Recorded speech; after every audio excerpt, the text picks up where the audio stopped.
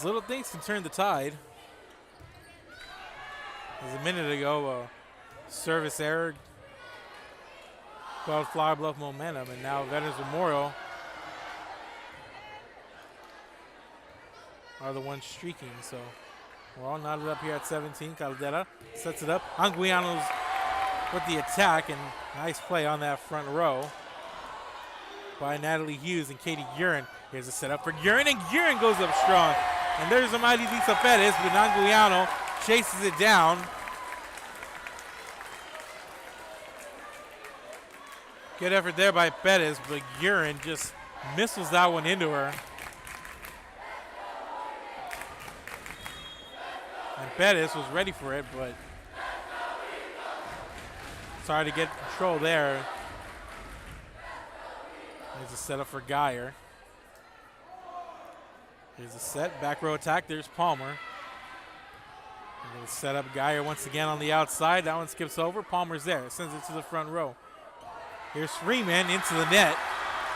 Gives it right back on the miss hit, and we're all knotted up at 18.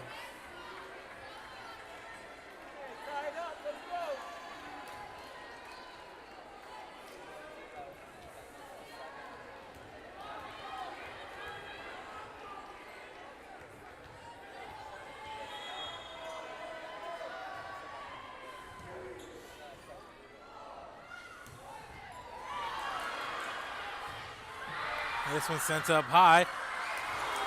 And that was Sophie Ortiz trying to make the return, but she was a little far out there and sends it into the net.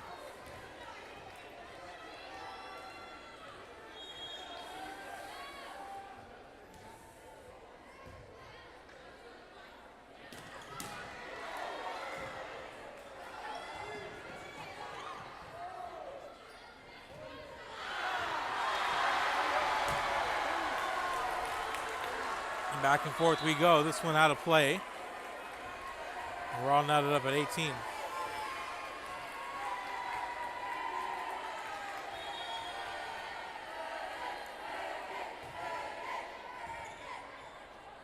And Ortiz on the serve. And this one returned by Palmer.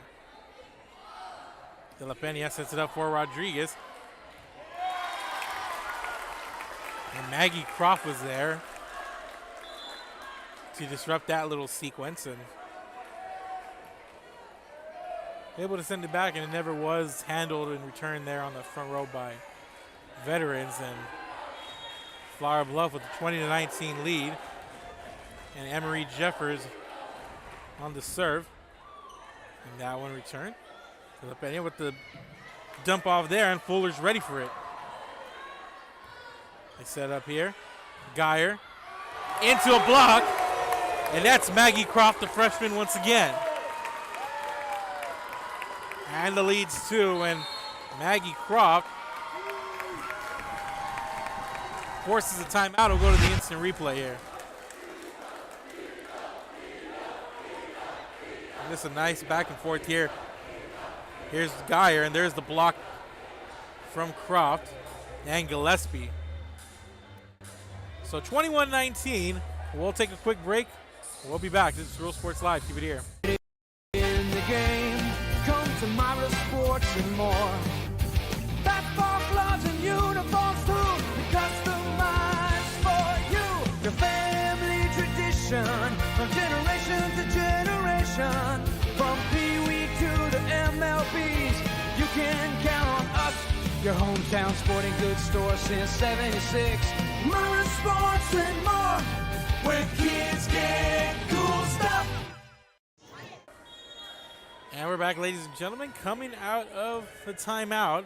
Flower Bluff in control by 2 here. And that one just a little bit of a mistime by Emery Jeffers. Palmer had a chance today coming from behind, but couldn't quite get it there, and it's 21-20.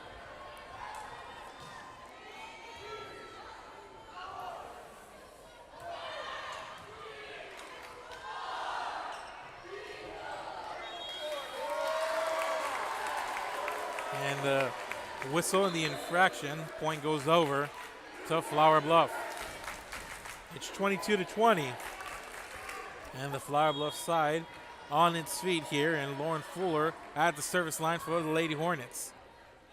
De La Pena for Caldera, and the infraction on the double tap there. And it's 23-20, and Flower Bluff opening up a late lead here once again at the back end of set number 2. Here's the setup. Here's Caldera. Palmer's there. Here's the setup for Caldera. Goes across her body. And that was a freshman. Croft ready for it again.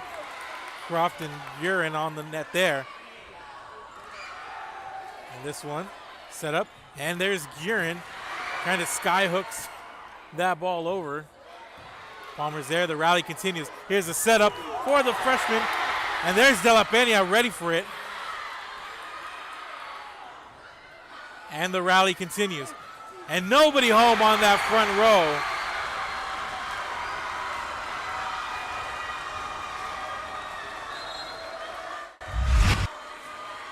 Just a lot of back and forth here. And just nobody home waiting for it there on that setup attempt. So it's 23-21. Here's Amari Lisa Perez on the serve. Here's the setup. And a little bit too much on it there for Maggie Croft as she sends it out of play. And it's a 1-point lead, and Flower Bluff takes a timeout here as they want to take a timeout, talk about it a little bit, and settle themselves down. They're 2 points away, but Veterans Memorial on their heels. Keep it here. We'll be right back. Cheerleaders, and you're watching Rio Sports Live. Come on down to Staple Street Meat Market with the best selection of quality meats, beef ribs, Angus beef fajitas, and Staple Street brand sausage, featuring our new authentic family recipe for pony spices. Check out our weekly specials. Your one-stop shop for everything you need for your next barbecue: ice, charcoal, wood, and adult beverages. We are your local football headquarters. Look for our new location coming early 2022 at 7418 South Staple Street. We're a proud advertising partner with Real Sports Live and the Coastal Bend and RGV, and supporting all our local sports and athletes. Staple Street Meat Market. And welcome back, ladies and gentlemen. Coming out of that timeout, Veterans Memorial on the serve. Here's Gillespie setting up for Urin. And Rodriguez and Anguiano can't handle it up front. And set point coming up for Flower Bluff. And here's the freshman Maggie Croft on the serve for the Lady Hornets.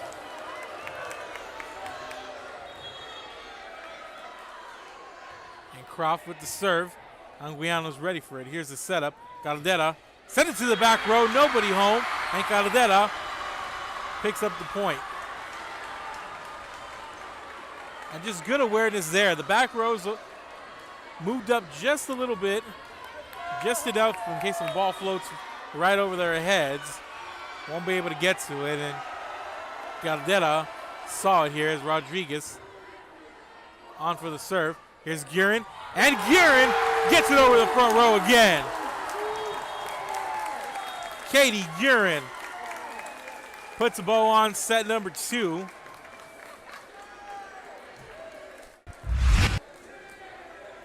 And just a nice job, and she's done it a couple of times, just trying to get it over that front row. Goes up like she's gonna lay it down with a strong attack, and instead goes the route of being finesse, and she's able to get it over that front row. Pick up the point, 25-23. Flower Bluff victorious here in set number 2. They lead 2-0. They're looking for the sweep right after this. Keep it here. Here at Texas A&M University, Kingsville, we are a family.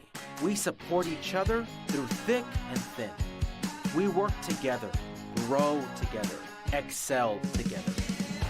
We inspire each other to become the great minds of the future.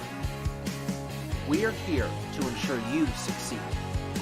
Apply today to get started. This is your time.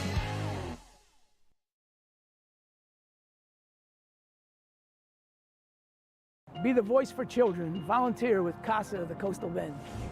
Help us break the cycle of child abuse and neglect. Attend one of 4 information sessions and learn how you can become a CASA volunteer, providing children in foster care strong voices, healing hearts, and the opportunity to thrive. After all, these children are our future. Visit coastalbendcasa.org and discover how you can make a positive change in a child's life. Every child has a chance. It's you.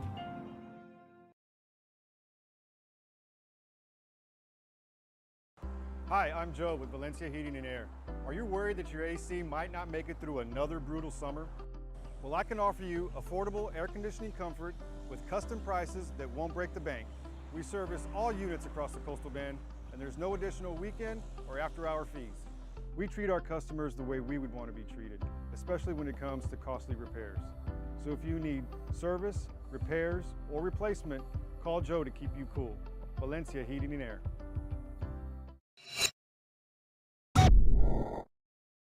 Fisherman's Place in Corpus, located at the Arcadia Shopping Center, offer real diagnostics and cleaning, sell lures, tackle, bait, and clothing. Also new and reconditioned rods and reels featuring a limited warranty. Located at 3911 Ayer Street, call 361-687-6754, Fisherman's Place.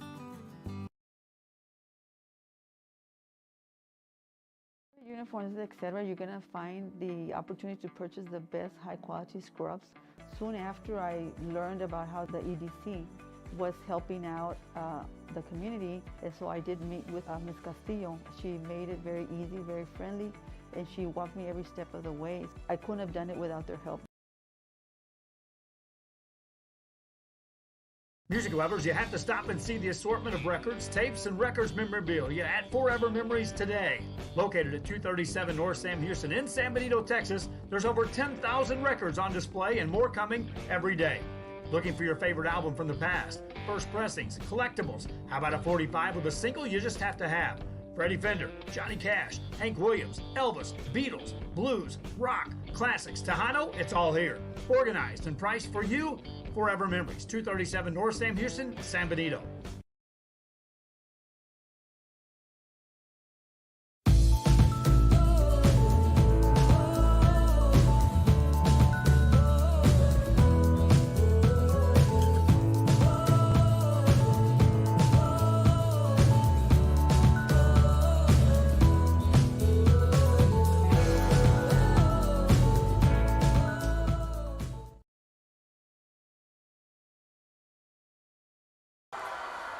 And we're back, ladies and gentlemen. Start of set 3. And that's the start you want here if you're the Lady Eagles. Service error to give Flower Bluff the point. And the Lady Hornets have won the first 2 sets. They are looking for the sweep here in Veterans Memorial, trying to force a set 3, but it's not going to happen that way as the front row not ready for that one. As nice play up front. That was Natalie Hughes, the junior. And here's Maggie Croft on the serve. Tatiana Mosley trying to go cross the net with it, but instead can't get it quite over. It's 3-0.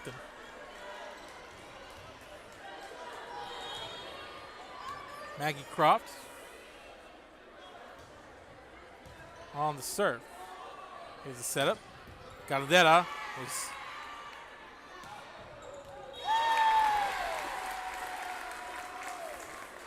that's a nice return there and nobody home in between the front and back row for Veterans Memorial. And it's a 4-0 start here for the Lady Hornets. I believe the biggest lead of the night they've had has been 5. They're up by 4 here. And Caldera, and the freshman Croft was ready for the one-hander sent over by Caldera. And here's Anguiano. Nice play on the net. That was Hughes. Rally continues. Here's the setup for Hughes. And Pettis is there. Set it up for Caldera. And Caldera into the net on the miss hit. And another one. And a rough start here for Veterans Memorial. A couple of miss hits and a lot of momentum for the Lady Hornets. They lead 5-0. Timeout on the floor. We'll be back. We're Real Sports Live. Keep it here. I'm Sandra Alejandra Valencia, principal of Por Vida Academy at Corpus Christi. Our program is individualized to fit the college or career your student is interested in. We cover all fees for testing and tuition. Our campus is small, providing a family-like atmosphere where teachers provide engaging, hands-on instruction. If you're looking for a school where your child can prepare for the future, then look no further than Por Vida Academy at Corpus Christi. Por Vida Academy at Corpus Christi. Go Panthers!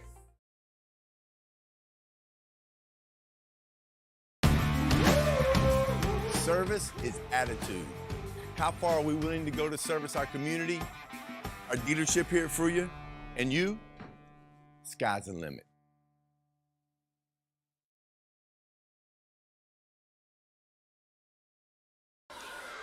And welcome back. Coming out of that timeout, 5-0 start here for Flower Bluff. Here's Mosley. Guerin was ready for it. And the dump off attempt by Gillespie. It's sent back her way, but Flower Bluff ready for it. And Caldera sends it out of play, and that's going to be close. She was saying she got it inside that far right corner, but instead it's a 6-0 lead for the Lady Hornets. And this one served up. And Caldera, strong and nice play, and good attempt there, but Gillespie made the effort. It just wasn't meant to be on that one, and the ball goes out of play. And Veterans Memorial gets on the board here in set number 3. It's a 6-1 start here for the Lady Hornets. And here's Guerin. Goes cross court, and that one's sent up straight.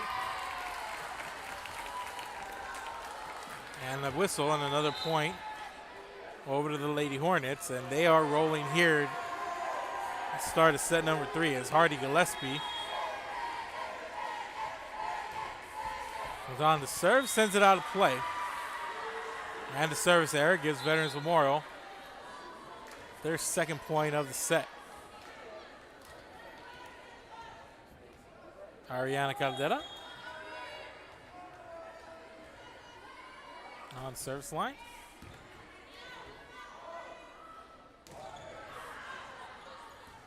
Strong attack there by Guerin. Veterans Memorial ready for it. Geyer on the return. Guerin goes up strong. Can't get it over the net. And point over to Veterans Memorial.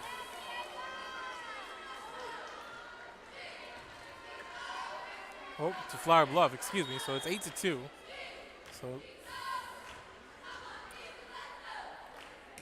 So chalk with another kill for Guerin from this vantage point. It didn't look so, but there's a block courtesy of Natalie Hughes and Lauren Fuller. And it is a 7-point lead in the Hornets with all the momentum, and it seems like a deflated Lady Eagles team here as Anguiano going to come out, and rotating in is going to be Jordan Lotz. Lotz played well on some of the broadcasts we've had. Let's see what she can do as she hits the floor. And here's Katie Guerin, and Lotz with the bump, and here's the setup for Rodriguez. Fuller. They set it up cross court. There's Geyer. Guerin pops it up. Gillespie for Fuller. And it's alive, and Palmer's able to send it over, and nice job there from the Lady Hornets libero. Natalie Hughes on the return. Set it up. Back row attack by Caldera. Fuller's there. Gillespie for Hughes. And Hughes goes up high.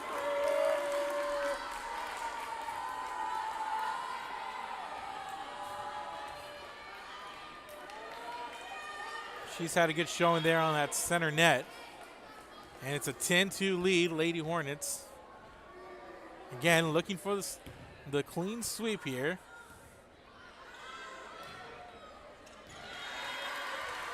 And that was Amber Geyer on that outside hit attack. Picks up the kill, and it's a 7-point lead. 10-3.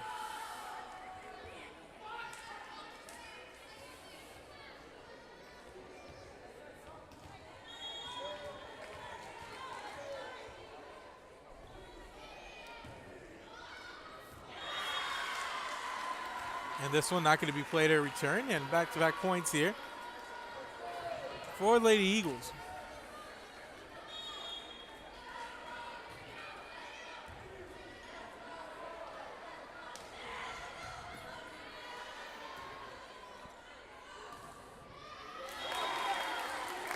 And a nice play on the net there, this one.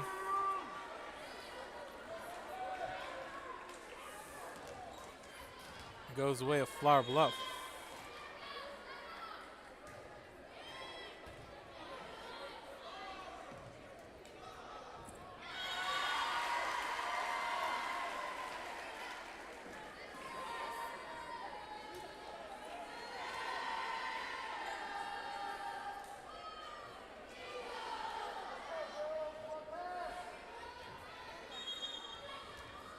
So it's an 11-5 lead.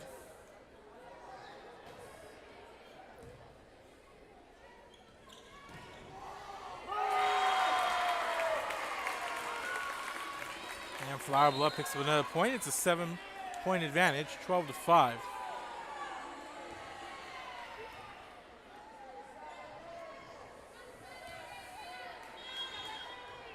And Veterans Memorial coming off a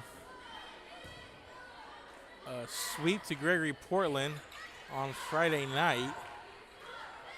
Trying to avoid a second in a row here. They trail 2-0. There's an outside hit and a kill for Amber Geyer.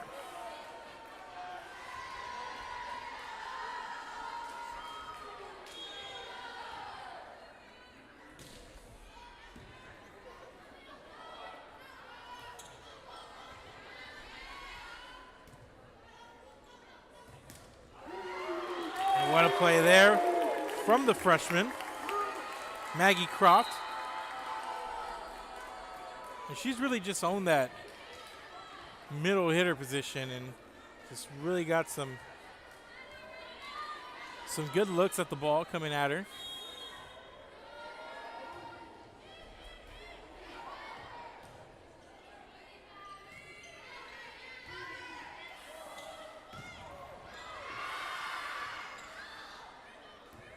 And this one returned.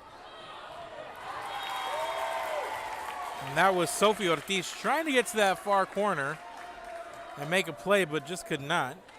So both these teams with an identical 62 record. The edge going to Flower Bluff as their only two losses are to Gregory Portland and Victoria West.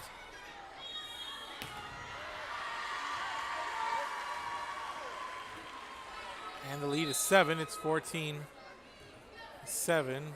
Flower Bluff in front of Veterans Memorial.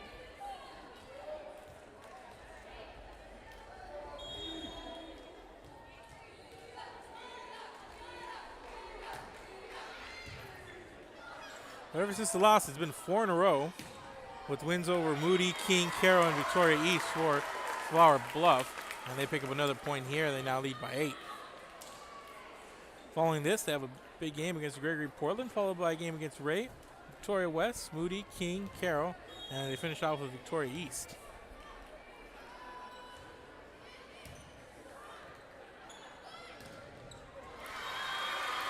And there's Caldera picking up a point.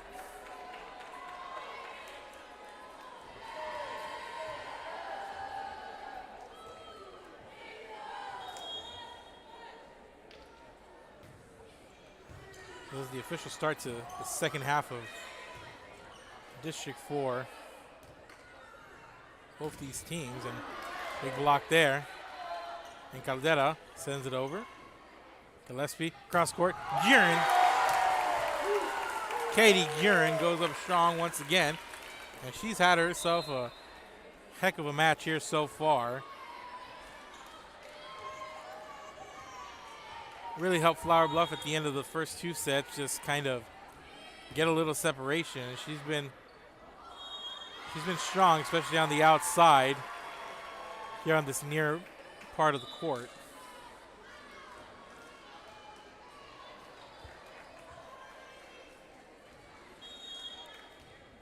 Here's Caldera on to serve for Lady Eagles. There's Guerin from the other side. And Ortiz is there. And Caldera sends it right for Palmer. And Palmer sends it flying to the front row, but nobody home there. And the Lady Eagles pick up a point. And it's 16-10 in favor of Flower Bluff. And here's Caldera. Picks up the ace there, and it's a 5-point game. And let's see if the Lady Eagles have a run in them here. And they need it in the worst way. And Caldera sends it over, and Palmer goes low to make the play, and we're going to get a timeout on the floor. And the lead's 4 for the Lady Hornets.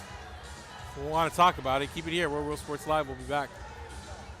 Forever Memories, Antiques and Collectibles, located at 237 North Sam Houston in San Benito, is filled with vintage items, collectibles, and a selection of vinyl records that's as good as it gets. Every shelf, every aisle, and table is filled daily by a number of vendors that ensures that something here just might be the item you have to have. The vinyl record area helps bring an added atmosphere that makes for the fun trip when stepping back in time with the memories. Forever Memories, Antiques and Collectibles in San Benito. Hello, I'm Sandra Valencia, principal of Por Vida Academy at Corpus Christi. Our program is individualized to fit the college or career your student is interested in. We cover all fees for testing and tuition. Our campus is small, providing a family-like atmosphere where teachers provide engaging, hands-on instruction. If you're looking for a school where your child can prepare for the future, then look no further than Por Vida Academy at Corpus Christi. Por Vida Academy at Corpus Christi. Go Panthers! And welcome back. Coming out of the timeout, Flower Bluff gets a kill and a point on an outside hit on that far end of the court.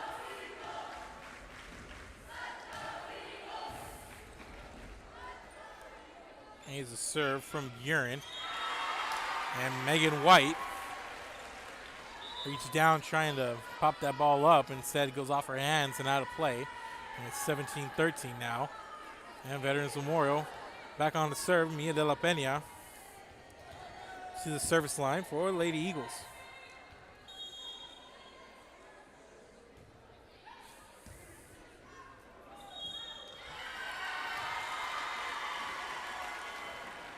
And the infraction, and it's now a 3-point lead, 17-14.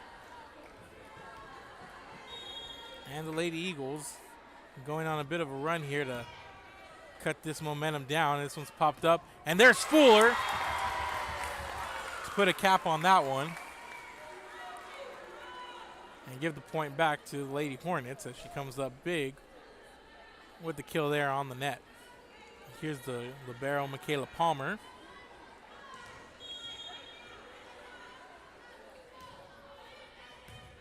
She sends the serve over. It's popped up in return. Here's the setup. There's the dump over there by Gillespie. De La Peña on the return. Gillespie sets it up. Fuller two-hands it over, and De La Peña's there. Caldera on the back row attack. It's played, and here's Fuller again. Going cross court. De La Peña on the return. Gillespie sets it up for the freshman Croft, and the rally continues, and Caldera sends it right to Palmer. Gillespie for Fuller. And Ortiz is there. They set it up for Geyer. And Gillespie with the dump off. And nice play there. Harley Gillespie.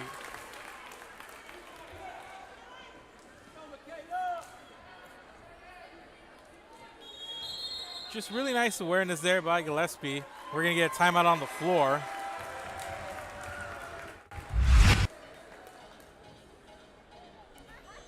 It's a nice back and forth here.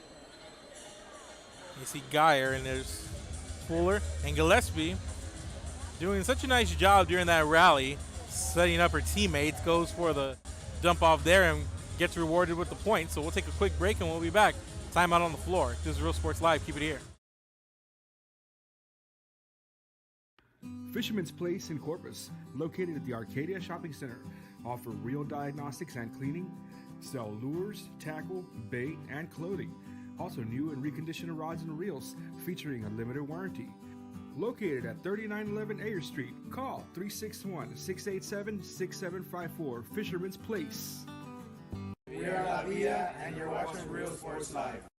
Aquí, en la Universidad de Texas A&M Kingsville, somos una familia. Nosotros nos apoyamos.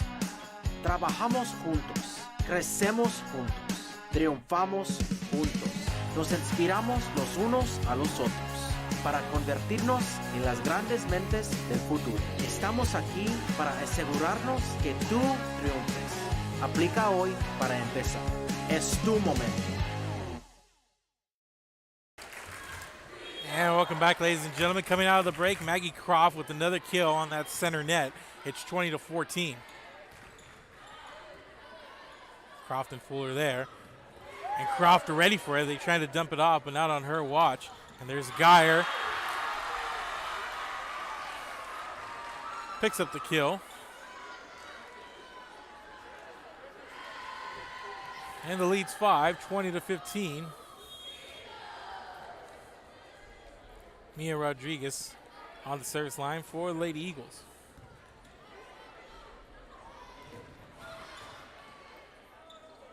Gillespie sets it up. Fuller off of De La Pena, and that one sent out of play. Really strong attack there, but Lauren Fuller, the senior, got set up nicely, took advantage, and a lot of force behind that one. It's a 21-15 lead. The lead back up to 6 as Emery Jeffers puts this one into play. And there's Geyer, and there's the freshman again. That's Maggie Croft sending it back. What a game for her here. 22-15. That one popped up high, and that one's returned by Caldera. Set up. And off the deflection, it's Maggie Croft. And the freshman goes to work again, and it's 23-15. She gives her team an 8-point lead. Emery Jeffers on the serve now.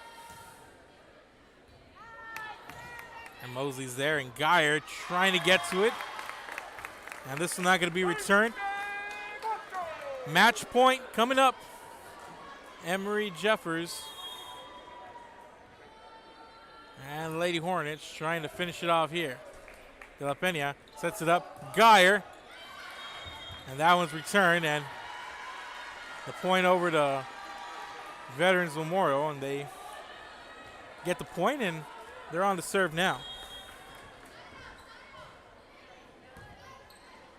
Gillespie sets it up, and Fuller puts the finishing touches on this one. And Lauren Fuller, finesse there, and that's going to do it here. We'll go to the last replay here, and we'll go to the serve. Our player of the game, we're going to go with the freshman Maggie Croft. Katie Gurin had a really strong game as well, but we'll go with the freshman Croft coming up here. Big stage, and that's going to do it here, ladies and gentlemen. Make sure to go follow us on Facebook, Twitter, and on YouTube. That's going to do it here. Flower Bluff wins in straight sets, 25-19, 25-23, 25-16. Thank you guys for watching, and have a good night.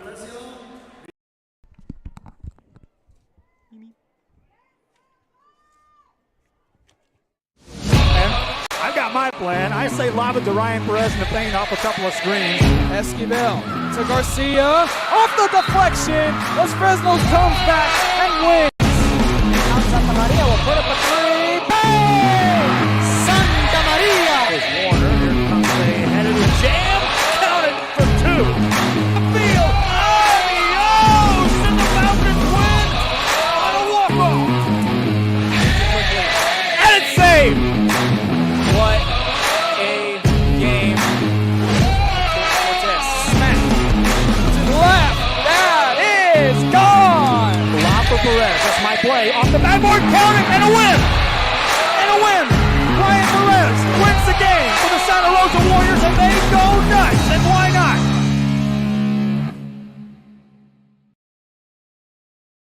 Presenting for the colors this afternoon.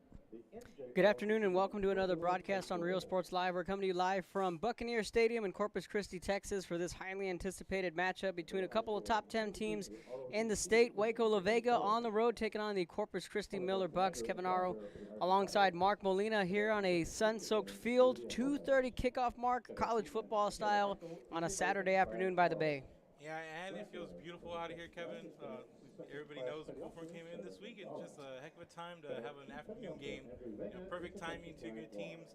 Really highly anticipated match. One of the ones that a lot of people, and whenever you do circle those pre-district games, this is one of those. So really looking forward to it. Both athletic players on both sides of this field, so it's going to be a real treat for us this afternoon. Just a week ago, the theme in the game when I last covered Miller against Brownsville-Hanna was speed. This game, we're going to go with the word athleticism, and there's plenty of athletes on this field. We're getting set for the national anthem on the other side of the break. You're watching Real Sports Live.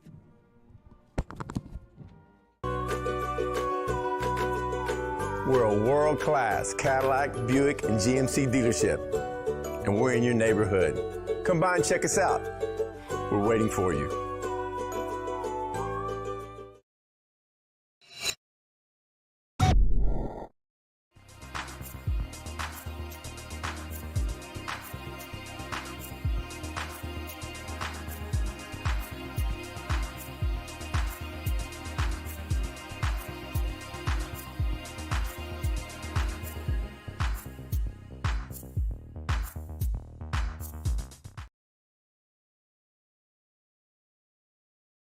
If you want to get in the game, come to Myra Sports and more. Basketball gloves and uniforms too, customized for you. Your family tradition, from generation to generation. From Pee Wee to the MLBs, you can count on us. Your hometown sporting goods store since '76. Myra Sports and more, where kids get cool stuff. Hi, we're the Carroll Cheerleaders, and you're watching Real Sports Live. Come on down to Staple Street Meat Market with the best selection of quality meats, beef ribs, Angus beef fajitas, and Staple Street brand sausage, featuring our new authentic family recipe for pony spices. Check out our weekly specials. Your one-stop shop for everything you need for your next barbecue: ice, charcoal, wood, and adult beverages. We are your local football headquarters. Look for our new location coming early 2022 at 7418 South Staple Street. We're a proud advertising partner with Real Sports Live and the Coastal Bend and RGV, and supporting all our local sports and athletes. Staple Street Meat Market. Here at Texas A&M University, Kingsville, we are a family. We support each other through thick and thin. We work together, grow together, excel together. We inspire each other to become the great minds of the future. We are here to ensure you succeed. Apply today to get started. This is your time.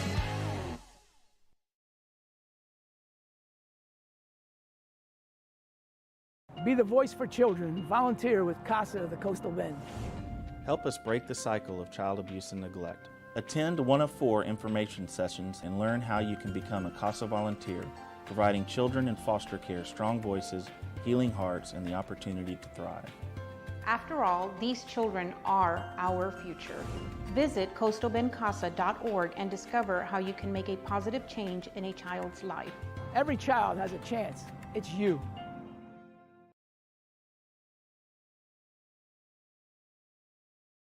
Hi, I'm Joe with Valencia Heating and Air. Are you worried that your AC might not make it through another brutal summer? Well, I can offer you affordable air conditioning comfort with custom prices that won't break the bank. We service all units across the Coastal Bend, and there's no additional weekend or after-hour fees. We treat our customers the way we would want to be treated, especially when it comes to costly repairs. So if you need service, repairs, or replacement, call Joe to keep you cool. Valencia Heating and Air.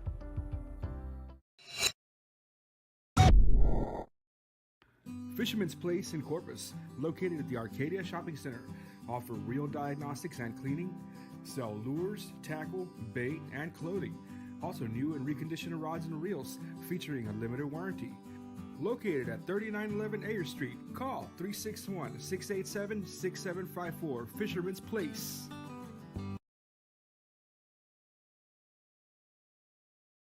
uniforms, etc., you're going to find the opportunity to purchase the best high-quality scrubs. Soon after I learned about how the EDC was helping out the community, and so I did meet with Ms. Castillo. She made it very easy, very friendly, and she walked me every step of the way. I couldn't have done it without their help.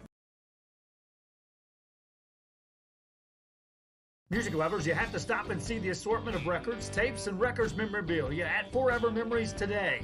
Located at 237 North Sam Houston in San Benito, Texas, there's over 10,000 records on display and more coming every day. Looking for your favorite album from the past, first pressings, collectibles? How about a 45 with a single you just have to have? Freddie Fender, Johnny Cash, Hank Williams, Elvis, Beatles, blues, rock, classics, Tejano, it's all here.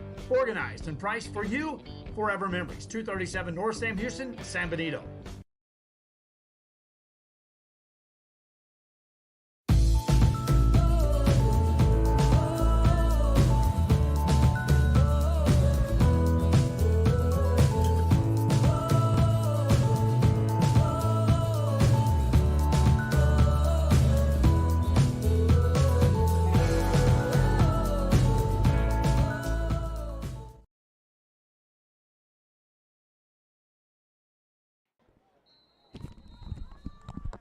All right, we're getting set for kickoff. Sorry for the little technical difficulty there, but we're ready to go right before kickoff. So the Miller Bucks will be punting away to Waco La Vega, the Pirates.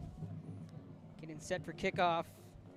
Non-district matchup in 4A. Week 5 wrapping up throughout the Coastal Bend, and they're going to look like an onside kick. It's going to go out of bounds. Yeah, it looks like they try to squib look or maybe try to catch somebody off guard, maybe try to get them on a bounce or something, but just really didn't work out there the way they wanted and out of bounds, and it's going to be a rough start special teams-wise as Waco La Vega gets a pretty decent field position out of that.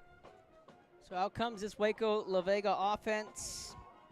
Coming off a 3-point loss against Argyle, 17-14. This offense primarily likes to run the football. That big offensive line.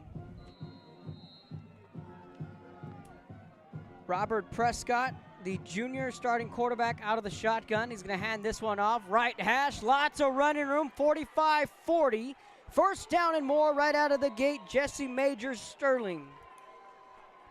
Yeah, just a lot of room there to that far side of that line. Just finds it up the seam, has a lot of room, and just blasts right through it. And La Vega just a quick start out of the gate. That was Xavier Rice. Correction, Rice again will take the carry. So Rice, first play of the game, picked up a first down and much more on the ground. 2 straight runs for the Pirates. Yeah, just the tempo at the beginning. They were able just to run down the field there and go to the split screen replay here to check that first run out here, and just good push up front you saw for them as they come out here. Prescott hands it off to Rice. Zone read to the outside, looking to pick up a block, and does. Rice with speed, and on the 3rd play of the game, it's a 33-yard touchdown, Waco La Vega. Yeah, he pushes it to the outside, and once he gets clear there, he's able to cut it back in, and nobody there in that lane in front of him, and he hits Pager. Too easy for Waco La Vega here to get things going, and primarily on the ground, well, all on the ground actually, just 3 quick plays to see make their way down the field. So Miller went with that squib kick, went out of bounds, and an easy play for La Vega to just watch it go out of bounds, and they take advantage of the short field in 3 plays, all of them going to Rice. Snaps there, the extra point is good. It's 7-0 Pirates.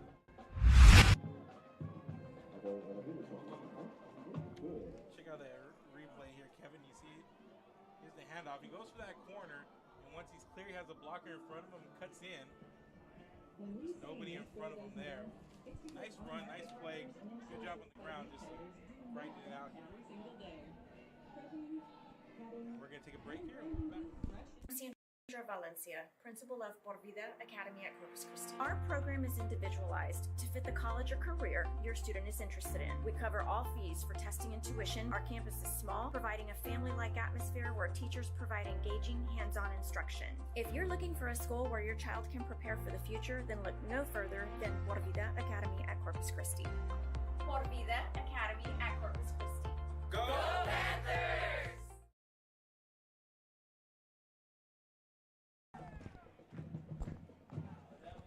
Welcome back to Real Sports Live. In 3 quick plays, the Pirates take the early 7-0 lead, 10:48 in the opening quarter. Kevin Arrow alongside Mark Molina.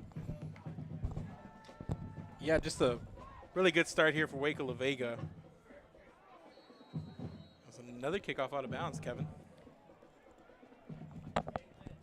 Yeah, it's not going to be a flag because it looked like Damari Listener may have gotten a hand on it, so they're going to field this one at the 21-yard line. So that's where this high-octane Miller offense will take over, Mark. And we know that this offense has speed, but in the times I've seen them, it seems like this year they have more depth than they usually do, particularly in the skill position. Yeah, they got, usually whenever it starts with the skill position guys, you're going to start with Lonnie Atkinson, but they got a trio or maybe a quartet, even of wide receivers that can come out and, you know, make big-time plays down the field. 4 receivers set for the Bucks. Jaden Brown's first pass is to Listener, tackled immediately at the 26-yard line. So the matchup there is Jesse Major-Sterling, the senior DB, against Atkinson. Yeah, and Atkinson, you see that a lot. They like to, you know, run quick plays, either get him on the sideline, maybe he can juke out a defender and, you know, just get him loose in space. Atkinson picked up 5, 4 receivers set. Jaden Brown's going to hand this one off to Ethan Greenwood. If anything, he got back to the line of scrimmage, tackled immediately by Kenyon Ross. Looking at a back like Greenwood, he's just kind of a change of pace. You see all the athleticism on that Miller offense, and then you have a big running back, you know, low to the ground kind of guy, just a straight-ahead runner. 3rd and 4, quick screen. Tackled immediately at the 25-yard line. Nothing doing there. That was Jaden Moreno, the junior wideout. Yeah, and Miller likes to do that. They like to get the ball, quick snap, quick outs there to the sideline. Just try to get the receivers, get some blocking, maybe evade defenders, but La Vega tightened them up there. He lost 2. 4th and 7. Miller going to roll the dice early. Atkinson makes the catch, shakes off one man. Mark, it looks like he got the first down. It looks like he did there on that last second effort. I mean, you talk about rolling the dice there right out of the gate.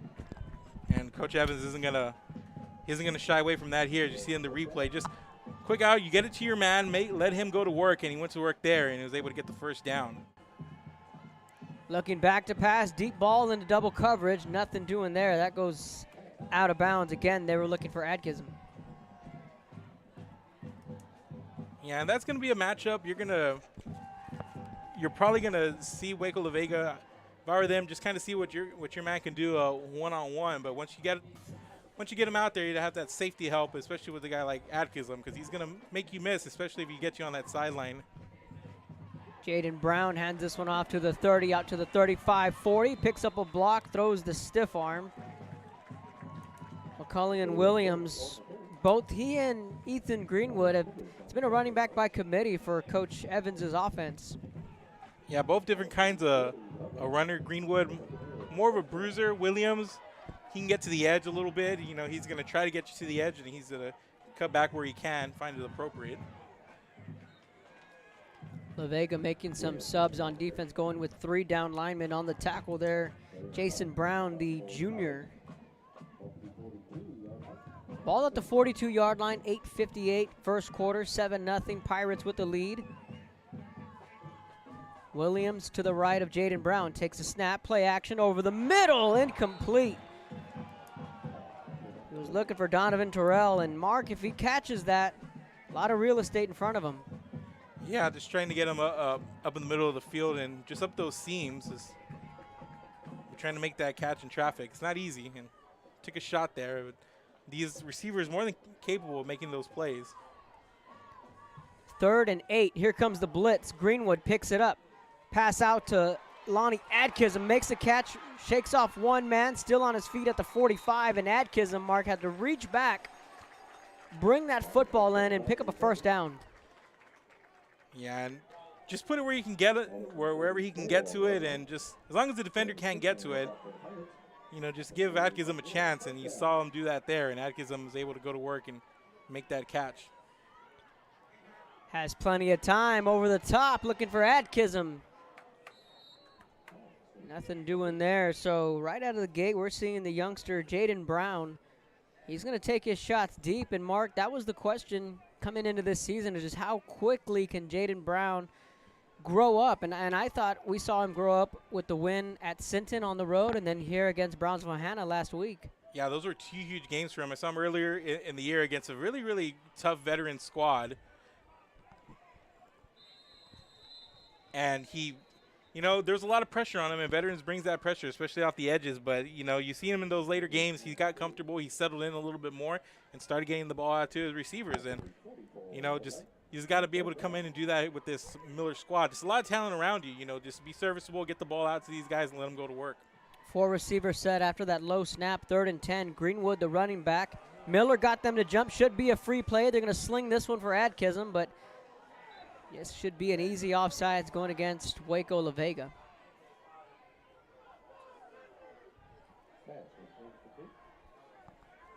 Yeah, you got to take that shot. It looks like there's not going to be a flag on the field, Mark. I thought that was offsides on Waco La Vega, and Jaden Brown treated that like a free play. Yeah, it looked like it. He got rid of it pretty quickly and just heaved it down the field, trying to give his man a chance. But it looks like La Vega was able to get back on their side of the ball. That's close. 2nd, 4th down on this drive. It's 4th and 10. Evans wants a timeout. It looked like, you know, from up here that Miller just assumed that they would throw the flag. I thought they jumped. Your complete care is our priority at South Texas Bone and Joint. When you suffer, And I guess not, but we'll step away really quick on this timeout. Keep it here. We'll be back. Service is attitude. How far are we willing to go to service our community, our dealership here at Fruya, and you? Sky's the limit.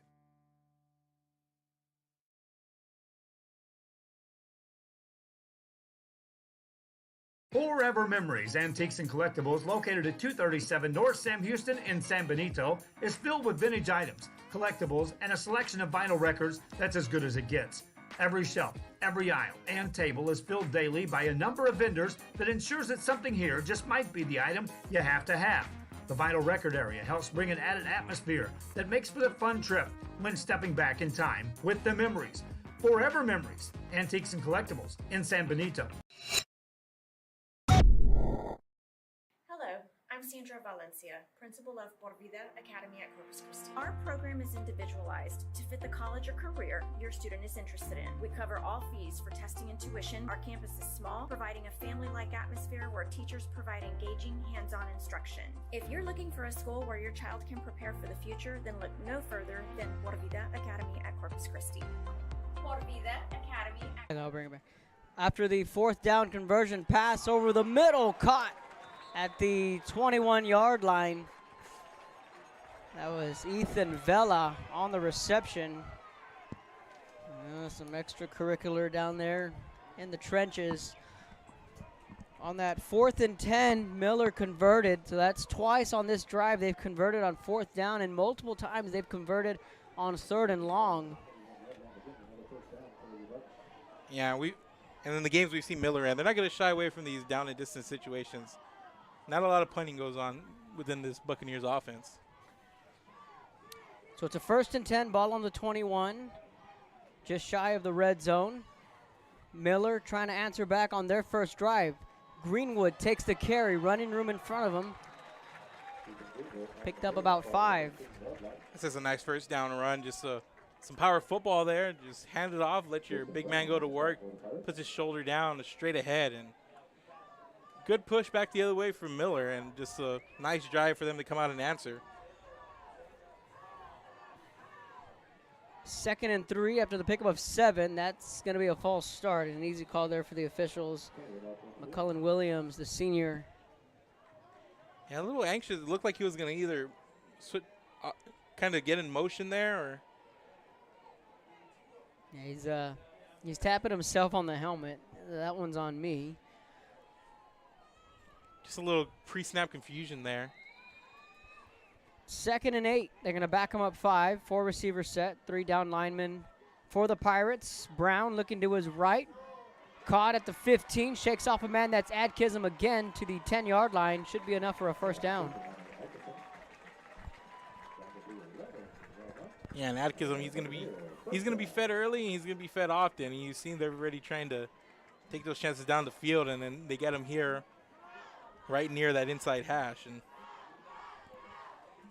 Miller takes the snap, looking to his right, got a man, caught, both feet in, touchdown Bucks, Lonnie Adkism.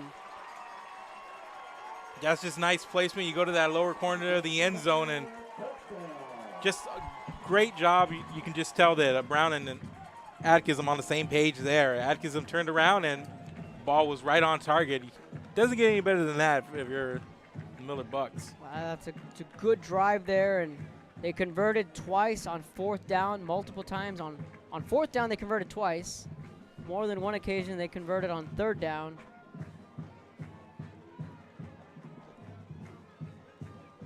Extra point coming up.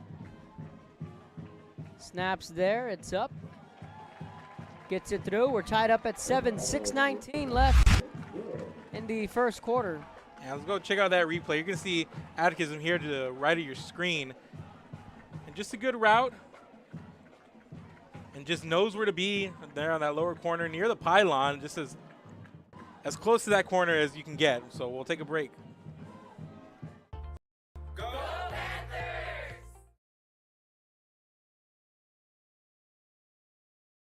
Fisherman's Place in Corpus, located at the Arcadia Shopping Center, offer real diagnostics and cleaning, sell lures, tackle, bait, and clothing. Also new and reconditioned rods and reels featuring a limited warranty. Located at 3911 Ayer Street, call 361-687-6754, Fisherman's Place. We are La Villa and you're watching Real Sports Live. Aquí, en la Universidad de Texas A&M Kingsville, somos una familia. Nosotros nos apoyamos. Trabajamos juntos. Crecemos juntos. Triunfamos juntos. Nos inspiramos los unos a los otros para convertirnos en las grandes mentes del futuro. Estamos aquí para asegurarnos que tú triunfes. Aplica hoy para empezar. Es tu momento.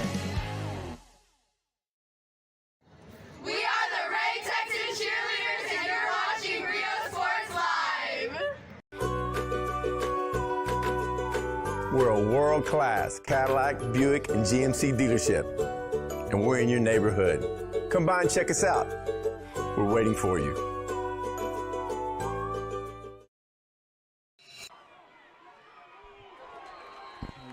Welcome back, 6:19, another squib kick from the Bucks special teams. Waco La Vega is going to take over at the 35-yard line, so a quick 3-play scoring drive from Waco La Vega that started the scoring. Miller answered back with a good long sustaining drive. They tie it up at 7. So back comes the Pirate offense. Xavier Rice took the ball all 3 times on that opening drive. Prescott, play action.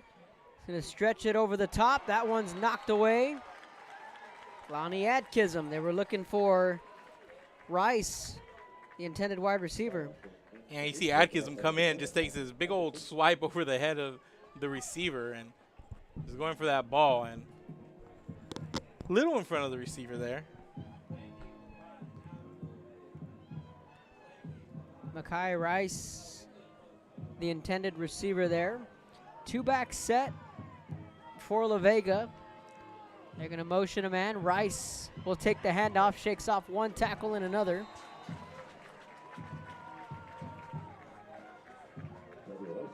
Yeah, you can see it's visibly apparent that, now Miller up front, these D linemen trying to tighten things up after La Vega just went down on that first drive and just ran it down their throats. And Dejon Bidsby, big man in the middle, anchoring that defense.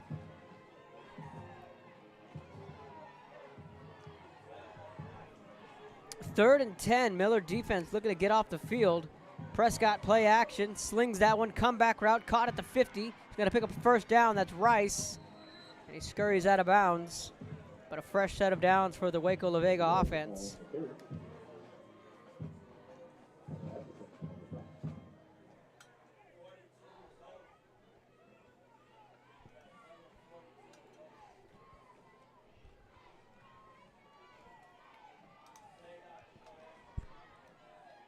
.525 tied up at 7. Prescott hands it off, jet sweep, not much running room there. The Miller defense sniffs it out.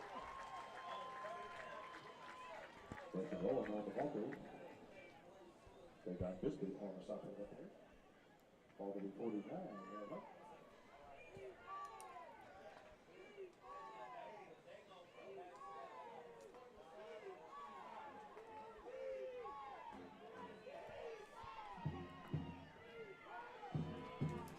4:53 in the opening quarter. 7-7. Prescott looking back to pass, goes for the one-on-one down the field. They were looking for Rice again and Adkism again on the coverage.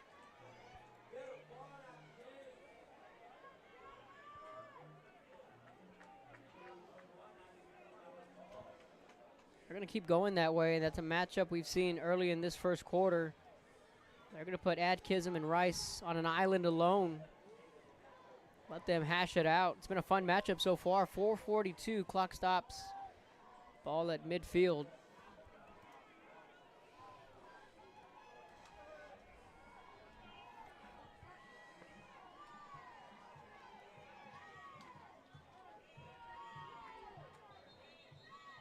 Timeout on the field. We're going to take a timeout up here, and we're going to do our best to work on our tech issues here. You're watching Real Sports Live.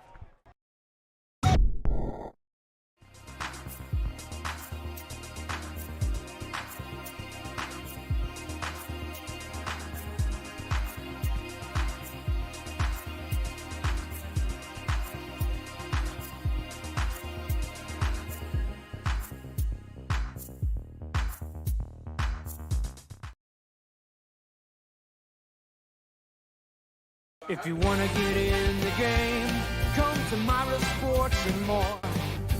Basketball gloves and uniforms too, customized for you.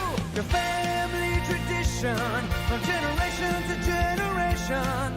From Pee Wee to the MLBs, you can count on us.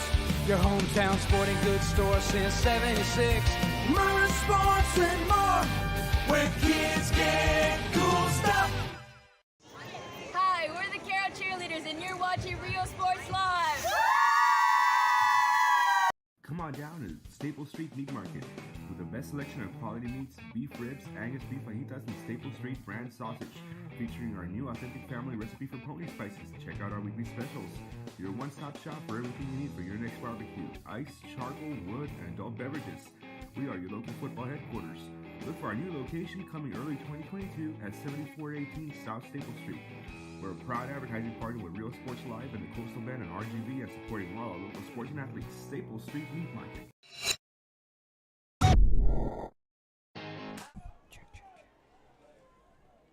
Texas A&M University, Kingsville. We are a family. We support each other through thick and thin.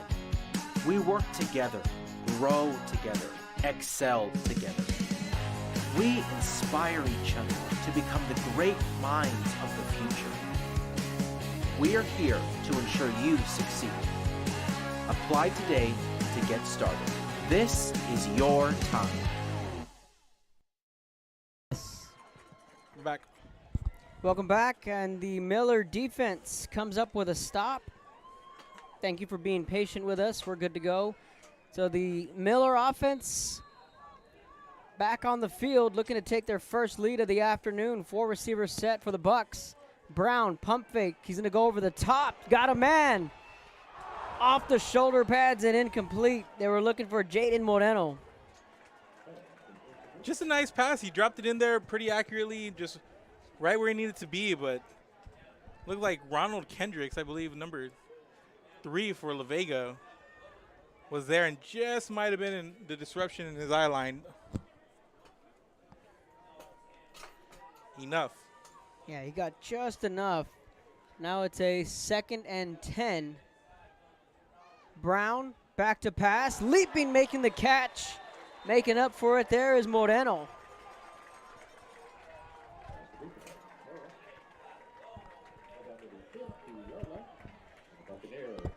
And just what a catch, you know, falling down to the ground, able to keep control. All working right now for the Bucks. They're going to hand it off. Greenwood.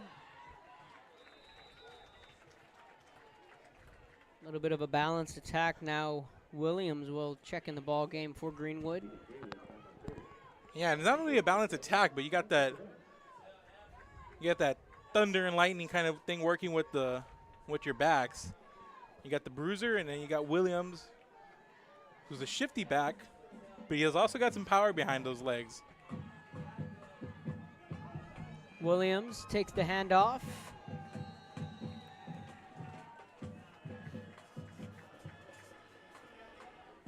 Kind of see him there put his head down right in the heart of that line right there. Just didn't shy away and, you know, kept turning his feet. 3:23 in the opening quarter. Tied up at 7. Brown keeps it himself, across the 40, lowers his shoulder to about the 36-yard line. Nice patient run on the design quarterback run. Good vision, waits for it there in the backfield for the little bit of a lane that he needed to develop, and follows it through for the first.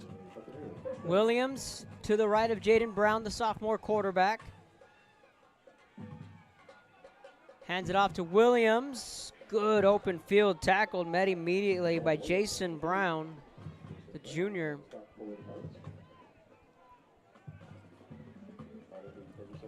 So now the big man, Ethan Greenwood, checks back into this game.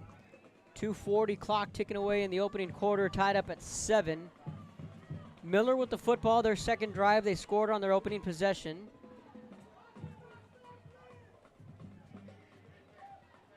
Expecting the pass. He's just a 3-down lineman right here. Looking back to pass. Looking for Moreno. Right there, Mark. I think if Moreno keeps running, I think that's what Coach Evans is telling him. Yeah, he got touched and then immediately flailed his hands up looking for a flag, but he keeps with it. That's an easy 6, it looks like, at least from our vantage point. Yeah, no, more concerned with where's the flag than opposed to finishing the play. And Coach Evans just, he was pretty hot. He was hot last week. He looked pretty upset there. 4 receivers set now. Brown looking to his left, out route, dangerous throw, overshoots his man. That's Damari Listener. And now a big 4th down coming up here for Miller. And as we mentioned, not going to shy away from this. Likely going to stay on the field and go for it. Ethan Vela will check in at the slot, wearing the number 3 at the bottom of your screen. He came in last week, and they featured him in that 3rd quarter, and it seemed like if Evans had a game plan for every quarter and said the first quarter we're going to feature Lonnie Adkism, 2nd quarter we're going to feature Damari Listener, the 3rd quarter belonged to Vela. He checks in the slot. Brown looking his way, stops at the 40, gets rid of it, takes a big hit, quickly gets back up, turnover on downs. Yeah, and he had some time. It's not like he was rushed. The pressure came a little bit late, but just good coverage down the field by La Vega to force that incompletion. Thanks for tuning in on a Saturday afternoon and a 2:30 kickoff on a warm, now we can say autumn afternoon in the Coastal Bend. Yeah, we appreciate, like we mentioned, the patience. You know, with live TV, a lot of stuff can go wrong, Kevin, but, you know, thankfully, you know, able to put our heads together and figure it all out and bring our viewers, which we appreciate, the best product we can.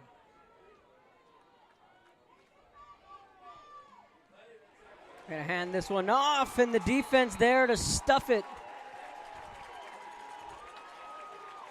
That's the man, Dejon Bidsby. So what do you think the defensive coordinator went and told him after that first drive? And you see the way Miller's come up, they forced the turnover on downs, and then they come out here and they draw a tackle for loss, you know. So it looks like the defense is kind of settling into themselves right now. Well, I think it's just some quick adjustments. It's just about gap containment. In that opening drive, you saw Rice really just pick and choose where he wanted to go. So this defensive line starting to settle in for Miller. Quick swing pass complete at the 30. Rough tackle there over on the far sideline. And Miller just flying to the ball there on that far end. They saw the play and they were ready for it. You saw 2-3 purple jerseys just convene and put up a wall there. Not a lot on that play.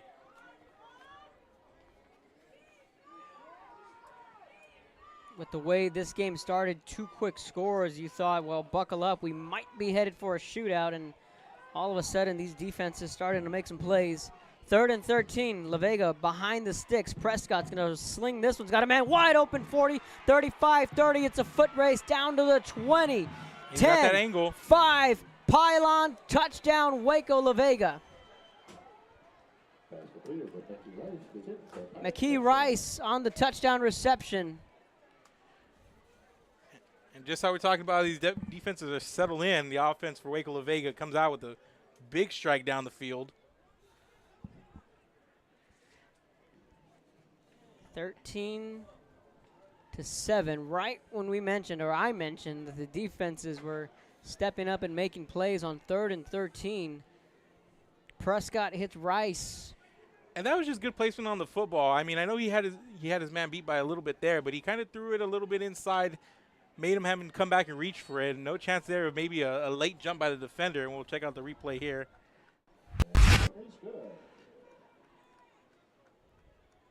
See, it's just really, really good placement there of that football, and then gets the angle all the way to the end zone. Just nice execution all the way around there, and it's a 14-7 lead for La Vega. So with under a minute to go, we'll take a timeout. You're watching Real Sports Live. Be the voice for children. Volunteer with CASA of the Coastal Bend. Help us break the cycle of child abuse and neglect. Attend one of 4 information sessions and learn how you can become a CASA volunteer, providing children in foster care strong voices, healing hearts, and the opportunity to thrive.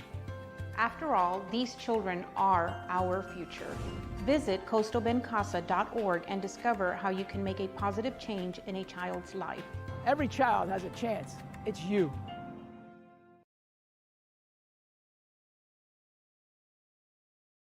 Hi. In air. Are you worried might not make it through another brutal summer? Well, I can offer you 14-7 Pirates. Scored on their 3rd drive, taking this one out at the 20, 25 to the 30-yard line. And I think it's that old announcer's jinx, Mark, when they say the kicker has been perfect in extra points, they go and clank one off the upright. Yeah. It may have jinxed the Miller defense there. Yeah, and, you know, we talked about how good they were settling in, and then, you know, one of the La Vega receivers just gets behind their secondary, and then that's all she wrote there for that long touchdown pass. But, hey, you know, we're still late in the first quarter. You know, buckle in. This could turn into a shootout. We'll see how Miller comes out and answers.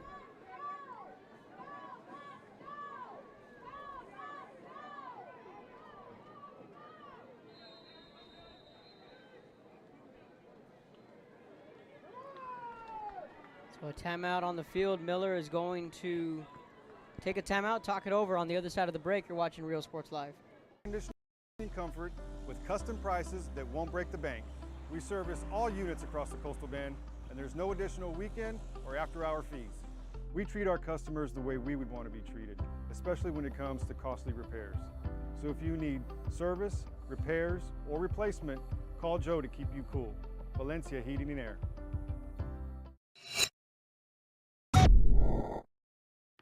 Fisherman's Place in Corpus, located at the Arcadia Shopping Center, offer real diagnostics and cleaning, sell lures, tackle, bait, and clothing. Also new and reconditioned rods and reels featuring unlimited warranty. Located at 3911 Ayer Street, call 361-687-6754, Fisherman's Place.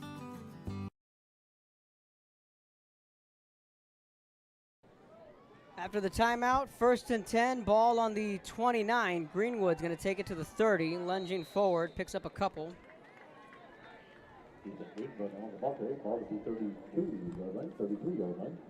So Waco La Vega, no stranger in playing into the month of December.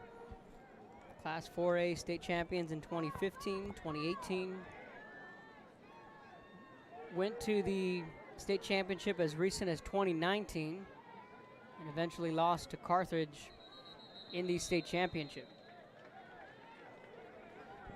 Yeah, just a good measuring stick kind of game for if you're Miller. I mean, they've done it the last couple of years. They've faced some stiff competition and even into the postseason, so no different here as they continue to develop before they hit district. That's going to take us to the second quarter. We've played 1, Pirates 14, Bucks 7. You're watching Real Sports Live.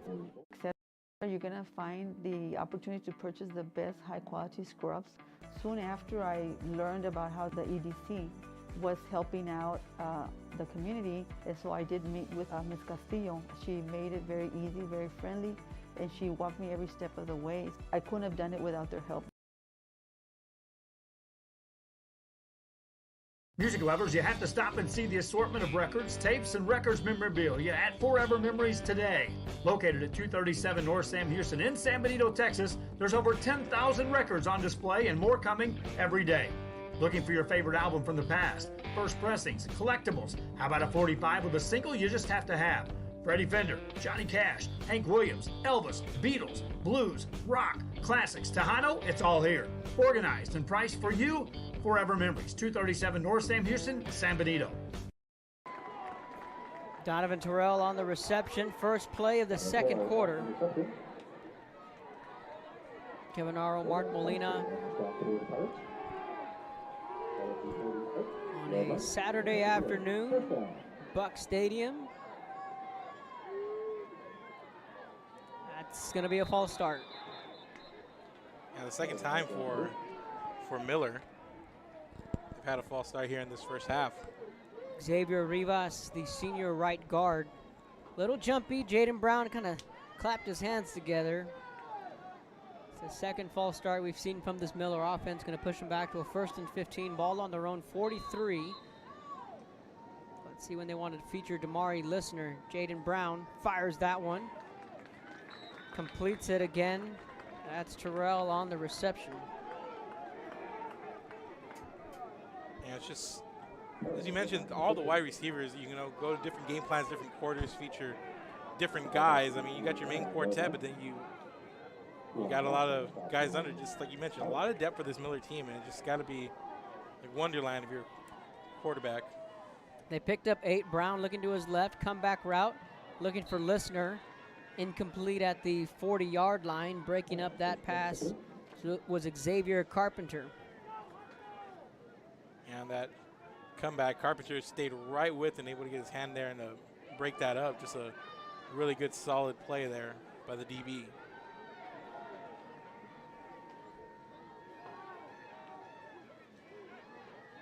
Brown hands it off to Greenwood. Not much running room there, and a rather conservative play call there, Mark, from Miller on 3rd and 7.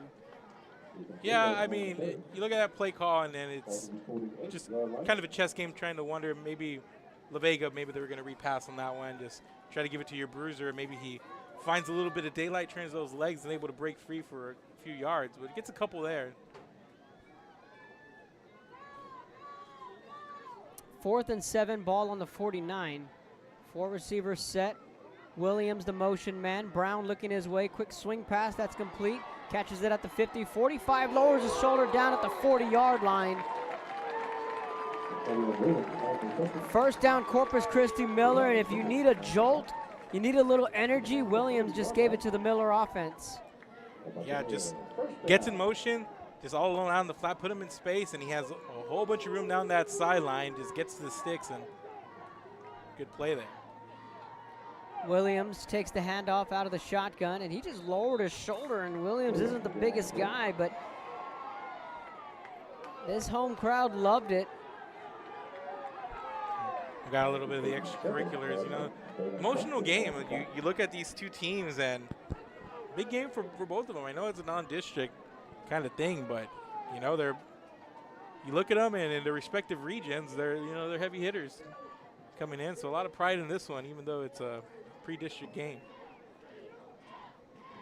A lot of fans saw that Waco La Vega was making the trip down to Buck, and you circle the calendar date. Design quarterback run, Brown. Good open field tackle there. David McKnight, the senior. He had a little bit of daylight there to the left, but that closed up really quickly. As La Vega just kind of flying to the ball here, and it's good stuff defensively. Quick pass again, complete, 35. This is a sound Pirate team. The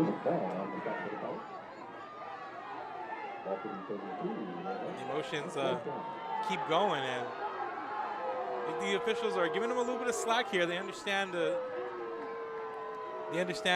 big of a game this is for both sides. So, you know, they don't want to get too ticky-tacky with it, especially with as much emotion as there is. Brown fumbled the football. Ball's loose. Pirates say they have it at the 30, and they do. Coming up with the loose ball. And there's a penalty flag. That one's going to come in late. Raul Nava picked up the loose football, and Jaden Brown had that ball knocked loose. We'll see what the call is. Check out the replay. And Brown it was a good design play, but once he got wrapped up, just unable to keep hold of the ball, it just kind of pops out there at the end.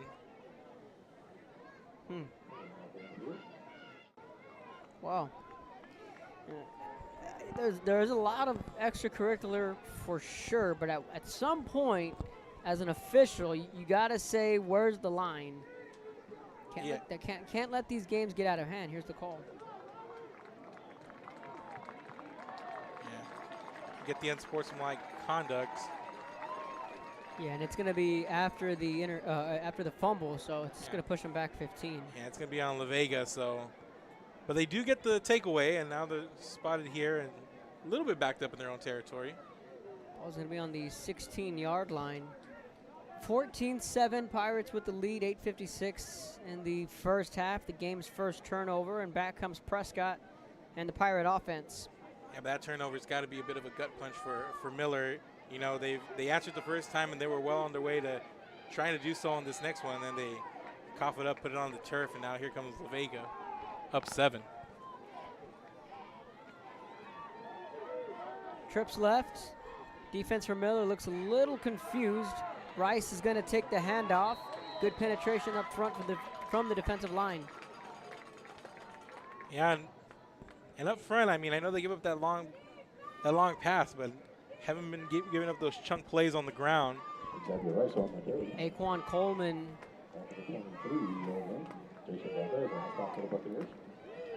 only allowed 2, 2nd and 8, 8:31.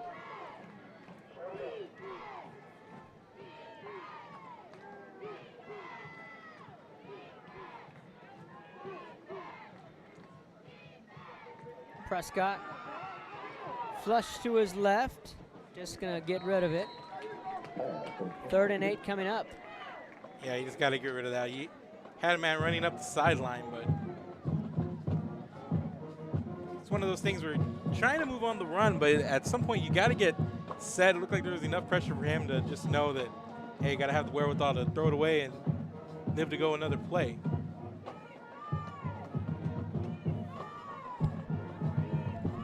Third and 8, ball on the 17. Prescott directing the traffic, switching it up, sending the motion man is Rice, top of your screen in the slot. Prescott looking his way, hits Rice complete, the 29-yard line.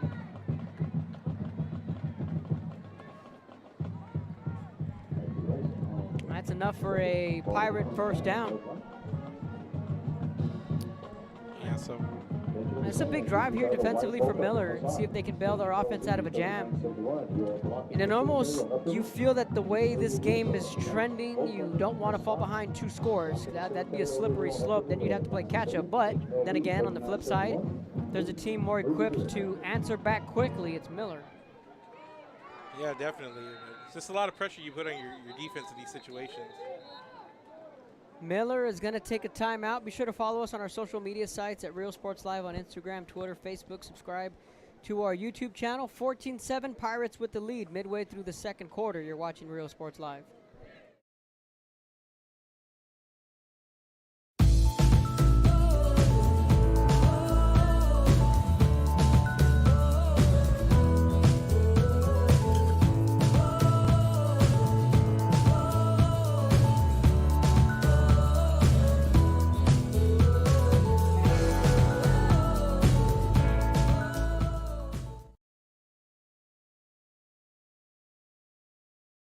Hello, I'm Sandra Valencia, principal of Por Vida Academy at Corpus Christi. Our program is individualized to fit the college or career your student is interested in. We cover all fees for testing and tuition. Our campus is small, providing a family-like atmosphere where teachers provide engaging, hands-on instruction. If you're looking for a school where your child can prepare for the future, then look no further than Por Vida Academy at Corpus Christi. Por Vida Academy at Corpus Christi. Go Panthers! Welcome back. Ball on their own 29. Pirates looking to capitalize on the fumble. Rice, not much running room there.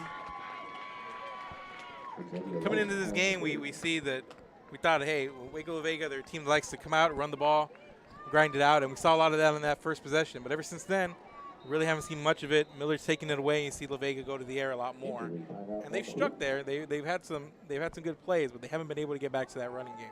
Well, that was the point I was about to bring up, that it took 3 quick plays for Waco La Vega. Since that opening drive, albeit it was a small sample size, this Miller defense has done a good job on stopping the run. And has got a player down, so we'll step away for a bit real quick, and we'll be back. Service is attitude. How far are we willing to go to service our community, our dealership here at Fruya, and you? Sky's the limit.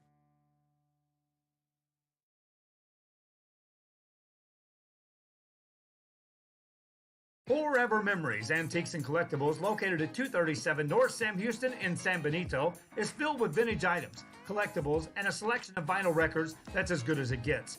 Every shelf, every aisle, and table is filled daily by a number of vendors that ensures that something here just might be the item you have to have. The vinyl record area helps bring an added atmosphere that makes for the fun trip when stepping back in time with the memories. Forever Memories, Antiques and Collectibles in San Benito.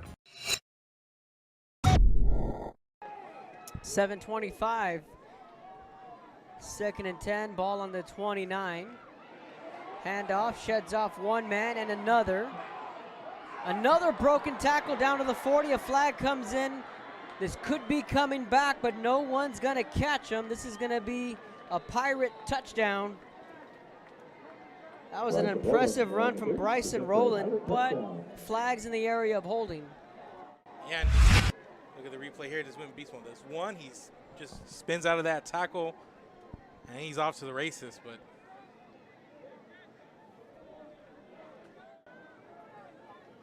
we'll check the call.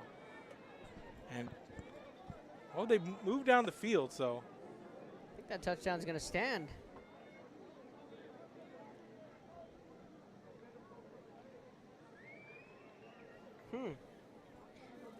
It looked like in the area of holding where the flag was thrown in the backfield.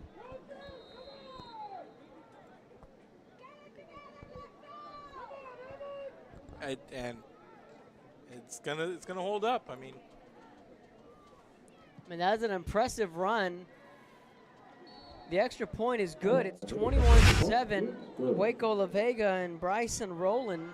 Yeah, just you see here, just breaks away, spins out of a couple of tackles, a couple of stiff arms here and there, and that flag came in whenever all that was going down. But just wasn't addressed. We have a Waco La Vega touchdown, and then you said it was a big drive, and La Vega is able to come out and put another touchdown on the board.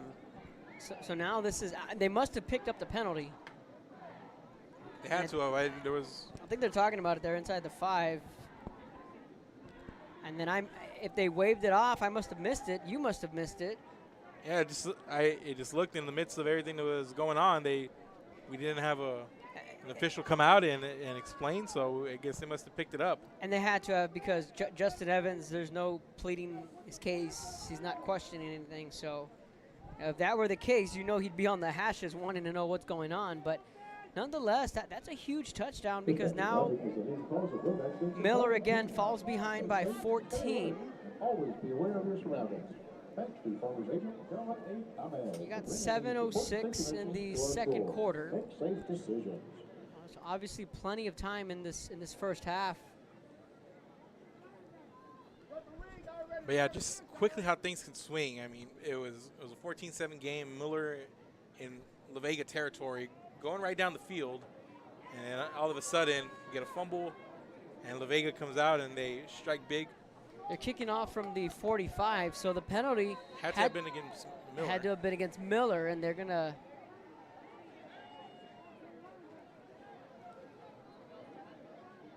And the penalty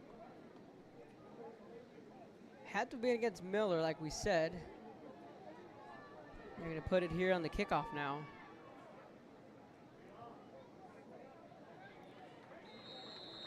And then the onside kick, good job, hands team. There, if you're Miller, I mean, take a penalty like that, and if you're Waco La Vega, why not take a shot? I mean, your defense has played pretty well. They've been able to stop Miller. They've held him to 7 points, and they got a takeaway. So you get the penalty, you get moved up a little bit on that kickoff. Why not go for that onside? That was Amber Salasad, part of the hands team there. So 21-7. Bucks have a steep hill to climb with 7:04 in the first half. The sophomore right-hander, Jaden Brown, trips left. Brown hands it off to Greenwood. Lots of running room, lowers his shoulder. Picks up 10, maybe 11, but it's good enough for a Buck first down. You give him just the slightest bit of room, and he's just going to break through it. Kind of reminds you of Red Rover over there. Just break through that a little bit, and he had a lot of room there and to work with that he created. Just kept those legs churning. I haven't thought of that game in some time. Greenwood off tackle, shakes off a man. Oh, they're gonna blow it dead. Yeah, he was just down. Good balance. I mean, has a lower center of gravity, that big guy there, but he was moving those feet, cutting outside, thought about cutting back in, and bounced it out again. And good bit of running there for.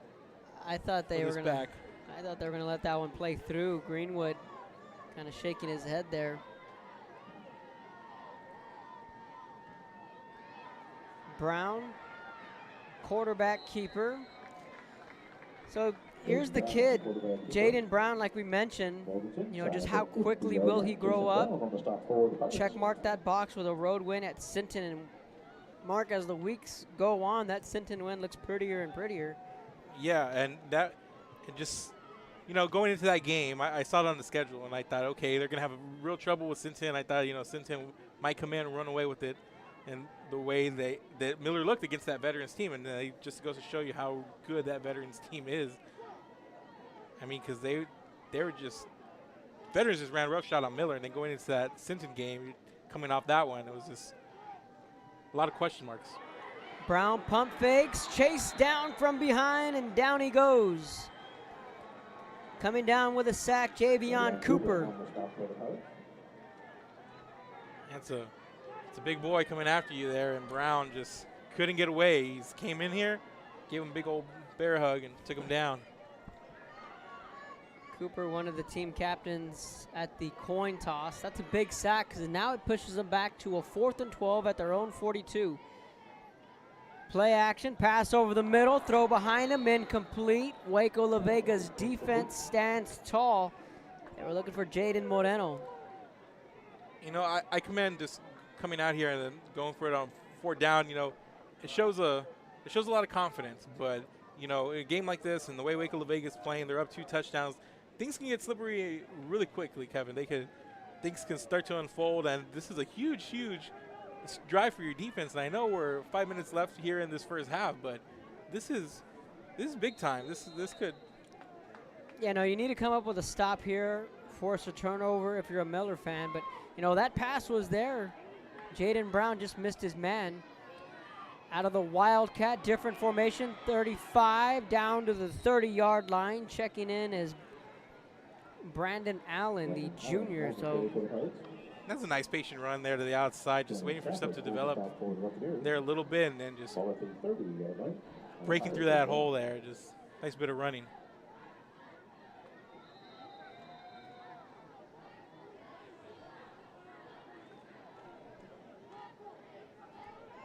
Staying in the game is Allen. He's a junior.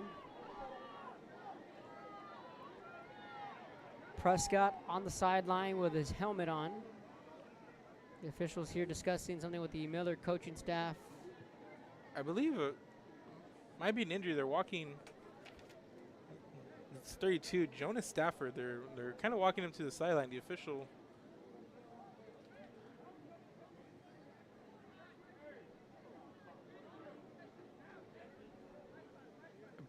Maybe something to do with his uniform or his helmet or something. He's being checked on by the trainer. Delson Cavanis, number 5, will check into the game. 4:55, 1st and 10, ball on the 30 for Waco La Vega.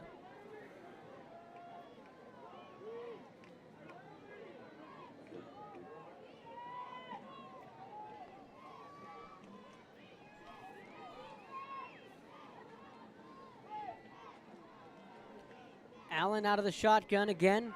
Will take the snap.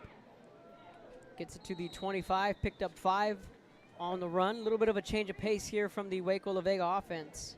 Well, now you come up, you're up by 2 scores, and the run was taken away from you, and now here's a good opportunity to try to force your way into getting that running game going again. You have a little bit of a luxury, you have a little bit of a cushion here with the lead.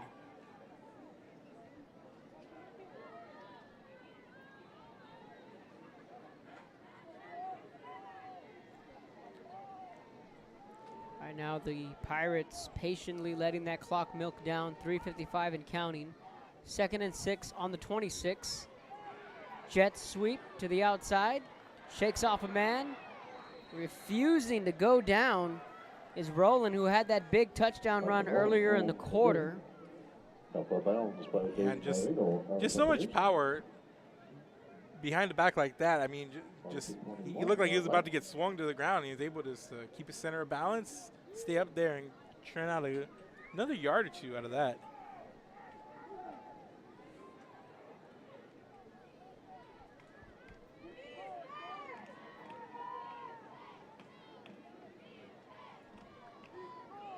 Third and 1 on the 21. Slips up, met by the Miller defensive line. Salasad, one of the guys in there to make the tackle. Credit the assist there to the turf. Slip might have had a chance there, but instead the slip was able to derail him, and he's dropped for a loss of about 2, it looks like. Diedrich Brawley on the carry there, so we're seeing multiple backs here in this quarter. Huge 4th down coming up here, Kevin. 4th and 3, and it's a big one here, because if you're Miller and you can come up with a stop, you can generate your 2-minute offense. But on the flip side, Waco La Vega could potentially look for a kill shot here, and they're going to call a timeout and talk it over. Yeah, just a lot going on here, and then I believe Miller kicked off, so they would receive. So maybe, just like you said, huge for their defense right now. Under 3 to go. Pirates take a timeout. You're watching Real Sports Live.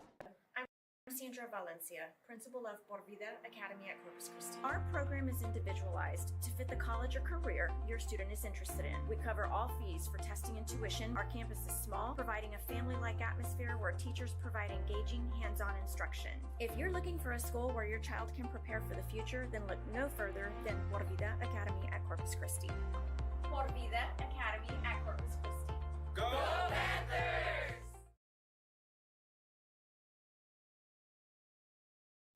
Fisherman's Place in Corpus, located at the Arcadia Shopping Center, offer real diagnostics and cleaning, sell lures, tackle, bait, and clothing. Also new and reconditioned rods and reels featuring a limited warranty. Located at 3911 Ayer Street, call 361-687-6754, Fisherman's Place. We are La Villa, and you're watching Real Sports Live. Welcome back after the timeout. 4th and 3, ball on the 23. Waco La Vega looking to move the sticks. Prescott hands it off. It's going to be close. Miller says it's their football. Yeah, that was as close as you can get. They looked like they had a little bit of room there, but it closed up really quickly. On the Miller side, we'll go back here to the replay and check it out. Yeah, Miller just doing a good job there of wrapping up. So that is huge, and considering how the Pirates were getting yards in chunks, and then Miller's defense to come up with a key stop on 4th and 3. Let's see how quickly. Another false start on the right guard. Rivas again. 3rd false start penalty for Miller here. 2nd on Rivas. So the question here is, we know Miller can score in a blink of an eye, but do you want to score that quickly, or do you want to milk some time? Well, I mean, you got, what do you got here? Now you got 85 yards to go. I mean, just run your offense. What a catch. Wow. Oh, boy. Get used to seeing that if you haven't already. Lonnie Atkinson. Above Miller, I mean, plenty of time, I mean, to have good tempo, but, you know, I think it's going to be a false start. I think so. That was Atkinson on that last catch. So many weapons for Miller. We'll wait and see. But I don't think Miller has to worry about scoring too quick. They got to make their way down the field, and they can do it in a hurry, but, you know, just run your offense, come out here, run your 2-minute drill. Come out here, play your game, do what you do. And that's going to be encroachment on La Vega. The Miller fans like that one. 2:35. Ball on the 33. Brown takes the snap, hands it off to Greenwood, spins to the 40-yard line, and Nathan Greenwood feels like he almost had a big one there. That boy's running like he's lightning. Just really light on his feet, you know, with the bruising body. Brown looking at Kism's way. He's going to fire this one up into double coverage. Good coverage there from Major Sterling, and they did not bite on that pump fake. Went to that hitch and go, and yeah, just read it the whole way. Good coverage by the corner, and then you get the help up top, and had to take the shot there if you were Miller, I suppose.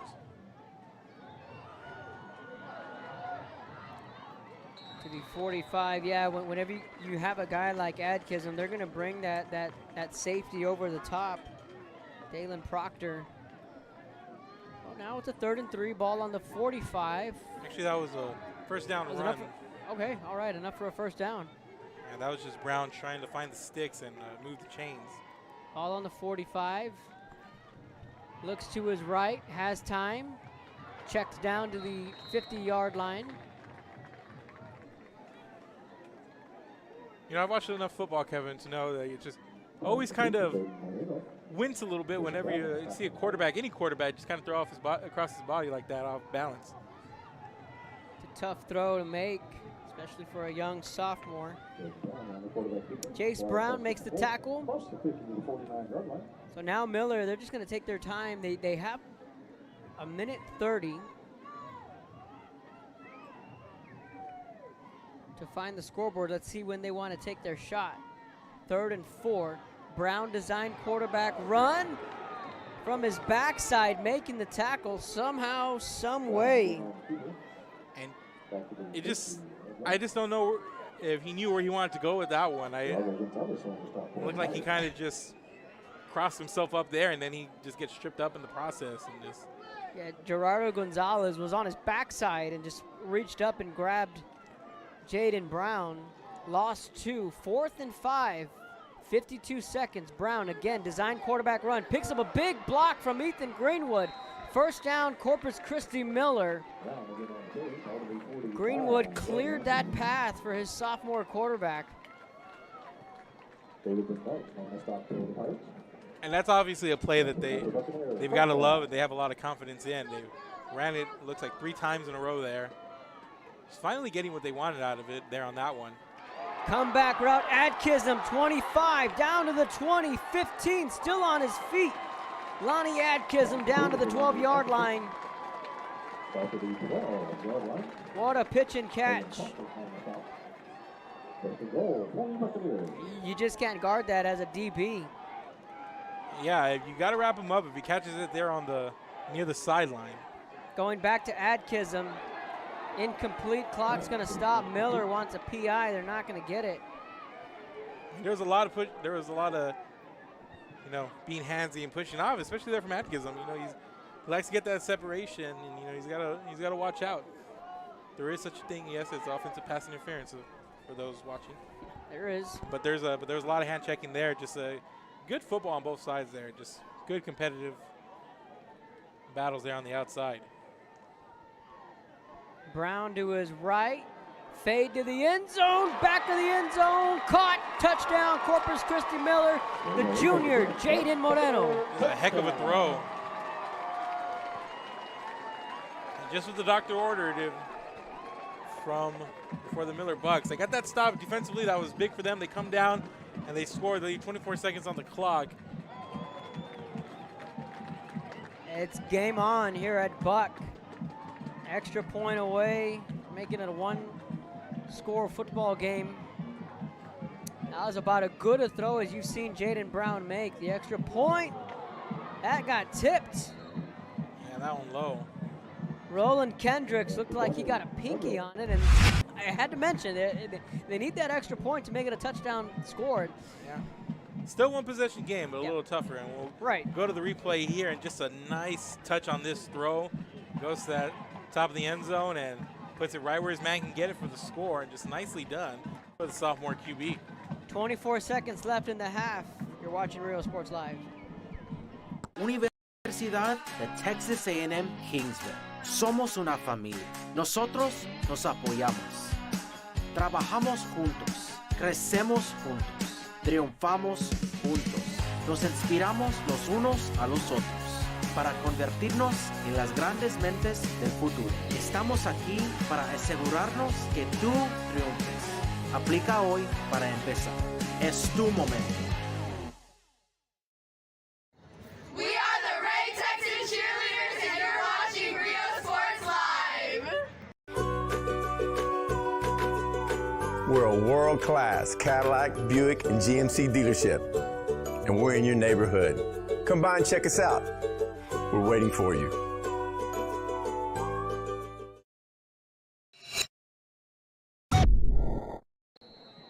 Welcome back. We're just mentioning right before we came back on air, that is a huge drive for Miller, albeit they're down by 8, but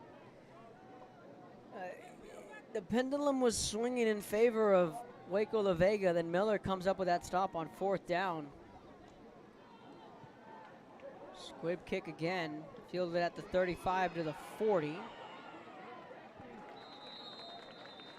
Yeah, things could have got out of hand really quickly there for Miller, but their defense comes up big, and then their offense goes down the field, they score, and just in the position you want to be, and then just got to make sure nothing happens here in these last 19 seconds, and then you go into the locker room feeling good, and then you come out and I believe you get the ball at the start of the second half. So Yeah, if you're Coach Evans, you'll buy that. A 21-13 game, you're within striking distance. most definitely. It's definitely been an eventful first half. And again, thank you for staying patient with us. We solved the issue on the fly and quickly coming out as the Pirate offense. Prescott, the quarterback, 19 seconds. I'm not sure that's going to be okay, that's a delay game. That's why the Pirates were quickly sprinting out onto the field. That strategy just yeah, I thought maybe just it was scrambling. Yeah, I thought there might have been some kind of strategy behind that, but tried to avoid the delay of game. Prescott out and incomplete. I was like, maybe they're trying to catch Miller off guard. No, they're just trying to avoid the delay of game. Yeah, and La Vega can give it a try here. They're try to go down the field, and we'll see what they can do. 15 seconds. I believe they have a timeout. So the Pirates have the football.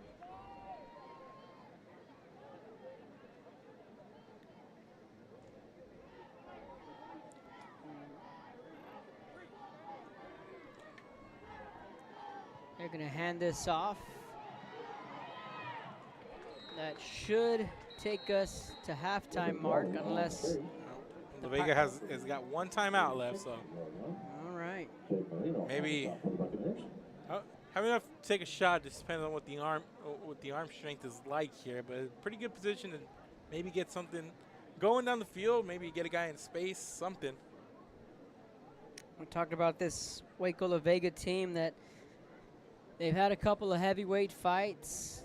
They lost to Laredo LBJ 28-7, and in Mark and most opinion, they feel in that classification, LBJ is the #1 team in the state. And they lose to Argyle 17-14. They pick up 2 wins easily in weeks 1 and week 2, putting up 51 and 65. And then came that, what you can call a gauntlet stretch for Waco La Vega as they wrap up non-district against Laredo LBJ, against Argyle, and then against Miller. Yeah, just trio of just heavy hitters, you know. And these kind of games, yes, the win's important. I mean, you want to come out, you want to get a win, but you kind of want to come out and see how your team comes up and faces adversity. And good example here. 3rd and 6, 8 seconds to go. Prescott again with the handoff to the 50. And that will take us to halftime. An eventful first half here on a warm Saturday afternoon in Corpus Christi, Texas, Buccaneer Stadium. Waco La Vega 21, Corpus Christi Miller 13. We've reached halftime. Stay tuned. We're going to show you some first half highlights, break down the first half, and possibly show you, are there any bands? They got one band. We'll come back. We'll get the band. Not going to take up a lot of time. I believe it's just the one band. I don't believe La Vega brought a band or a team. So we'll dance team, that is. They brought a football team. We'll step aside. We'll be back in just a moment. You're watching Real Sports Live.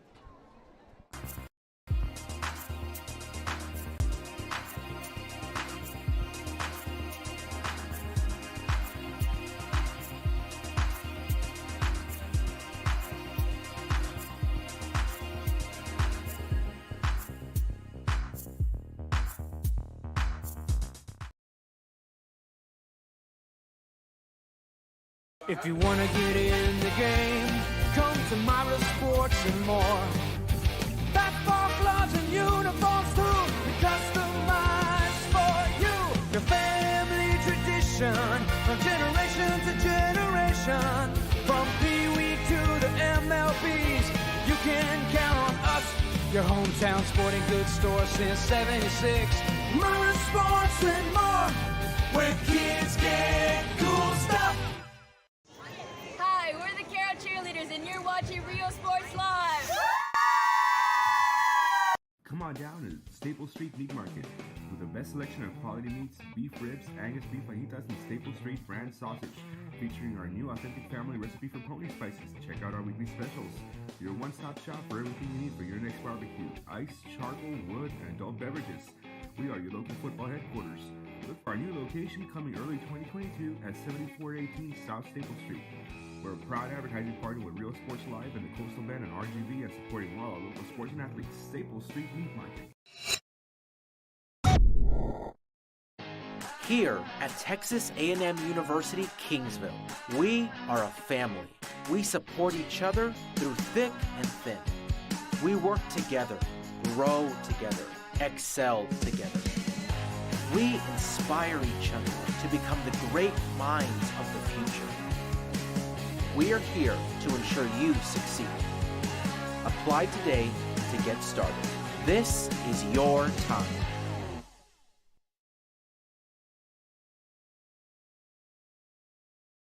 Be the voice for children. Volunteer with CASA of the Coastal Bend. Help us break the cycle of child abuse and neglect. Attend one of 4 information sessions and learn how you can become a CASA volunteer, providing children in foster care strong voices, healing hearts, and the opportunity to thrive. After all, these children are our future. Visit coastalbendcasa.org and discover how you can make a positive change in a child's life. Every child has a chance. It's you.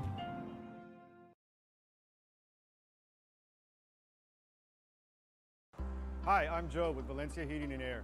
Are you worried that your AC might not make it through another brutal summer? Well, I can offer you affordable air conditioning comfort with custom prices that won't break the bank. We service all units across the Coastal Bend, and there's no additional weekend or after-hour fees. We treat our customers the way we would want to be treated, especially when it comes to costly repairs. So if you need service, repairs, or replacement, call Joe to keep you cool. Valencia Heating and Air.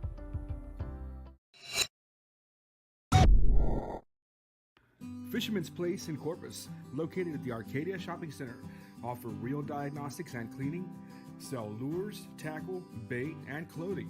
Also new and reconditioned rods and reels featuring a limited warranty.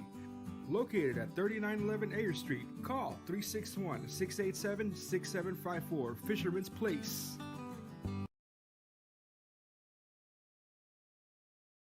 Uniforms, etc., you're going to find the opportunity to purchase the best high quality scrubs.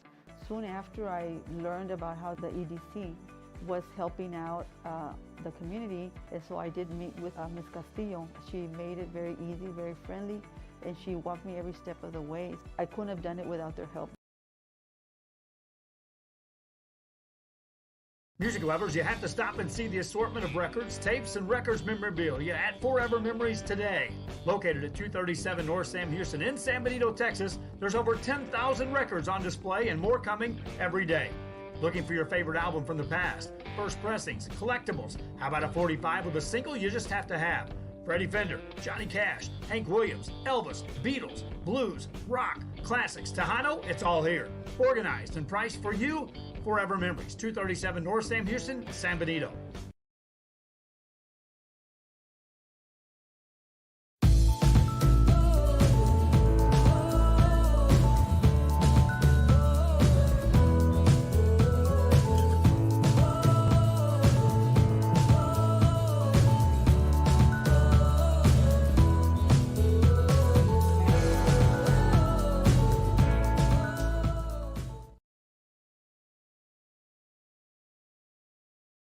Hello, I'm Sandra Valencia, principal of Por Vida Academy at Corpus Christi. Our program is individualized to fit the college or career your student is interested in. We cover all fees for testing and tuition. Our campus is small, providing a family-like atmosphere where teachers provide engaging, hands-on instruction. If you're looking for a school where your child can prepare for the future, then look no further than Por Vida Academy at Corpus Christi.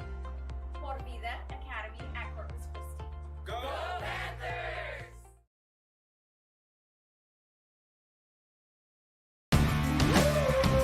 Service is attitude. How far are we willing to go to service our community, our dealership here for you, and you? Sky's the limit.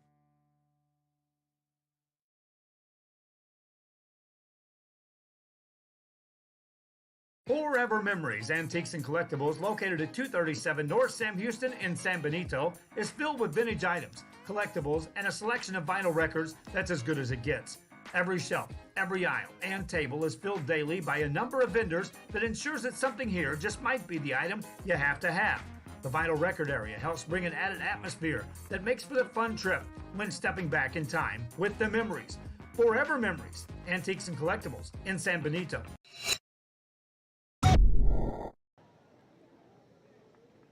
And welcome back, ladies and gentlemen. We were at the half. Waco La Vega with a 21-13 lead over Corpus Christi Miller. About 22 minutes to go here at the break. The Miller band about to come onto the field, but we're going to take you to these first half highlights and show you how we got here to 21-13, and then we'll be back with Kevin to talk a little bit about the first half, break it down here, and then before we get ready and get going for the second half. So enjoy these highlights, and we are sending you there right now.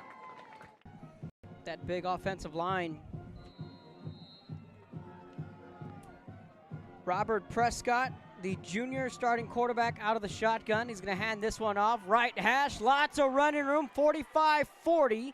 First down and more right out of the gate, Jesse Majors Sterling.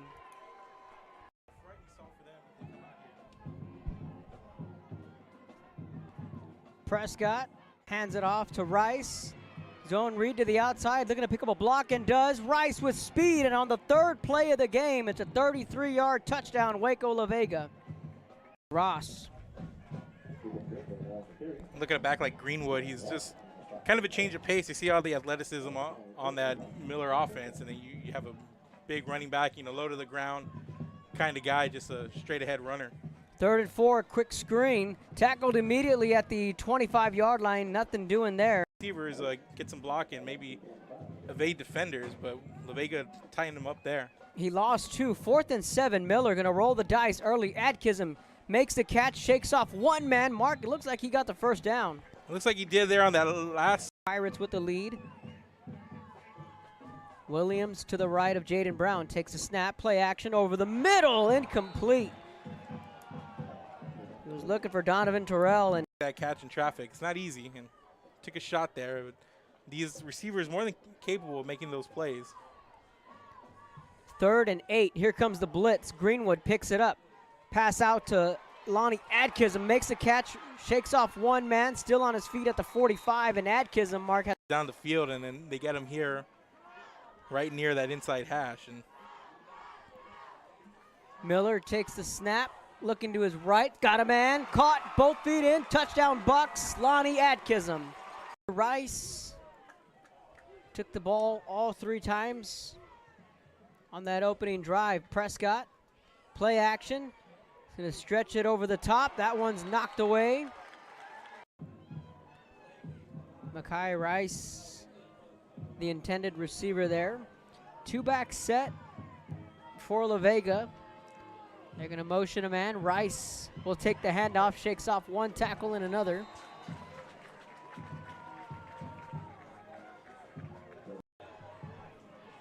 Third and 10, Miller defense looking to get off the field.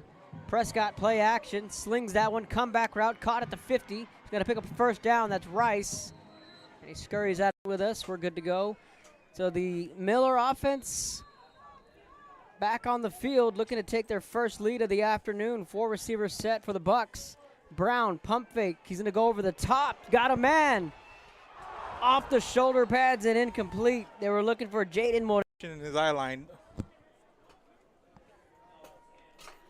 Enough. Yeah, he got just enough. Now it's a 2nd and 10. Brown, back to pass. Leaping, making the catch. Making up for it there is Moreno.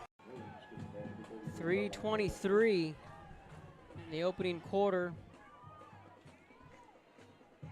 Tied up at 7. Brown keeps it himself, across the 40, lowers his shoulder to about the 36-yard line. That he needed to develop and follows it through for the first. Williams to the right of Jaden Brown, the sophomore quarterback.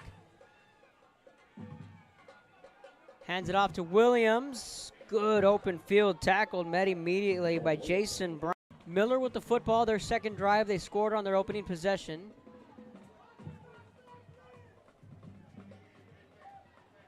Expecting the pass, he's just a 3-down lineman right here. Looking back to pass, looking for Moreno. First quarter, we're going to feature Lonnie Atkinson. Second quarter, we're going to feature Damari Listener. The third quarter belonged to Vela. He checks in the slot. Brown looking his way. Stops at the 40. Gets rid of it. Takes a big hit. Figure it all out and bring our viewers, which we appreciate, the best product we can.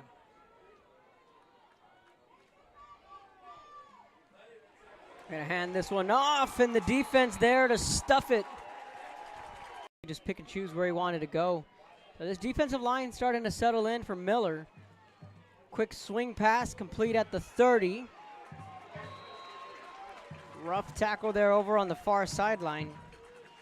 Prescott's gonna sling this one's got a man wide open. 40, 35, 30. It's a foot race down to the 20. He's 10, got that angle. 5, pylon, touchdown, Waco La Vega.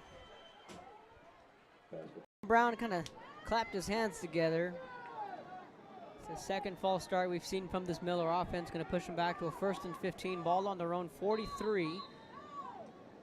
Let's see when they wanted to feature Damari Listener. Jaden Brown fires that one. Completes it again. That's Terrell on the quartet, but then you got a lot of guys under, just like you mentioned, a lot of depth for this Miller team, and it just got to be like wonderland of your quarterback. They picked up 8. Brown looking to his left, comeback route, looking for Listener. Incomplete at the 40. But it gets a couple there. 4th and 7, ball on the 49. 4 receivers set. Williams the motion man. Brown looking his way. Quick swing pass. That's complete.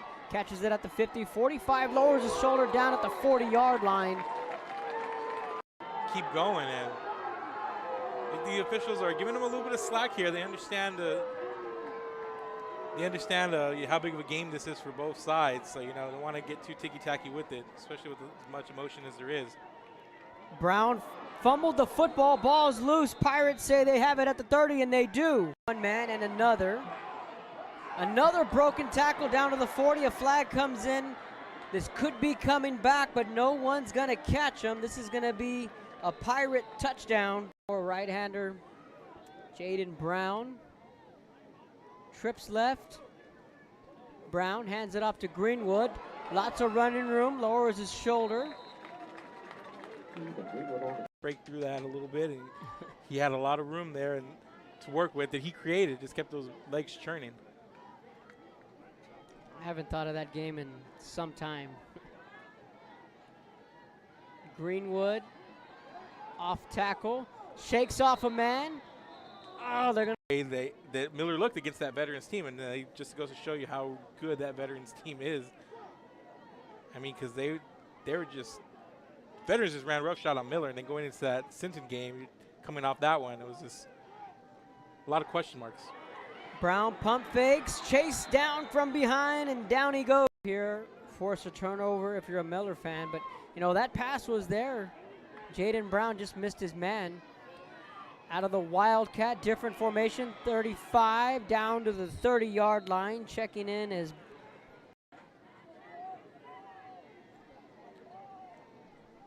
right now the Pirates patiently letting that clock milk down, 3:55 and counting.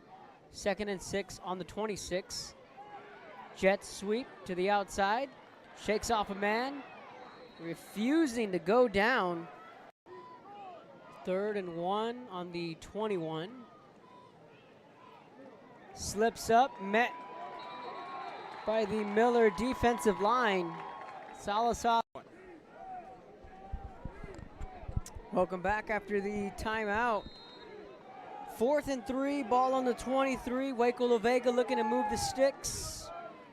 Prescott hands it off. It's gonna be close. Quickly, or do you want to milk some time?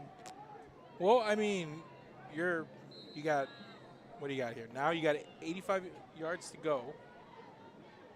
I mean, just run your offense. What a catch. Wow. Like that one.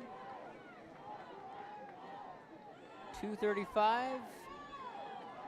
Ball on the 33. Brown takes the snap, hands it off to Greenwood, spins to the 40-yard line, and Nathan Greenwood feels like he almost had a big one there. To find the scoreboard, let's see when they want to take their shot. 3rd and 4. Brown design quarterback run from his backside, making the tackle somehow, some way. Up in the process and just. Yeah, Gerardo Gonzalez was on his backside and just reached up and grabbed Jaden Brown. Lost 2, 4th and 5, 52 seconds. Brown again, design quarterback run, picks up a big block from Ethan Greenwood. First down, Corpus Christi. A lot of confidence in. They ran it, looks like 3 times in a row there. Just finally getting what they wanted out of it there on that one. Comeback route, Adkism, 25, down to the 20, 15, still on his feet. Lonnie Adkism. But there was a lot of hand checking there. Just a good football on both sides there. Just good competitive battles there on the outside. Brown to his right, fade to the end zone, back of the end zone, caught, touchdown, Corpus Christi. That big offensive line. Valencia, principal of Por Vida Academy at Corpus Christi. Our program is individualized to fit the college or career your student is interested in. We cover all fees for testing and tuition. Our campus is small, providing a family-like atmosphere where teachers provide engaging, hands-on instruction. If you're looking for a school where your child can prepare for the future, then look no further than Por Vida Academy at Corpus Christi. Por Vida Academy at Corpus Christi. Go Panthers!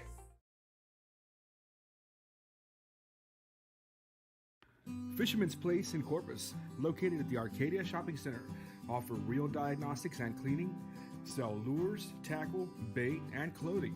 Also new and reconditioned rods and reels featuring a limited warranty.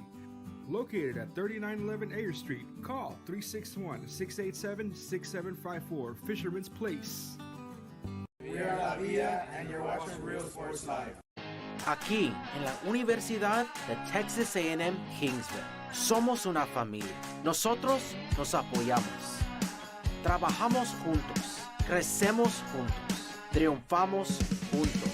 Nos inspiramos los unos a los otros para convertirnos en las grandes mentes del futuro. Estamos aquí para asegurarnos que tú triunfes. Aplica hoy para empezar. Es tu momento.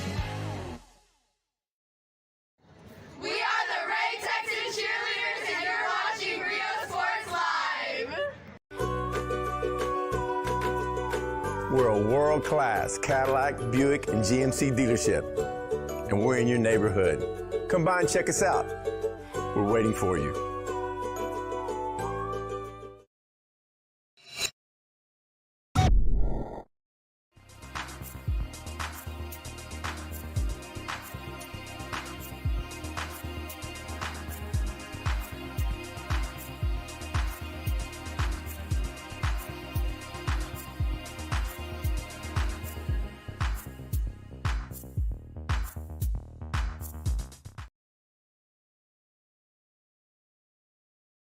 If you want to get in the game, come to Myra Sports and more.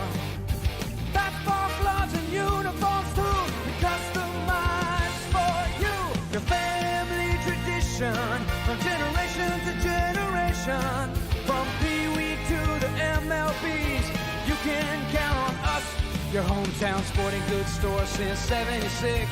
Myra Sports and more, where kids get cool stuff.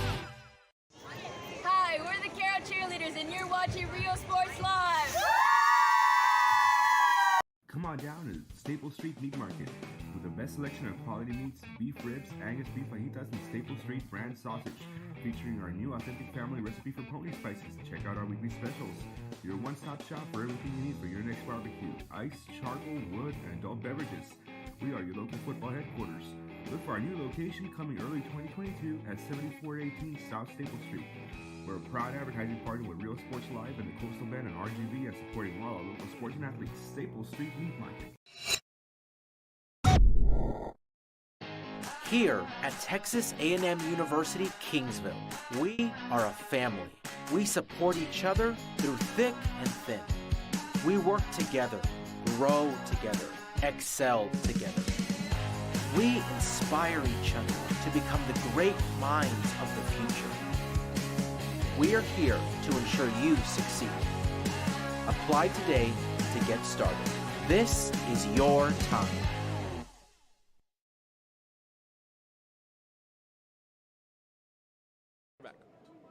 Welcome back to our halftime show. Hopefully you enjoyed the halftime festivities along with the first half highlights. 7:15 left in the half. Pirates lead 21-13. Kevin Arrow alongside Mark Molina, and that's about an eventful first half as you can get. And we had mentioned that you look at the score, and if you're a Bucks fan, you'd buy that. Yeah, and especially the way it could have shaped up to go. I mean, you saw just the way it started. It seemed like it was going to be a back-and-forth game. You can ill afford to come out and not answer a score if you were Miller. La Vega came out, and they went right down the field in 3 plays, and then Miller was able to come back, and they mounted the drive, and then they matched it. And then same thing happened again. La Vega went up 14-7, and then Miller driving. It looked like we were going to have a little bit of a back-and-forth going, but then they cough it up, and then all of a sudden they find themselves down 14. And then La Vega's driving again, and this looked like it was going to be able to get out of hand, but the Miller defense comes out, they get a stop, and then they go down the field, and then they score with about 2.5 left, and I think they left about 20 seconds. So just really, really good way to finish off the first half if you're Miller. Just what the doctor ordered against a really good team. You're down by 1 possession, but you get the ball to start the second half, and you have a little bit of momentum. So, I mean, I'm just going to be curious to see how Miller comes out and answers, see if they can continue to build off that momentum. And just, but they played well. Their defense settled in. La Vega came out. Looked like they were going to run the ball down their throat. They took the running game away. Waco La Vega was able to come out and open up the field a little bit. But, Miller hanging in there against a really good team. Like as we mentioned before the game started, a lot of athleticism all over the field. And they've definitely shown it here today. Yeah, that 4th and 3 stop that got the football back in Miller's hands, I think that's a huge stop because you could have been looking at a 28-7 score, and that was the slippery slope we talked about. But, credit to Miller's defense, bend but don't break, that they made a couple of key stops. They did fumble the football away. I know that that's one thing that Coach Evans is going to want to clean up. From the get-go, Xavier Rice, it took 3 plays, Mark, and it looked awfully easy for Rice on those first 3 plays, and it's like, there's a leak in the Miller defense, but they put the clamps on Rice, and I thought they've done a pretty good job on throughout that first and second quarter on making some adjustments, and that's what the half is all about. We saw a little bit of chess play from both these coaches, and this second half should be a lot of fun. Lonnie Atkinson had a big first quarter. Second quarter, the Pirates made some adjustments.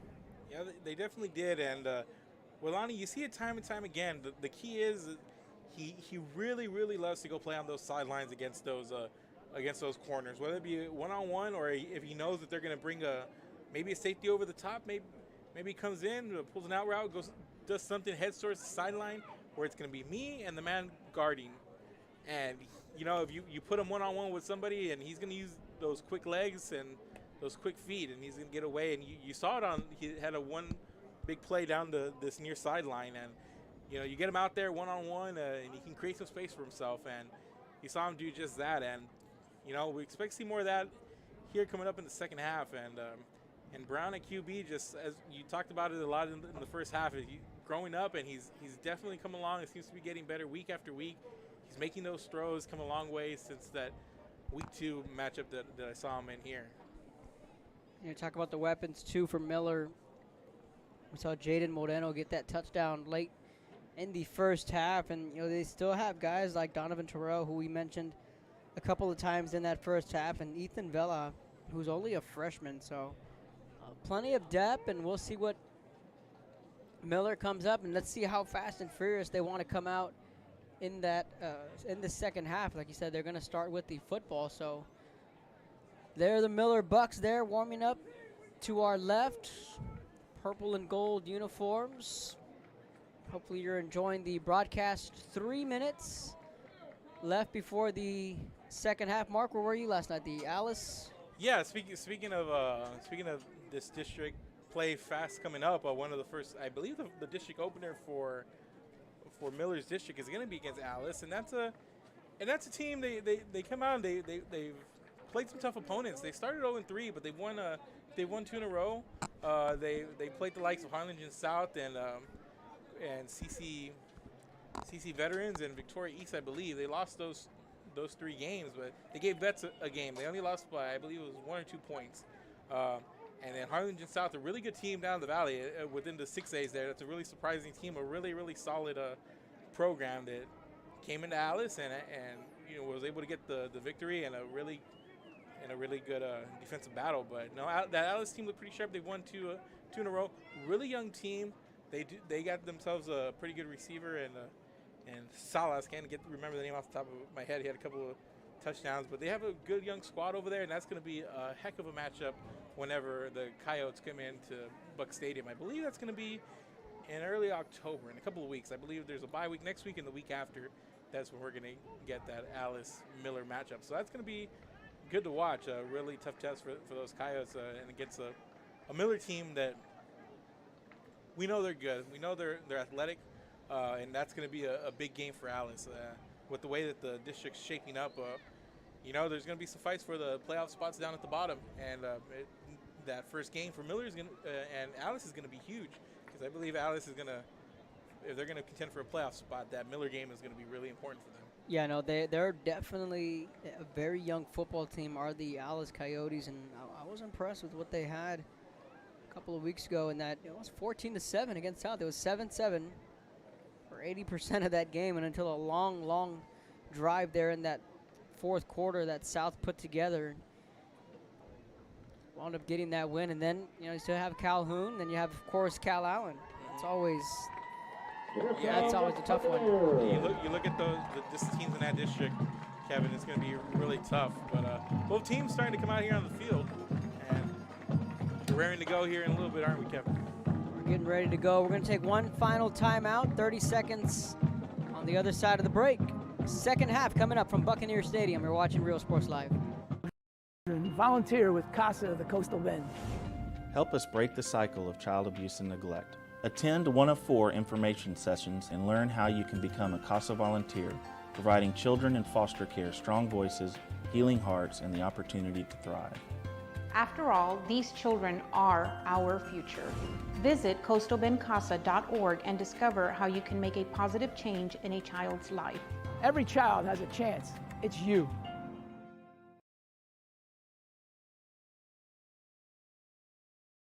Hi, I'm Joe with Valencia Heating and Air. Are you worried that your AC might not make it through another brutal summer? Well, I can offer you affordable air conditioning comfort with custom prices that won't break the bank. We service all units across the Coastal Bend, and there's no additional weekend or after-hour fees. We treat our customers the way we would want to be treated, especially when it comes to costly repairs. So if you need service, repairs, or replacement, call Joe to keep you cool. Valencia Heating and Air.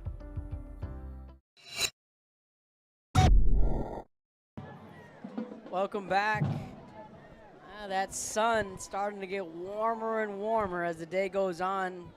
Getting ready to start the second half. Things, though, have been heating up on the field. Corpus Christi Miller locking horns with Waco La Vega. Kevin Aro and Mark Molina on the call on a beautiful Saturday afternoon. I thought that 11 a.m. start was out there when Sherryland played Hannah. This is a 2:30 start, right in the thick of the day. Yeah, we had the sun to the back, so we're here on the east side of the stadium. And it's starting to creep up over the press box. And away we go. They're going to take this out at the 10. You can hear the coaching staff urging him to let that one go. Close play by Ethan Vela. Yeah, that kick just took a friendly bounce for Waco La Vega, and Miller just, you gotta let that one go. And now you're kind of backed up with your own 12-yard line here. And Kevin, is it too early to overreact? Say this is a really, really big drive for these Miller Bucks. I don't think it's life and death, but it's definitely a tone setter. Yeah, definitely. I feel it's a tone setter. You got to come out and you got to show that that momentum that you got at the end of the first half, you can build off it. First play of the second half. Miller's going to go deep over the top, leaping caught. Whoa, what a catch! Jaden Moreno with his 7th catch of the afternoon. Jaden Brown has done a good job. He's hit 4 different receivers in the passing game. A little bit of a leap there coming across the middle to grab that. Just a heck of a catch. Ethan Greenwood barreling forward to the 45. Corpus Christi Miller. Greenwood, you give him some carries, feed him. He's picking up a little bit of steam there. You know, that big body back end, he's a shifty back as well. You know, more carries he gets, the more momentum he's going to have behind that, and you see it here. Quick screen, that's complete at the 45. Shoved out of bounds on the catch there for the Bucks was Donovan Terrell. And tempo, Kevin, tempo right now. Miller's coming out. They're really just getting to the line, you know, making quick decisions here, and it's the kind of team you really expect whenever you cover a Miller game. Something we didn't see in that first half was the tempo.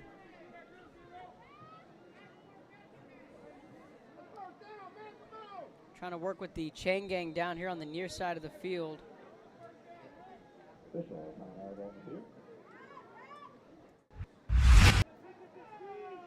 Not sure what the confusion is. It's 2nd and 4 on the 45 down here on the near side, on the Miller sideline. Yeah, I don't know if they're going to ball placement. Yeah, I think they were just discussing whether it was a first down or not, so I believe it was.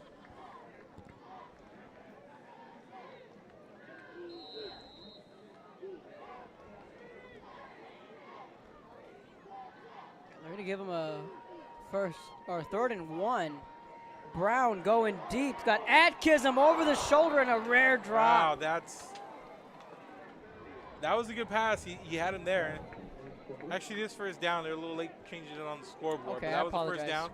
That was the first down there. But yeah, no, it just Brown's putting him on there. Brown's giving his receivers a chance, and he dropped that one in. Just Atkinson couldn't get his head turned around quick enough, I believe. A rare drop from the sure-handed Atkinson. Met immediately Ethan Greenwood. Javion Cooper again came up with a big sack early in the first half, and he stuffs that run for a loss of 2. It's 3rd and 12. That brief play stoppage when they were talking about the first down there looks like kind of threw Miller for a loop.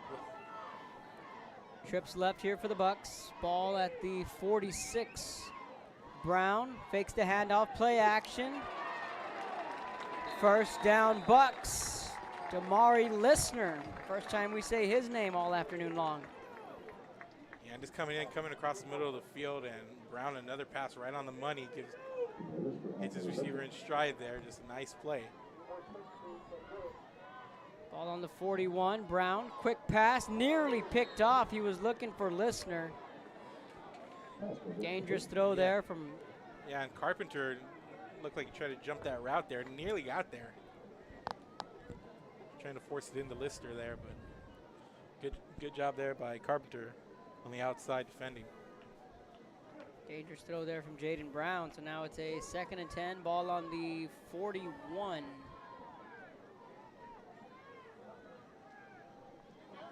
Pass deep up top. That's going to be a penalty. And it looked like he got tripped up there. I think the jersey grab at the end by Dalen Proctor is what's going to draw that penalty. They're looking for Jaden Moreno. Yeah, that's an easy call for the officials. A lot of pulling of the jerseys there.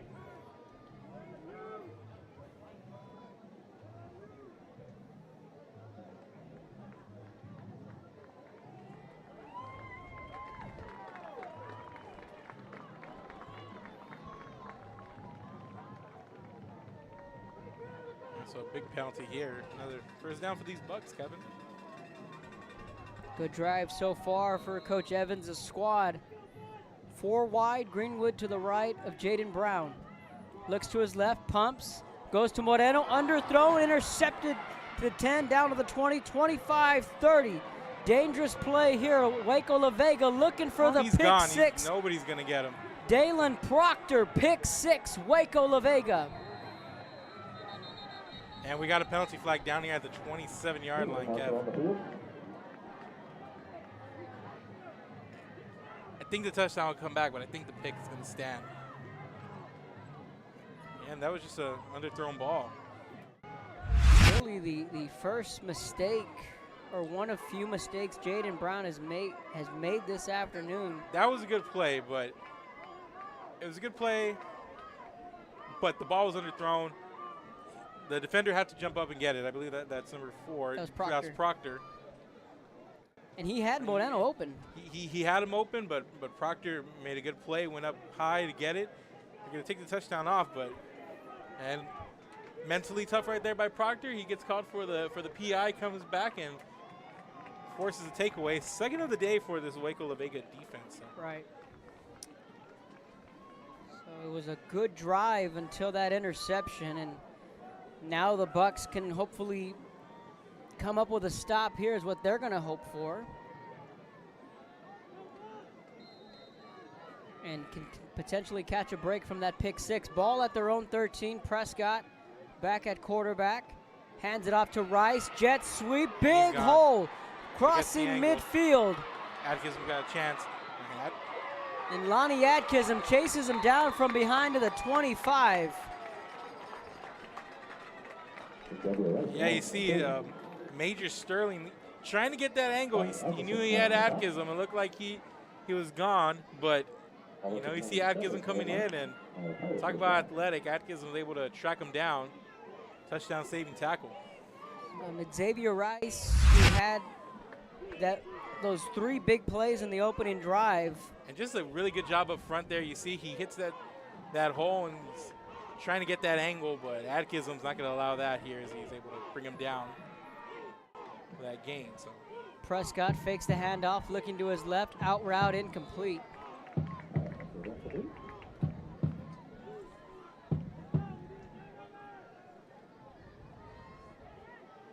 just showing flashes of what that running game can do, and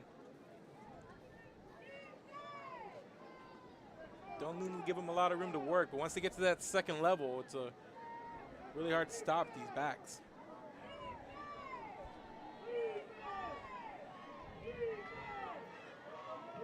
Prescott hands it off to the 25, bounces out to the 20, down to the 17-yard line. Good carry there from Brawley. They're getting some good blocking over there on that left side of the line. They're able to push it to the outside. Those outside receivers and those tackles doing their job there and opening up holes.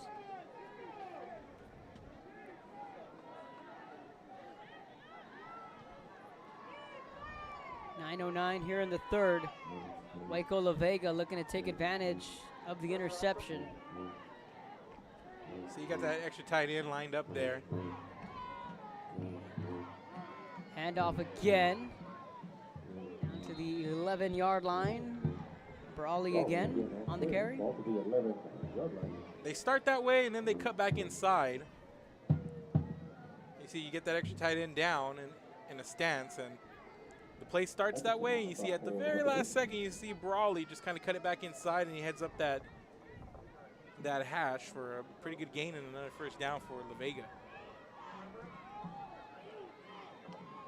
Prescott hands it off, trying to get that corner, and does. 5 end zone. Touchdown Pirates. Deedrick Brawley for 6. And that left side of the line again.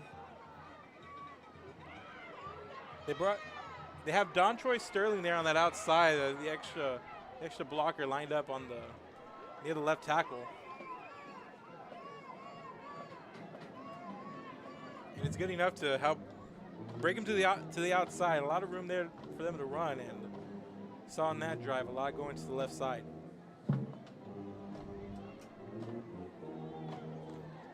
So they wipe away the pick 6, but the Pirates offense manages to get on the scoreboard. The extra point is good, 28-13, 8:26 left in the third. You're watching Real Sports Live. Fisherman's Place in Corpus, located at the Arcadia Shopping Center, offer real diagnostics and cleaning, sell lures, tackle, bait, and clothing. Also new and reconditioned rods and reels featuring a limited warranty. Located at 3911 Ayer Street, call 361-687-6754, Fisherman's Place.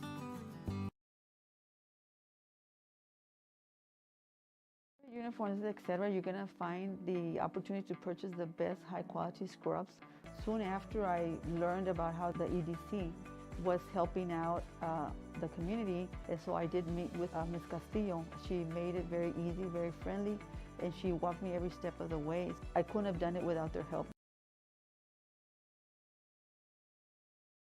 Music lovers, you have to stop and see the assortment of records, tapes, and records memorabilia at Forever Memories today. Located at 237 North Sam Houston in San Benito, Texas, there's over 10,000 records on display and more coming every day. Looking for your favorite album from the past, first pressings, collectibles? How about a 45 with a single you just have to have? Freddie Fender, Johnny Cash, Hank Williams, Elvis, Beatles, blues, rock, classics, Tejano, it's all here. Organized and priced for you. Forever Memories, 237 North Sam Houston, San Benito.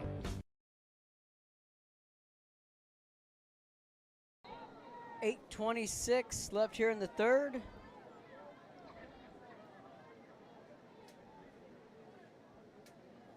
And Waco La Vega showing the run game again there on that drive.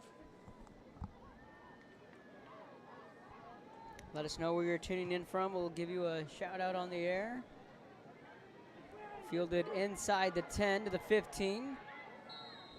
So back comes Jaden Brown looking to rebound after that interception. Let's go to the replay on that touchdown once again. They have this, they play with that extra man on the outside and just, they've been getting to that edge and they just do a really good job of getting there, and once they're there, do what they need to do. They throw those blocks, or they need to cut back in, they do that. Just a lot of good field awareness by these runners. Be sure to subscribe to our YouTube channel. Follow us on Facebook, Twitter, and Instagram. Just a reminder, upon the coach's request, this game will be pulled right after the conclusion of this game. Greenwood takes the carry. So, like Joe says, enjoy it while you can. Once the game's over, it will be pulled. Looks like we got a player down there on the 22-yard line. So while they tend to that, let's take a quick break, Kevin. We'll be back.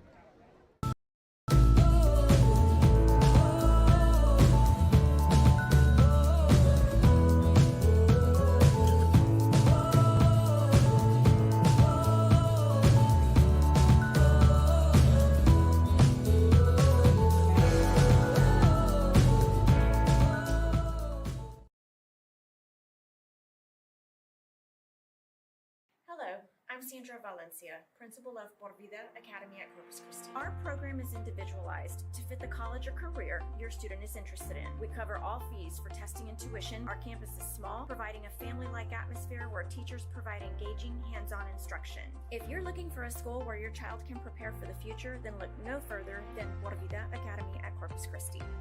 Por Vida Academy at Corpus Christi. Go Panthers!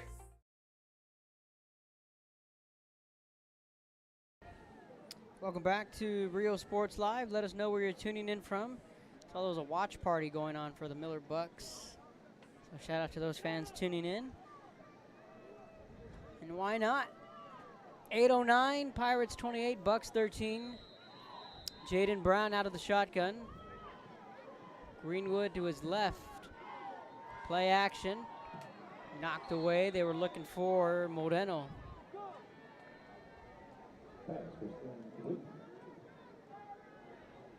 Yeah, trying to hit him on the slant there, and just imposing figure is Ronald Kendricks right there. Just met him shoulder to shoulder, made that catch tough.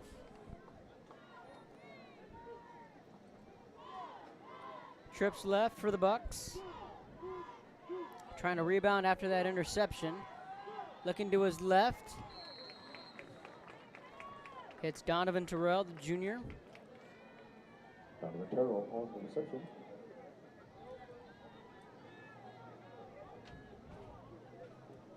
Ball after the 28-yard line. Yeah, a couple of short passes here. Just trying to hit the receivers, maybe give them a little bit of room to work. I think they might be wanting to set something up. Design quarterback run. Again, you see the speed from this defense. That hole was there, but in a split second, it closes. Here's the ball to the 30-yard line. First down. Well, that was another fourth down run, Kevin, by the Bucks, and they get it. I mean, they got a fair amount of conversions. They go for it a lot. Deep ball, well out of bounds.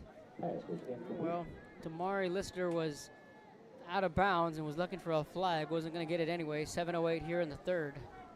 Yeah, we've had a couple of white helmets wrap around, whip around and look for a flag here.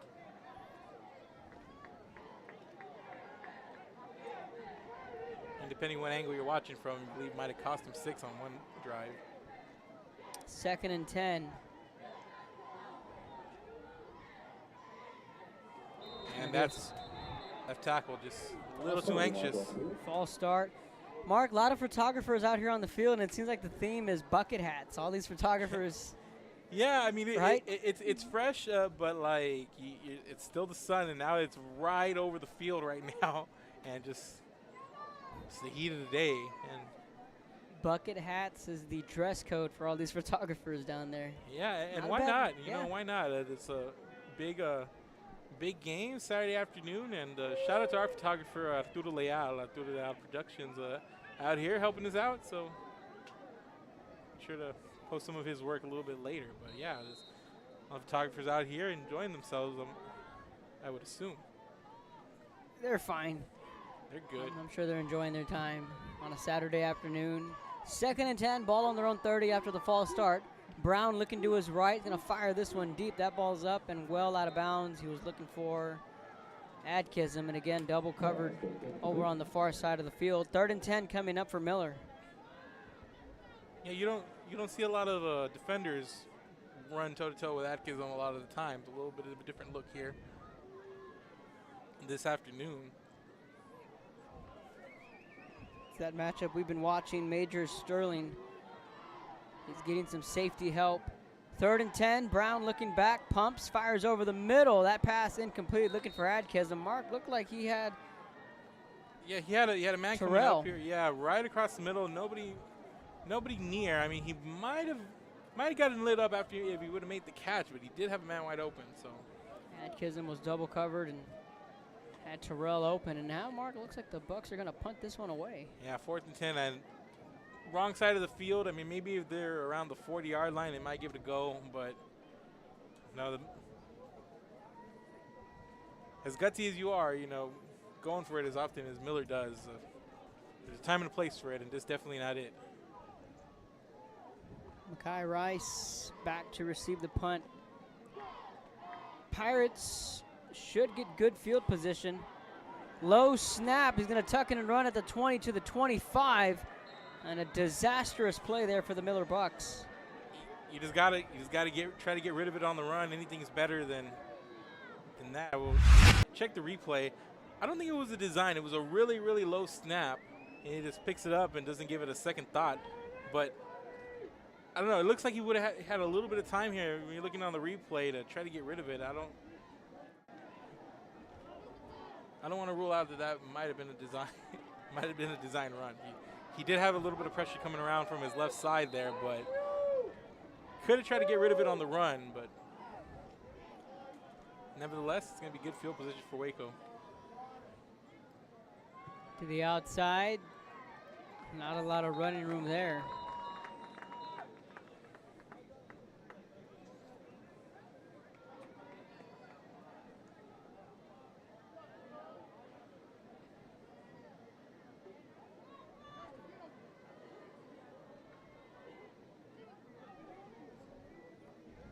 Six and a half to go here in the third.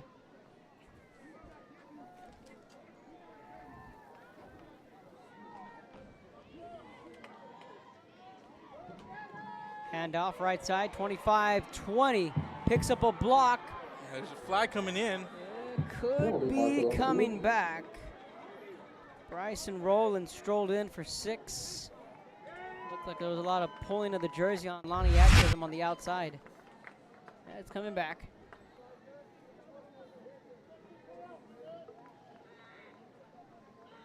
Yeah, it is going to come back, but check the replay. Still a pretty good run here. Yeah, and I don't know if you need it at that point. I mean, they threw it right there, right around the 5, and you just I don't think you needed the hole. You stay on your man there. I think that would have been enough to break him. I don't think Adkism even at that point, you still got a good gain out of it, and you're still going to get an in-goal situation. Prescott takes the snap.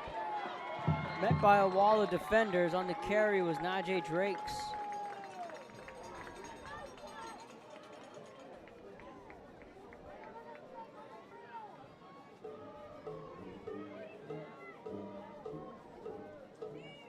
.538.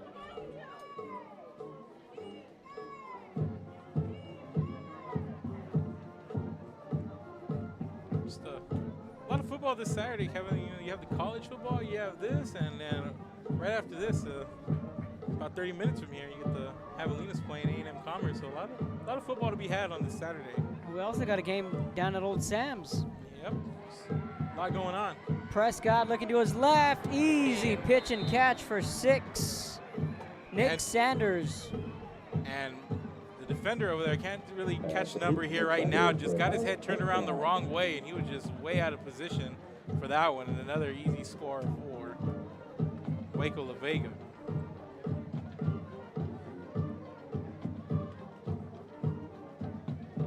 I believe that was Moreno on the coverage. Just swung his head around, but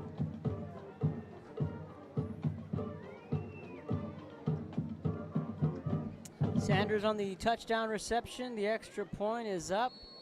No good. It's 34-13.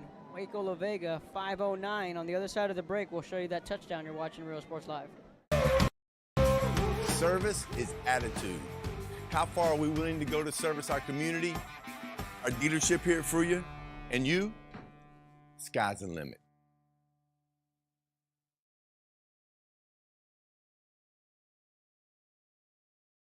Forever Memories, Antiques and Collectibles, located at 237 North Sam Houston in San Benito, is filled with vintage items, collectibles, and a selection of vinyl records that's as good as it gets. Every shelf, every aisle, and table is filled daily by a number of vendors that ensures that something here just might be the item you have to have.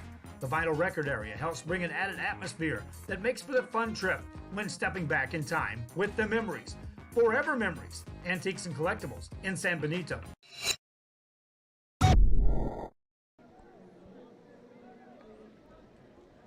Let's got the kickoff here. After the kickoff, we'll show you the touchdown. We're back here, and it's just, well, Kevin, the Miller needs to come out strong here, but now they're really up against the wall. Down 3 touchdowns. If they're going to spark any sort of comeback, they need to get points on this drive here. Still plenty of time. They're going to take this out at the 20. So down over at Sam's, Mark, a stadium you and I are very familiar with. I was there last night, in fact. It's going to be Palmview and Brownsville Veterans. Oh, should be good. You'd like Coach Kelly if you had a chance to meet him at some point over at BBM. Yeah, no, good. Really good coach. Just from the little bit I've interacted with them, you can tell it's all about culture with him, as it is with a lot of football coaches. But, you know. Came down from the college ranks and definitely coming off a bowl win. And implementing that triple option down over at BVM. To think that that was a team that you and I covered in the years with David Cantu there in the spread and running the ball, offensive lineman starting up front type of deal. That pass complete, big hit at the 28-yard line. So Brownsville Veterans and La Jolla Palmview in district play down in the RGV. So we have 2 football games for you on a Saturday afternoon on Real Sports Live. Kickoff set for 7 o'clock down in Brownsville, and a couple of volleyball games throughout the RGV. We had that big one as Greenwood takes that carry. Now that 31-5A district, Mark, I'm not sure if you've kept up with it down in the RGV, but you have 5 teams, 3 McAllens and the 2 Sherrylands, all of which been state ranked at some point in this season. To think that one of them might not make the playoffs and eventually would get a Flower Bluff or someone up here in that district. And that's tough. As good as that district is in the Valley, you come up here and then you get not only Flower Bluff, but, you know, Veterans, and Gregory Portland's good. The Victorias, the East and West, those are good. One of those teams are not going to make the postseason. That's the same case down there in 31-5A. 4 minutes here in the third, an all-important drive for the Miller Bucks. Pump fake going up top, looking for Listener.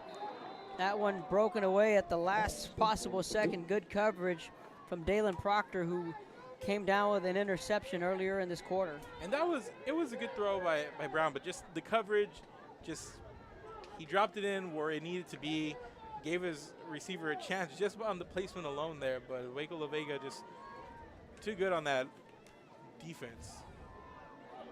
Going up top, overshoots his band. Now we're seeing Jaden Moreno, who is kind of sputtering just a bit here in the third quarter.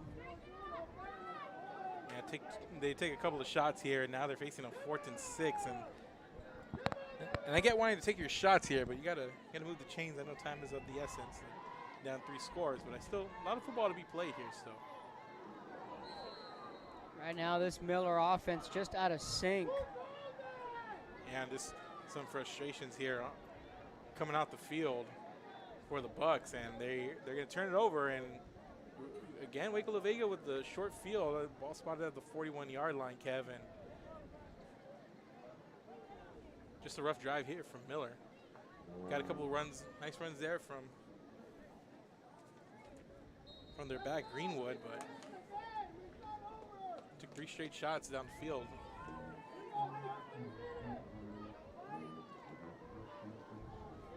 With no success, and now it's Waco La Vega football here. And late in the third quarter, ball in Miller territory. Run to the left, pushing the pile. Coming back into the game, Brandon Allen. Brandon Allen on the quarterback keeper. Probably 38-yard line.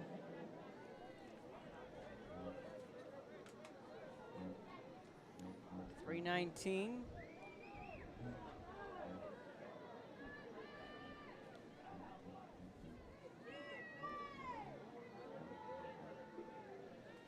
La Vega not in a lot of a hurry here. Yeah, they're not in any hurry here, although we're still in the third quarter, but they're just going to try and control the tempo of this football game. Allen trying to pick up a block and does. Good penetration there from the Miller defense. And just obviously Miller's got a lot of confidence in their defense, and I guess you could breathe a little bit easier going for it on 4th down on this side of the field like they were.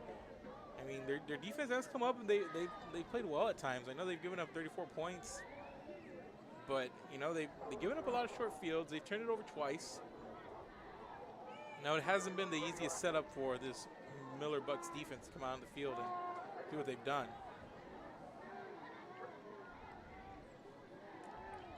Sending the motion man is Drakes. Screen pass picked off at the 50, 45, 30. Now he tries to throw a stiff arm there at the end, and gift from a big man, for the big man there, just right in him, and he's just like, Christmas came early for him, Kevin. Braden Dennis, the sophomore, the big fella says, hey, hey, hey, look what I found. And the ball just thrown right to him. The pressure coming off that edge there, you see, and just rumbling, bumbling, stumbling inside the 30. And there you go. That's a little bit of momentum there for Miller. And shades of what Vince Wilfork years ago with the New England. Greenwood takes the handoff. That's a jolt that Miller needed. Yeah. Now they got to come out. They got to put some points on the board. They got to finish this drive here, and then you got to go out. You got to do it again. You got to pick up a stop. You got to try to get a takeaway. And Ethan Greenwood trying to fight his way to the 20-yard line, and he does. Yeah. You talked about the Miller conservative play call here early in some of these downs, and you're right. They probably want to open up something down the field. They've been taking their shots, but they got to get this running game going to try to open those up a little bit more, especially now that they're going to have to try to throw the ball. They're down 3 touchdowns. There's a minute left in this third quarter. 4 wide for the Bucks. Design quarterback run. That's Jaden Brown. On 3rd and 1. Looks like he got the first down. He did by about a yard or 2. Yeah, that play was all about moving the chains.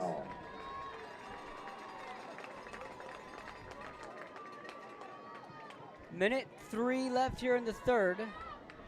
Ball on the 18. Brown pumps to his left. Deep ball for Moreno. That ball is up. That's intercepted. And that's going to be a touchback. And it's takeaway number 3, another pick. And that one just floated up there. And it looked good. He had a man and he just didn't see the help coming in there, and it's picked off late. Mecca Walker on the interception, but that play was so strange, or that ball just took forever to come back down, and Walker comes down with the pick and kind of looked around like. Let's take a look at it back here. So in that 4-wide spread, and it did take a while to come down. Just kind of hung up there a little bit too long.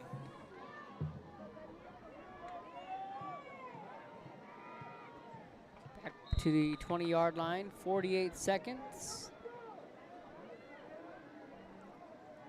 Whatever momentum Miller had, just the door shut down on them right there once again. Just costly turnovers and timely ones. If you're La Vega, I mean, another up 3 touchdowns, and they're just cutting off the momentum at the pass. And yeah, 2 interceptions in this second half from Jaden Brown, who played for the most part a clean first half. A couple of ill-advised throws. Quick screen complete at the 22 to the 30. That's enough for a first down. Clock's going to stop at 11 seconds. Should get one more play off before we head to the fourth quarter. So the Pirates are going to let this one milk down. That's going to take us to the fourth quarter from Corpus Christi, Texas, Buccaneer Stadium, Waco La Vega 34, Corpus Christi Miller 13. Fourth quarter coming up on Real Sports Live. I'm Sandra Valencia, principal of Por Vida Academy at Corpus Christi. Our program is individualized to fit the college or career your student is interested in. We cover all fees for testing and tuition. Our campus is small, providing a family-like atmosphere where teachers provide engaging, hands-on instruction. If you're looking for a school where your child can prepare for the future, then look no further than Por Vida Academy at Corpus Christi. Por Vida Academy at Corpus Christi. Go Panthers!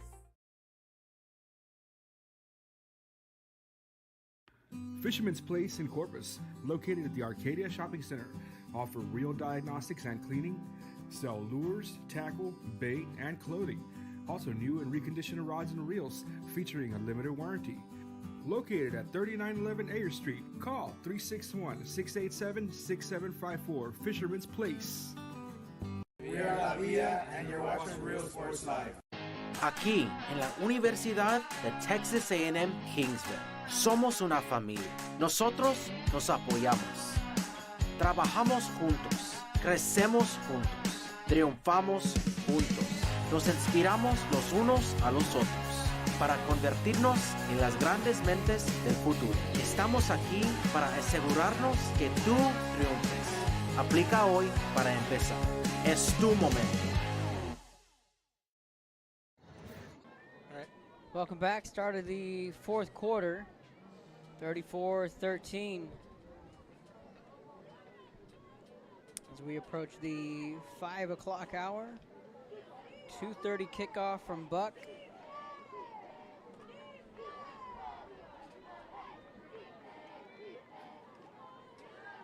Prescott back to pass. Deep ball. Got a man. Closing in. Leaping. Caught. 35. Down to the 20. No one's going to catch him. And he Touchdown. loses his man. He just lost him there.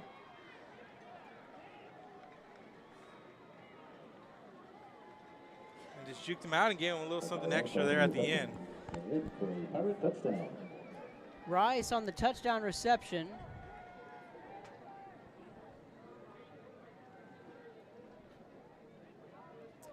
And that was an odd way to end that play because the official here on the near side didn't signal touchdown, and he was looking over at the other official.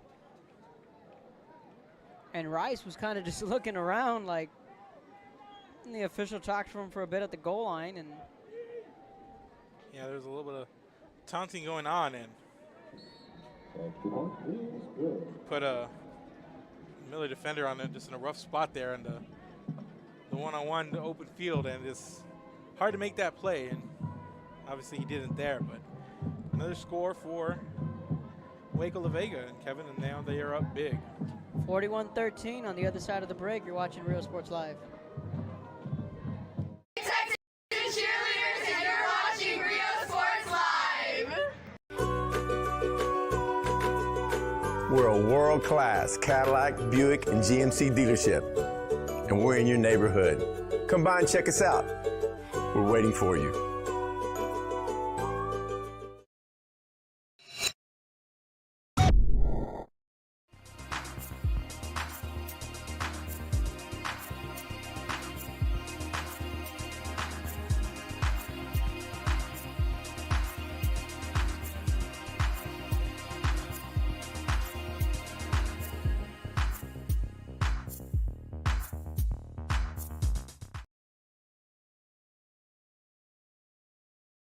If you want to get in the game, come to my... 11-13 left in this one, 41-13. Waco La Vega starting to flex their muscles in this second half. Couple of interceptions from Brown have stymied this offense. They're going to start this drive at the 25-yard line. Last night I was at the Harlingen-Brownsville-Rivera football game. Cardinals wound up winning that one 41-10, but it was 10-3 for a good while. 17-3, and Ramsey Rocha, he's finally a senior this year. Yeah, I remember a couple of years ago when he came on the scene as a freshman, just, you know, it seemed like so long ago. Yeah, and, guys like Chito Perez have finally gone off and graduated. And so, yeah, it's a lot of good people that we're familiar with down in that 6A district, 32 6A.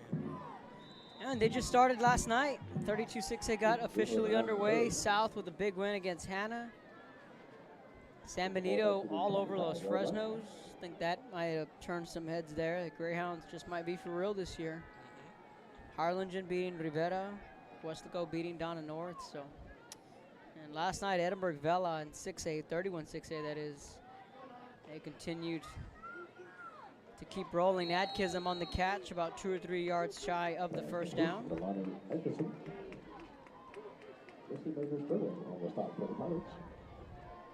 the ball up to the 33-yard line.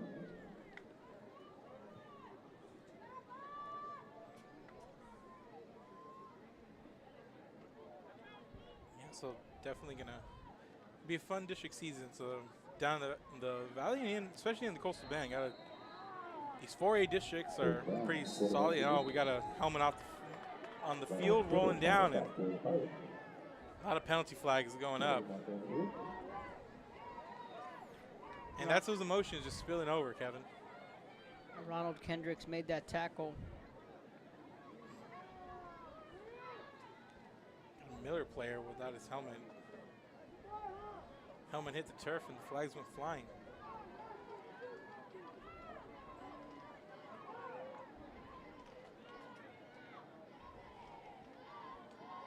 Flag still at the 41. The officials trying to sort this out. 10:05 here in the fourth.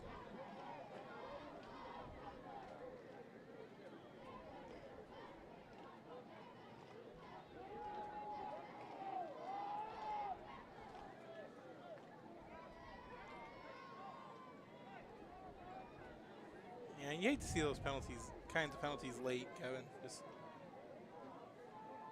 I know it's an emotional game, and you know, whenever it gets one-sided like this, tempers tend to flare up, but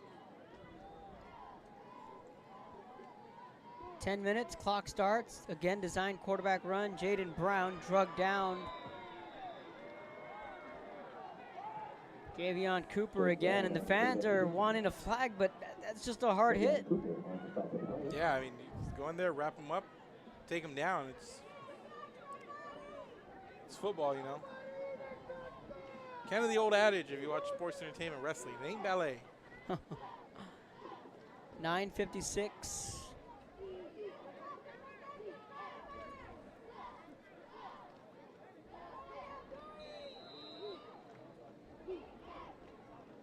Now if you're Miller, you want, whenever you do have the ball, you want to come out and move it and just try to kill as much clock. I mean, now La Vega with another short field.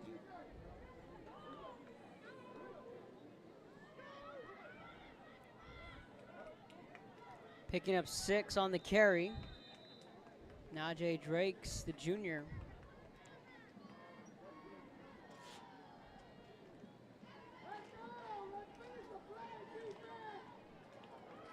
Oh, 9:36 left in this one. 41-13. Waco La Vega with the lead. Yeah, but coming out of this one, I feel Miller Bucks are going to be a better team. I mean, they, like we said, they got a district coming up in a couple of weeks. And That's Rice being drugged down from behind down to the 2-yard line. Big carry there for Rice. yeah, it's a touchdown saving tackle. And just good shifty run there. Set up with an in-goal situation. First and goal for Waco La Vega, and Xavier Rice set that one up beautifully. He's had himself a ball game here this afternoon. 9 minutes to go in the 4th. Waco La Vega looking to tack it on here. Allen hands it off. Fighting to get in the end zone. Not going to get there. There to make the tackle was Braden Dennis, who had that interception earlier in this second half.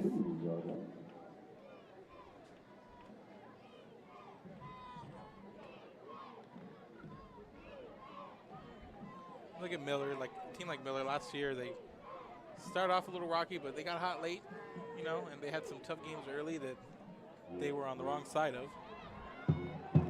Allen's going to take it himself. That's easy pickings for Waco La Vega. Touchdown. 47-13.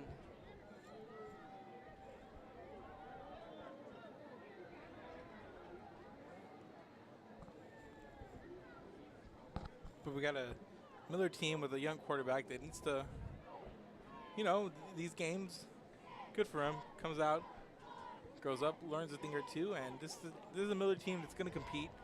They're going to come out, and who knows how district season is going to fall. But you know, there's a team that got hot late. They picked off some people in the postseason, had a really good, strong run last year, and there's a team that's really capable of a lot. You know.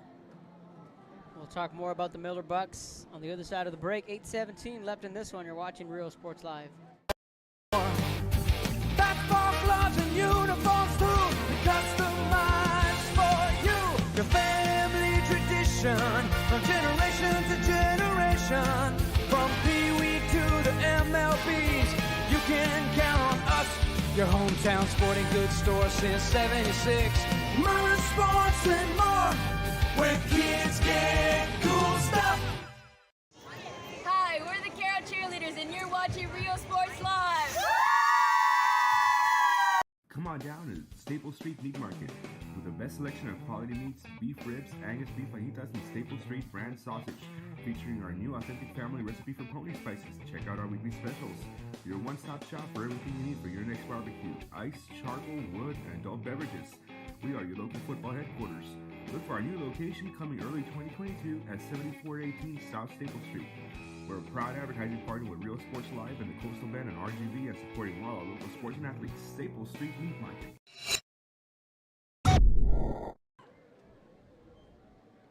Welcome back. 8:17. It's all Waco La Vega here. 48-13. Now let's give some credit to this Waco La Vega defense. This is an offense in Corpus Christi Miller that they can put up some points. Yeah, definitely. You can see that there's a lot of speed on that defense, and just from their secondary, you know, I haven't seen a lot of pressure on Brown, but you know, their secondary has really done a solid job, especially in the outside and staying with these receivers of Miller. Short kick fielded at the 20. Going east to west, not a lot of running room there. Finally chased out of bounds. Ethan Vela on the return.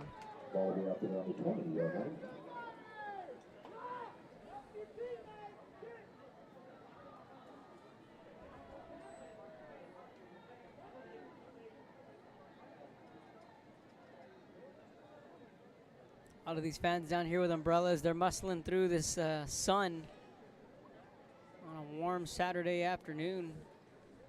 Yeah, it is hot. It's fresher than most days, but it's still hot whenever you have the sun just beaming down on you. No clouds in the sky either. That doesn't help. 8:08 Mm-hmm. in the fourth. Jaden Brown back out at quarterback. Greenwood to his right. Pass over the middle. Nice catch. All hands there at the 35. Jaden Moreno on the reception. Flag comes in on the far side of the field. That was a late flag, too.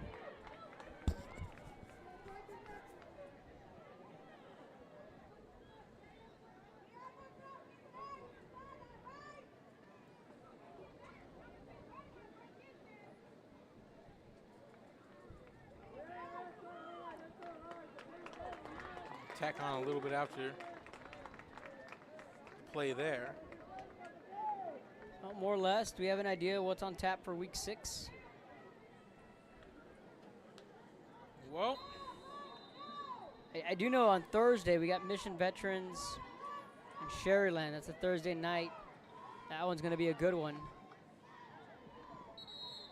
Incomplete at the 35, and then, of course, the Bird Bowl. That one's fixing to be huge down in Harlingen. Got the teacher versus the student with Manny Gomez and Israel Gonzalez. Should be fun. We got a couple of Corpus teams going at it here in the next week. Looking at that Thursday game, Mooney taking on Carroll. Friday, Veterans taking on Ray. And probably have some other surrounding games.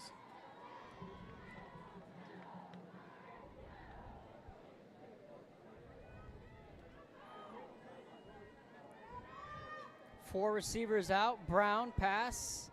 Incomplete. He was looking for Adkism. We'll wrap up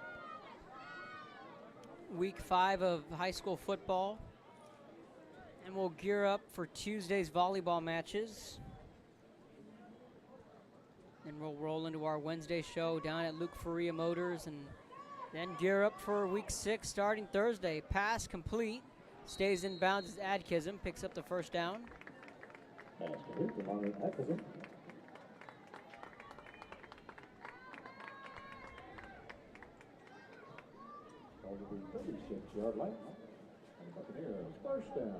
so some of the bigger districts are already in play. Some of the smaller districts, we'll be seeing some bye weeks, time off here. For some of these other schools, was about to be district time for most of the state coming up here in the next week or two. Another flag at the 34-yard line. We saw the 4As down in the RGV and the 32-6A all on a bye week last week. It's going to go against Miller. We saw Ingleside pick up a win against Rio Hondo. Port Isabel, Mark, they went on the road, and albeit it's a rebuild year for Robstown, but they picked up a win against Robstown, and people are starting to keep an eye on Coach Tony V's Tarpons down in Port Isabel. Yeah, and why wouldn't they? He's got a lot of history with that program, and it seems to be rekindling the magic that used to be PI football. Multiple flags come in. They were looking for Adkism. Now, the big question with Port Isabel was they played in one game last year against PSJ Southwest, and then elected not to play the rest of the season because of COVID.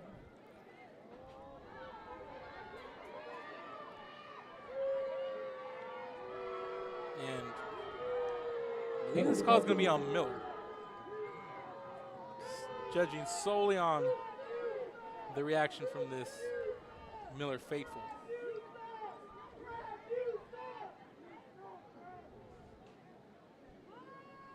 They're going to give they're going to call this on the sideline. It was a late flag.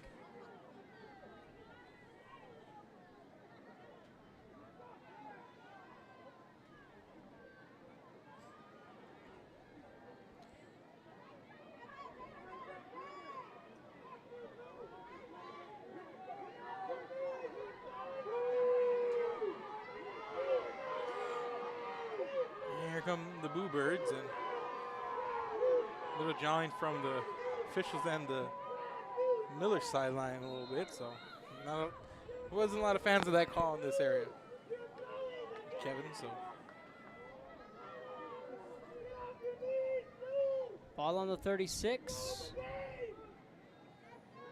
Quick pass complete at the 35.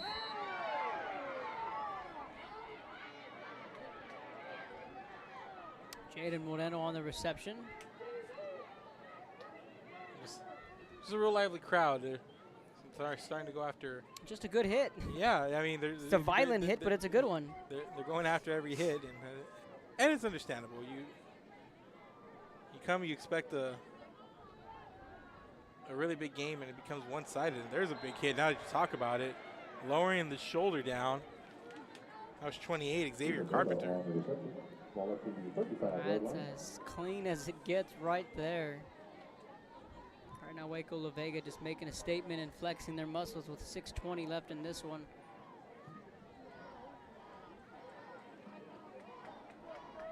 And now for Miller, it's all about situational football. You got 3rd and long here. Good time to work on stuff. Brown looking back over the middle, incomplete.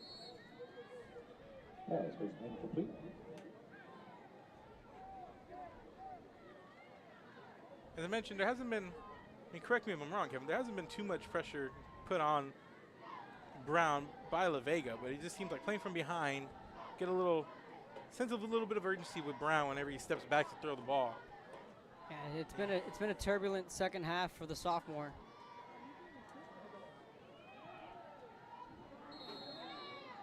Right now, this Miller offense just not in sync. They were looking for Jaden Moreno again. Yeah, That's going to turn over on downs. Just a simple pitch and catch to the outside and just throws it way outside of him there. Just not on the same page. And we've seen him make some good throws in this game. Down the field, putting it right on the money, right in the bread basket, hitting guys in the numbers. Like, he's made some good throws in this game. But there's just some throws here, especially in the second half, playing from behind as much as they've been. They've kind of been off a little bit rushed.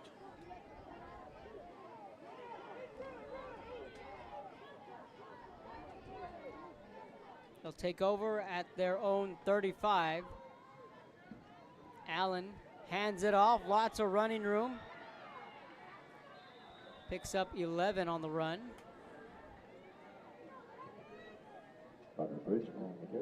Roderick Ridge, the junior. First time we say his name this afternoon.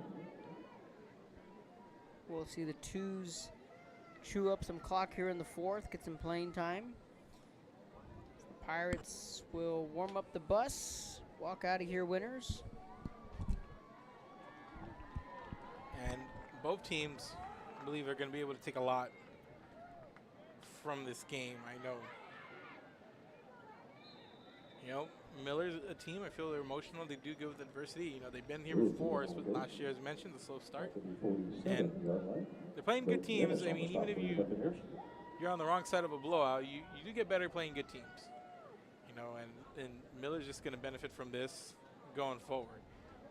And Waco La Vega, they got to see some really quick receivers on the outside, so it's done good for them defensively. And, and offensively, they come out, they look pretty strong. So, it's a beneficial game for both teams. A nice open field tackle there.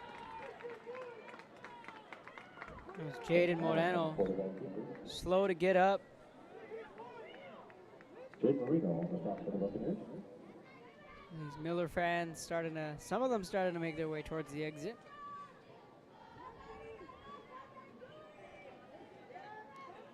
It's a warm day, and the day's still young. Just a couple of minutes after 5 p.m. Still, Saturday night coming up. But start the day with some football. Get a good treat. I mean, regardless of the turnout of the game, you still got to see a lot of good athletes, a lot of good schools. 2 very proud programs when it comes to football. Yeah, the potential of this football game was, we were thinking shootout, lots of points, a back and forth NASCAR style, but Waco La Vega did what they needed to do late in that second quarter, and then at halftime they made their adjustments, and Their defense has come up with a shutout in the second half, along with 2 interceptions. Yeah, they definitely stymied this Buck offense, and you don't see that too often. And you know, they early on a little bit of back and forth, but ever since that early second quarter, I believe it was, late in the second quarter, I believe that's when Miller scored again. Just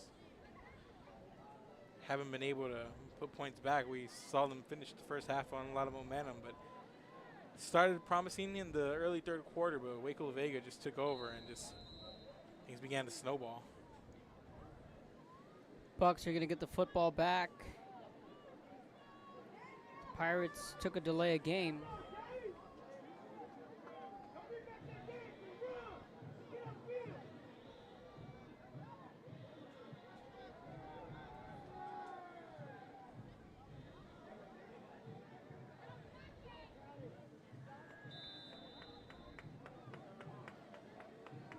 That's where Miller will take over. 2:51 left in this one.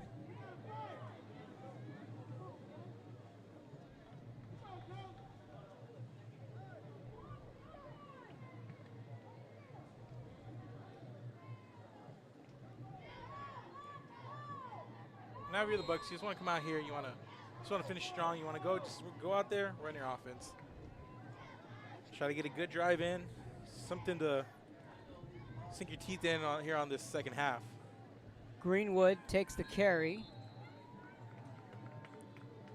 Want to put something positive on film here offensively, something you can build off of, just.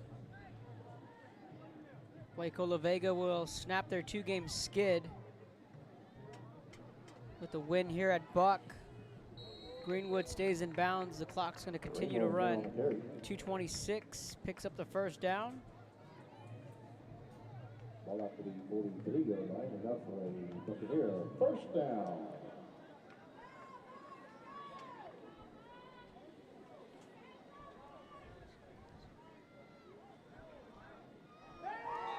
Looking for Adkism. Incomplete, but a flag. Yeah, the defender came in early on that one. I mean, good position, good play, just a little early.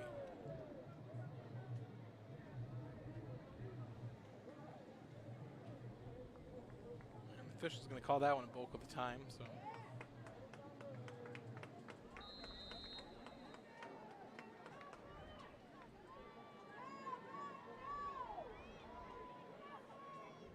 Four wide.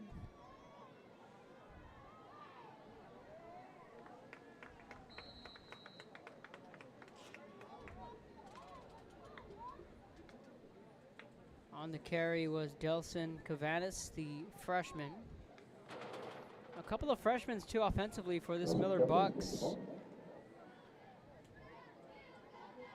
More freshmen than usual you see on a varsity roster. A lot of sophomores as well. Of course, Jaden Brown, one key sophomore. Those are your program building blocks right now. I mean, say what you want about quote-unquote time at the end. It doesn't mean, much in blowouts, but, these are quality reps for some of these young kids to get in there, especially against a team like Waco La Vega. It's incomplete. A minute and a half left. Jesse Major Sterling, he had a tall order against Lonnie Adkism, and this is about as good as coverage I've seen against Adkism. Yeah, definitely, because Waco La Vega, their secondary can match speed with Miller. Not a lot of people can. And that's one of those things where you don't have to bring as much of the pressure up front. You can just kind of sit back and let your secondary go to work and cover some of these receivers.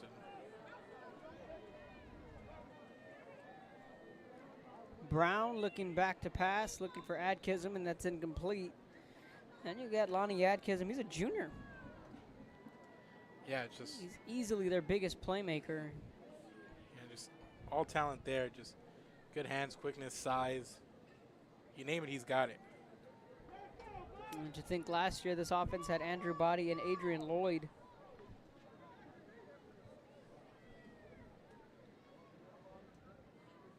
Brown's going to throw the deep ball, looking for Moreno.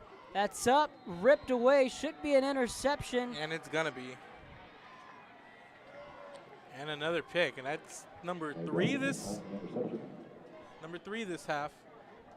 And that's 4 takeaways for Waco La Vega. Nate Washington, the junior, went up and picked that one off.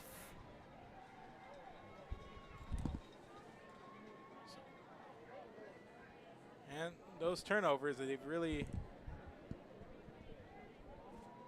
been costly. Timely, I mean, that one, I mean, with the game already like in the balance, but 2 of them in the end zone, Kevin. 2 of them in the end zone, just hung up there. A couple of missed opportunities in this second half for Miller, but again, much credit to this Waco La Vega defense. A team that has won it all twice in this last decade.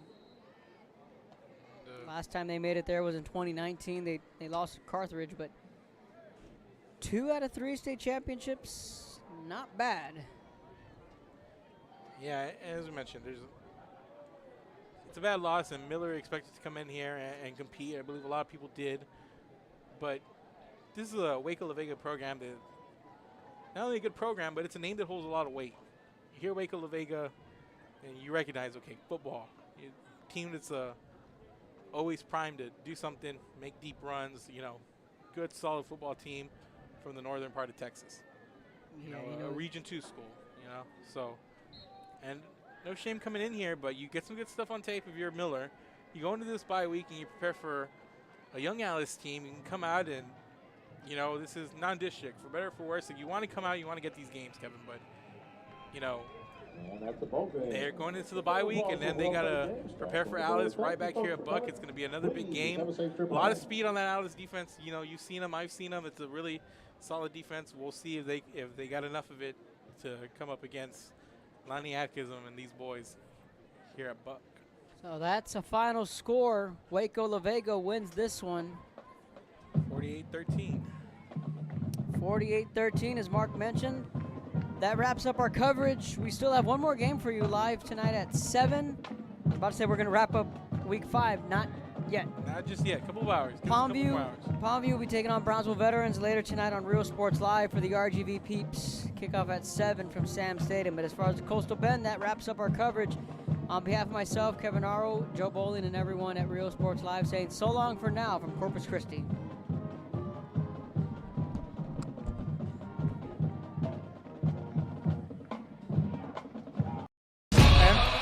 My plan. I say lob it to Ryan Perez in the paint off a couple of screens.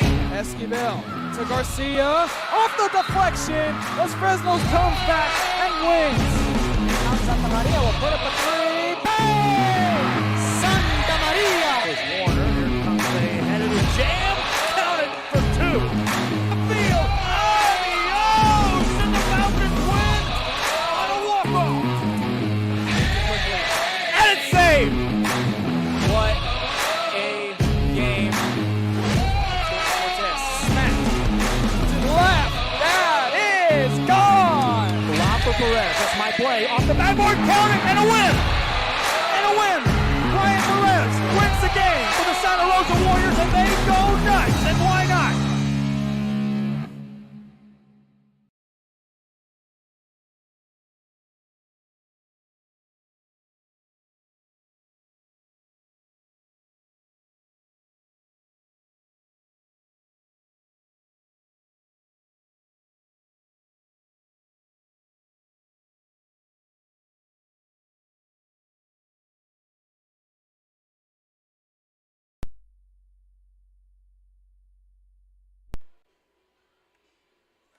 Pleasant good evening, everyone, and welcome back to another broadcast here on Rio Sports Live as we're coming to you from Sinton, Texas. And here come the Sinton Pirates onto the field as they are getting set to take on the Miller Buccaneers. I'm Joe Bowling with you on the call. Hope you enjoy our broadcast here on Rio Sports Live.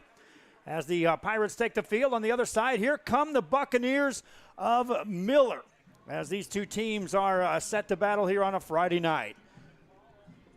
Cat Cipriano on the camera tonight. I'm Joe Bowling with you again, enjoying the coverage here of this big matchup. Sinton comes in with a record of 2-0. Miller Bucks come in with a record of 1-1, and it should be a good broadcast here tonight for these two teams. A good crowd on hand here in Sinton. They were piling in here starting at 6 o'clock for this 7:30 start. We're on the pregame show. We'll be right back from Sinton as we get closer to the kickoff. This is Real Sports Live. Buick and GMC dealership, and we're in your neighborhood. Come by and check us out. We're waiting for you.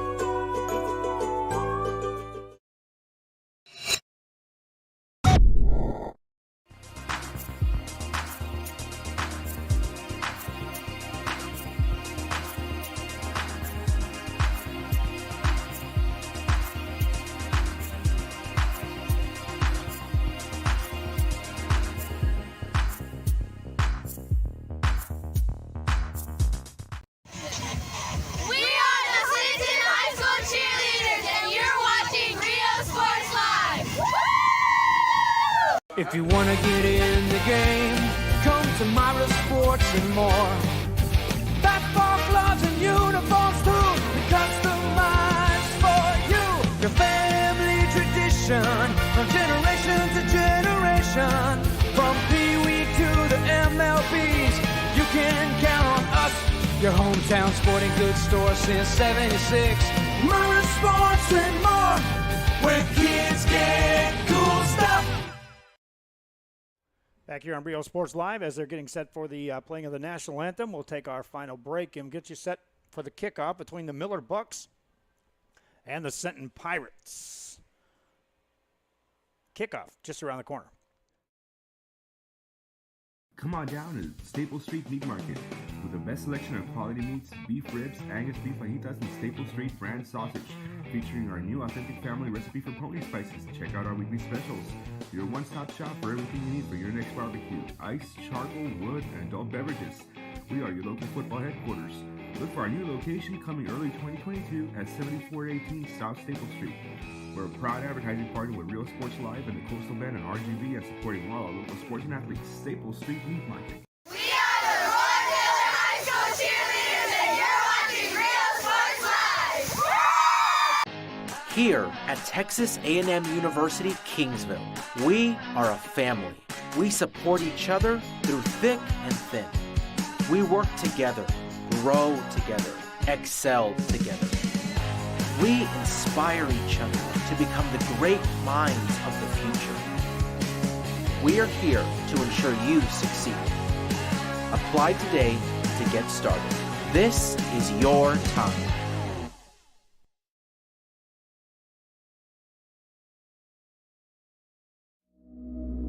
Dragons sleep most of the time, but you never know when they'll wake up.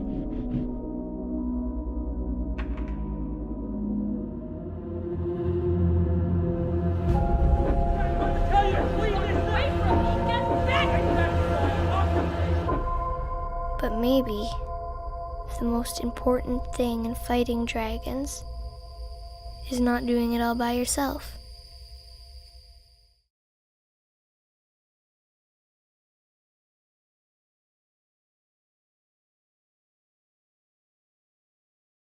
Hi, I'm Joe with Valencia Heating and Air. Are you worried that your AC might not make it through another brutal summer? Well, I can offer you affordable air conditioning comfort with custom prices that won't break the bank. We service all units across the Coastal Bend, and there's no additional weekend or after-hour fees. We treat our customers the way we would want to be treated, especially when it comes to costly repairs. So if you need service, repairs, or replacement, call Joe to keep you cool. Valencia Heating and Air. We are the Sinton High School cheerleaders, and you're watching Real Sports Live.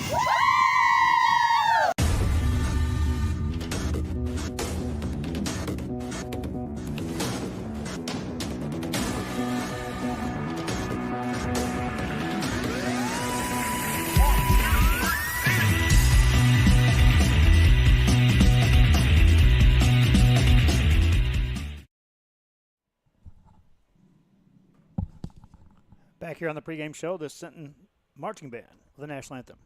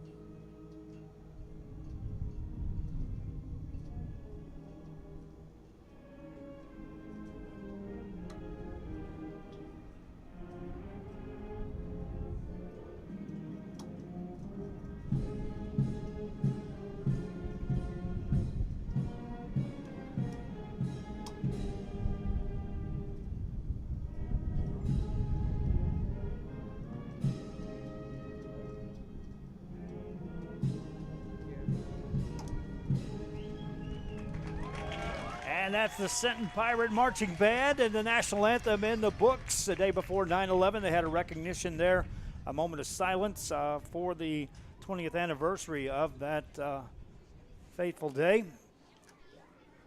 And now the fans are all settled in for some football action here this evening between the Sinton Pirates and the Miller Buccaneers.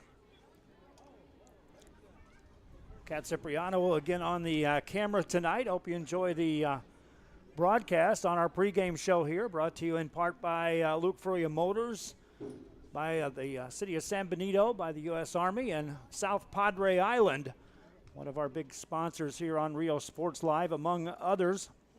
But those are our primary carry the ball. Myra Sports also. I got to visit with Myra Sports earlier this week, and neat to see that facility, and also one of our sponsors here. We have an additional sponsor, which Joe will be bringing some information up to me here in a little bit.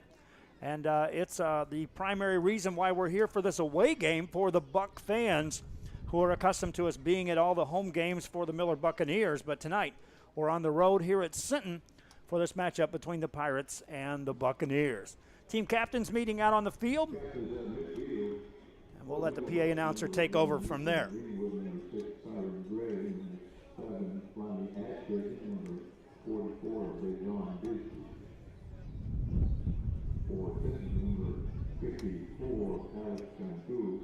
Number 16, Tristan Moreno. Number 6, Josh Hollis. Number 4, Renee Alvaz.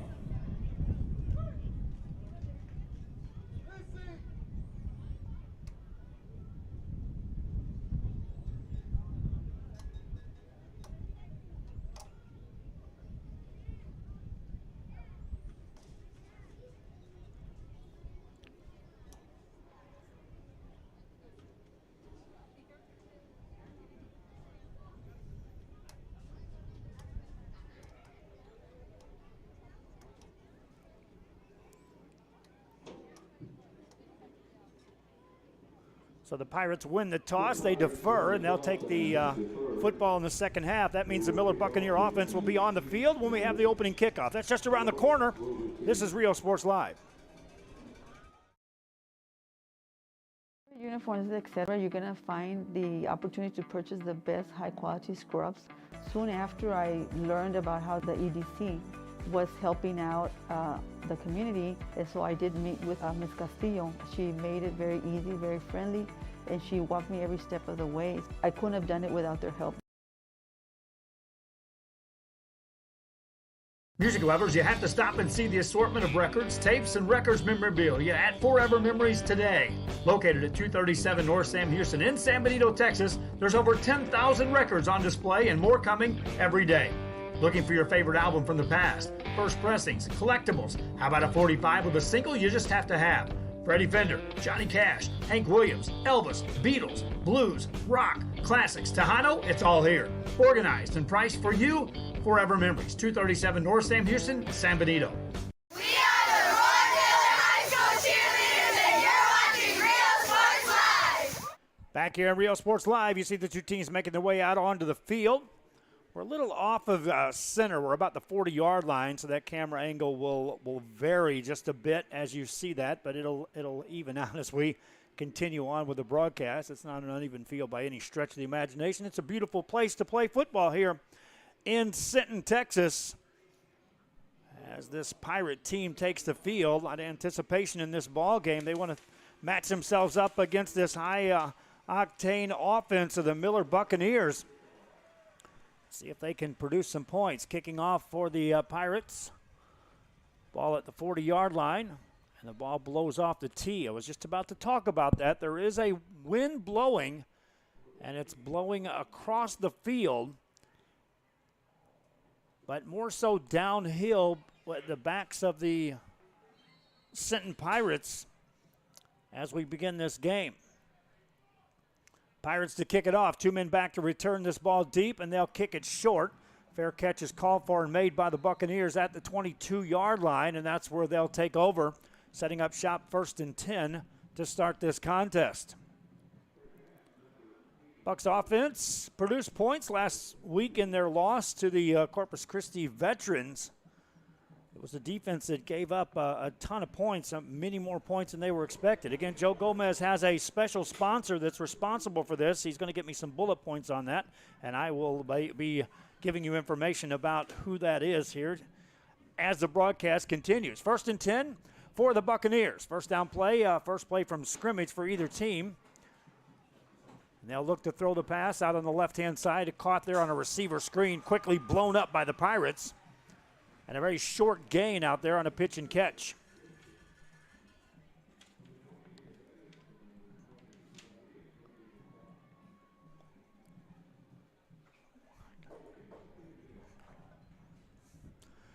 Another handoff. Well, a carrier hit in the backfield, hit again, and 2 more men come in to shut that down as Ethan Greenwood had nowhere to go. Turns it into a 2nd down play. Now a 3rd down. And after 2 plays from scrimmage, the Buccaneers have gained 2 yards.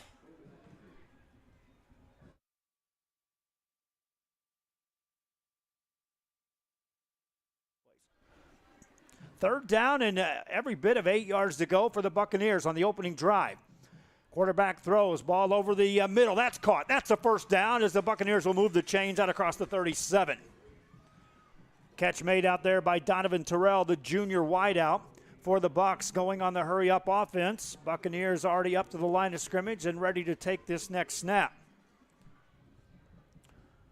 Greenwood on the carry, bounces it outside, takes on a tackler, runs through another, still on his feet, gains 9 yards on the play before he's gang tackled over there. A nice carry by Greenwood on his 2nd touch of the evening. And it was enough for a 1st down thanks to the forward progress on the carry by Greenwood. Jaden Brown, the sophomore signal caller for the Buccaneers, ready to go on a 1st down.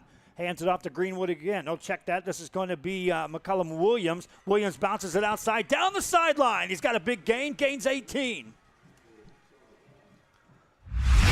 Take a look on the replay, and you'll see the blocking, keeping those defenders inside and then the outside lane down the sideline for the big gain for the Buccaneers.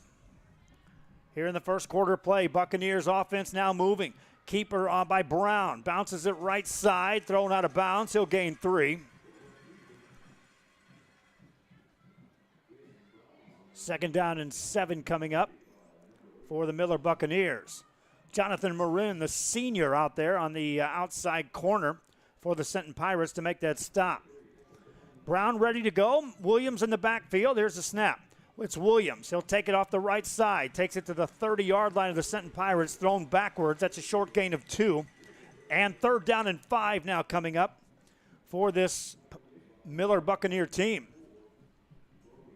Our magazines are here. They were giving them out left and right to the fans here. We were distributing them throughout the area. And when I say the area, I mean from 3 Rivers down to Port Isabel on the last couple of days. No penalty. Oh, there is a penalty on the play, a free play, and Brown takes it right side. Got enough for a 1st down. Initial indication is that's going to be a penalty against the Sinton Pirates. Brown ended up gaining 6, maybe 7 yards on the play, so if they take the run, they'll net 2 more yards than the penalty itself. And there's your call. We're in the first quarter. If you're just joining us, this is Miller taking on Sinton. I'm Joe Bowling with you. Share the link if you're watching on our social media, those watching on our Facebook. Let other fans know these games are going on. Primarily, I'm trying to get everyone to switch over to our YouTube account. YouTube is much more consistent with our broadcasting here on Rio Sports Live with the streaming service we're using. And so if you haven't done so already, subscribe to our YouTube channel. Driving ball carried across the 25-yard line down to about the 23 as Williams on another carry.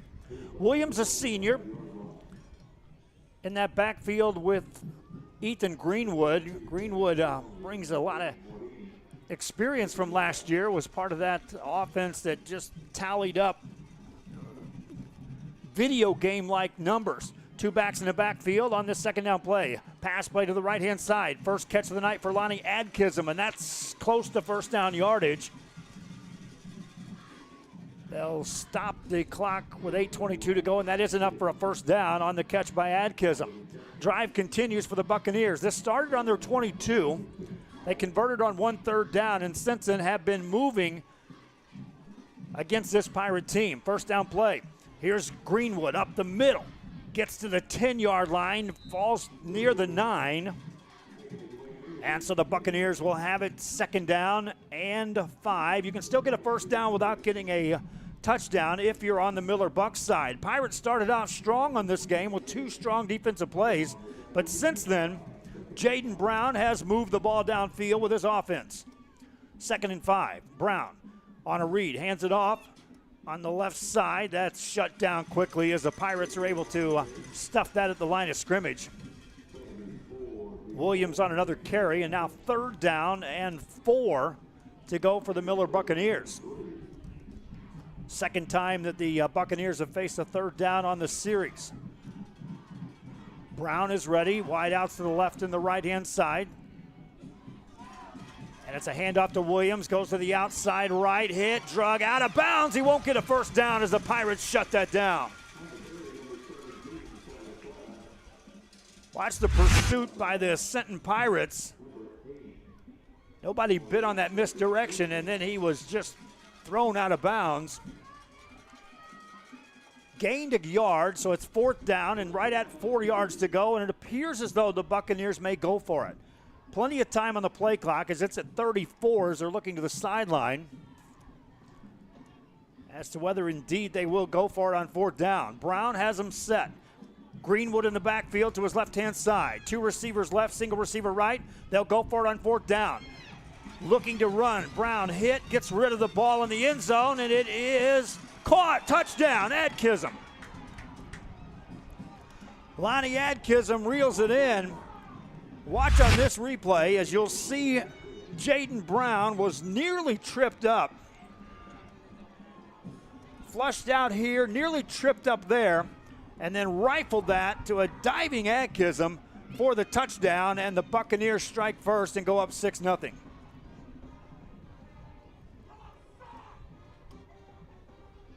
Extra point is away, and it's good. With 6:29 to go here in the first quarter of play, the Sinton Pirates will get their hands on the football, and they'll trail by a score. It's 7-0. This is Real Sports Live.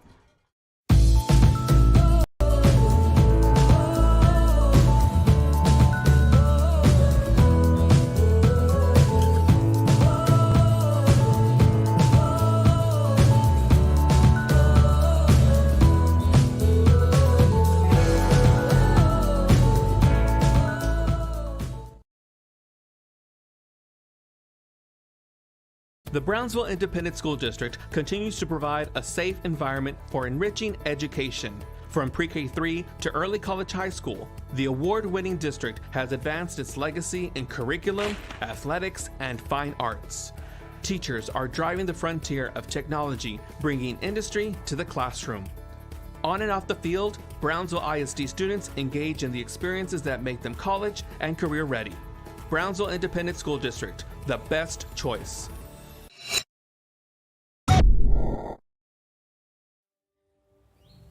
There is a feeling you get when you walk onto a campus. Back here, the Miller Buccaneers leading 7-0 will kick off now to the Sinton Pirates. Line drive kick, fielded at the 13, out across the 15 to the 20, middle of the field 25, 30, 35 and more, 40-yard line on a nice return for the Sinton Pirates as Jonathan Marin sets him up nicely. And the Pirate offense will take the field.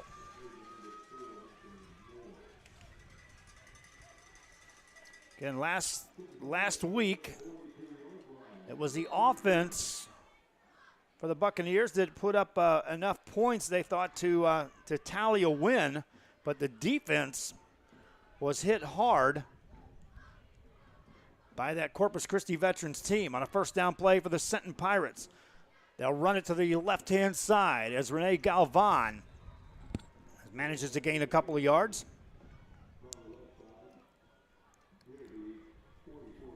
Dropped out around the 44. That's about a 1.5 yard gain So 2nd down and 9 coming up for the Senton Pirates. This is the first time the Pirates have touched the ball. We're already halfway through the first quarter of play after an impressive 76-yard drive by the Miller Buccaneers to start this one off.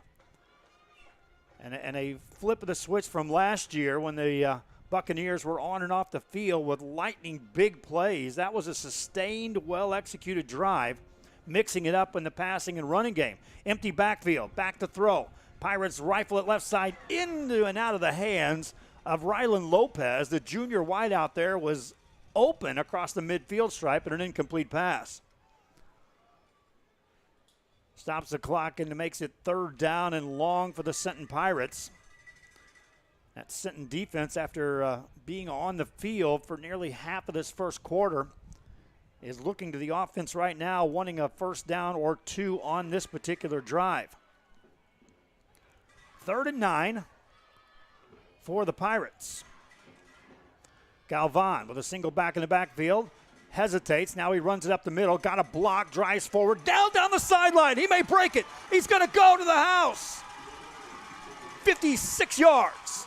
Touchdown, Pirates. He got a great block right at the line of scrimmage. We'll watch on the replay. Right there, as Ethan Vela had to jump over a defender and then lay that block. And after that, Rene Galvan all the way. That was Nick Flores, by the way, that delivered that block. Extra point coming up for the Pirates. Out of the hold of Braden Brown. Kick is away. And no good. So the Buccaneers maintain a 1-point lead. They'll get their hands on the football. Each team has scored once. It's 7-6. Buccaneers on the road taking on the Pirates. I'm Joe Bowling, and this is Real Sports Live. Love, compassion, and dedication. An environment that inspires each of our HCISD family members To do their best and to be their best. We ground our education on strong character, and together, we will always persist towards the future. We are a district of choice. A district of innovation. And a district of excellence. We are HCISD.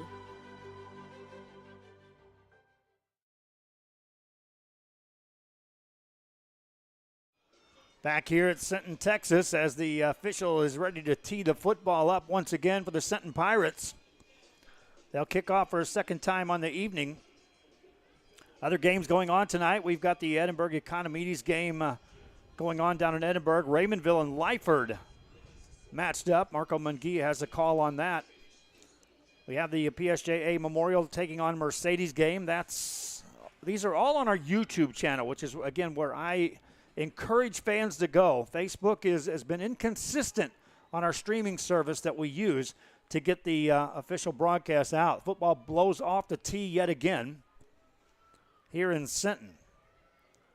Santa Rosa taking on La Villa.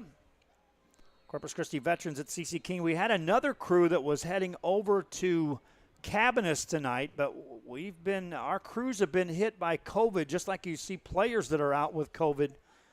Some of our crews have, in the last couple of weeks, had to duck out because of COVID.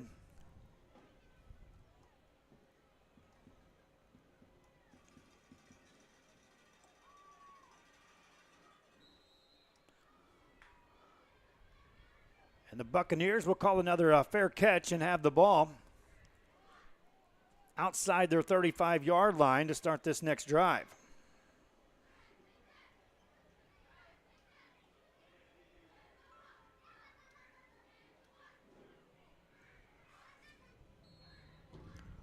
Buccaneers make their way back out on the field. They had an impressive drive to open this game up.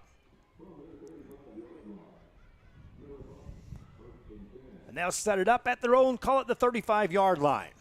Jaden Brown directing the call, takes a snap. On a read, hands it off. It's Williams, bounces it right side across that 37 to the 37.5-yard line, maybe the 38 on forward progress.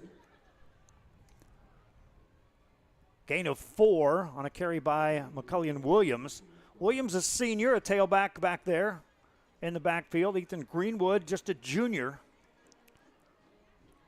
back for another exciting season. This is Greenwood taking on a tackler and nothing doing, as a good stop that time by Jonathan Marin again. Call his name. Marin was everywhere, and he met Ethan Greenwood right about the time Greenwood wanted to take that ball upfield. This game brought to you in a big part by Terry Mendez Realtor with Christie Properties. Commercial and residential, also relocation, 7 years of experience. The number is 361-563-8102. They're at 5959 South Staples. They are a primary reason why we're broadcasting this game tonight.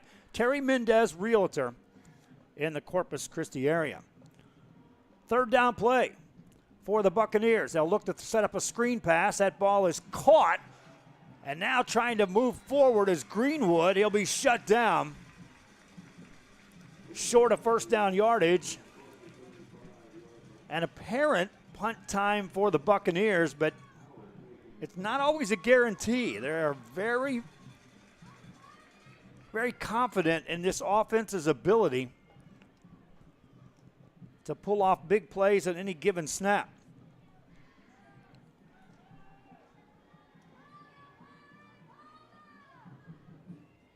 They'll go for it on fourth down.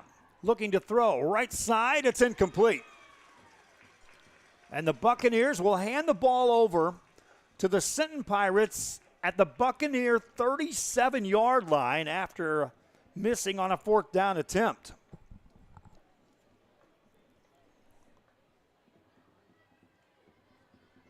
Clock stops with 3:24 to go in the first quarter here. Again, if you're watching on our social media, if you're watching on our Facebook, share the link.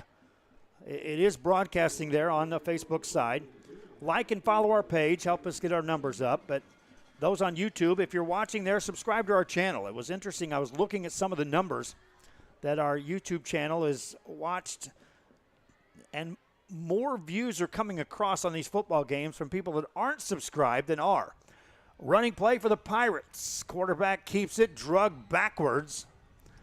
We'll check the forward progress on that carry by Rene Galvan. Call it a 4-yard gain. It's second down and 6 to go for the Pirates. Miller Buccaneers scored on their first opportunity on the field. Sinton answered that in a very short, quick offensive set that moved the ball, primarily on a 54-yard touchdown run by quarterback Rene Galvan. Buccaneers went for it on fourth down and deep in their own territory, and now the Sinton Pirates trying to capitalize. 4-receiver set, empty backfield for Galvan. Man in motion. Galvan drops back to throw. Here comes pressure. Runs away from that. Looking, waiting, delivering, and it's almost intercepted, incomplete. Down around that 10-yard line of the Miller Buccaneers. Intended receiver was Caden McCoy down there, a junior wideout for the Sinton Pirates. And Galvan showed good speed that time, getting away from the blitz that came through untouched right up the middle. Clock stops with 2:29 to go here in the first quarter of play in Sinton on a Friday night, as the Buccaneers take on the Pirates. 3rd and 6 for the Pirates. Galvan keeps Nick Flores to his left-hand side. Man in motion is McCoy on third down. On a read, quarterback keeper. He's got inside the 30, hit about a yard shy. Now a surge forward. They didn't blow that play dead. And we'll take a look at where they spot this football. It may be close to a first down for Galvan. Now they'll move it back out across the 29. So that's short by about a yard and a half.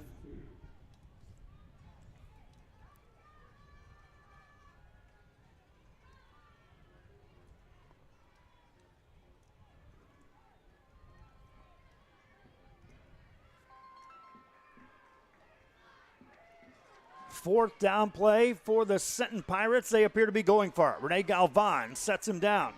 Galvan going to keep it. Bounces it left side. Got a first down as he's tripped up, crossing the 25 down to the Miller Buccaneer 24. He needed a yard. Gained 6.5. And that'll move the chains easily for the Sinton Pirates and sustain the drive. Clock running at 1:30 and some change here in Sinton. Big crowd here for the Pirates. I know they were handing out magazines, and if they gave one to most everyone that came in here, we gave a bunch away. 7-6 your score. We're in the first quarter here on a Friday night. Two receivers set up for Galvan. Out to the left-hand side is Colby Hesseltine. Out to the right side is Braden Brown. Quarterback keeper to the left side. He's going to go again. Touchdown. Galvan for a second time of the night, and the Pirates take the lead.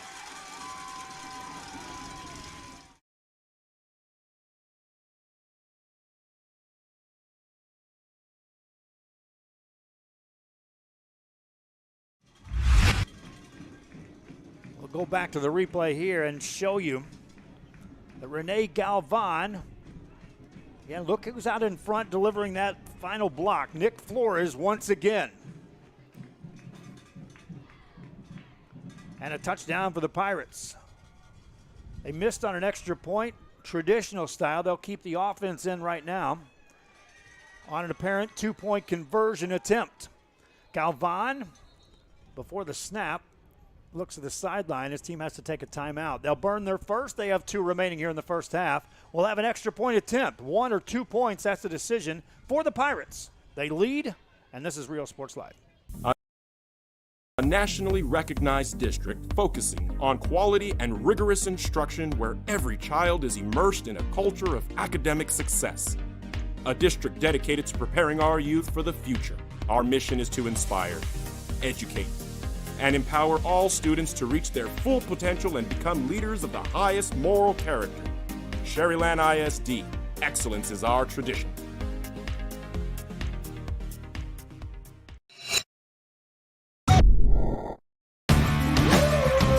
Service is attitude. How far are we willing to go to service our community, our dealership here at Fruya, and you? Sky's the limit.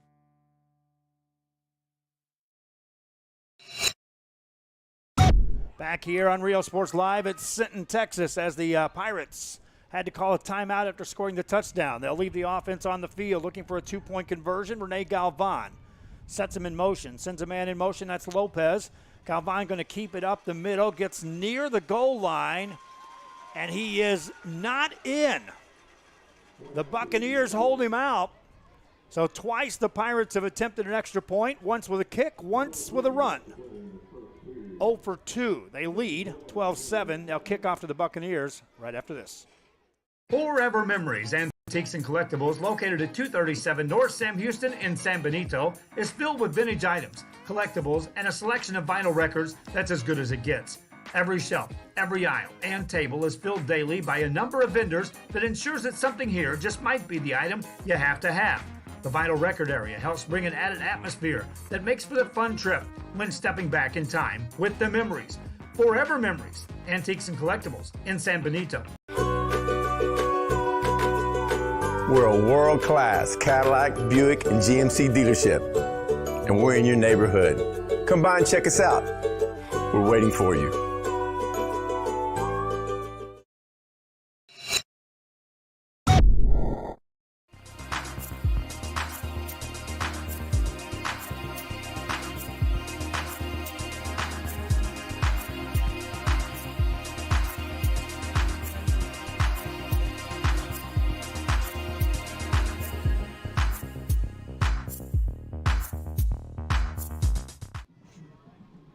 Here on Real Sports Live as the Sinton Pirates are ready to kick off. Once again, the football blows off the tee, and that's the 3rd time we've seen that here.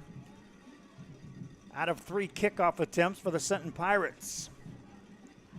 Jonathan Marin will just hold it now for the kicker. First 2 kicks, the Buccaneers have went with a fair catch. It's a deeper kick back inside the 15-yard line, bounces down around the 5. They'll let it roll in the end zone. And so the Buccaneers will take over for a 3rd time on the evening. Buccaneers scored on their first drive. Second time they had the football, They gambled on 4th down at their own 37-yard line, came up short. Sinton capitalized off of that. And so the Pirates have been on the field twice. They're 2 for 2 with touchdowns on possessions. One with that short field. Buccaneers trailing by 5 at 12-7. Starting this drive at their 25-yard line. Brown keeps Williams in the backfield on this first down play. It's a Williams run right up the middle of the 30 to the 36, maybe the 37-yard line on the first carry on this drive. And he'll move the ball down, call it a 6-yard gain. Terry Mendez Realtor, again with Christie Properties, is the primary sponsor for tonight's game, contributing directly to this broadcast. I'll tell you more about them after this play. Running play again for the Buccaneers, and that'll be a first down out across the 37 to the 38-yard line. Terry Mendez Realty, commercial and residential, also relocation with 7 years of experience. Located at 5959 South Staples in Corpus Christi. The phone number 361-563-8102. Terry Mendez Realtor. The primary reason why we're here for this away game for the Miller Buccaneers. Greenwood breaks a tackle, drives out across the 40-yard line, ends up gaining a couple yards there for the Buccaneers. They're in that hurry-up offense. Otherwise, I would say that would be the final play of the first quarter. They do have some options. It looks like Brown is going to let the clock run down, and indeed, the first quarter is now history. 12-7 the score. The Sinton Pirates lead the Miller Buccaneers. We'll be back with the second quarter right after this. Sinton High School cheerleaders, and you're watching Rio Sports Live. If you want to get in the game, come to Myra Sports and more. Basketball gloves and uniforms too, customized for you. Your family tradition, from generation to generation. From Pee Wee to the MLBs, you can count on us. Your hometown sporting goods store since '76. Myra Sports and more, where kids get cool stuff.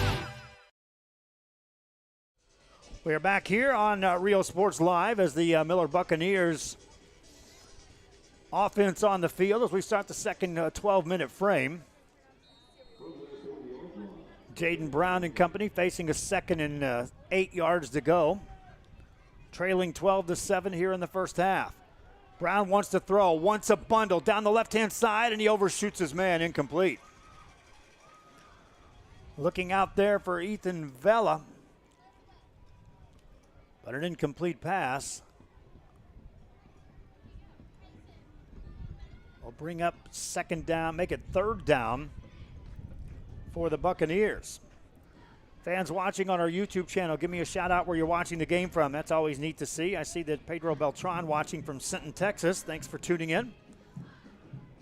3rd down play for the Buccaneers. Greenwood stays in the backfield with Brown at quarterback. Appears to be changing up the play at the line of scrimmage on this 3rd down for the Buccaneers. Fake the handoff, sling a pass, left side. Nice job defensively of breaking that one up by Ray Perez.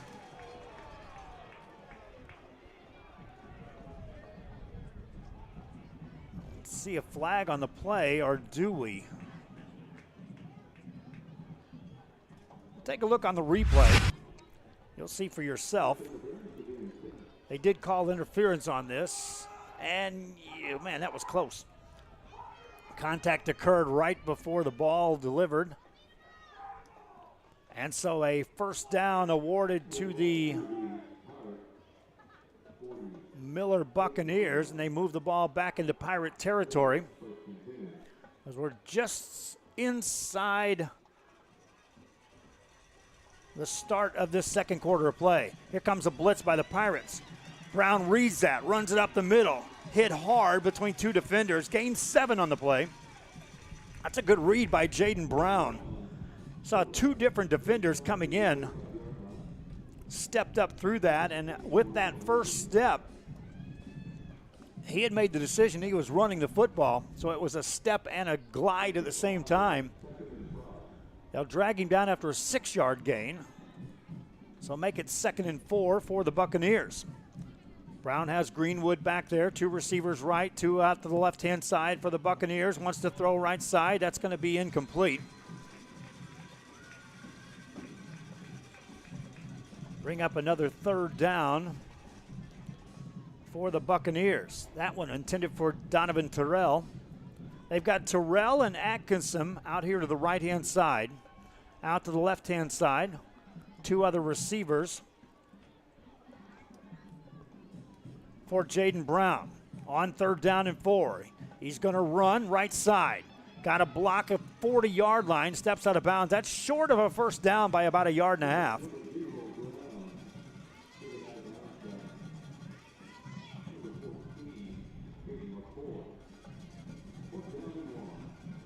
And 4th and 1 for the Buccaneers. Paula Gray watching in San Antonio. Thanks for tuning in. Rooting for the Miller Buccaneers here on a Friday night in Sinton. 4th down play. The Buccaneers have tried a 4th down conversion here in this first half. That came up short. It was about at this part of the field, but it was flipped. It was on their 37. From the Sinton 37, they'll hand it off to Williams. He's got a first down, and he takes on a tackler at the 30-yard line and moves the chains for the Buccaneers. There's a penalty flag on this play, and that's in the spot where you usually see a hold or an illegal block. There's your call. Holding against the Buccaneers, wave off that first down.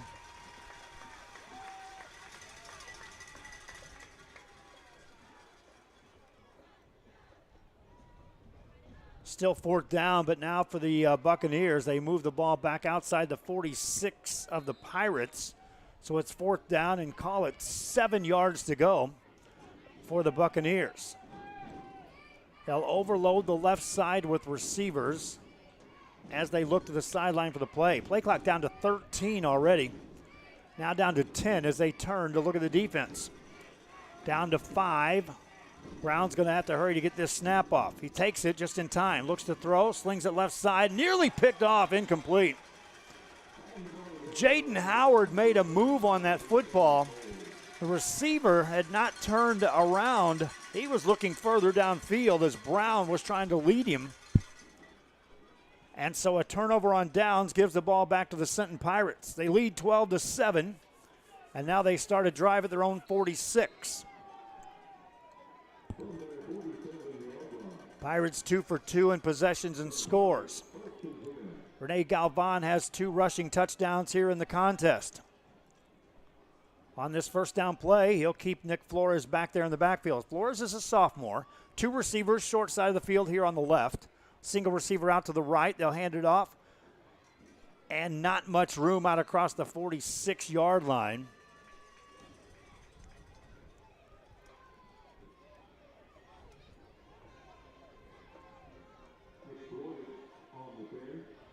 Short gain.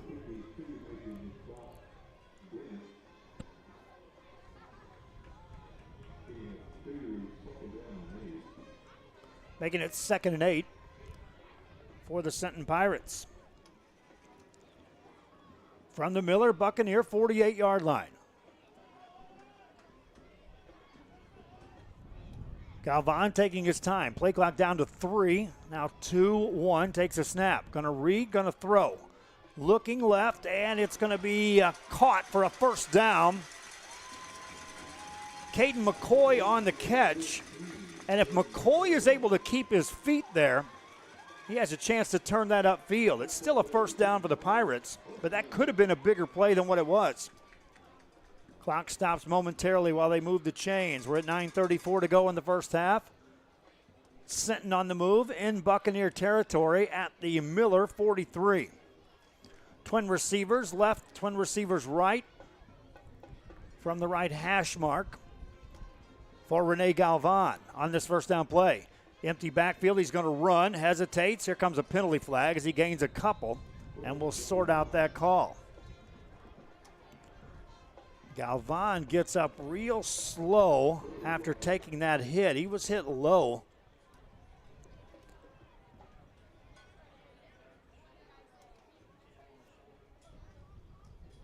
It looks like he fell on his shoulder. They're going to have to attend to the quarterback of the Sinton Pirates. Hope Rene Galvan's all right if you're a Pirate fan. 9:11 to go here in the first half. We'll be back from Sinton right after this.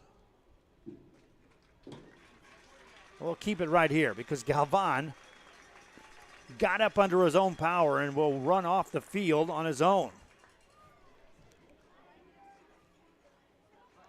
He had no part of a crew taking a look at him. He's like, just let me gather myself and I'm fine.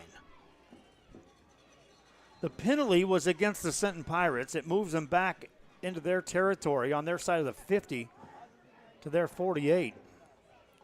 Holding call, so it's 1st and 20 for the Pirates, and now we'll take a look.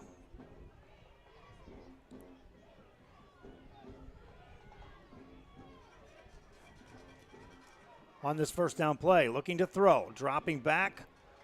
Here's pressure, and down he goes as the Buccaneers make the sack. Another flag on the play as well. We'll sort that out. I see some fans commenting, we had a crew ready to go to Cabinus Stadium tonight. We already have one at Buccaneers Stadium.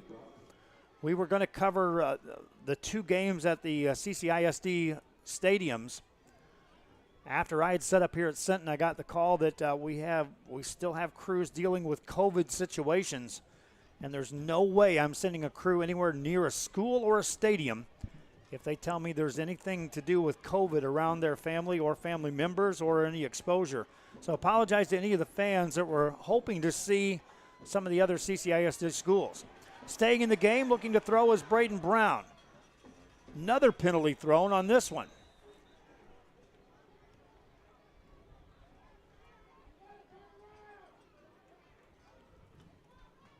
Last year and this year, it's been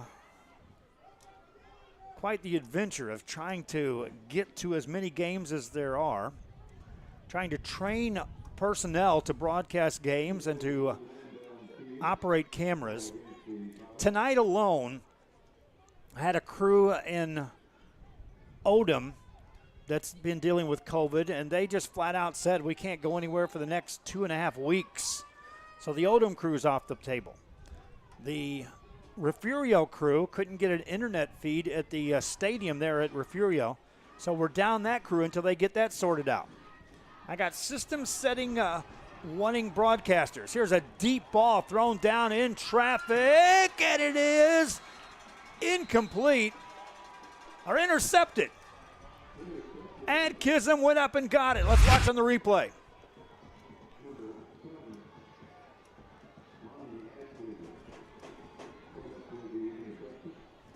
Interception for the Buccaneers.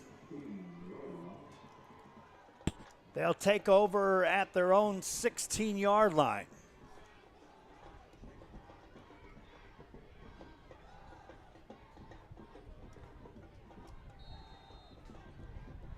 Again, I'm not talking about players or teams. I'm talking about crew members as far as our broadcast crews that were dealing with COVID situation. First down play for the Buccaneers. Over the middle, that's incomplete.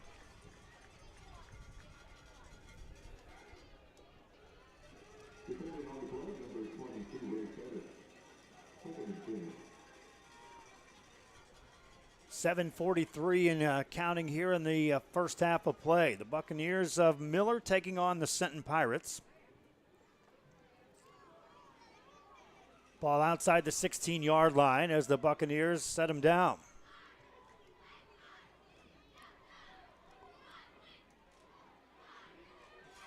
That'll gain 6 on the play.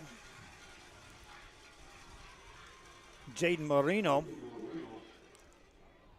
takes it out. Third down, though, for the Buccaneers, trying to operate on this fast-paced offense.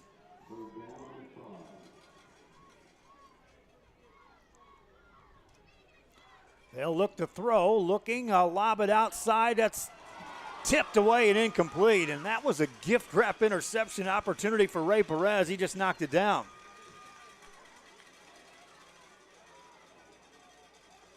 Had they got that ball over Perez's head, there was nobody back there, and that receiver would have been able to jog into the end zone for the score. Buccaneers send in the punting team. Jamie Jackson, a junior, stands back in punt formation inside his own 10. Sinton Pirates should get good field position out of this. Buccaneers trailing 12-7. The snap comes, but there's a penalty thrown. And a false start against the Miller Buccaneers will tax them 5 more yards backwards.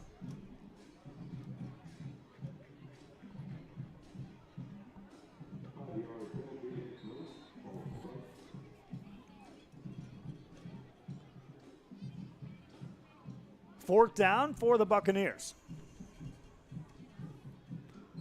Punt is away. It's a line drive kick. This is returnable, and here comes Caden McCoy.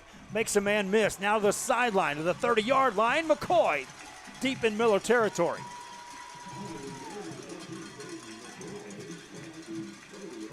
Pirates set up in good shop. This is a state-ranked Sinton Pirate team in Class 4 Division II, matching their skills against the Miller Buccaneers. First down for the Pirates as they start this drive at the 30 of the Buccaneers. So they've had some great field position in which to work with. The drive started at the 37, ended up in the touchdown. This one starting at the Buccaneer 30. Galvan back in the ball game, takes a snap, looks to run up the middle. Stopped after he gains 4.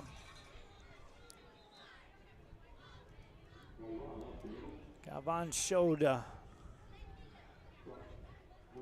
he was right there ready for action after exiting the game during their last drive.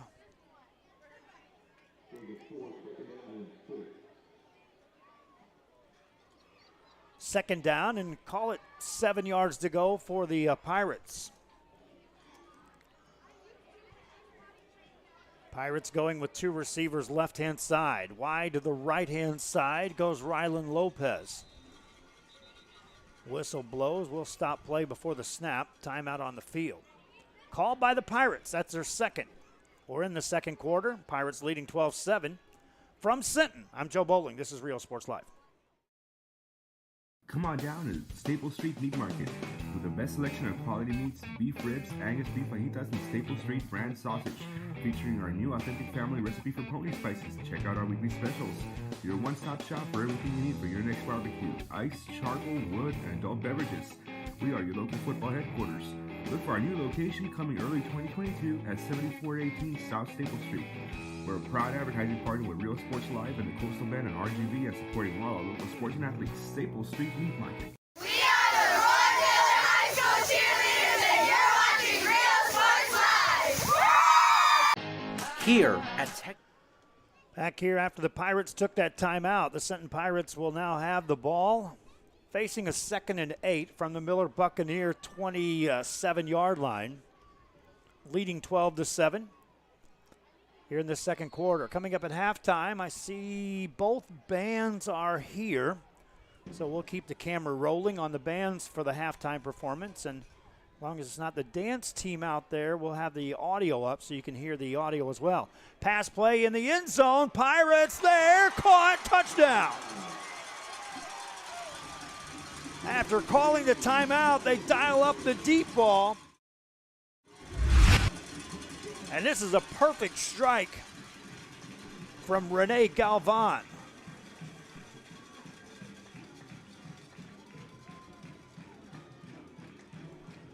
Receiver did a good job of going to get that. And the Pirates up now by 11 at 18-7 on the scoreboard. They'll keep the offense on the field, going for a 2-point conversion. Galvan takes a snap, going to run up the middle, hit. He's not going to get there. And for a third time, the Miller Buccaneers are able to shut down an extra point attempt. Kickoff coming up. Pirates lead the Buccaneers 18-7 from Sinton. This is Real Sports Live. Kingsville. We are a family. We support each other through thick and thin. We work together, grow together, excel together.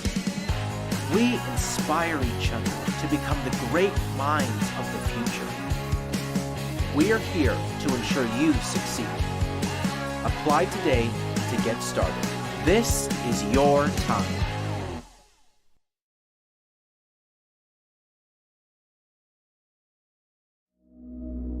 Dragons sleep most of the time, but you never know when they'll wake up.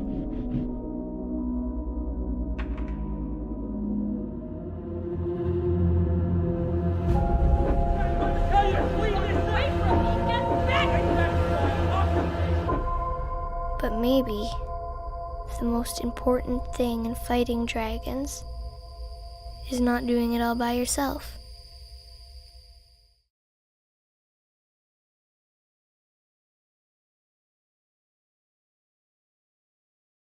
Back here as we're ready for the kickoff. 18-7 is your score with 6:04 remaining here in the first half, and the Sinton Pirates on their home field up by 11. Kicking off. This time they'll kick into the wind. So a chance for the Buccaneers to return this. Ball caught outside the 19 to the 20 to the 25 on the short side of the field, and they'll not get to the 30. Good containment. Ethan Vela really never got a good head of speed going forward. And so here come the Miller Buccaneer offense back on the field. Pirates have done a good job so far. After giving up that first score of the evening,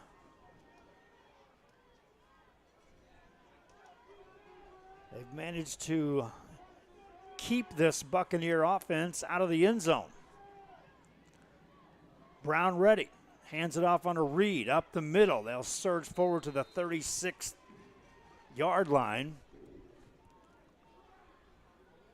First down carry by McCulley and Williams. Our game brought to you once again. The main reason why this one came to you, Terry Mendez, realtor with Christie Properties, assisted us greatly in bringing us this game. They're at 5959 South Staples in Corpus. That pass is complete for a first down for the Buccaneers across the 41. That'll move the chains. Looking further ahead to the second half, the Sinton Pirates will get the second half kickoff. So this drive becomes important for the Miller Buccaneers. Try to get back to within that one score here in this first half. Williams again, tripped up, fell down, and gains nothing. And here comes a penalty late in the game on that call. Williams was tripped up, never got back to the line of scrimmage. And they'll call a hold against the Miller Buccaneers. Player got through there. If there was a hold, it certainly wasn't on him. He was untouched coming through there. They'll take the penalty, keep it first down for Miller, but now make it 1st and 20. Thanks for tuning into our broadcast wherever you may be here on Rio Sports Live, whether it's Facebook or YouTube. Facebook, share the link, let other fans know that the game is going on, and also like and follow our page on our YouTube channel. Please subscribe if you will. Penalty again on the Buccaneers. They'll jump off sides.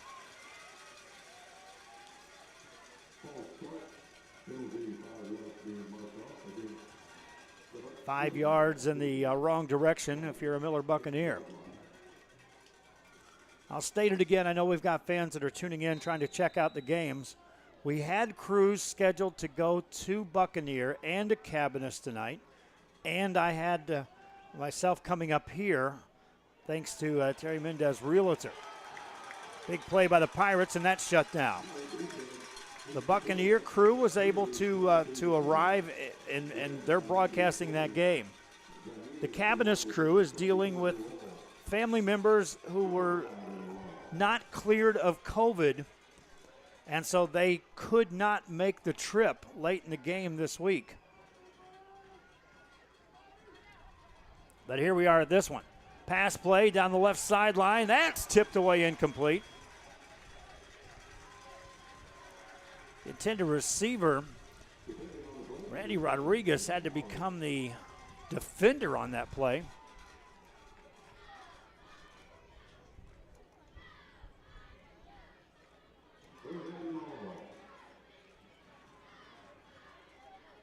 And it's now third down. Give you a reference. The Buccaneers have to get to the Senton Pirate 48 to get a first down on this play. And they're not going to get there as a sack takes him down at the 15-yard line.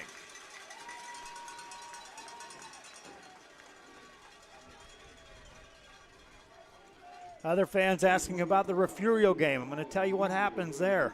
The reason why we're able to broadcast any game anywhere is because we have internet. Now, in some cases, a hotspot will work, and Refugio, I'm telling you, it won't. We tried 3 different hotspots. Verizon, nope. T-Mobile, nope. They just don't work. And there is no internet, even though they've got this stadium rebuilt. That's a shanked kick, partially tipped by a Pirate. It still rolls into Pirate territory. So without internet at the Bobcats Stadium, there is literally no way to stream a game. So fans looking for that game, and it's always funny how fans will complain about a free service, but they do, and that's okay. I see that they expect to see games, and I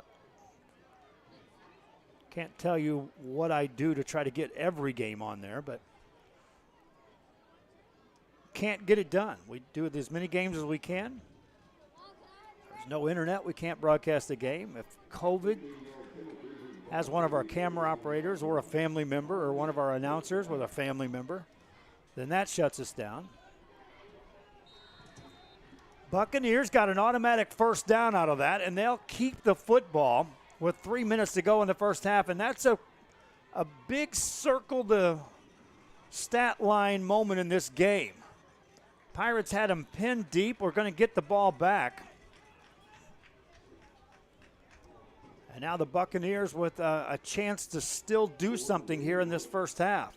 Short gain by Greenwood as the Pirates have literally clamped down on this running attack.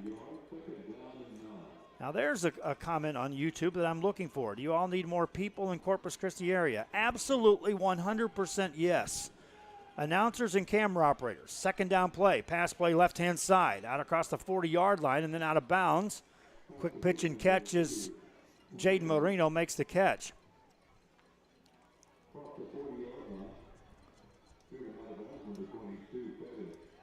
How do we get more people? Let's talk about that. First of all, it's individuals that are dedicated and committed. I can't tell you the number of people that have come on board that tried one game or tried 2 games and then found out scheduling just didn't allow them to be committed. And that's a big problem with what we've been doing on Rio Sports Live, and that is you get a crew committed, then you make a commitment to a school, and then suddenly the crew bows out, and then you hear it. So I'm looking for committed individuals. You won't make a fortune doing this. The way we make more money is if we get advertising. Remember, this is free to schools and free to fans, and we rely 100% on advertising. Pass play completed again for the Buccaneers as they move it into Senton territory. Clock running with 1:30 on my mark. Now, on this second and short. Sling a pass right side. That's Agkism. Tries to make a man miss. Does. Stays in bounds down to the 30. They'll stop the clock long enough to move the chains.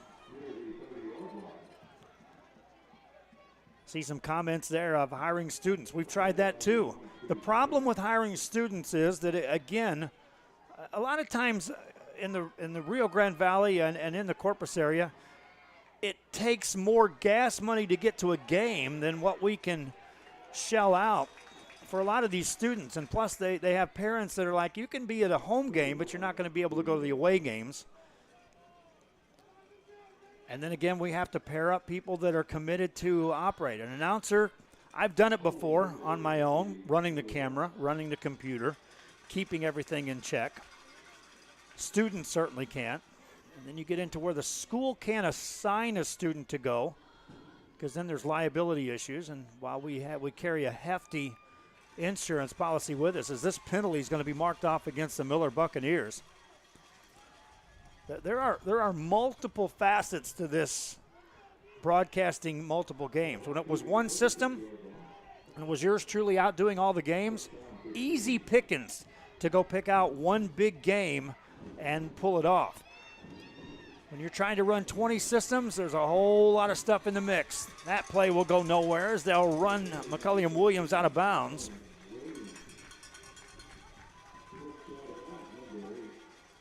That Refugio Edna game is a close one at 20-17, by the way. Thanks for that score update, Dorsey Green.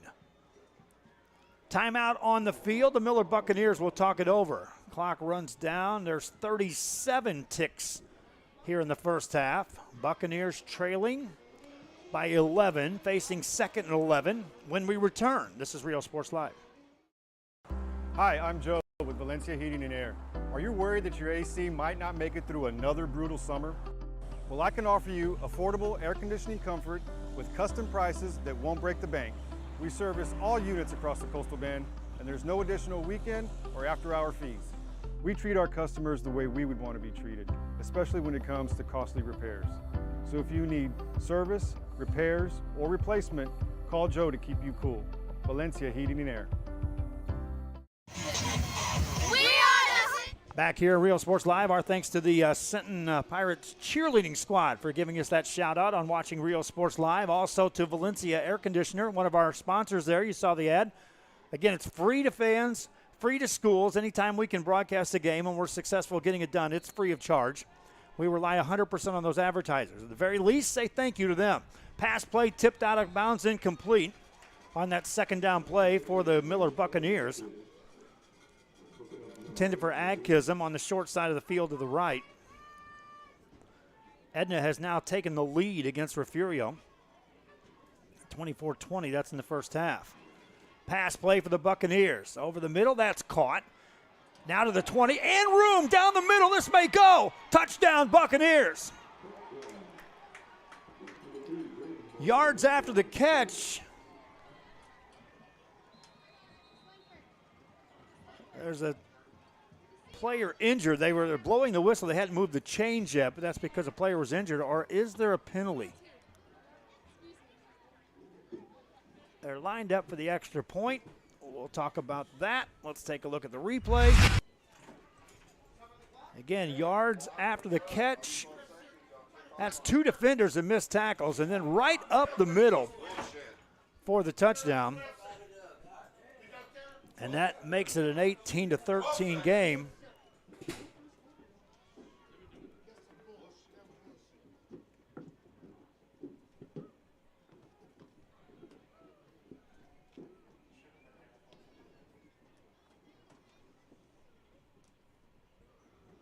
Still attending to a player that was injured on that play.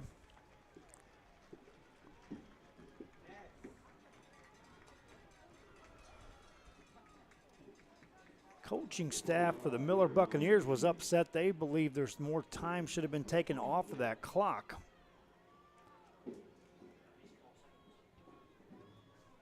Should be down around the 13 to 14 seconds remaining.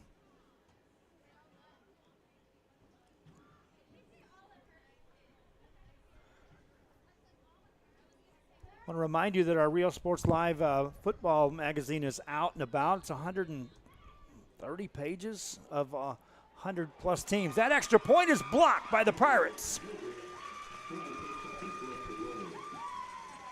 And with 26 seconds left in the first half, Pirates leading by 5 at 18-13. Again, going back to our magazine football preview, 108 teams that we listed on there, including Texas A&M Kingsville College. Free of charge to fans. If you haven't got one already, encourage you to take a look at your stadiums, contact your schools. We've been delivering them like crazy. Still have some left. We're working on a subscription there. If you want one mailed to your house, they're free of charge, but we can get them mailed to you for the cost of the postage and handling to get them there. Watch our social media and our website as we post information about that. And also want to put this out there that we've already started the motion for a basketball preview magazine, which will come out on November 6th, which is the first game of the regular season for most teams in the area. And that will feature over 150 boys, over 150 girls, over 7 colleges, full-blown previews with photos, statistics, schedules, and that'll be distributed from George West, Three Rivers, into Freer, Victoria, south all the way into the Rio Grande Valley. Our basketball preview magazine coming out to the fans near you. On the kick return, here come the Pirates out to the 39-yard line. That was a blink of an eye away from being broken.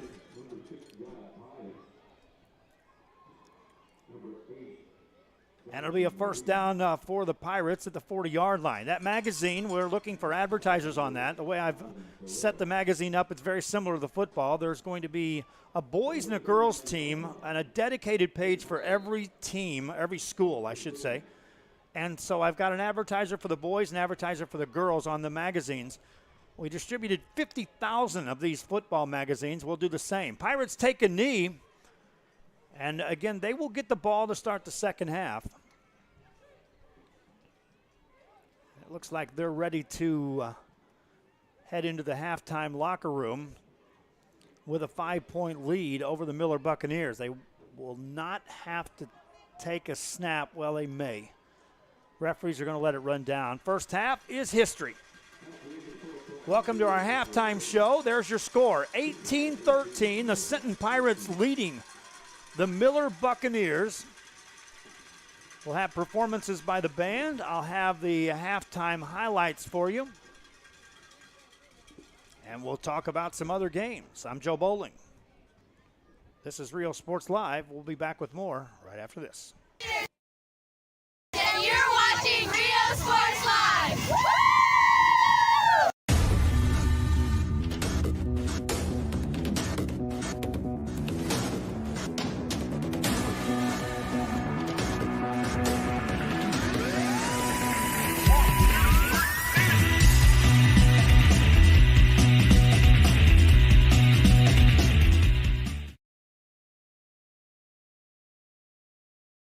Uniforms, etc., you're going to find the opportunity to purchase the best high-quality scrubs. Soon after I learned about how the EDC was helping out the community, and so I did meet with Ms. Castillo. She made it very easy, very friendly, and she walked me every step of the way. I couldn't have done it without their help. Music lovers, you have to stop and see the assortment of records, tapes, and records memorabilia at Forever Memories today. Located at 237 North Sam Houston in San Benito, Texas, there's over 10,000 records on display and more coming every day. Looking for your favorite album from the past, first pressings, collectibles. How about a 45 with a single you just have to have? Freddie Fender, Johnny Cash, Hank Williams, Elvis, Beatles, blues, rock, classics, Tejano, it's all here. Organized and priced for you. Forever Memories, 237 North Sam Houston, San Benito. We are the Roy Taylor High School cheerleaders, and you're watching Rio Sports Live.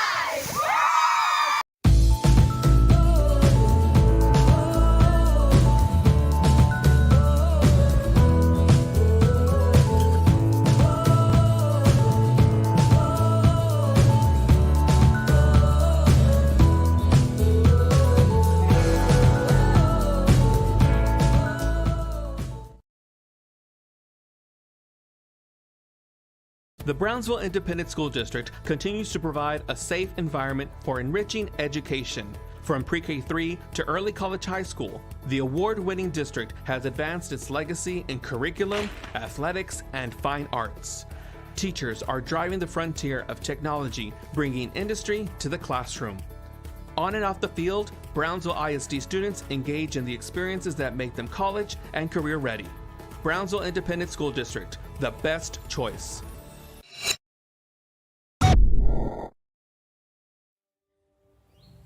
There is a feeling you get when you walk onto a campus. A sense of love, compassion, and dedication. An environment that inspires each of our HCISD family members to do their best and to be their best. We ground our education on strong character, and together, we will always persist towards the future. We are a district of choice. A district of innovation. And a district of excellence. We are HCISD.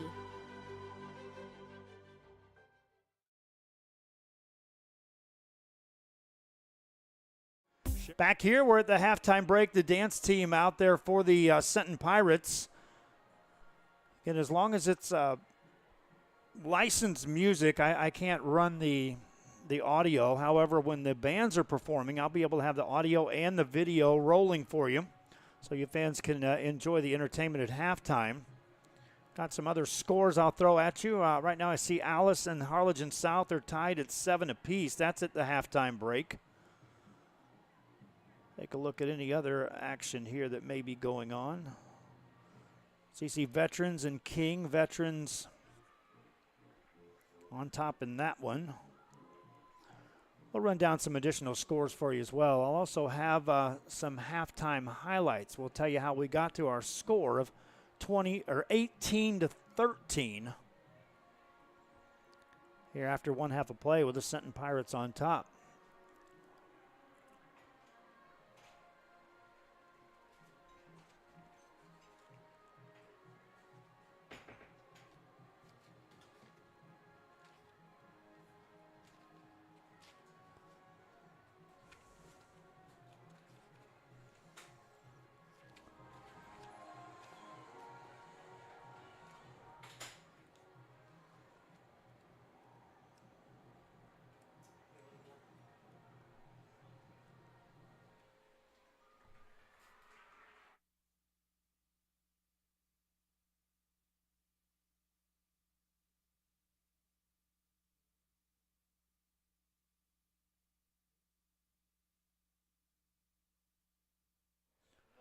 And that's the dance performance by the Sinton Pirates. Now the band will take the field. Like I said, or this is Miller, the visitors, the Miller dance team, and now the Miller band will perform. We'll turn the microphone up. You'll be able to hear the band performance here at the halftime break. It's 18-13. We're in Sinton. Pirates leading the Buccaneers. Enjoy the Miller band.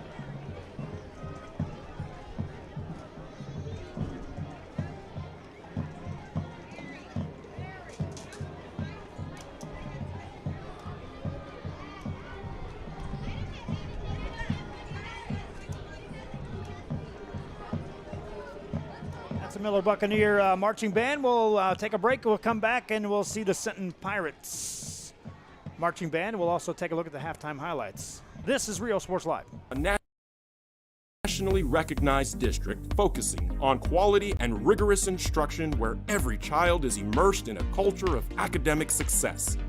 A district dedicated to preparing our youth for the future. Our mission is to inspire, educate, and empower all students to reach their full potential and become leaders of the highest moral character. Sherryland ISD, excellence is our tradition.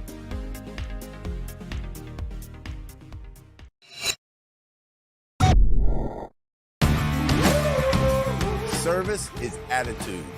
How far are we willing to go to service our community, our dealership here at Fruya, and you?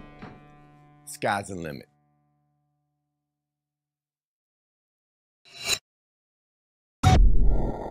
Forever Memories, Antiques and Collectibles, located at 237 North Sam Houston in San Benito, is filled with vintage items, collectibles, and a selection of vinyl records that's as good as it gets. Every shelf, every aisle, and table is filled daily by a number of vendors that ensures that something here just might be the item you have to have. The vinyl record area. What happened to our camera?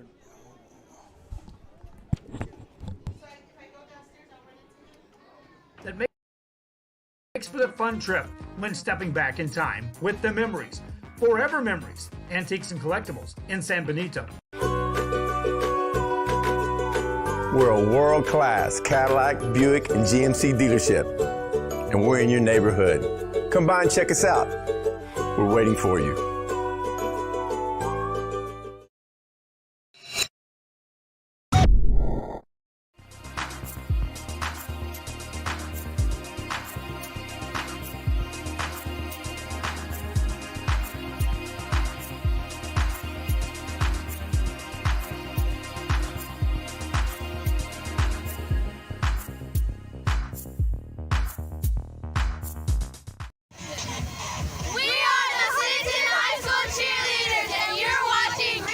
Back here, and you can see an impressive gathering here for the marching band for the Sinton Pirates here at halftime. Pirates leading 18-13. We'll keep the cameras rolling and the microphone on so you can keep track of the band here.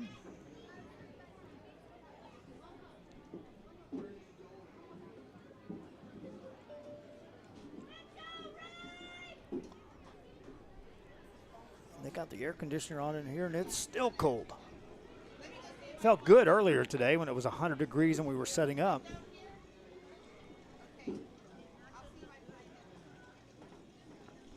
Now that I've settled down, it's quite cool up here in the Sinton press box. I want to thank the Sinton School District for assisting us in broadcasting this game. The IT guys were here waiting for me to make sure everything was in check, and got us up to speed. And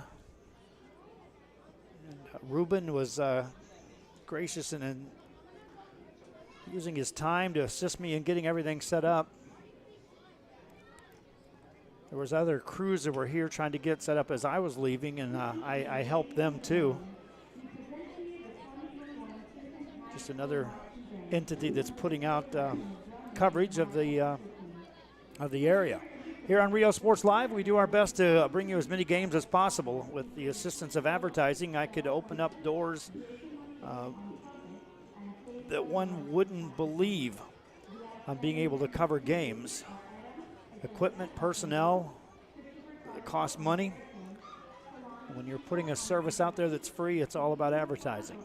Here's the Sinton Marching Band.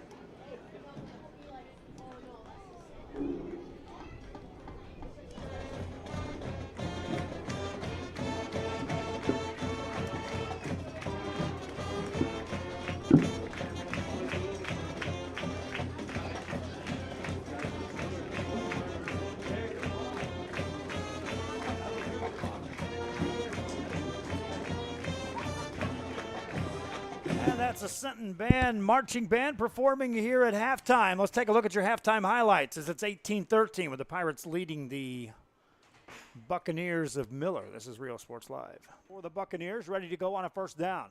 Hands it off to Greenwood again. No, check that. This is going to be McCullum Williams. Williams bounces it outside, down the sideline. He's got a big gain, gains 18. Side. And it's a handoff to Williams, goes to the outside right, hit, drug out of bounds. He won't get a first down as the Pirates shut that down. Fourth down, Brown has him set. Greenwood in the backfield to his left-hand side. Two receivers left, single receiver right. They'll go for it on fourth down. Looking to run, Brown hit, gets rid of the ball in the end zone, and it is caught. Touchdown, Adkism.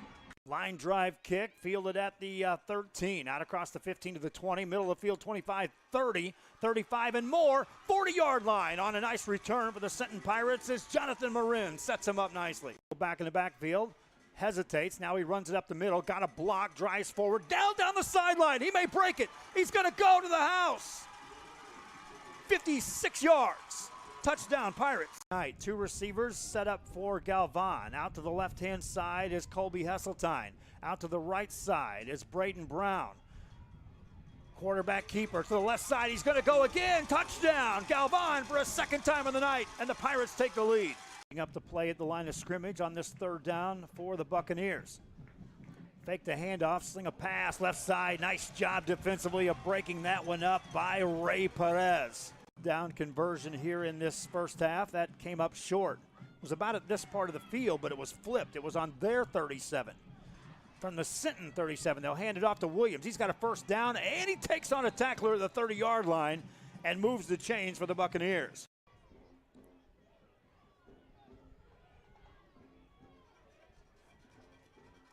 On this first down play, looking to throw, dropping back. Here's pressure, and down he goes as the Buccaneers make the sack. I got system setting wanting broadcasters. Here's a deep ball thrown down in traffic, and it is incomplete or intercepted. Fourth down for the Buccaneers. Punt is away. It's a line drive kick. This is returnable, and here comes Caden McCoy. Makes a man miss. Now to the sideline to the 30-yard line. McCoy deep in Miller territory. So we'll keep the camera rolling on the bands for the halftime performance, and as long as it's not the dance team out there, we'll have the audio up so you can hear the audio as well. Pass play in the end zone. Pirates there. Caught. Touchdown. Give you a reference. The Buccaneers have to get to the Senton Pirate 48 to get a first down on this play. And they're not going to get there as a sack takes him down at the 15-yard line. 20, that's in the first half. Pass play for the Buccaneers. Over the middle, that's caught. Now to the 20, and room down the middle. This may go. Touchdown, Buccaneers. For the Buccaneers, ready to go on a first down. Hands it off to Greenwood again. No, check that. That's your first half highlights between the Senton Pirates and the Miller Buccaneers. We'll take a break. When we come back, we'll get you closer to the second half kickoff. This is Rio Sports Live. If you want to get in the game, come to Myra Sports and more. Basketball gloves and uniforms too, customized for you. Your family tradition, from generation to generation. From Pee Wee to the MLBs, you can count on us. Your hometown sporting goods store since '76. Myra Sports and more, where kids get cool stuff. Come on down to Staple Street Meat Market with the best selection of quality meats, beef ribs, Angus beef fajitas, and Staple Street brand sausage, featuring our new authentic family recipe for pony spices. Check out our weekly specials. Your one-stop shop for everything you need for your next barbecue: ice, charcoal, wood, and adult beverages. We are your local football headquarters. Look for our new location coming early 2022 at 7418 South Staple Street. We're a proud advertising partner with Real Sports Live and the Coastal Band and RGV, and supporting all our local sports and athletes. Staple Street Meat Market. We are the Roy Taylor High School cheerleaders, and you're watching Real Sports Live. Here at Texas A&M University, Kingsville, we are a family. We support each other through thick and thin. We work together, grow together, excel together. We inspire each other to become the great minds of the future. We are here to ensure you succeed. Apply today to get started. This is your time.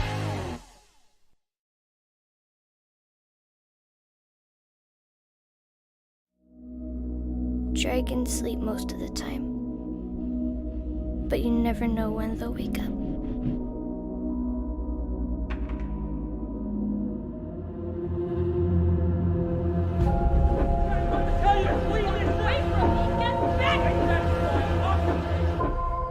But maybe the most important thing in fighting dragons is not doing it all by yourself.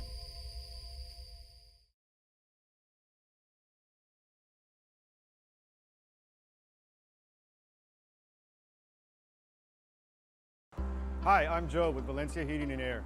Are you worried that your AC might not make it through another brutal summer? Well, I can offer you affordable air conditioning comfort with custom prices that won't break the bank. We service all units across the Coastal Bend, and there's no additional weekend or after-hour fees. We treat our customers the way we would want to be treated, especially when it comes to costly repairs. So if you need service, repairs, or replacement, call Joe to keep you cool. Valencia Heating and Air. We are the Clinton High School cheerleaders, and you're watching Rio Sports Live. We're at halftime here in Senton, Texas, as we await the arrival of the two teams. Thus far, we just see the Senton Pirates quarterback has made an appearance. Rene Galvan's had quite the first half with a pair of rushing touchdowns, and he also connected through the air on a touchdown strike. He's responsible for all three scores for the Senton Pirates. They've missed all their extra points. So of the 18 points, his name is tacked alongside all 18 in one way or another. Pirates will get the ball to start the second half as we are counting down the final moments before the second half kickoff. Buccaneers scored first out of the gate on an impressive 76-yard drive to start this contest. Pirates responded with a touchdown, missed an extra point. Buccaneers still led in the game, 7-6. Buccaneers' second offense trip on the field stalled at their own 37-yard line. It was coupled with the fact that they went for it on 4th down at their own 37, turned it over on downs, and the Sinton Pirates were able to capitalize off of that great field position, turn it into a touchdown on another Galvan run. Led 12-7 and have led since. Built the lead to 18-7 before the Buccaneers scored that final touchdown to close out the first half. As a matter of fact, if you missed them, here's the first half highlights. Here's exactly how we got to 18-13. Why recap it when you can watch it? For the Buccaneers, ready to go on a first down. Hands it off to Greenwood again. Oh, check that. This is going to be McCullum Williams. Williams bounces it outside, down the sideline. He's got a big gain, gains 18. Side. And it's a handoff to Williams, goes to the outside right, hit, drug out of bounds. He won't get a first down as the Pirates shut that down. 4th down. Brown has him set. Greenwood in the backfield to his left-hand side. 2 receivers left, single receiver right. They'll go for it on 4th down. Looking to run. Brown hit, gets rid of the ball in the end zone, and it is caught. Touchdown, Adkism. Line drive kick, fielded at the 13, out across the 15 to the 20, middle of the field 25, 30, 35 and more, 40-yard line on a nice return for the Sinton Pirates as Jonathan Marin sets him up nicely. Back in the backfield, hesitates, now he runs it up the middle, got a block, drives forward, down the sideline, he may break it, he's gonna go to the house. 56 yards. Touchdown, Pirates. 2 receivers set up for Galvan. Out to the left-hand side is Colby Hesseltine. Out to the right side is Braden Brown. Quarterback keeper to the left side. He's going to go again. Touchdown, Galvan for a second time of the night, and the Pirates take the lead. Up the play at the line of scrimmage on this 3rd down for the Buccaneers. Fake the handoff, sling a pass, left side. Nice job defensively of breaking that one up by Ray Perez. Down conversion here in this first half. That came up short. It was about at this part of the field, but it was flipped. It was on their 37. From the Sinton 37, they'll hand it off to Williams. He's got a first down, and he takes on a tackler at the 30-yard line and moves the chains for the Buccaneers.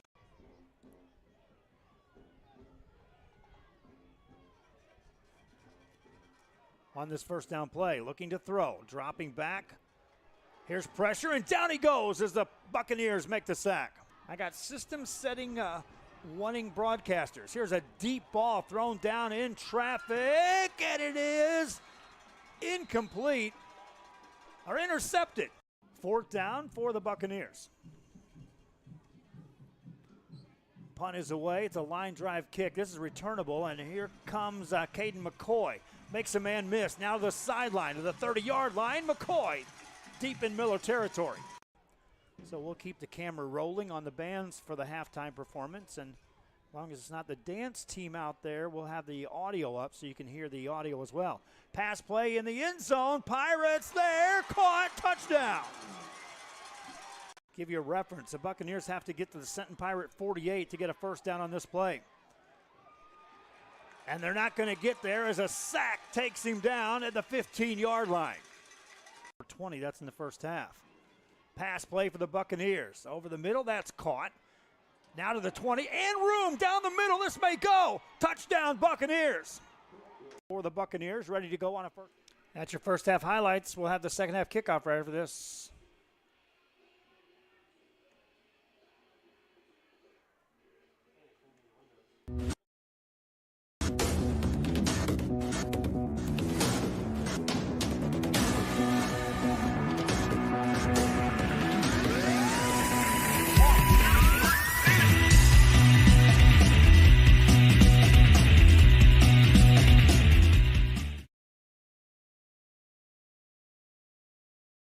Uniforms, etc., you're going to find the opportunity to purchase the best high-quality scrubs. Soon after I learned about how the EDC was helping out the community, and so I did meet with Ms. Castillo. She made Miller Buccaneers to kick off to start the second half, and away we go. Pirates on the return. We'll watch it go out of bounds, though, so they'll throw a penalty on that play. We'll see what the Pirates want to do here. They've had some good returns on punts and on kickoffs, so they may make the Buccaneers re-kick this, which is what it looks like they're going to do. Number 8, Jonathan Morin. We will re-kick. They'll move the ball back to the 35-yard line, and the Pirates will send the return men. They'll move them up to around the 15, closer to their own 20-yard line before they ever field this kick. Pirates have had the better of the two teams' field position throughout this game. Lead on the scoreboard by 5, and away we go. Start of the third quarter. Fielded at the 23 to the 25, out to the 30, 35-yard line to the 37. And that's where the Sinton Pirates will start the drive as we embark into the third quarter from Sinton. Buccaneers next week are taking on Brownsville-Hanna. That'll be a home game. This Sinton Pirate team is scheduled to have a bye next week. First down play for the Pirates. And up the middle. Still on his feet to the 50, breaking tackles to the 45. What a big gain, another big gain.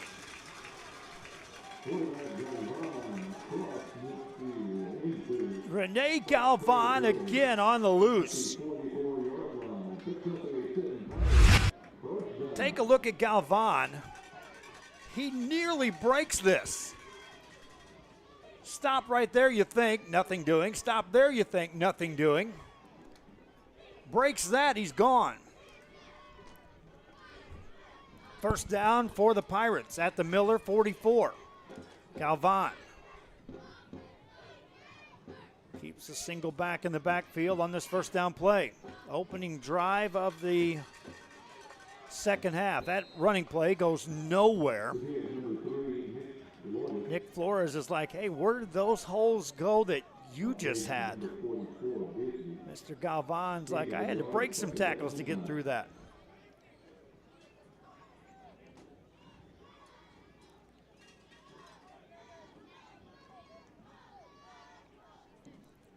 Second down and 9.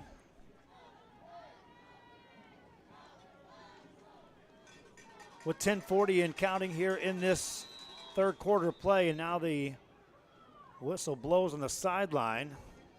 You could tell there just was a lack of sync on the Pirates offense getting this drive started. Coaching staff finally had enough of that.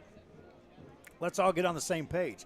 10:37 remaining, third quarter. Pirates with the football in Miller territory, leading by 5. This is Real Sports Live. And she walked me every step of the way. I couldn't have done it without their help. Music lovers, you have to stop and see the assortment of records, tapes, and records memorabilia at Forever Memories today. Located at 237 North Sam Houston in San Benito, Texas, there's over 10,000 records on display and more coming every day.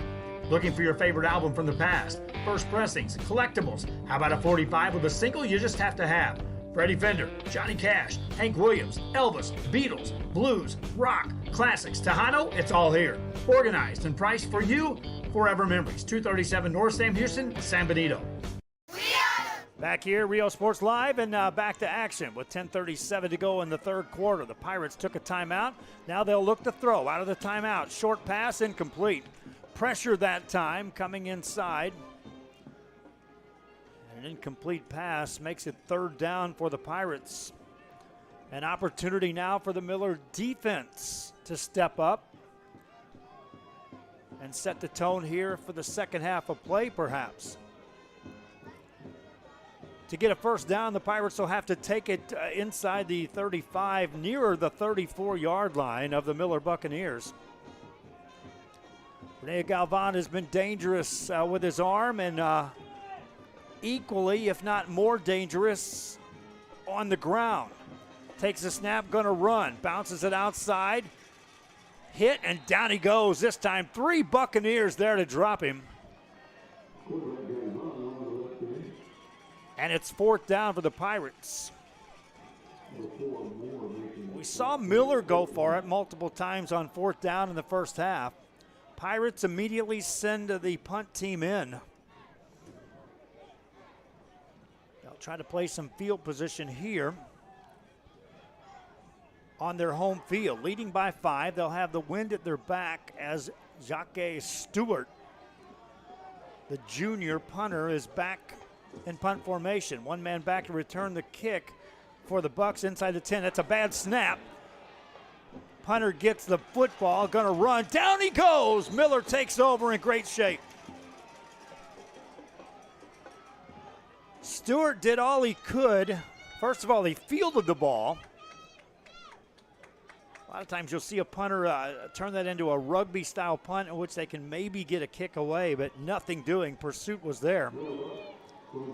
And so Miller takes over in Sinton territory at the Pirate 48.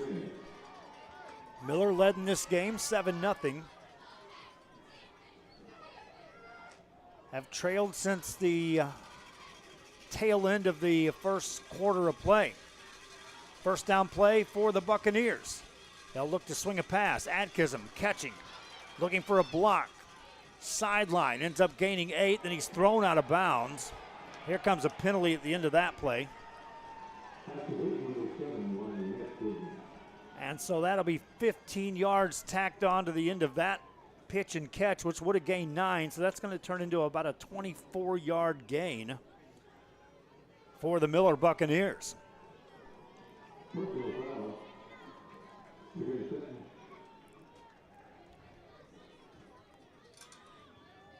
Joe Gomez here to my left-hand side, helping with the marketing side of things on Rio Sports Live. If you are a business, if you know a business, if you're a business owner, want to get your name out there, I know you see the number of views that are going on during any given game. That turns into minutes viewed, which is an analytic used on the social media sites. Talk about that in a minute. Here's a play by the Buccaneers. That running play is shut down. Pirate defense stuffed that one at the line of scrimmage.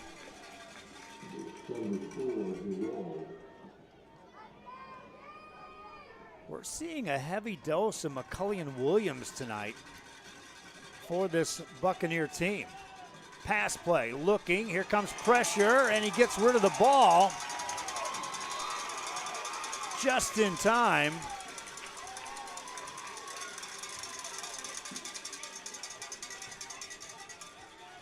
There's no penalty on that. That's a terrific job by Jaden Brown to get rid of that ball before he was dropped on what would have been a sack.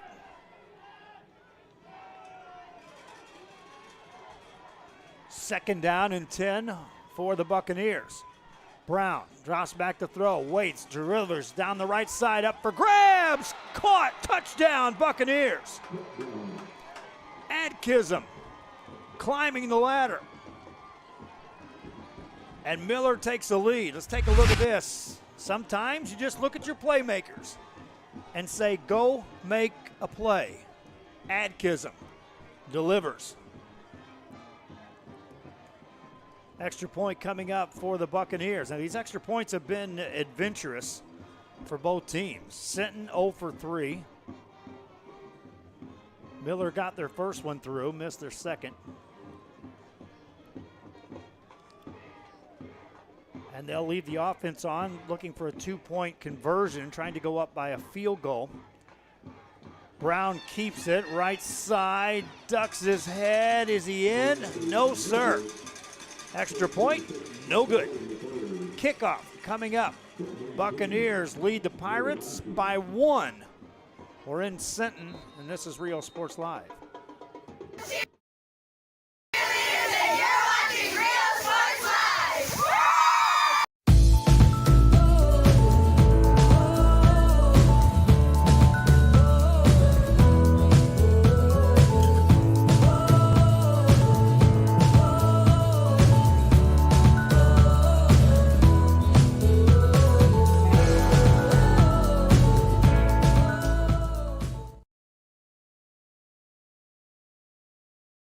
The Brownsville Independent School District continues to provide a safe environment for enriching education. From pre-K3 to early college high school, the award-winning district has advanced its legacy in curriculum, athletics, and fine arts. Teachers are driving the frontier of technology, bringing industry to the classroom. On and off the field, Brownsville ISD students engage in the experiences that make them college and career ready. Brownsville Independent School District, the best choice. Back here on Rio Sports Live, and as the Miller Buccaneers will tee it up, they find themselves on top. First time since they trailed 12-7. That was back in the first quarter. Otherwise, they led 7-0 on their first drive. So first drive of the first half, first drive of the second half results in the Buccaneers looking at the scoreboard and enjoying a lead here at Sinton. Again, Joe Gomez is our marketing developer up here in the Coastal Bend. So if you have a business or know a business that wants to get on Rio Sports Live in any way, shape, or form, especially on the basketball preview magazine, which is coming out, that's going to be a huge magazine with a ton of information about every team from Victoria to Port Isabel and Brownsville across to Laredo. The Laredo schools are involved in this one. It will be a huge publication. Reach out to Joe through the email. He'll post his number on our social media. A lot of times he does that on our post. Reach out to Joe Gomez. Special thanks to Terry Mendez, Realtor with Christie Properties, a commercial and residential properties relocation with 7 years of experience. Located in Corpus Christi at 5959 South Staples. Their phone number, 361-563-8102. That's Terry Mendez, Realtor, who wrote a check yesterday to Joe to help us broadcast this one in Sinton. Appreciation to the Sinton School District for, on a quick notice, saying, hey, we don't mind you being here to broadcast the game. We'll do all we can to help get our kids with the extra exposure of being on the air. Lengthy pause there before the snap, or before the kickoff, after the Buccaneers scored here in the third quarter. They're still waiting, as there was a player that was injured just off the sidelines on the Sinton side. And so they're making sure that he's attended to by the trainers before they have the kickoff here.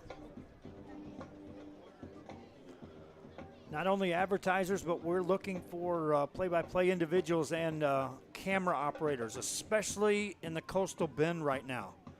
I've got volleyball teams that are begging for coverage, that need coverage. I started this by saying it wasn't going to be football only. It was going to be all sports. We're in our 5th year. 7,000 games broadcast on Rio Sports Live. Could have done 3 times that if I'd have had crews in place, an advertiser, and I'm willing to do that. We're ready to go. For the Buccaneers, they'll kick it off leading by 1. Short kick, the Pirates will return it from their own 25. Bounce it to the outside, and it's contained nicely by the Bucs. Pirates take over at near their 30-yard line. And they'll have to dial up, come from behind in the second half instincts here, as they bring the offensive unit onto the field. Mark the ball down at their own 29-yard line. Now, Rene Galvan has been terrific if you're just tuning in. As the quarterback for the Sinton Pirates, he's responsible for 2 rushing touchdowns. He also threw for a dart touchdown in the end zone and has accounted for all 18 points on the board. Empty backfield for Galvan on first down. Man in motion left to right for the Pirates.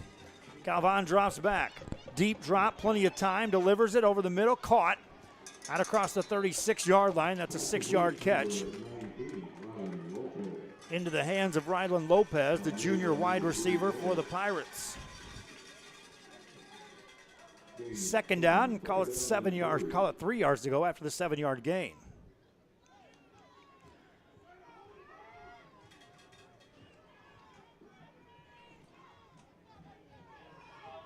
Second down, empty backfield again for Galvan. He's going to run, bounces outside, breaks some tackles, got to the midfield stripe, and Galvan nearly broke another.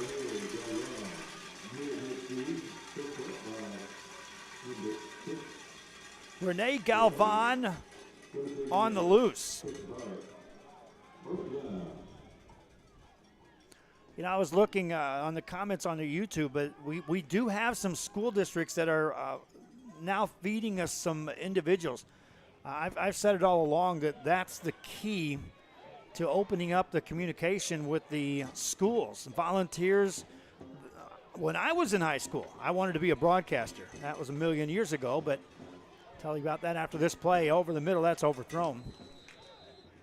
That's where it all got started as far as my first broadcast goes.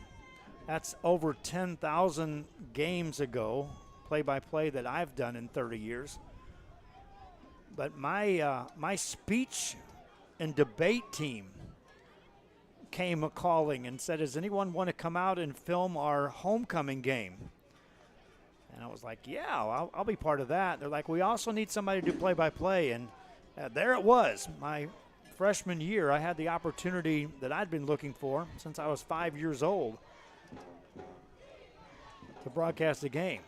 Pass play, that's caught by the Pirates to the 40-yard line. Now, my homecoming game wasn't so fun.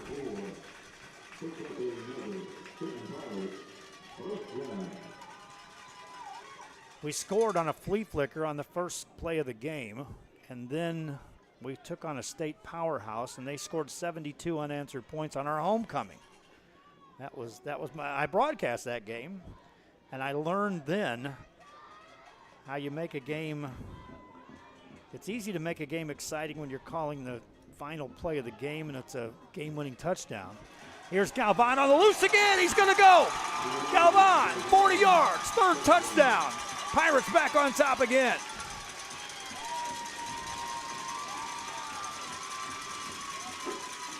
He is lightning in a bottle, my friends.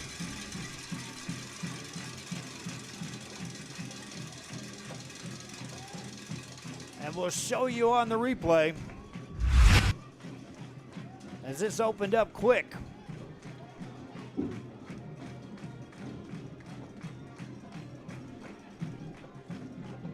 Senton Pirates back on top.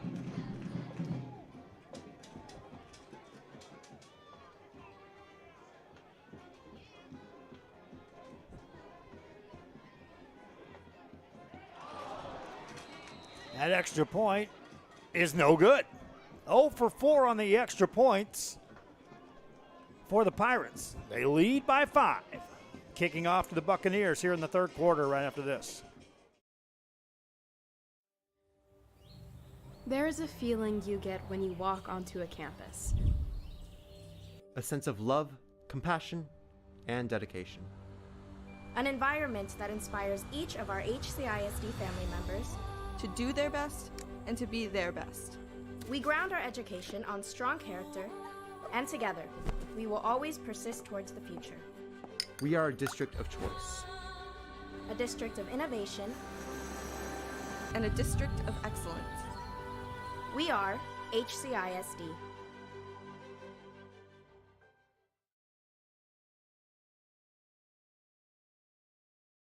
Back here on Rio Sports Live, you see the Miller Buccaneers send their kick return team onto the field.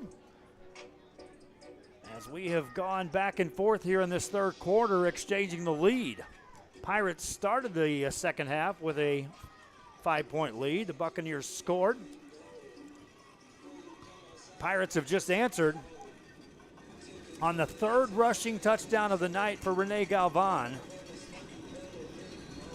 Quarterback is trying to propel his team, a state-ranked team, by the way, to a victory over this Miller Buccaneers. They'll kick off again. Teeing the ball up is Layden Longoria. He's a sophomore kicker for the Pirates. Puts it into play. Down the left sideline, that's going to bounce out of bounds. Buccaneers had been using fair catches, so I would expect they'll just take the ball after the penalty assessed on the sidelines, and they won't make the Pirates re-kick. Share the link on our Facebook. Help the other fans know these games are going on. When our streams go beyond 10 to 12 games, which is the case tonight, the Facebook just starts thinking that it's spam, and it has in the past starts shutting games down. I got 22 systems. I know when we have 22 systems going, people trying to watch it on Facebook are posting like crazy. Where's the game? I was watching it. It's gone. Facebook starts thinking when you broadcast that many games in a row that it's spam. I'll tell you my solution to that. Greenwood with a run. It won't get to the line of scrimmage. Dropped for a loss. I've been developing all summer a Roku network for Rio Sports Live. It would mean that you would have an application, and the application would be on any handheld device or a Roku television or an Apple TV or through Amazon Prime. Basically, anywhere you can reach internet, you would be able to download a Rio Sports app.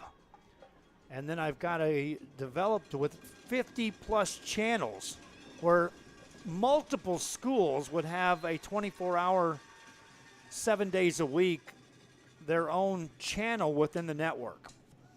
We can increase that to over 100. That's what my solution is. What I wanted to build from day one here on Rio Sports Live. Now, what does it cost, you might ask? Well, the investment would be a nice round figure of about $220,000. But I've developed it. I just got to implement it. Incomplete pass there for the Miller Buccaneers. Never say never, because they said this couldn't be done when I started Rio Sports Live. There's no way you can broadcast as many games as you're doing. And right now, if you put it on the scale, there's many more that want us to broadcast the game than we have crews and equipment for. We had the advertising in place. 4th down, the Bucs will go for it. Sling a pass right side. That's close to first down territory. We'll have to take a look at the spot. One official says yes. The other official hasn't indicated yet. Bucs are pointing as if they got it. Those chains have not moved yet. And they'll be a first down for the Buccaneers. Big groan. You can tell we're in Sinton as that crowd doesn't like that call.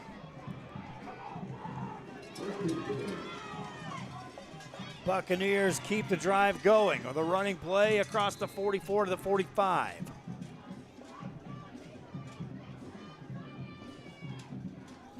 We're in the third quarter here at Sinton. Subscribe to our YouTube channel as well. The advertisers that check in with us, first thing they usually ask are, what are your numbers? Looking to throw, waiting. Now getting rid of the ball just in time, out of bounds. It goes. Jaden Brown bought some time. Good coverage deep downfield by the Pirates to shut that down.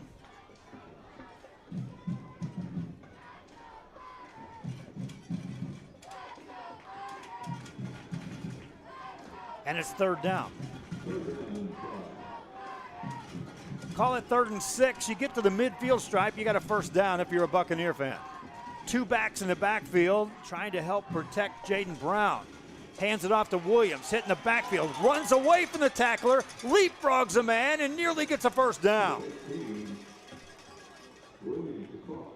Talk about second, how about second, third, and fourth effort that time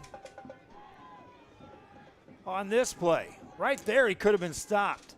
Right there, he leaped over a man and got 3 more yards after that. Timeout on the field as one of the players was shaken up a bit.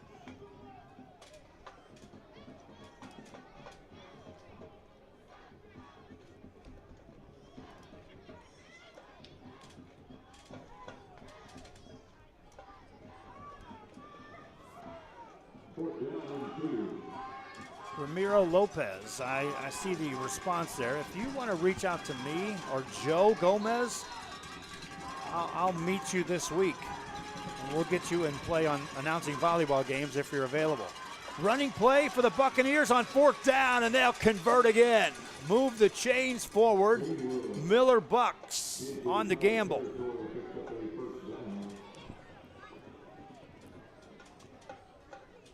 Ball now in Sinton territory at the 49. Brown keeps two backs in there with him. Greenwood to his left. Looks to throw, hesitates, delivers down the sideline. That is caught down the sideline. What a terrific catch there. Watch the replay on this one, my friends. Concentration into a double team for the first down for the Miller Buccaneers. New life for the Bucks, and Jaden Brown now in the red zone for Miller. Hesitates, hands it off to Williams. Williams dances forward, drags a couple of men, got inside the 15. It's about a 4.5-yard gain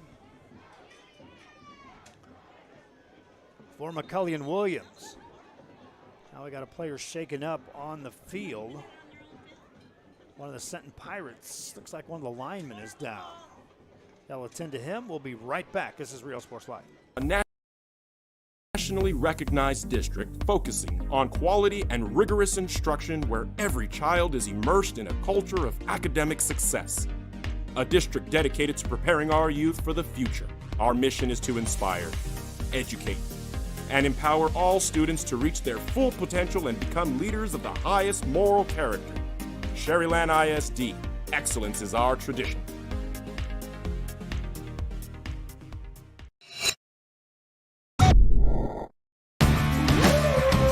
Service is attitude. How far are we willing to go to service our community, our dealership here for you, and you? Sky's the limit.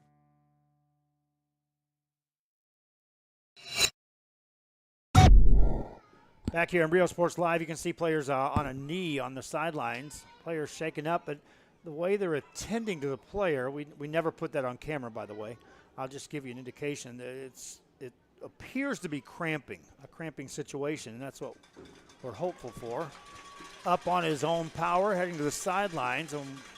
Best wishes for Mr. Ray Perez for the Sinton Pirates. If you're interested in being a play-by-play individual or a camera operator here on Rio Sports Live, especially in the Coastal Bend, email me lots of information, if you will, to riosportslive@gmail.com. riosportslive@gmail.com. Name, contact information, phone number, more availability is a biggie. Obviously, if you have any experience in this, that's fine. If not, I just need the willingness, the openness, and the availability to not just become a football broadcaster. Football Friday nights are easier to cover than anything. It's those Tuesdays, those Saturdays, those when basketball season gets here, those tournaments that last on Thursday, Friday, and Saturday. I'm looking for individuals that can help us cover a multitude of games. There's an incomplete pass, nearly picked off. Tyler Ramirez got a hand on that one for the Pirates.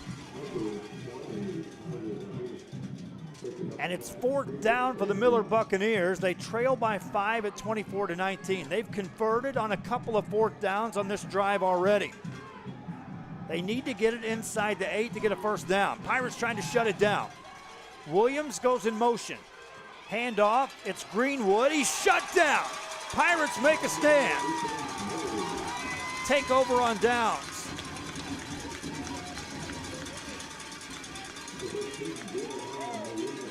The drive comes to an end at the Pirate 14 with 3:25 to go here in the third.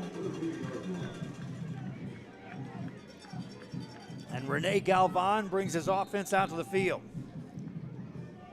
And they were anxious to get out there. There was very little time from when that play ended, and Galvan's ready to take a snap.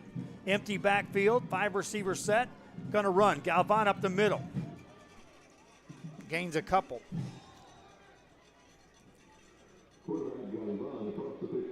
Clock running here, that's out across the 15-yard line. If you're just joining us, I do see some new fans chiming in here. The Sinton quarterback, Rene Galvan, the senior, has rushed for 3 touchdowns. He also threw for another. Thus far, assisting Sinton's Pirates to this 5-point lead. 2 receivers left, 2 receivers right. Empty backfield for Galvan. Man in motion left to right is Flores.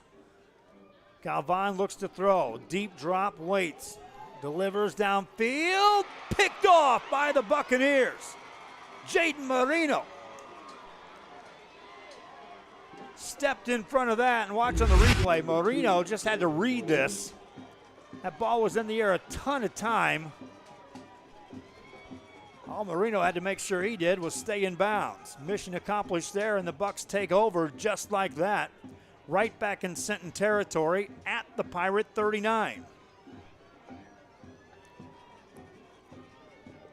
And that defense, like I said, that offense was so anxious to get out there and take a snap. There was very little time to catch your breath for the Pirate defense. Bucs offense looking for it all on one play. Down the sidelines, up for grab. That's incomplete. Overthrown. Once again, just going out there asking Lonnie Adkism to go up there and make a huge play. Adkism has one of those type of catches here this evening. Wasn't able to get that one. And it makes it second down for the Buccaneers at the Pirate 39. On a read, bouncing it outside is Brown. He'll gain short yardage as he gets out of bounds.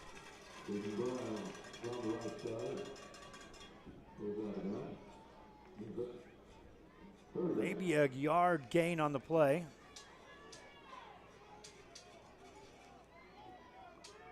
Second and 7 coming up.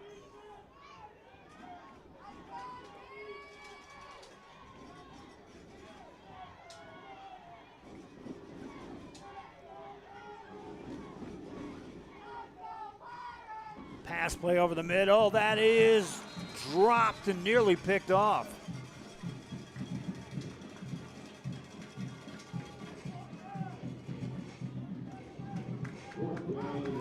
Fourth down for the Buccaneers.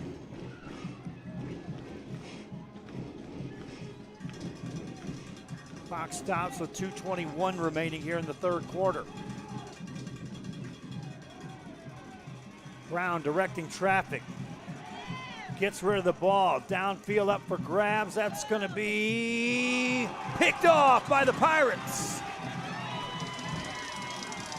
Interception right back at you. That was an underthrown ball in traffic.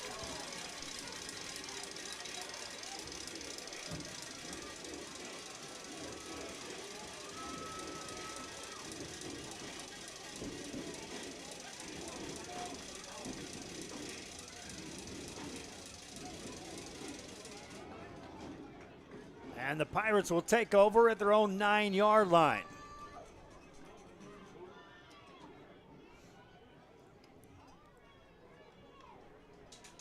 Back-to-back turnovers here in this one.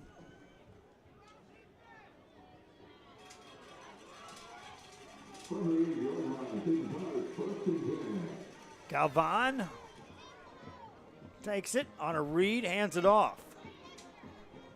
Out across the 10, maybe the 11-yard line. And here's a penalty at the end of that one. Looked like the defender a little extra push at the end of that. And so that will end up taxing the Buccaneers 15 yards, and it'll bring the Sinton Pirates. That's against Sinton. They're going to call that against the Sinton Pirates. So, no, it will not take them out of the shadows of that end zone. It'll get them a lot closer. Ball all the way back inside the 6, nearer the 5-yard line. And since it was after the play, it's now second down. Galvan will stay in that spread, and he'll take this snap while standing in his own end zone.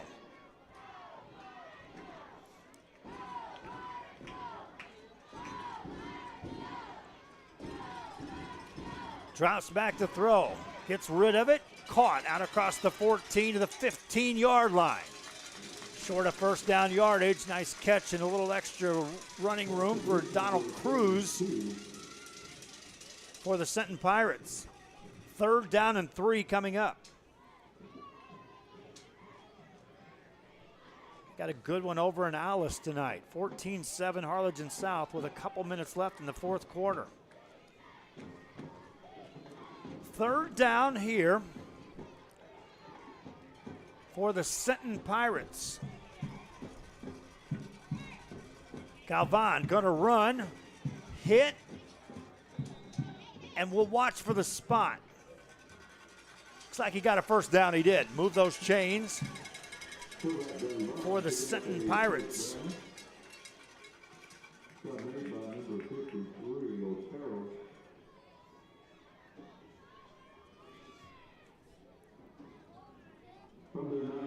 Pirates leading by 5.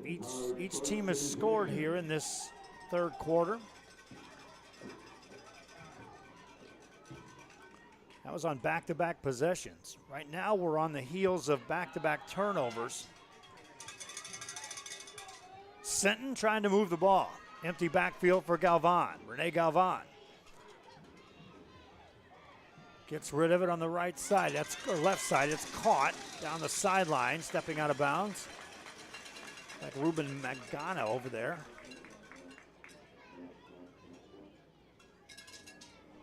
On that catch. Got out of bounds, stops the clock. Gain 9, so it's 2nd and 1.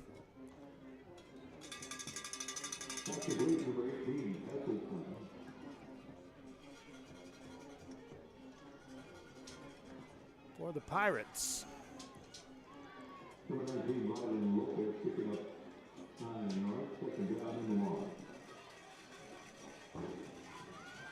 Galvan sets him down. This is more or less a free play here on 2nd and 1. He's going to run.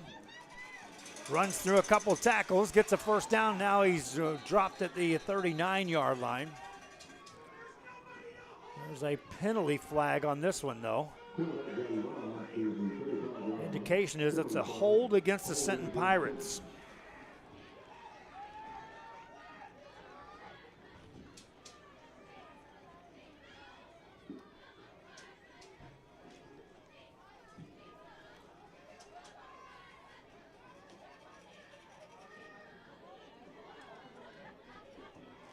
Move the ball back inside the 20.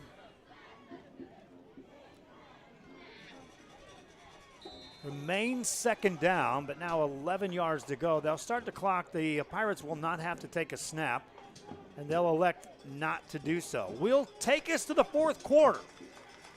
One score separates the two teams. Team with the ball has the lead. Pirates at home. Resume the drive after this on Rio Sports Live. Forever Memories, Antiques and Collectibles, located at 237 North Sam Houston in San Benito, is filled with vintage items, collectibles, and a selection of vinyl records that's as good as it gets. Every shelf, every aisle, and table is filled daily by a number of vendors that ensures that something here just might be the item you have to have. The vinyl record area helps bring an added atmosphere that makes for a fun trip when stepping back in time with the memories. Forever Memories, Antiques and Collectibles in San Benito.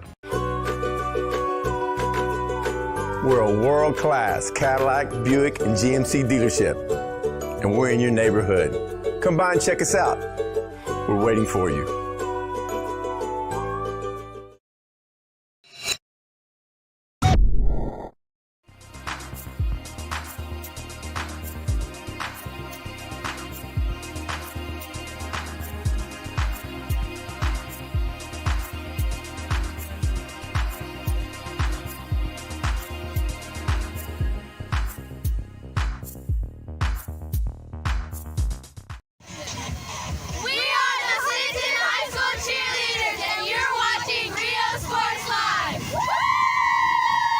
If you want to back here on Rio Sports Live as we head into the 4th quarter. Thanks again to Terry Mendez, Realtor, with Christie Properties, commercial and residential needs taken care of. Relocation taken care of. 7 years of experience in the Corpus Christi area, 5959 Staple Street. 4th quarter begins. Pirates with a pass play and incomplete. Brings up 3rd down. Again, Terry Mendez, Realtor, not one of our normal advertisers here on Rio Sports Live for regular broadcast. But this wasn't on the regular schedule either. It was just one of those that we got the right pieces in place. And the real big piece was the funding Terry Mendez Realtor provided to allow us to operate here and do this game. If nothing else, stop by 5959 Staple Street and say thank you, Terry Mendez Realtor, for providing the ability for this game to be covered. Pressure delivered to Galvan. He throws one out of bounds. And that'll stop the clock and bring up 4th down for the Sinton Pirates.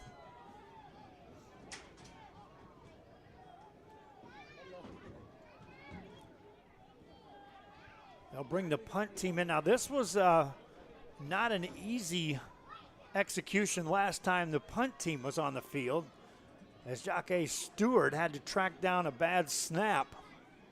Wasn't able to get a punt away. This time he stands at his own 6-yard line waiting for a snap. Better snap this time for Stewart to handle, gets it away.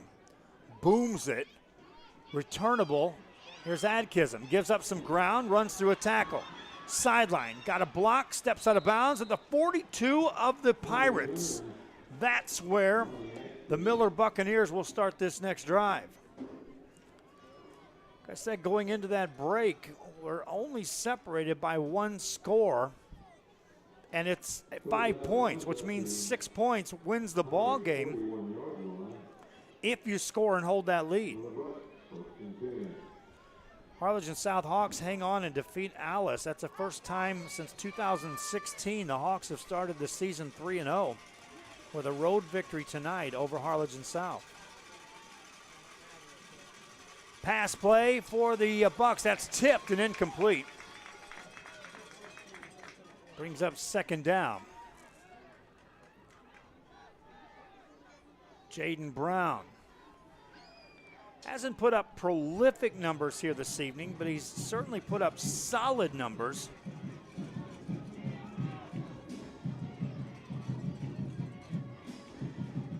Here in this one, hands it off to Greenwood.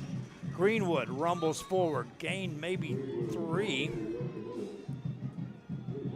Taking it inside of the Sinton Pirate 40 back to around the 37.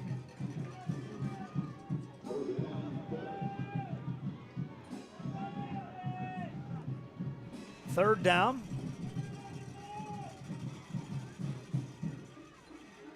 Now bounce it outside. Down the sideline and out of bounds at about the 26. That's enough for a first down. Again, if you're interested in doing play-by-play or camera operations or even want to put the sales hat on and try to assist us in the marketing side of things, riosportslive@gmail.com. Give me contact information, name, phone number, availability, experience. Pass play, left side, penalty flag, it's coming back.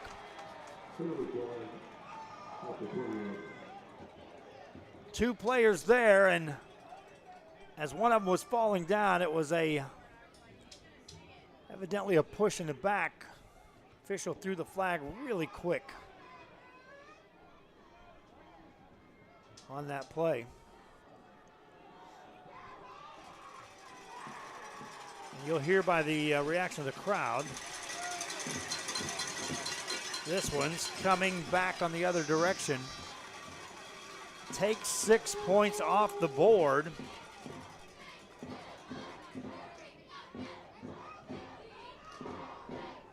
Messages on Facebook, I tell you to do that, but I'm telling you, my friends, messages on Facebook come so fast and furious, especially on these Friday nights. Just email it. Email me the detailed information. If you do message me, that's what I'm going to ask you. Please send me an email so I have some pertinent confirmation that I have some communication lines opened up with Facebook. So just email to riosportslive@gmail.com.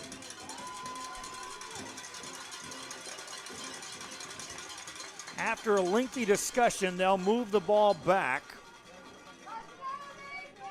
Bear in mind, that was in the end zone. That would have been 6 points for the Buccaneers, but it's a hold. It was thrown right out there at the spot where two receivers, two defenders were there. You'll see that a lot when two defenders fall down and one receiver just takes off running. Something opened that up. Swing pass left side and a receiver screen. This time the Pirates are there to shut it down.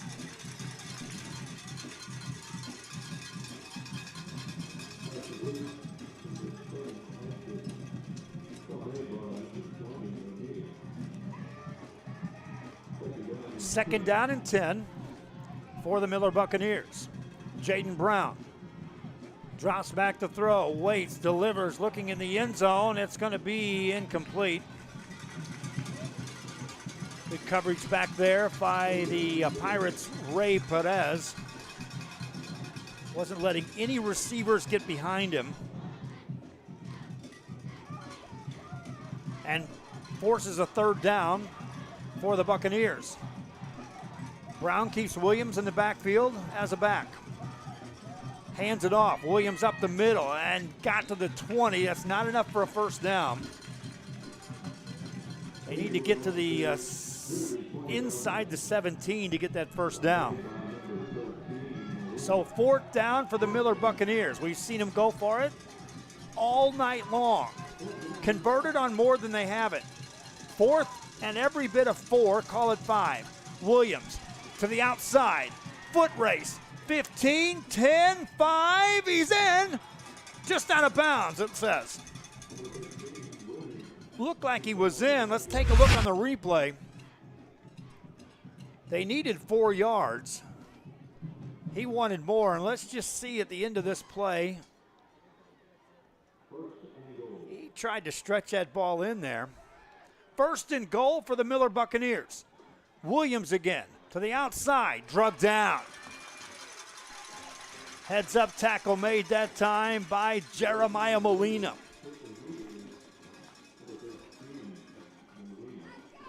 Second and goal to go for the Miller Buccaneers. Fourth quarter action from Sinton, Texas, with the Pirates clinging to a 5-point lead. Buccaneers banging on the door. Bad snap. Brown picks it up. Runs. Hit. Dropped. Third down and goal coming up. Give a shout out to Frankie Lopez watching in Fort Bragg, North Carolina. Thanks for tuning in. Thanks for your service as well.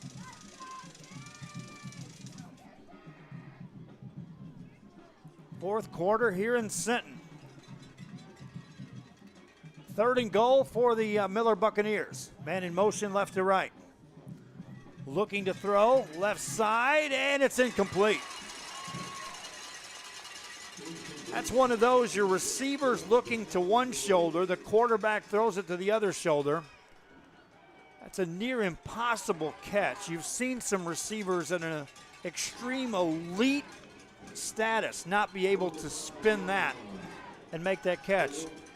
Case in point, last night in the game between the Cowboys and the Tampa Bay Buccaneers, saw a receiver that tried to make that adjustment. It's near impossible to make. Fourth and goal for the Buccaneers, looking for 6, incomplete pass, and the Pirates take over on downs.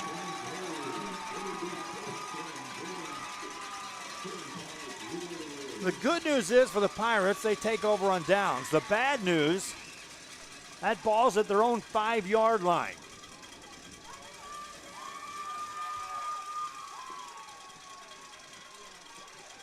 .8:36 to go here in the fourth quarter. As the Pirates send the offense onto the field. Rene Galvan has been monstrous tonight. Anything they've needed, he's provided. The signal caller takes the first snap on a read, going to take it on his own.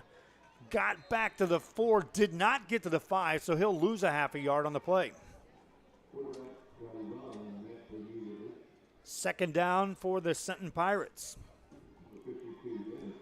Subscribe to our YouTube channel if you will, please. That does help get our numbers up. When you're a free service to schools, free to fans, you do rely on numbers to provide to advertisers. So please, if you're watching on our YouTube channel, just click the subscribe button. It's free. but it does help us when we present packages to advertisers. Subscribe to our YouTube channel if you will, please. Second down play for the Pirates. Galvan wants to throw out of his end zone. He's got a man caught for a short gain out to the 7-yard line.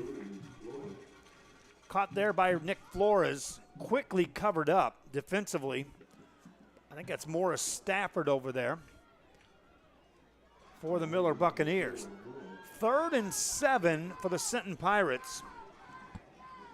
And if you're Miller and you can get a stop here, then you're playing for the better part of the last 10 to 12 minutes on the clock with the offense on the field and the Sinton defense backpedaling.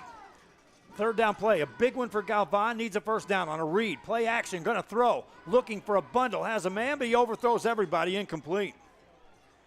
And that's a quick 3 and out for the Sinton Pirates, and it brings up 4th down. Punting team on the field for the Pirates. And once again, all eyes back to Jacques Stewart, the punter, as he'll field this punt in his end zone. Earlier in the game, there was a bad snap at his feet. So you have to keep that in mind if you're Stewart back there. In the middle of the end zone, good snap. Gets the kick away. Knuckleballs it out across the 40, takes a Sinton bounce across the 45 and the midfield and over into Miller territory. And the Buccaneers will start with a short field at the 49. That was about a minute and a half off the clock, on the game clock.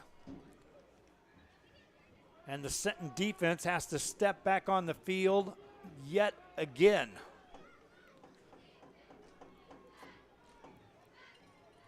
They were on for the better part of the 3rd quarter. Most all of this 4th quarter, the Sinton defense has been out there trying to protect this 5-point lead. They've done so far.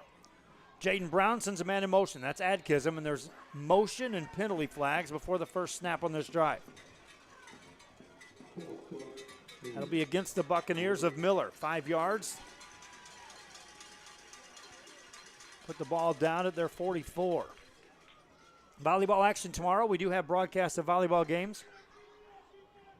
Was also asked to cover some flag football at the ideal level, playoff football. See if we can pull that together. Running play for Greenwood. Bounces off a man. Stays on his feet. Takes on another. Got back to the 50-yard line. That's a lot of running for a couple yards. Watching the replay, this is called taking on a tackler. That man wasn't going to get him. That man didn't take him down. Ethan Greenwood showing some strength. Gain 5, 2nd and 10 after the 5-yard penalty. We're back to the original line of scrimmage. Adkism in motion. Swing pass over the middle, tipped and incomplete. That was nearly picked. Caden McCoy will see that all night on how he could have picked that one off. 3rd and 10 for the Miller Buccaneers. At some point in time, you would think this defense is going to flinch. Brown drops to throw. That's caught. Nice job of receiving that one to the 40. Staying on his feet, getting a first down for the Miller Buccaneers is Jaden Moreno. Moreno showed, well, first of all, good concentration as that ball was in traffic to get it. And then he fought off tacklers, hung on to the football, gets a first down. Brown wants to throw again. Rifles that left side. Caught around the 31, or is it broken up? No, incomplete.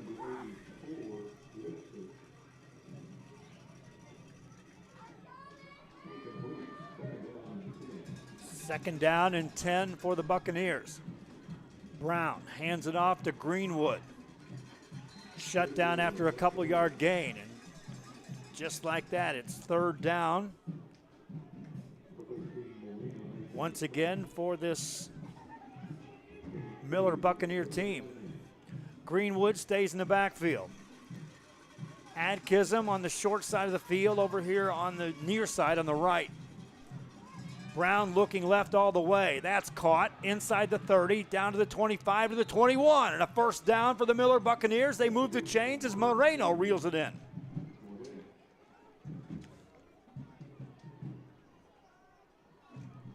Stop the clock long enough to move the chains and then crank it right back up. Buccaneers operating just outside the red zone of the Sinton Pirates. Brown going to keep it. Stays on his feet. Got to the 15. Spins forward. Might have got a first down out of that, but they'll mark him down first. 9-yard gain.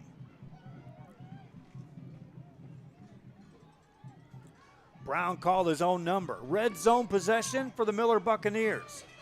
They've had a couple of these. Haven't capitalized on the last 2 trips. Brown drives forward, gets a first down, and it's back to a first and goal situation for the Miller Buccaneers. And if you're just joining us on the broadcast, Miller's offense has been on the field nearly the entire second half. Here's Brown again. Takes it inside the 3. Stopped at about the 2. Second and goal coming up for the Miller Buccaneers.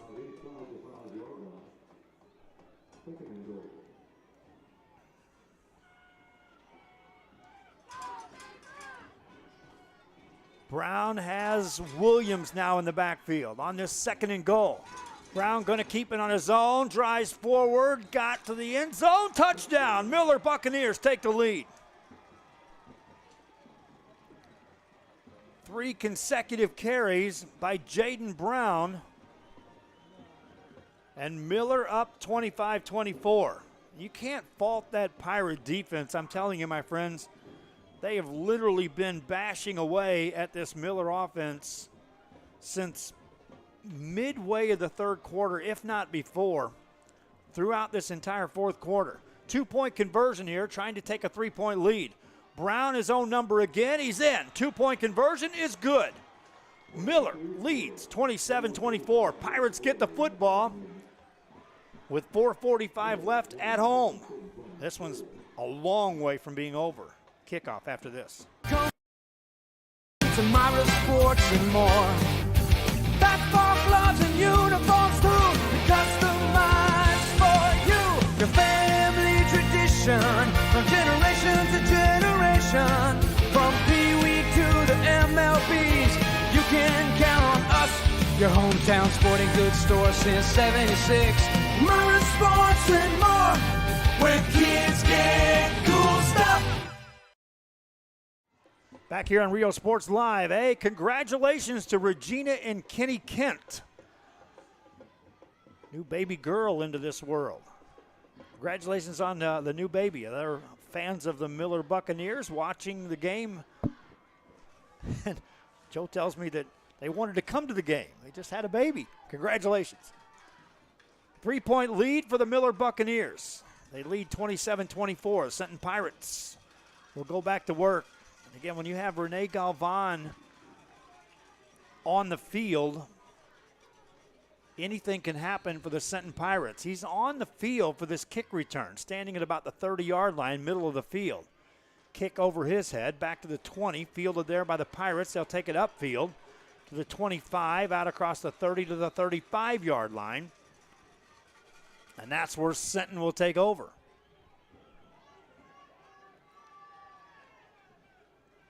Pirates have 2 timeouts remaining. If you start counting those, which you do, when you get inside the 6-minute mark.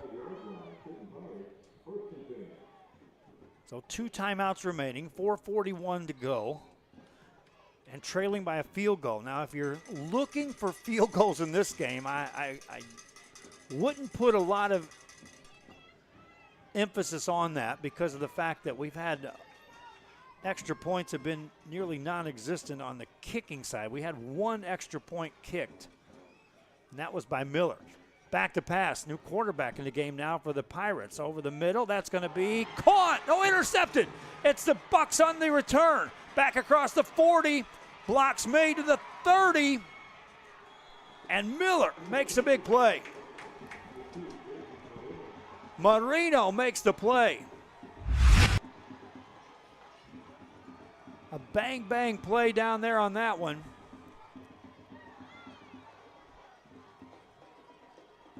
And an interception for the Miller Buccaneers. And it does two things. A, it gives them the football, and B, because it gave them the football, the Sinton Pirate defense has to come back onto the field. Miller will start the drive at the Pirate 29. Now, if you're the Pirates, you're hoping to hold this out of the end zone. Get the ball back. Keep it a one-score game. Here's Williams. Takes it outside. Out of bounds. He'll stop the clock as he takes it to the 27. Gain 3 on the play.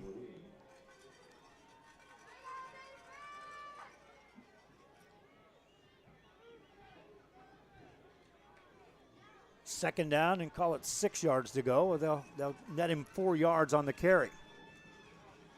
Brown looks to throw. Swings it out left-hand side. Yards after the catch down to about the 21-yard line. Going back to Marino. Suddenly Marino is that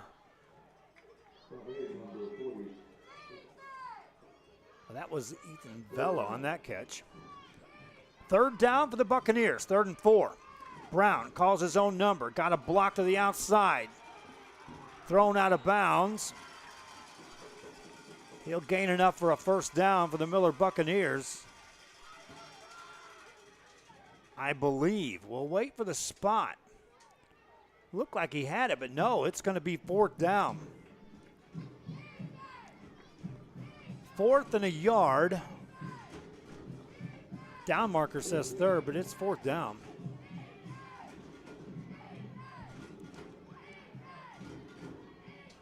Now they flipped it. 4th and 1 for the Miller Buccaneers. This is a big play time for the Sinton Pirates. Brown gets a first down and more down to the 11. First down for the Buccaneers. Jaden Brown trying to guide this team to a road victory against the state-ranked Sinton Pirates.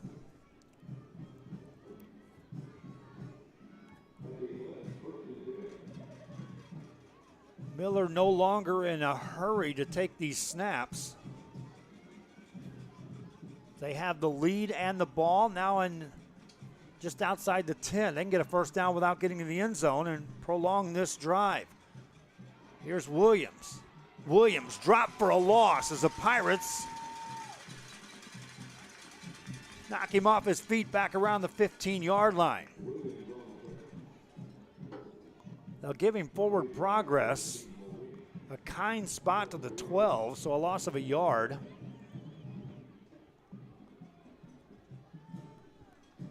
But the clock running, 2:20 to go here in this one. Buccaneers looking to the sideline. They can let this tick down to near the 2-minute mark before taking this snap. Pirates have 2 timeouts. Buccaneers with the football in the lead.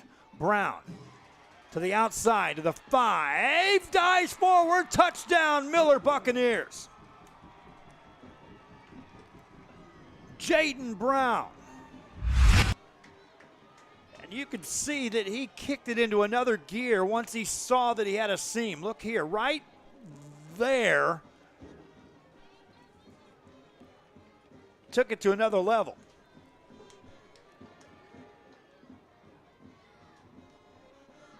Miller up 33-24, looking for the extra point.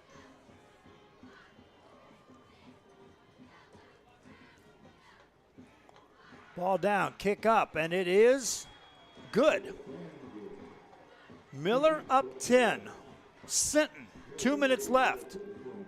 How much magic do they have at home? We'll find out. They'll get the ball after this.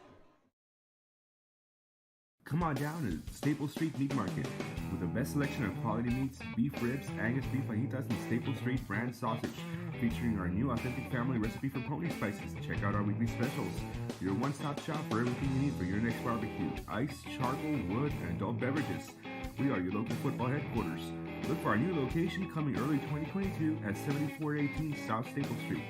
We're a proud advertising partner with Real Sports Live and the Coastal Band and RGV, and supporting all our local sports and athletes. Staple Street Meat Market. We are the Roy Taylor High School cheerleaders, and you're watching Real Sports Live.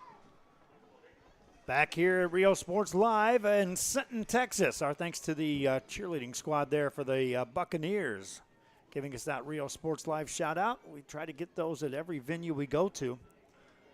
And it adds another element to our broadcast.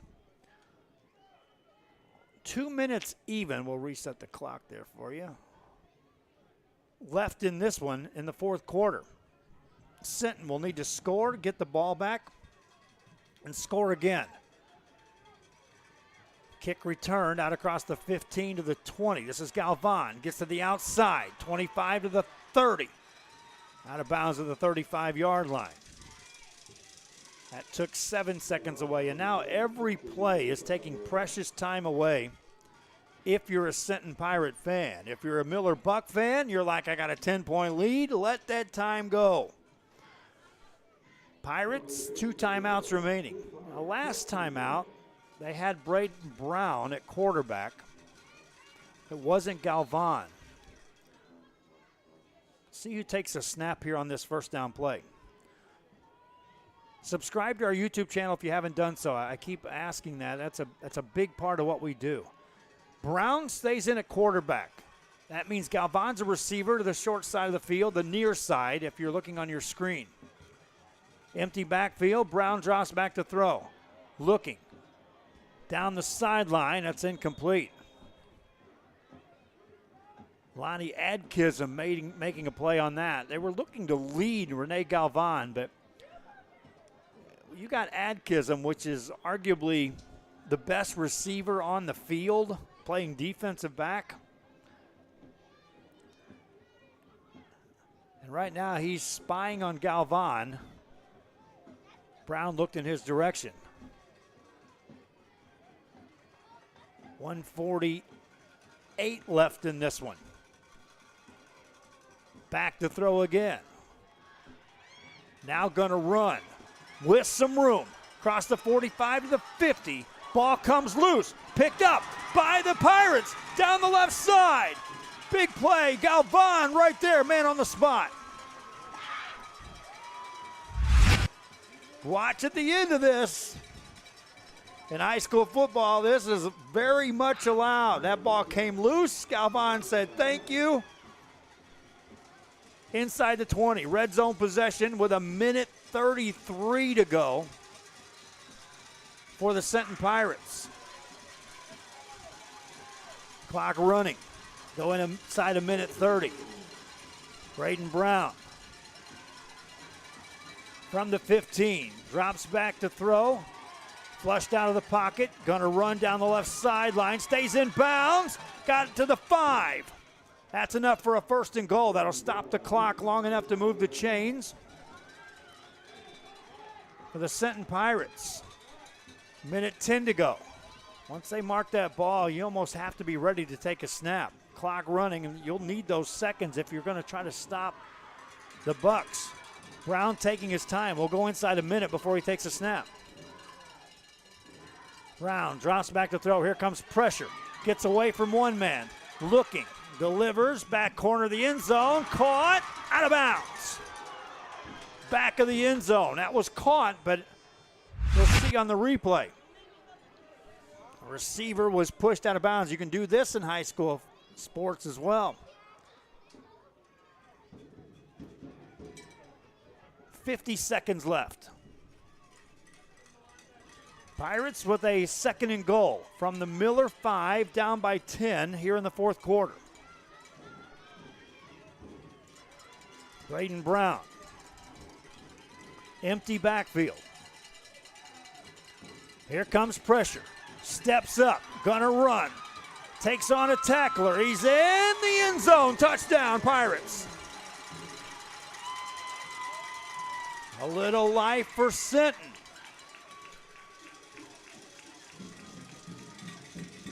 41 seconds to go. We'll watch the replay here.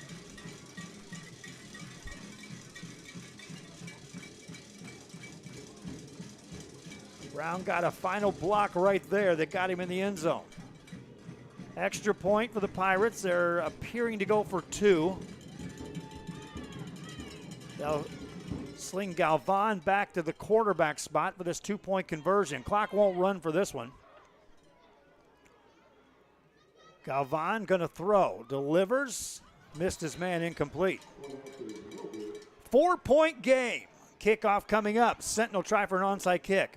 The big part of that was they didn't use any timeouts. They still have 2 left. Even if they don't get the onside kick, there's an outside chance they could get the hands on the ball. They will be attempting an onside kick.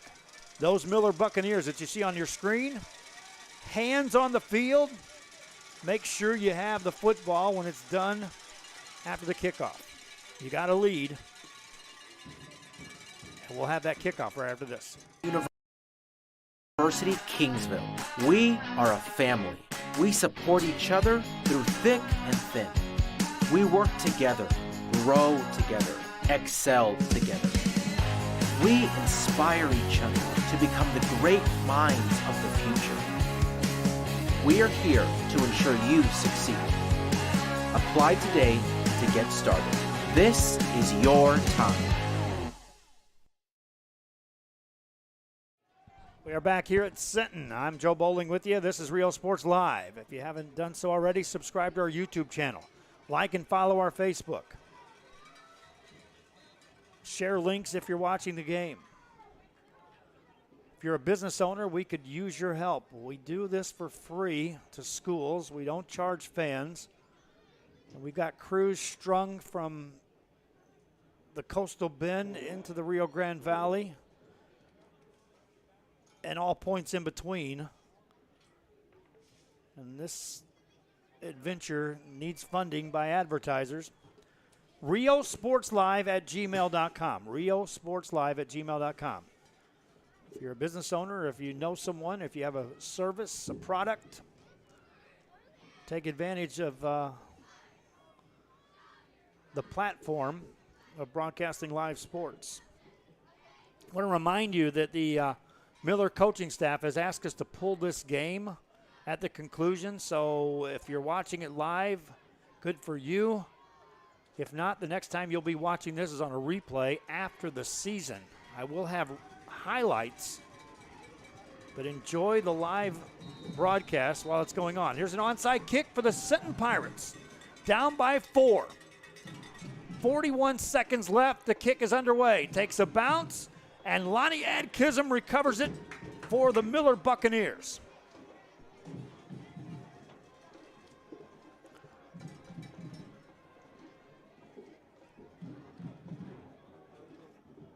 Now with 2 timeouts, you'll have to execute a couple of snaps if you're Miller. But with that play clock at 40 after the snap of the 3rd snap, Sinton won't be able to stop it. So you can take a knee 3 times and walk out of here with a victory if you're the Miller Buccaneers. In a victory formation, but you got to execute a couple of snaps. There's the first one. Quick timeout called by the Pirates. Now they're not going to use a timeout yet. They'll let the clock run, and they will not have to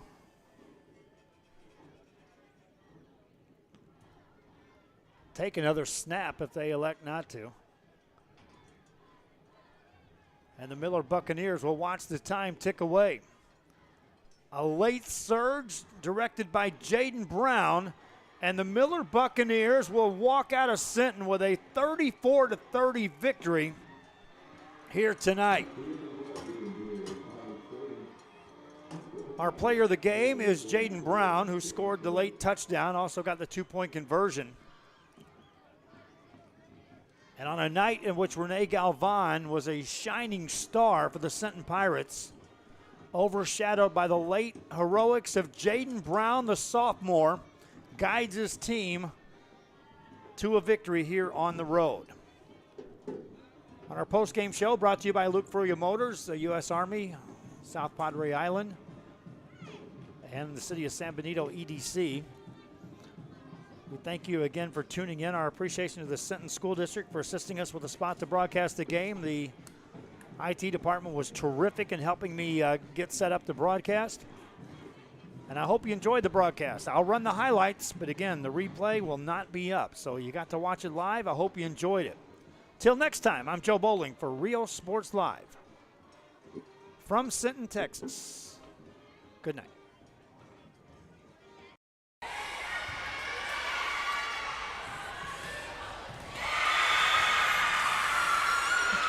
Welcome back, ladies and gentlemen. I'm Mark Molina. We are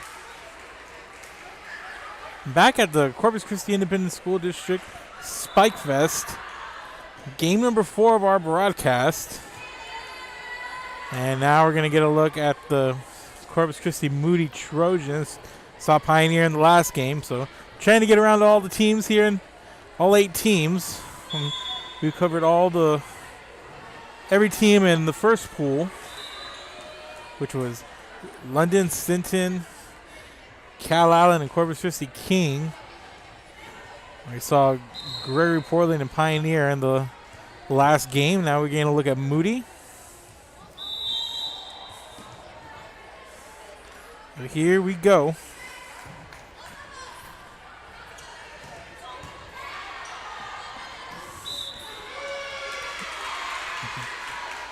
And Moody going to get on the board first.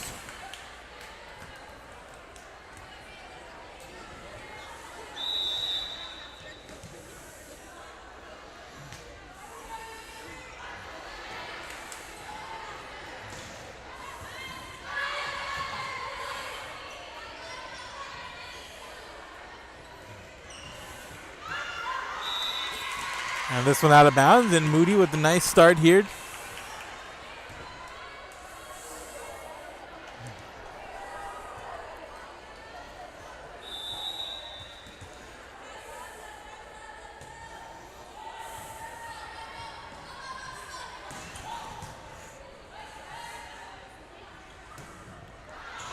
And coming in from the outside, nice play, nicely done. And that's number 2, Liana Candu for the Lady Trojans. And on to serve, Nailea Carreño with their team up 3-0 in this one. Out past the end line. And Moody with the 4-0 lead. Good start here for the Lady Trojans.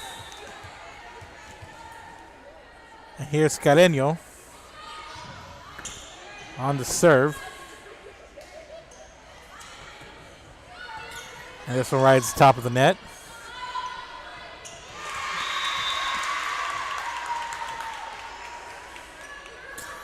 And this one put down, and Moody with a 5-0 start here on Sharyland Pioneer.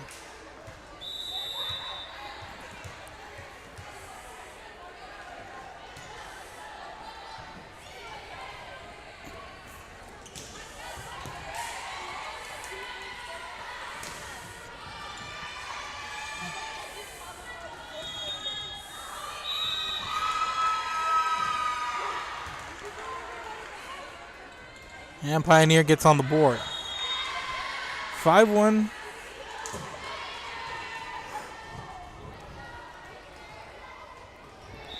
So we have pool play. 4 teams in each pool.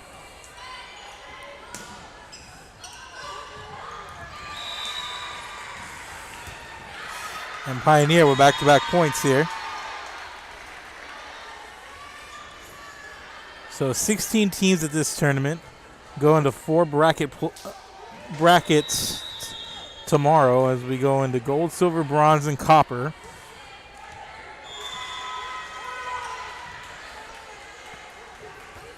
We will have the gold and the silver for you tomorrow from Ray.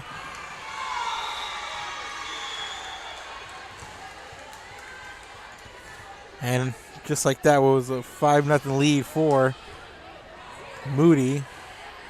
Whittled down to just 2 very quickly as Pioneer picks up 3 straight points. And here's a serve from Natalie Reyes. Here's a setup on the outside. And that's Lindsay Guerra.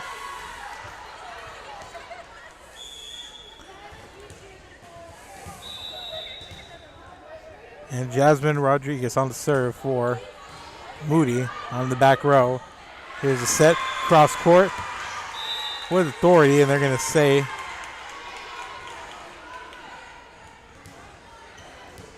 it went out. That was Andrea Chapa. And there's a setup coming across. And Marcela Martinez believes she got the kill there, and they're going to say it went out. So another point over to Moody, and they lead 8-3.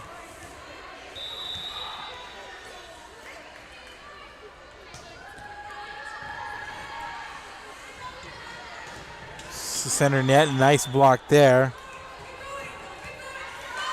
That was Liana Salazar on the block. And here's Liana Cantu. Nice play there. Nice block there on the net from Moody. And in on net was Lindsay Guerra. The point going to go over to Pioneer, and it's still a 4-point game.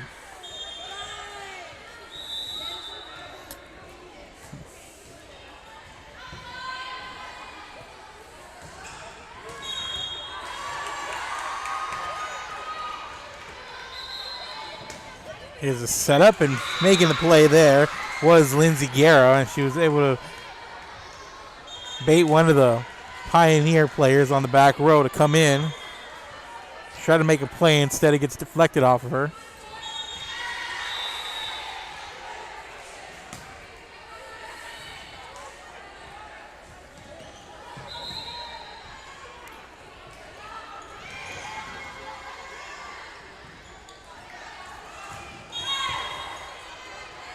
And a whistle here.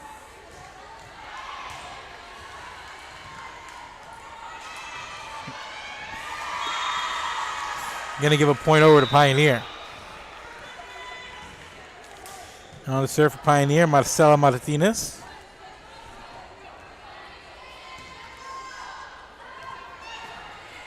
Here's a set. That was Jordan Bravo.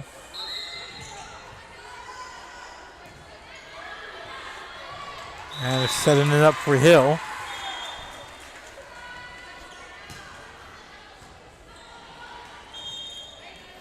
But a little bit of a mistime there by Hill.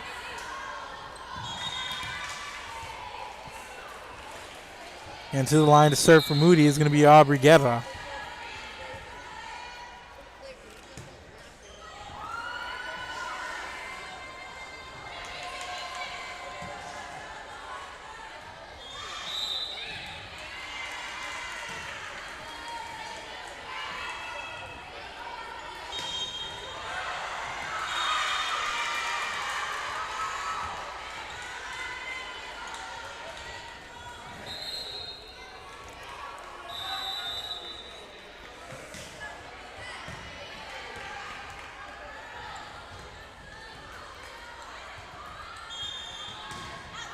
Outside hit there by Lorelai Hill, and that one goes past the end line. And another point goes over to Moody. And it's 11-6.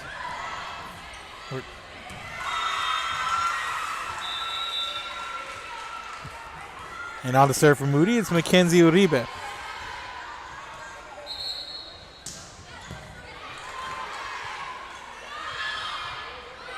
And just getting it over the net was Alyssa Lowe.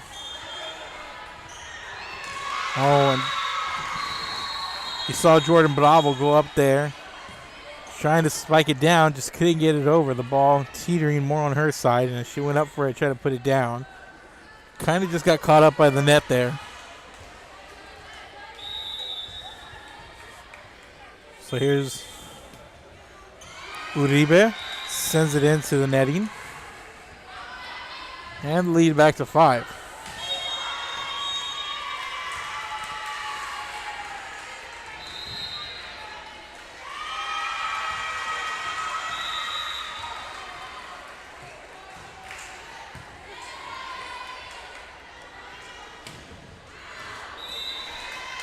And this one a little bit too hard for Jasmine Rodriguez as she sends it out past the end line, and it's a 4-point game.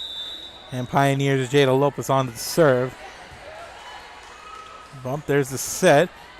And then going back the other way, and this time, Rodriguez connects.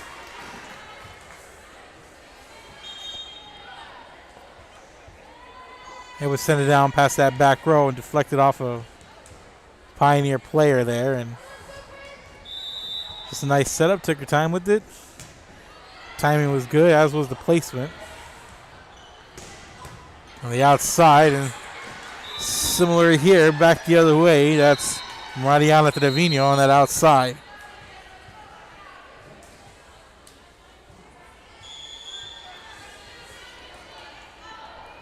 And it's 13-9, and Lizzie Fina with the ace.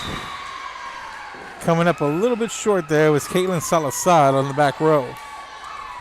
But Pioneer slowly getting back in. They've trailed for a large part here. Started in a 5-0 hole.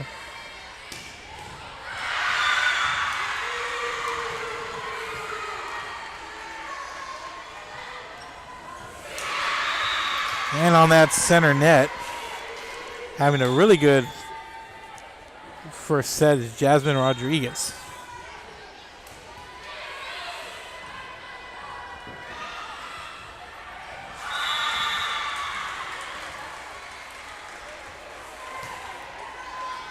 Nadia Carreño. And Rodriguez back with the defensive play.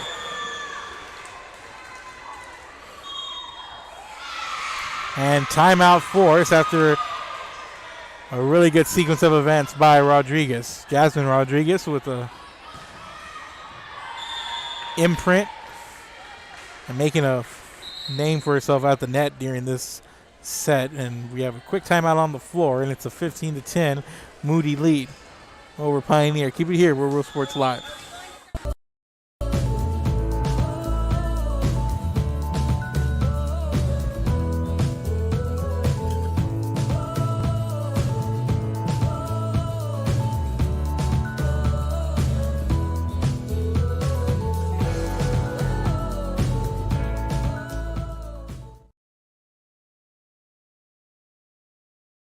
Forever Memories, Antiques and Collectibles, located at 237 North Sam Houston in San Benito, is filled with vintage items, collectibles, and a selection of vinyl records that's as good as it gets.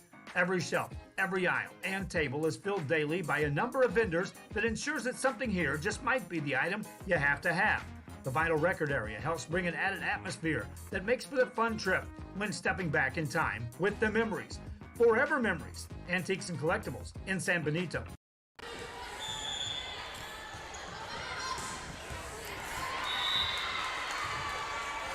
And coming out of the timeout, Pioneer picking up a kill on an outside hit. Make it a 4-point game, and they've trailed virtually throughout this entire first set. So here's Natalie Reyes with the serve, and that one's going to go off the hands of Caitlin Salazar. And Pioneer coming out of the timeout strong. They now trail 15-12.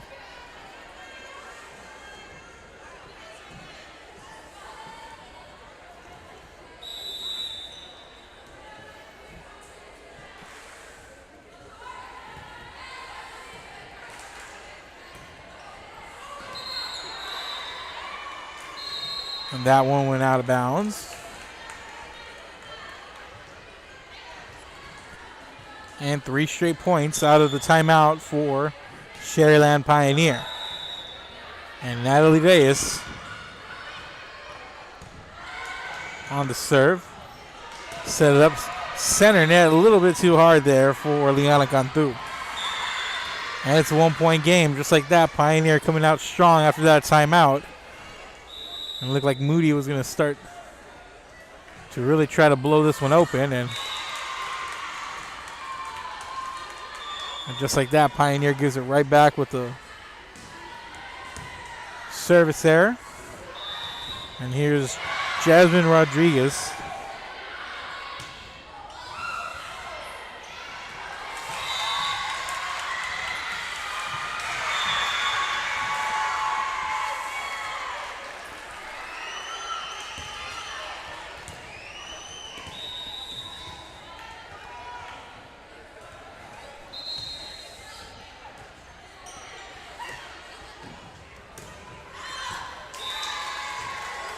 And an outside attack there by Andrea Chapa on the outside.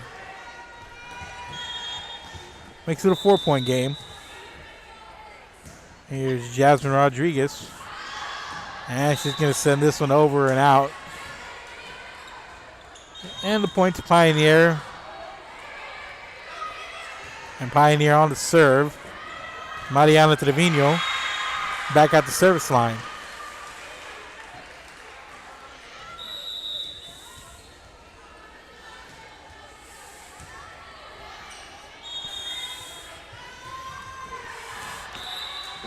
And this one way past that end line. And Pioneer trailing by 2. Here's Trevino's serve, and that could be returned. Trevino picks up an ace here, and it's a 1-point game.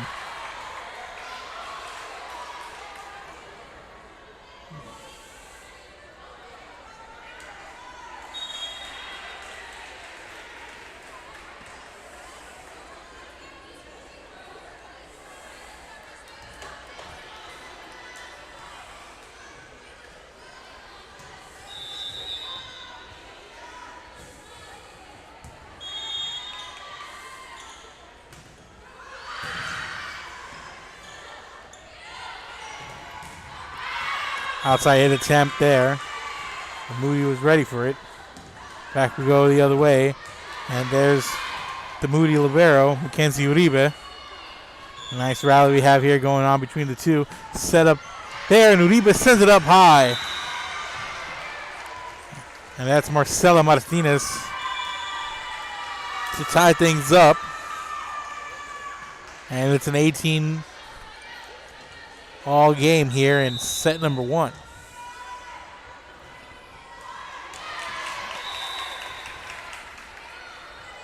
And Trevino sends that one into the net. Gives Moody back the lead.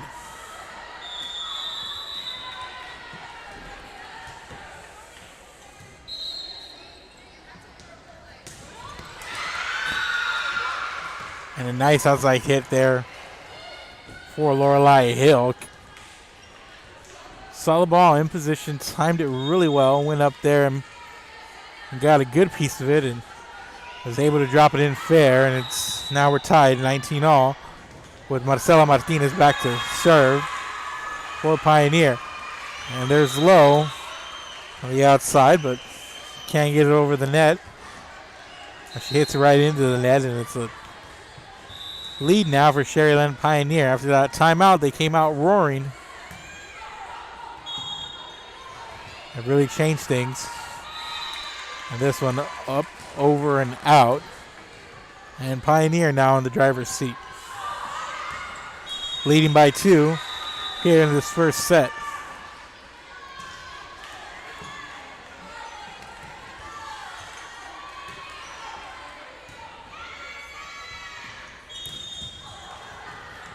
Nice play by Moody up front. Set it up for Lowe. And Lowe sends it to that back line and gets it just inside. And it's 21-20 with Moody on the service line. Serving for the Lady Trojans, Aubrey Guerra. And Guerra into the net.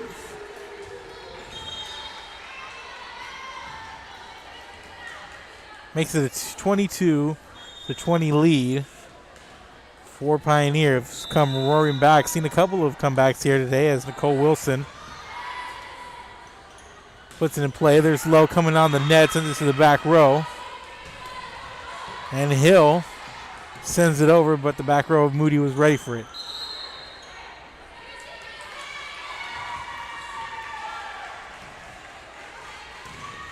And nice play there, the double block up front, courtesy of Jordan Bravo and Lorelei Hill. And Pioneer rolling now, and they're up 23-20.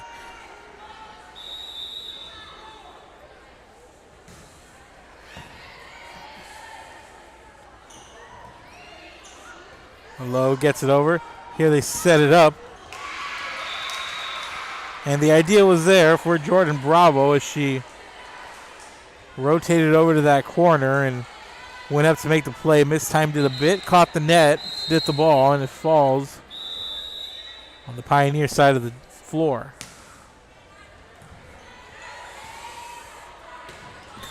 And there's Hill sending it to the back row of Moody.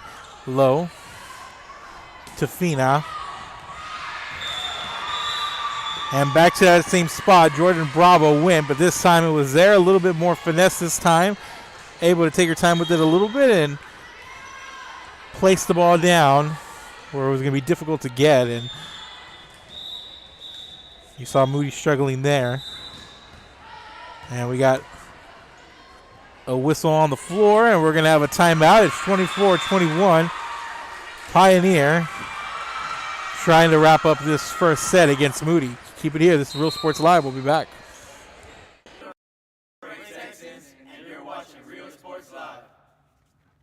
Josh Moody and Coach Rolly Gonzalez of Josh Moody Loans are former Harlingen Cardinals and would like to wish all the teams good luck in tonight's games.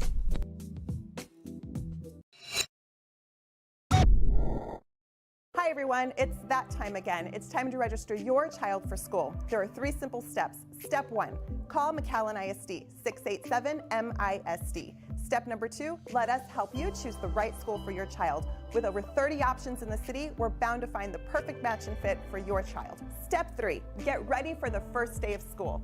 Classes begin August 26th. Remember, you can live anywhere and attend our schools. And even if you're already registered somewhere else, it's never too late to join the McAllen ISD family. We are Santa Rosa and you're watching Real Sports Live.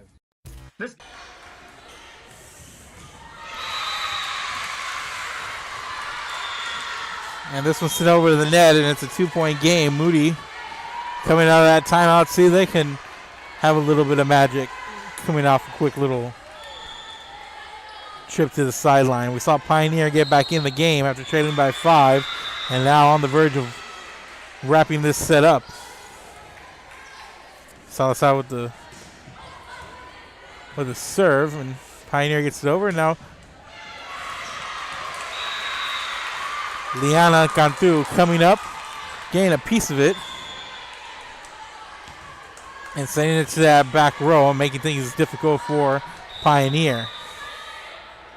And here's Salazar on the serve, sent it to the back row of Pioneer.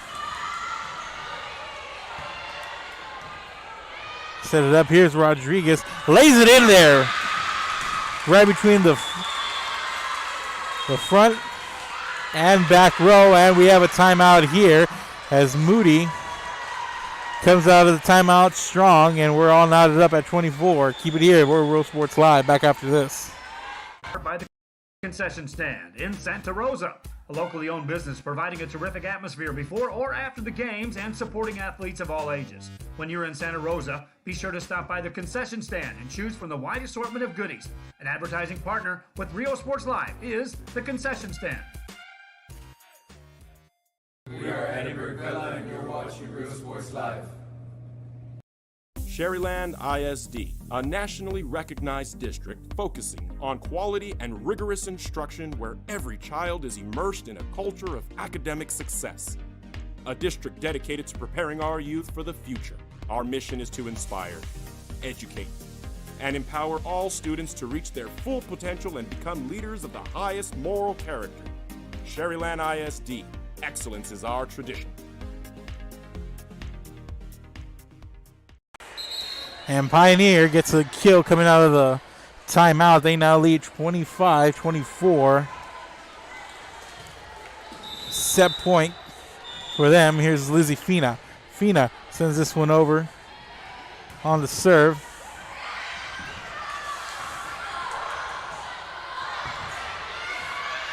And they set this one up for Rodriguez, and Rodriguez puts a little bit too much on that one, and that's going to do it here. Pioneer comes in and is able to come from behind, down by 5 at one point.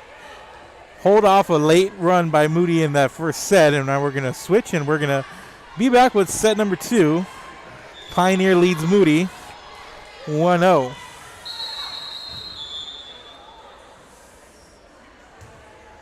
Keep it here. This is Real Sports Live.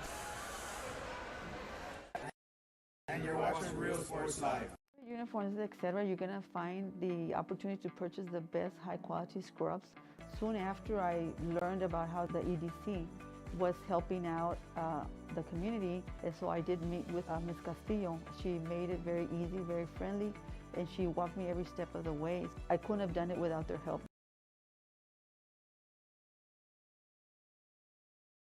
Come visit our new store in downtown Harlingen. We have furniture, appliances, clothes, collectibles, and more. All funds collected support the Sunny Glen Children's Home.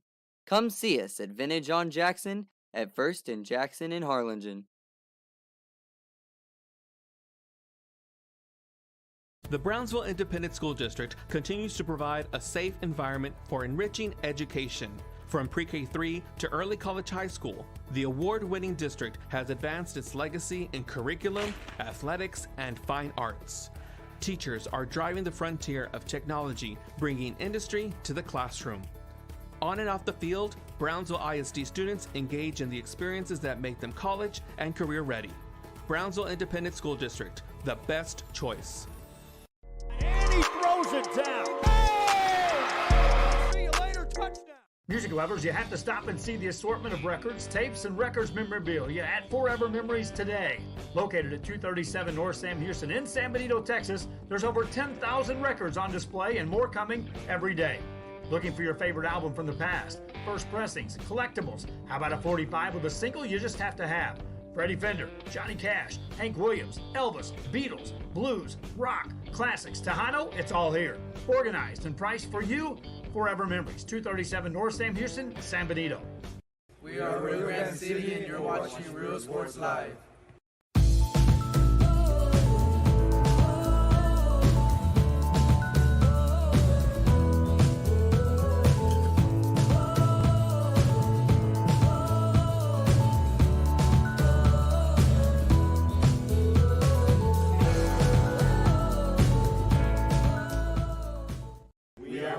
And you're watching Real Sports Live. Hi, I'm Roldo Vegas and I'm a partner with New York Life Insurance Company. For 170 years, New York Life has built a reputation for building some of the finest agents in the industry. I help to manage that process from day one. If you're looking to challenge yourself and build an insurance and financial service business, then I would like to show you how I can help. And he throws it down. Hey! See you later, touchdown. Welcome back, ladies and gentlemen. Starting set number 2 between Sharyland Pioneer and Corpus Christi Moody. And it's going to be Pioneer with the opening serve. And Moody gets on the board first, and that's Jasmine Rodriguez.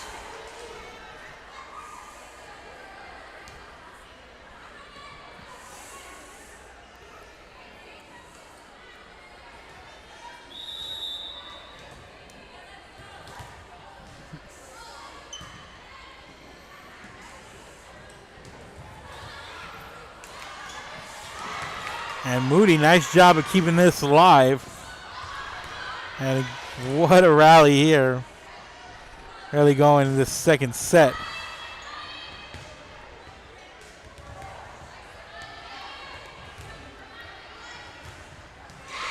And into the net there goes Mariana Trevino. And Moody starts off with a 2-0 lead.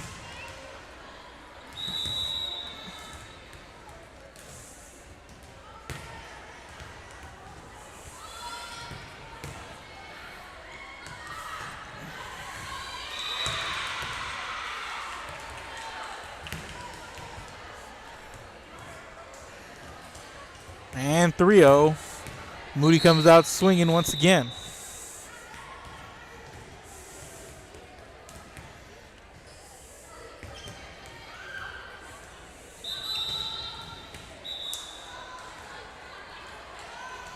And we're going to get a whistle here.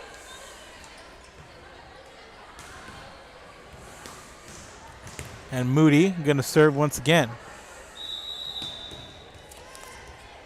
Alea Carreño on the service line for the Lady Trojans. She sends it over.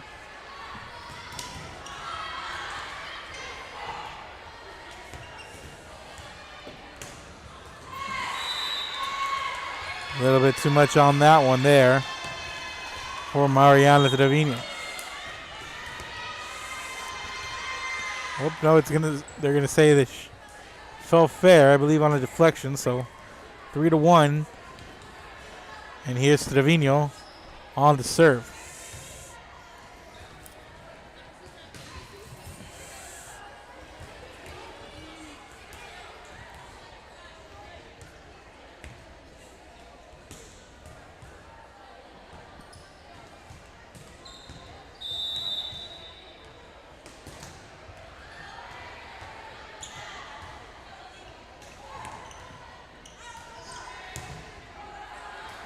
Some bounce into the air, and Lorelei Hill.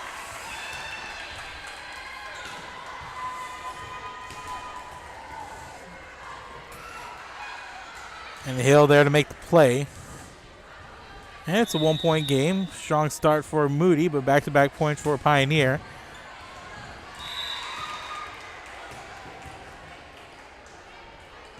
Had him within one, but Trevino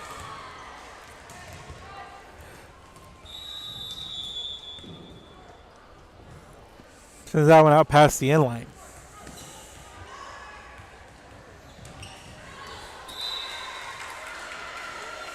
That was Lorelei Hill. A little too hard there.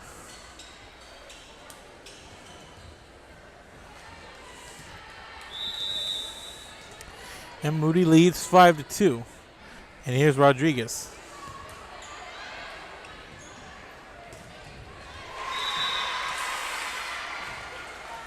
Andrea Chapa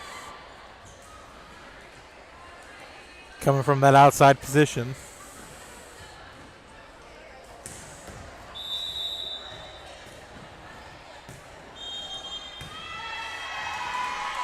And a whistle and another point for Pioneer. And it's a 5-4 game.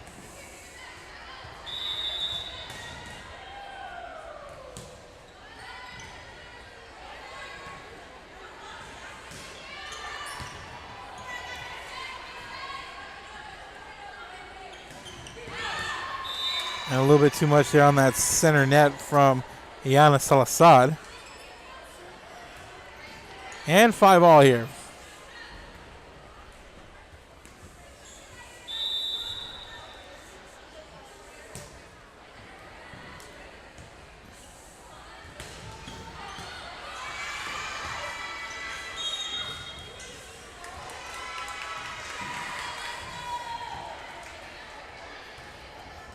Now this was Lorelei Hill on the outside, but point going to go over to Moody. That's going to break the tie. And on the service line for Moody, going to be Liana Cantu. Cantu sends it over. They set it up, and that was Andrea Chapa into the hands of Lowe.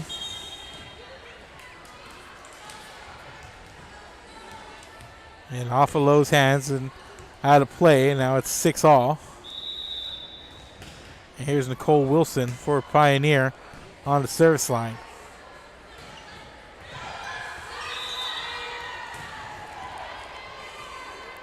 A little bit of a mistiming there from Iana Salazar, unable to get it over the net.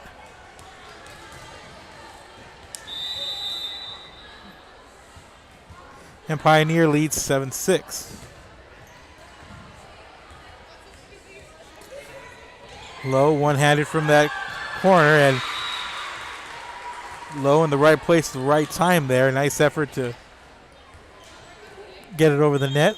A little bit of finesse there, but enough to put the front row of the Sharyland Pioneer squad on its heels. And it's 5-5.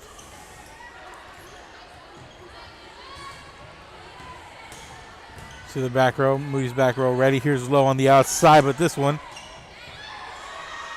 blocked, one returned. And there's Hill.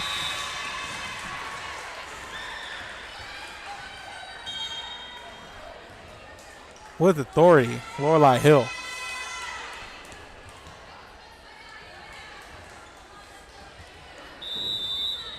And Pioneer in front, 8-7. Jada Lopez on the serve, and there's Lowe. Here's a setup. Cross court for Mariana Trevino. There's low.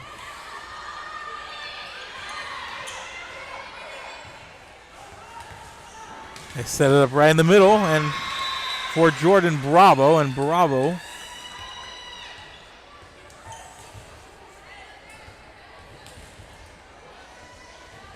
sends it like a missile to that back row. Not much you can do about that.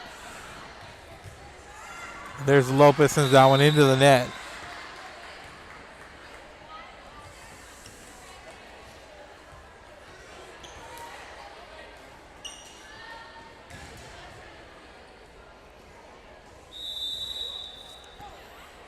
Mackenzie Uribe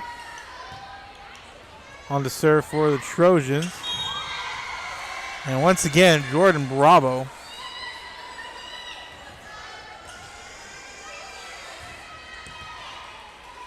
comes up there on the center net. And Bravo's had a good game as well. Here's a jump serve sent over by Lizzie Fina. And Jasmine Rodriguez gets it sent back the other way by Marcela Martinez. And they're going to set up Mariana Trevino. And there is Natalie Reyes to clean it up in the middle of the net. And it's a 3-point lead for Pioneer.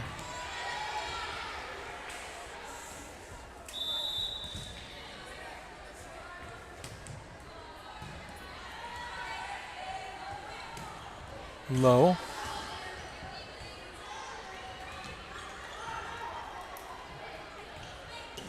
And Rodriguez gets a double block courtesy of Mariana Trevino, Marcela Martinez. And Mariana Trevino's attack returned there by Moody. Good job there by the Lady Trojans to keep this going. And got a solid rally going on here as they set up Marcela Martinez. Here's Uribe. There's Lowe. And there's Rodriguez coming up with a deflection and into the net goes Aubrey Guerra. And it's a 4-point lead for Pioneer after that rally. Both teams had their chances, but it was Pioneer coming out with the point there. And it's a 12-8 lead. And here's Fina.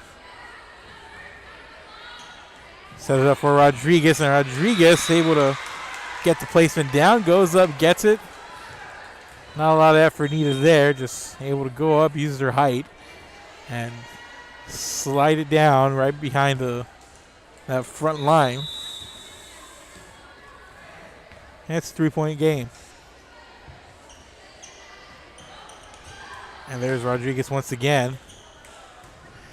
And Rodriguez 2 in a row. And Rodriguez making herself a wall.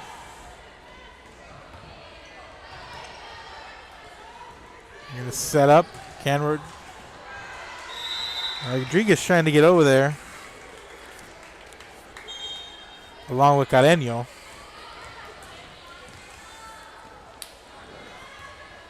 Pioneer comes up with the point. Here's Natalie Reyes.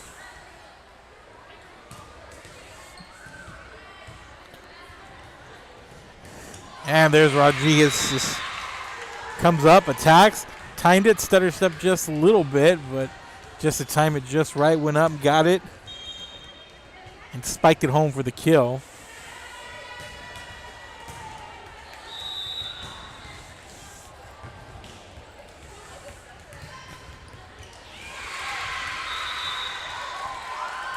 Now we're going to get an ace here, and it's a 13-11 game.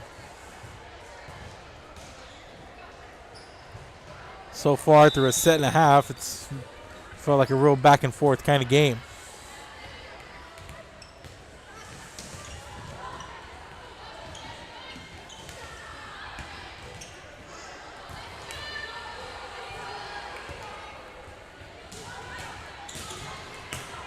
Rodriguez sends it over a trio of gray jerseys.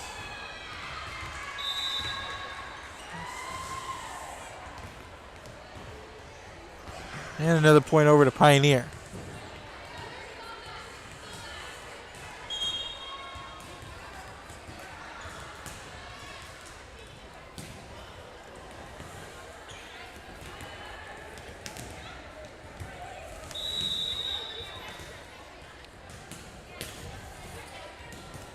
So Katie Salazar.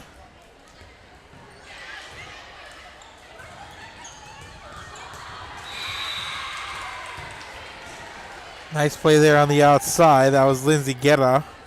And Andrea Chapa send it over.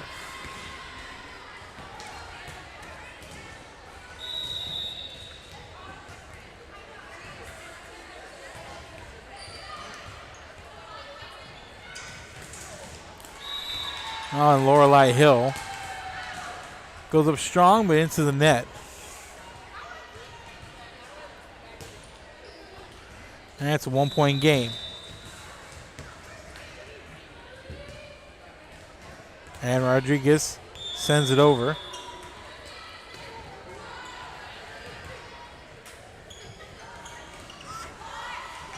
And nice defense there by Pioneer on the net. They can set it up for Hill once again.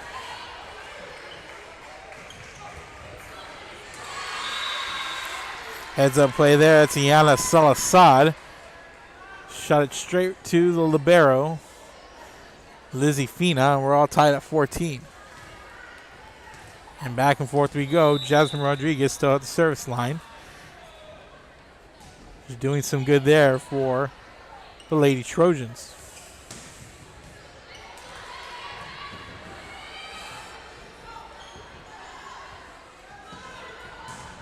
I set up Lorelei Hill, and Hill on the outside. Sends it to that back row. Picks up the kill, and it's 15-14. Pioneer over Moody.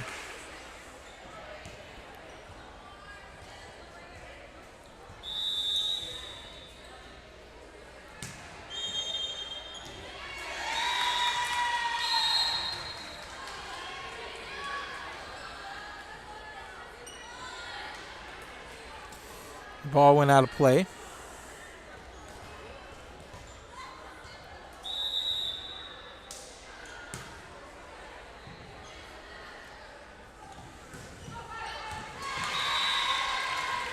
And that one put down here in this near side corner.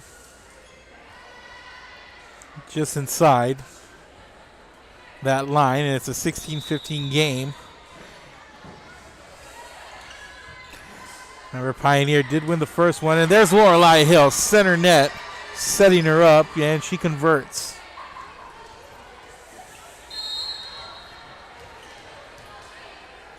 And it's a 17-15 lead for Pioneer. They won the first match 26-24.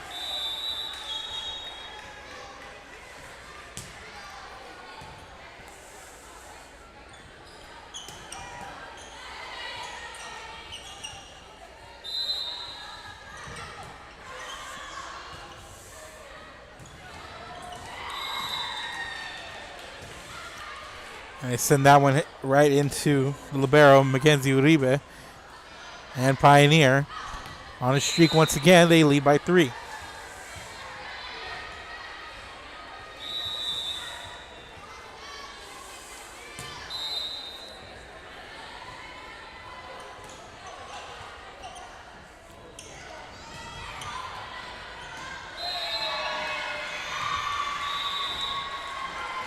And another whistle and another point over to Pioneer. They lead by 4 now.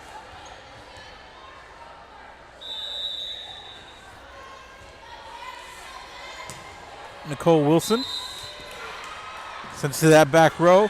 And Moody. And there's Hill.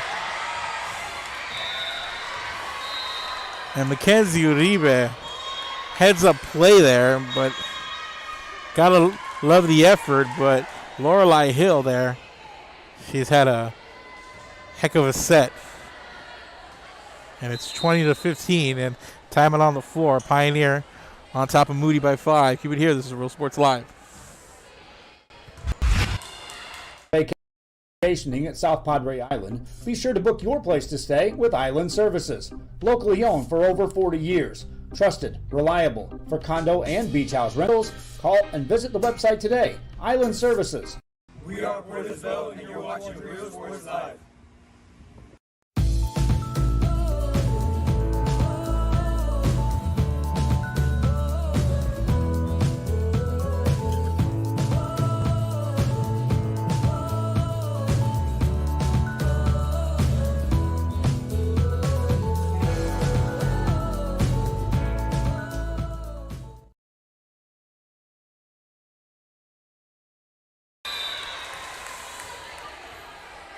Coming out of timeout, the Trojans pick up a point on a Pioneer misstep, and it's 20-16. And timeouts have been good for these teams. They go down and they need it. They talk about it, get a little bit of a break to decompress, and then come back on the court with a game plan. And you see here Moody with back-to-back points. Pioneers done it back in the first set, and Moody did it late.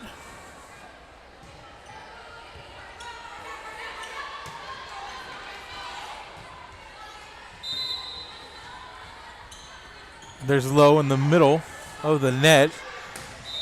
Looks like she might have mistimed it there. Didn't really know where the ball was. On the outside,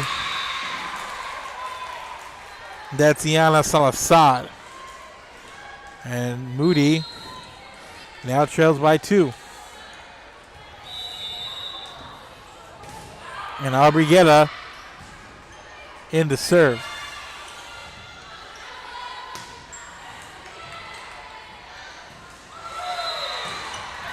And this one going to go out a little bit too much on it from Liana Cantu.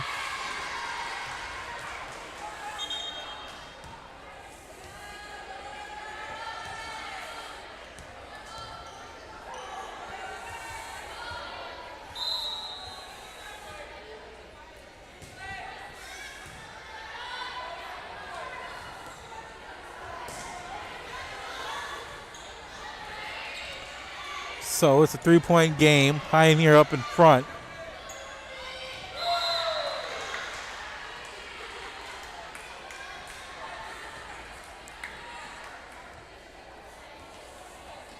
And Abrigueta on to serve as the officials discussing something down on the floor with both sidelines.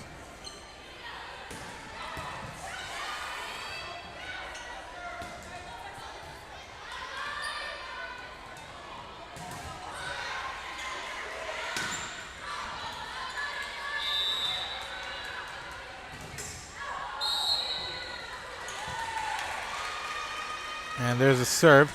And there's Hill. Lorelei Hill.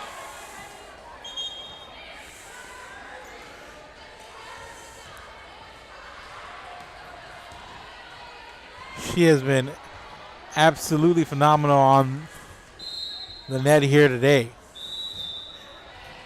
If she's gotten chances, she's finished and made the most of them.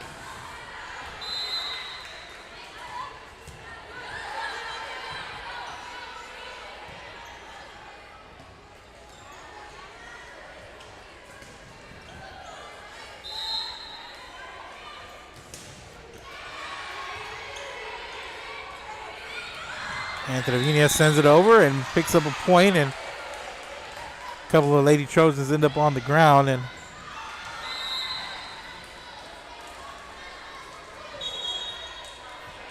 the lead is 4. Here's a jump serve. Set it up for Lowe in the center. Libero Fino puts it into play, and there's Lowe with the block and the point.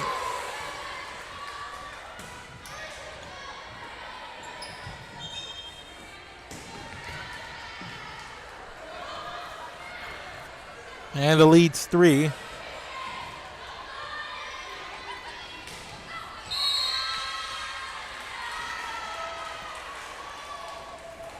And the libero, Uribe, In to serve for Moody.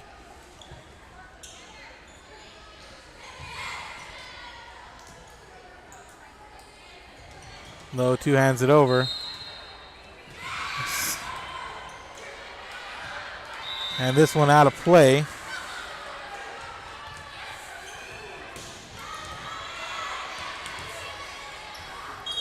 And Lizzie Fina was about to go to the line to serve, and we're going to get a timeout for Moody. They're down by 4, 23-19, and we'll take a quick break, and let's see how Moody responds on the other end of it. Keep it here. This is Real Sports Live. Antiques and Collectibles, located at 237 North Sam Houston in San Benito, is filled with vintage items, collectibles, and a selection of vinyl records that's as good as it gets. Every shelf, every aisle, and table is filled daily by a number of vendors that ensures that something here just might be the item you have to have. The vinyl record area helps bring an added atmosphere that makes for the fun trip when stepping back in time with the memories. Forever Memories, Antiques and Collectibles in San Benito. Now welcome back, ladies and gentlemen. Coming off the break, that's Lizzie Fina. Makes it 24-19.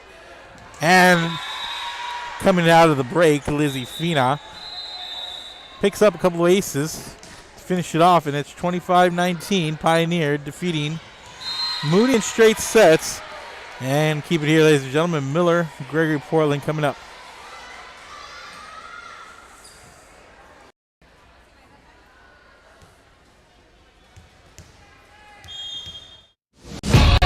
I've got my plan. I say lob it to Ryan Perez in the paint off a couple of screens. Esquivel to Garcia. Off the deflection. Los Fresnos comes back and wins. Now Santa Maria will put up a three. Bang! Santa Maria. Here's Warner. Here comes a headed jam. Counted for two. Field. Adios! And the Falcons win on a walk-off. And it's saved. What a game. Cortez smacked to the left. That is gone. Lob for Perez. That's my play. Off the backboard. Count it. And a win. And a win. Ryan Perez wins the game for the Santa Rosa Warriors, and they go. And welcome back, ladies and gentlemen. Next game up, Corpus Christi, London versus Cal Island here. And again, we're going to be doing our best to mix it up a little bit, but we are going to bring you games in progress. We will not bring you games in progress, right? We will start you off with full new games. And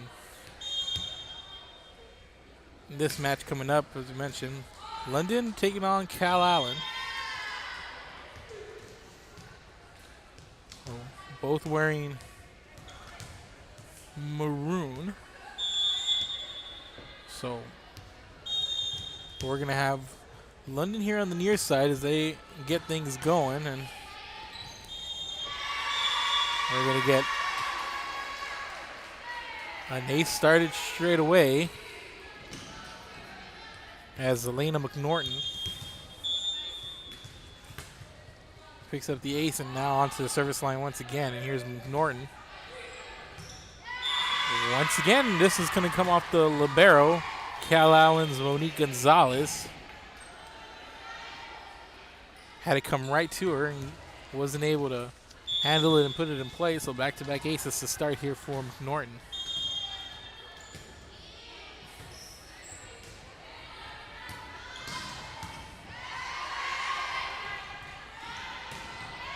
Set up in the libero. Taylor Marshall sends it over, and this one popped up. There's a set by McNorton, and it's sent over by Giselle Delgado.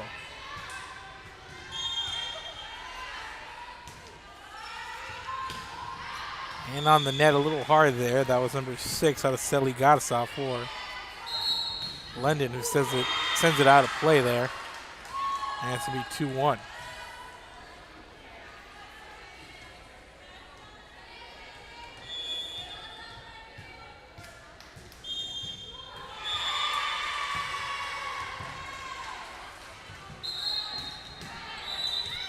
And another point over to London to start things off, and they lead here 3-1 over Cal Allen.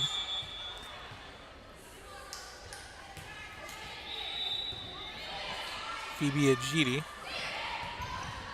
on the serve for London. And this one punched over by Taylor Marshall. It's set up on the outside there. Nice play by number 3, Reagan Tennell. Gets a deflection off one of the London defenders.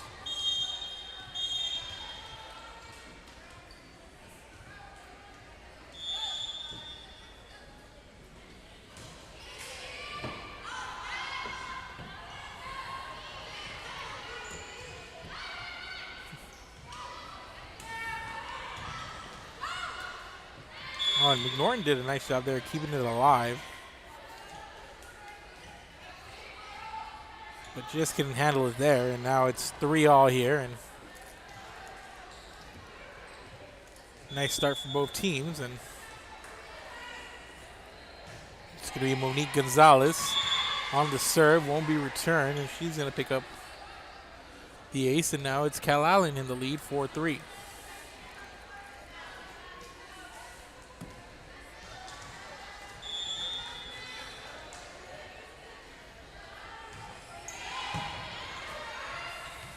A nice play there on the net. It comes up short, but there's Tennell on the net, able to get a piece of it, put it down for the point.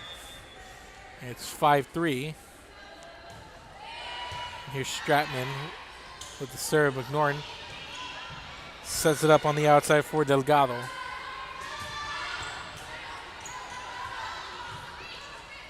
And this one sent over, not going to make it. There's the whistle, and that was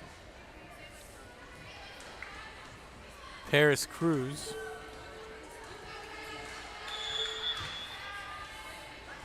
And it's 6-3.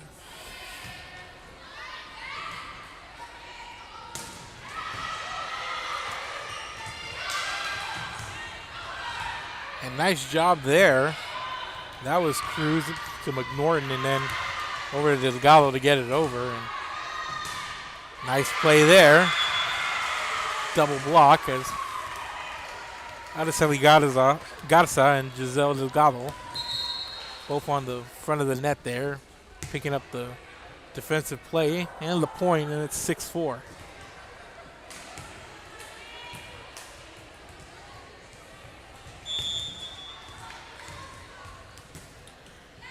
There's a serve by Lillian Campbell. And Campbell on the back line. There's the set by McNorton. Two-handed over there by Rachel Graff. Sent over, here's Tennell.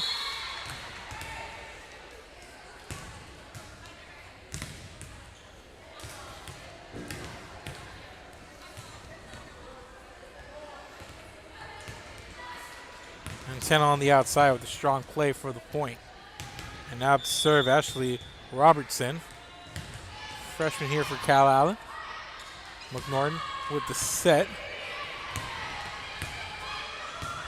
Set up for Tennell. Nice running approach there on the net. And another point going over to Cal Allen.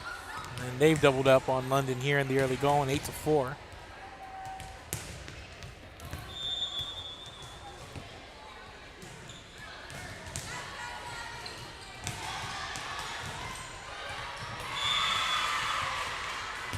And London getting a point back.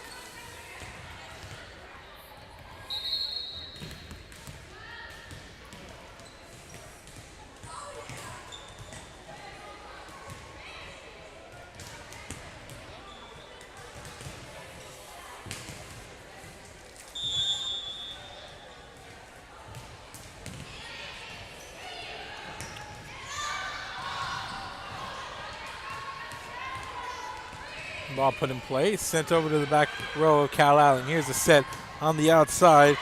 That's Molly Appleby. Here's a setup again. Here's Tennell. A nice play there from the libero, Taylor Marshall. And there's McNorton. What a sequence there. I believe that was London's Araceli Garza coming in and hitting the floor, keeping that one alive, and Norton was there to make the play, but it's going to be point over to Cal Allen. But nice effort there as we see Reagan Tennell going to the service line for Cal Allen. McNorton sets it up on the outside. There's a punch, and going off of Tennell, it's kill for Elise Gonzalez. Nicely done there. You get a point back. And it's 9-6.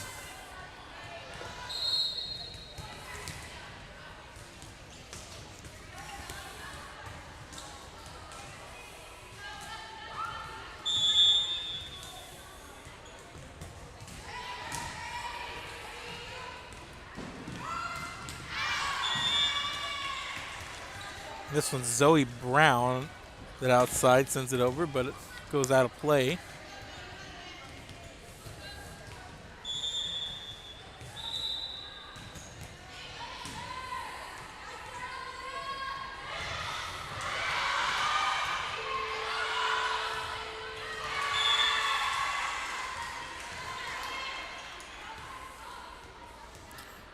And it's 9-8.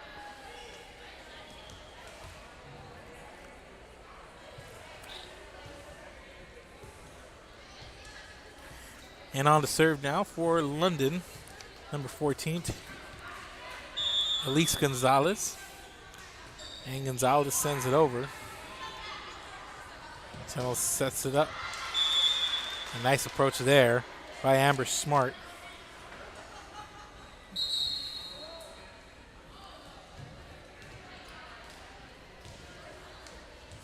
Gets credit with the kill, and onto the service line for Cal Allen, Amanda Cadena.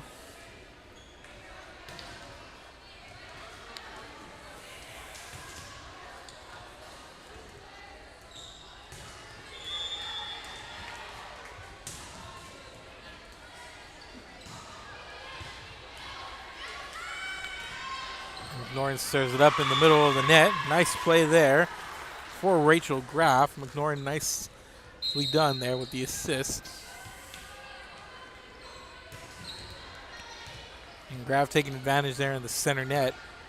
Able to pick up the kill, and it's a 1-point game, 10-9, and on to serve for London is the libero, Taylor Marshall. And Marshall making a nice play on the back row, but the front row unable to track down the ball, make a play on it. And the point goes over to Cal Allen, and the Cal Allen libero, Monique Gonzalez, under the line to serve.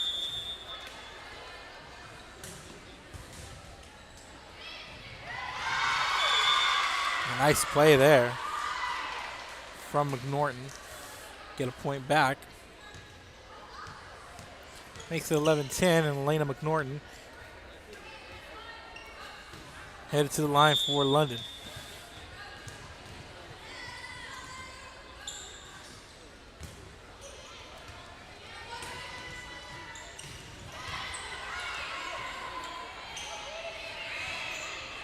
Ajiti sends it over. Here's Tennell with the setup. Nice defensive play there. I believe that was Delgado making her appearance felt there on the net. This one to Marshall. Delgado sets it up, and a running punch there by Araceli Garza, but it goes out of play. It's going to be Cal Allen serve.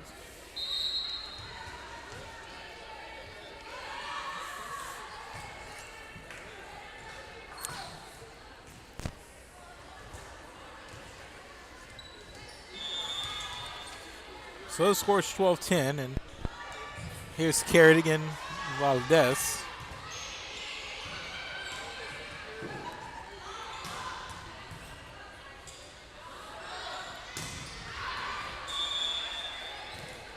Outside hit there out of Araceli Garza, a little bit too much on it. Sends it to the back line and passed it ultimately for Cal Allen point. Kerrigan Valdez. Cal Allen Jr. on the serve. Sends it to the libero. McNorton sets it up for Ajiti. Nice outside play there. Sends it cross court. Phoebe Ajiti with the point there for London.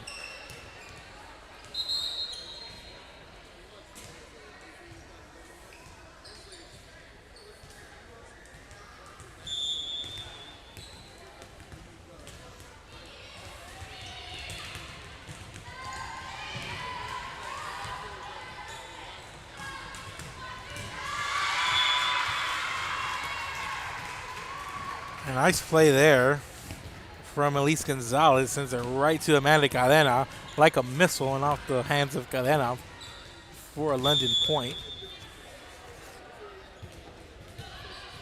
Phoebe Ajeti with the serve. Here's Marshall. Sends it near the stands, and the point goes over to Cal Allen. It's a 14-12 game.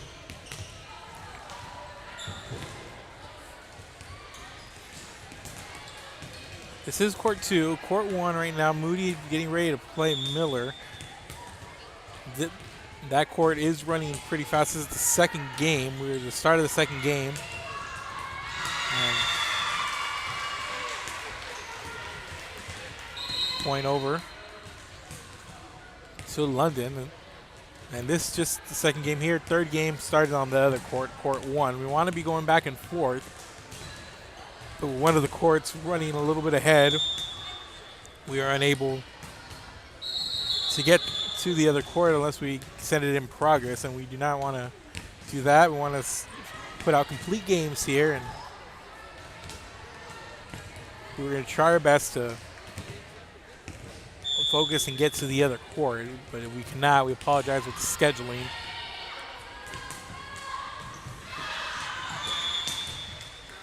And that's number 3, Reagan Tennell, making the play there for Cal Allen. It's giving Lady Cats a 15-13 lead.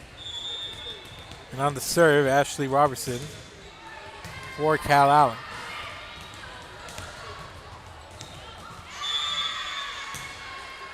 And London unable to get it over the net there, and point goes back over to Cal Allen. It's a 3-point game for the Lady Cats as Robertson gets ready to serve once again.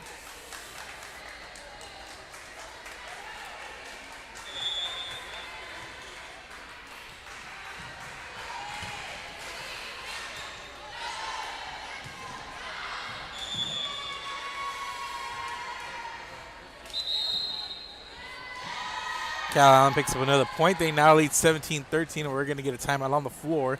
We'll be back. This is Real Sports Live. Keep it here. And you're watching Real Sports Live. Uniforms, etc. You're gonna find the opportunity to purchase the best high-quality scrubs. Soon after I learned about how the EDC was helping out the community, and so I did meet with Ms. Castillo. She made it very easy, very friendly, and she walked me every step of the way. I couldn't have done it without their help.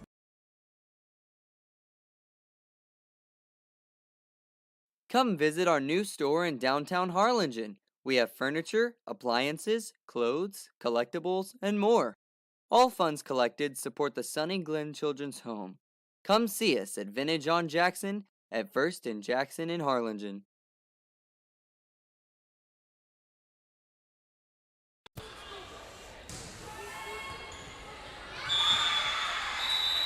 And coming out of the timeout, it's going to be a Cal Allen ace. I believe it went off one of the London players. And this one goes out of play as Ashley Robertson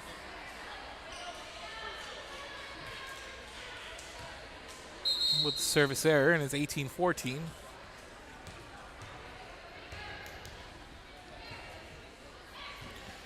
And back for London is going to be Giselle Delgado. Tano sends it to the back row, and there's Marshall, and here's Delgado. Sends it out.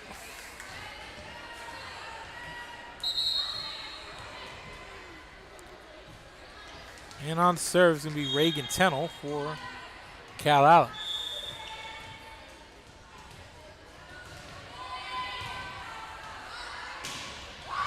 And McNorton met at the net by a block from Molly Appleby. And there's Tennell, sends it to the back row, and it's not going to be returned.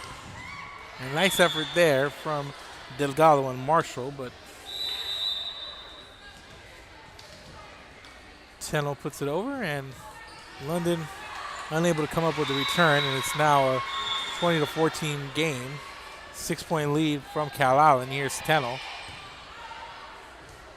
And McNorton over to Gonzalez. And McNorton sets it up for Rachel Graff, and Graff comes up with the play there.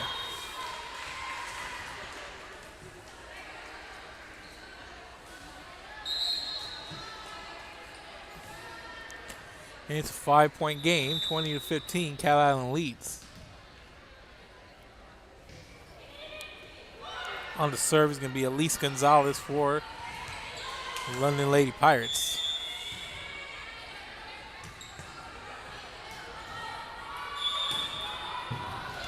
That one goes out of bounds. And the lead is now 6. Calallen running away with it here at the end of this set.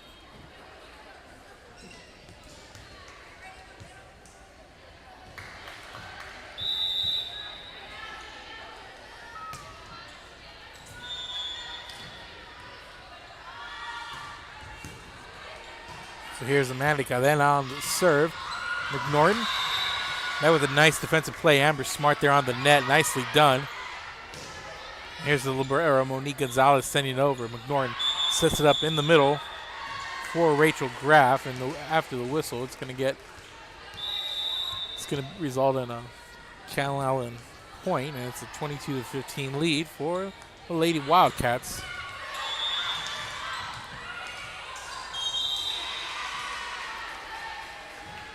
Here's Amanda Cadena. And nice play there in the middle of the net once again. Rachel Graff. And she's had a pretty solid match here so far. Able to make the most of some of the opportunities she's gotten. Relatively quiet so far, but makes a couple of nice plays there. She heads to the sideline. And Taylor Marshall with the serve. Put up. That one's sent over by Stratman. McNorton sets it up for a GD.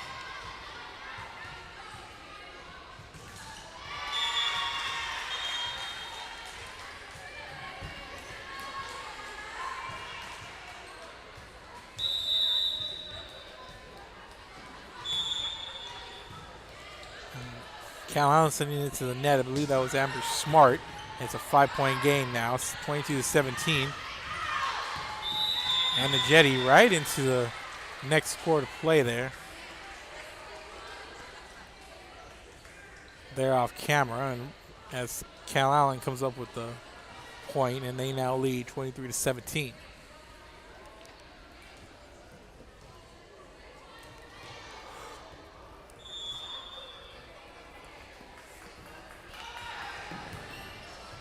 And Marshall coming up, trying to make a play. But London unable to come up with a return, and it's a 7-point lead for Calallen. And now Monique Gonzalez about to serve as Calallen looks to close out this set. And they will, and off the ace, and that's going to do it here for set number 1. Calallen comes up victorious, 25-17. Keep it here. This is Real Sports Live. We're headed to set number 2. Calallen leads 1-0.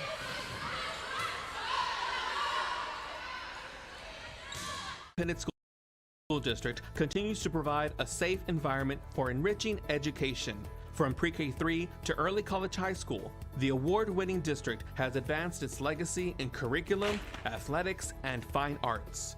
Teachers are driving the frontier of technology, bringing industry to the classroom.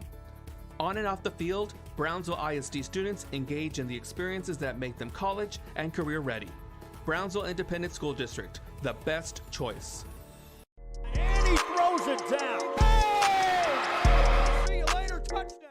Music lovers, you have to stop and see the assortment of records, tapes, and records memorabilia at Forever Memories today. Located at 237 North Sam Houston in San Benito, Texas, there's over 10,000 records on display and more coming every day. Looking for your favorite album from the past, first pressings, collectibles? How about a 45 with a single you just have to have? Freddie Fender, Johnny Cash, Hank Williams, Elvis, Beatles, blues, rock, classics, Tejano, it's all here. Organized and priced for you. Forever Memories, 237 North Sam Houston, San Benito. We are Rio Grande City and you're watching Real Sports Live.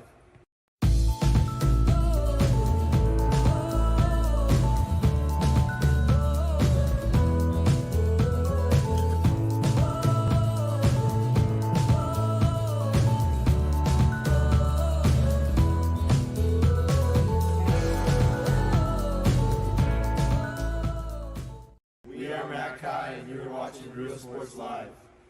Hi, I'm Rodo Rodriguez and I'm a partner with New York Life Insurance Company. For 170 years, New York Life has built a reputation for building some of the finest agents in the industry. I help to manage that process from day one. If you're looking to challenge yourself and build an insurance and financial service business, then I would like to show you how I can help.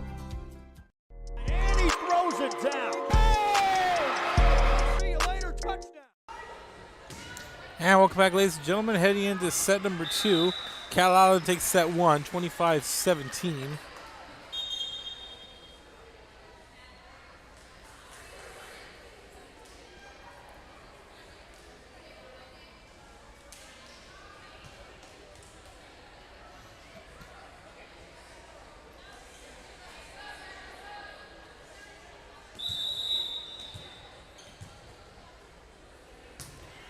So coming up, set number 2.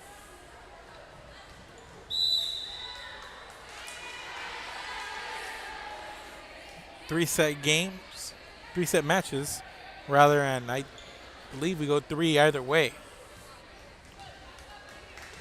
They're all the 25.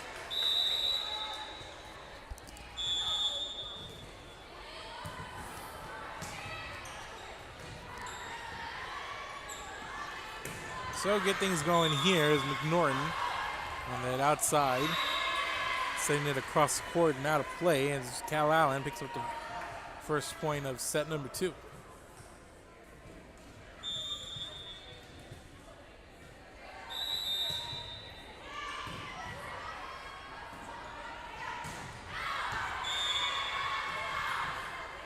And a little bit too much on this one from RSL Garza.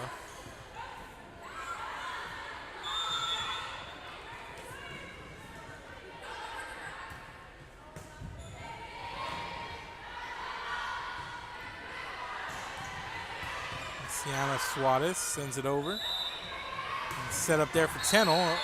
And off the arms of Suarez as it gets over. And the point going to be given over to Cal Allen as they now lead 3-0.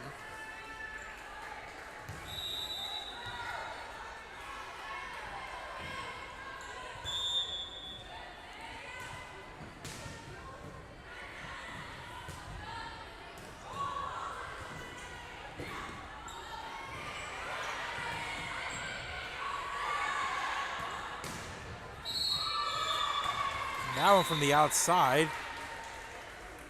Nicely done there. I believe that was Kerrigan Valdez coming up with that outside hit for the point as it falls just inside of that back line. And it's a 4-0 lead for Cal Allen. And Valdez.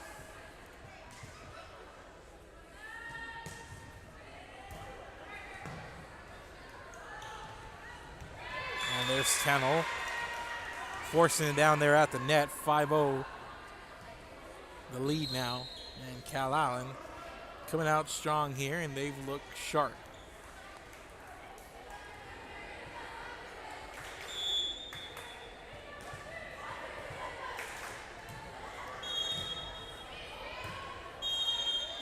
McNorton sets it up for a jetty in the center net.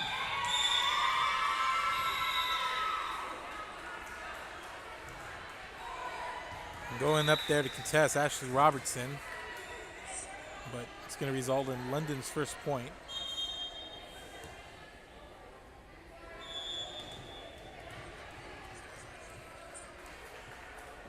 So Elena McNorton on to serve.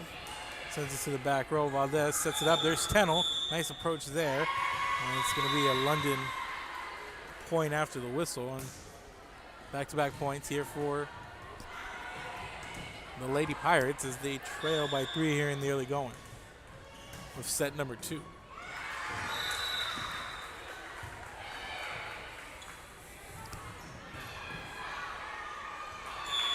And this one doesn't quite come back over the net for London as it falls on their end of the, on their side of the court. And point it back over to Cal Allen. And on the serve for Cal Allen, Victoria Stratman. And Stratman comes up with the ace.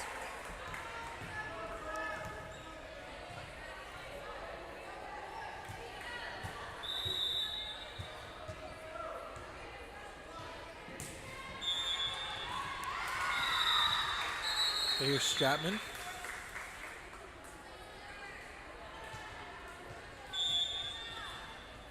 On the serve for Cal Allen. Here's a jump serve delivered to the back row, and it's not going to be returned. That's Deanna Suarez. Couldn't get control of it, and it's an 8-2 game, and timeout forced here on the court, and Cal Allen leads by 6. Keep it here. This is Real Sports Live. We'll be back. Vacationing at South Padre Island, be sure to book your place to stay with Island Services. Locally owned for over 40 years. Trusted, reliable for condo and beach house rentals. Call and visit the website today. Island Services. We are Portisville, and you're watching Real Sports Live.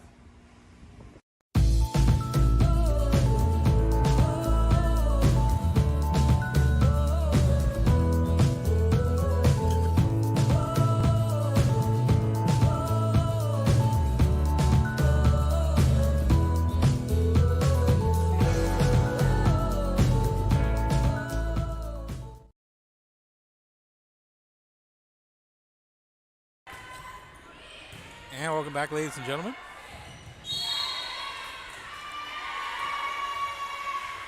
And coming out of that timeout, this one put down. Point going over to London as Phoebe Ajeti on to serve for London.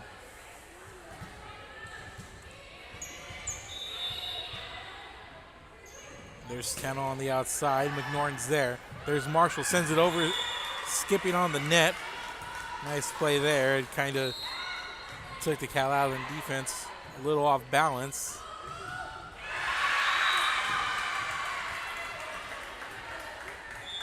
And the lead is now 4. And here's Ajeti on the serve for London.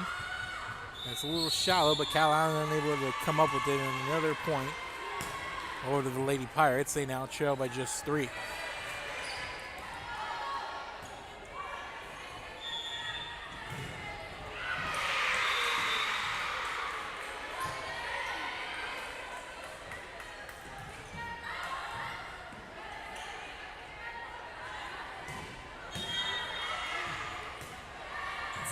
Tennell sends it over to Marshall, and there's McNorton. A nice effort there from Cal Allen, even though it went up high and off one of those backboards. And this one falls right in front of a couple of London players on that front line. Just guesses weren't expecting the ball. It falls just in front of them. And another point over to Cal Allen.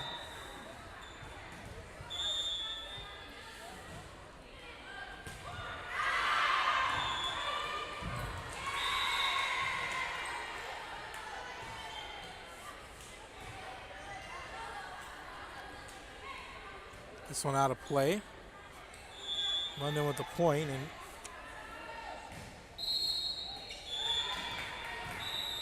Lachlan McGann on the serve, and have a whistle. Stoppage in play here.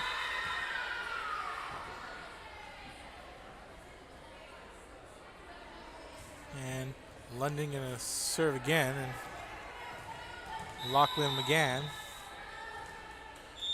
on to do the honors for the Lady Pirates. And she sends that one out past that back line. Cal Allen now leads by 4 as Reagan Tennell heads to the service line for Cal Allen. There's a jump serve by Tennell, a little bit too much on it. Out of play, and score is now 10-7. Here's Araceli Garza.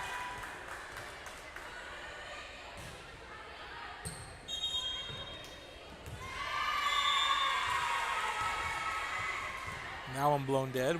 Another point back over to London.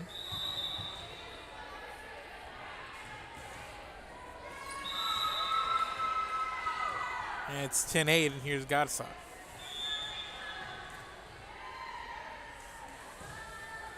There's the jump serve. There's the set, and there's the return from Brooke Busenleonard.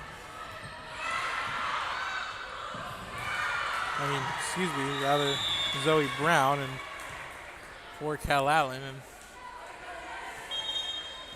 And another point for London. It's just a 1-point game now.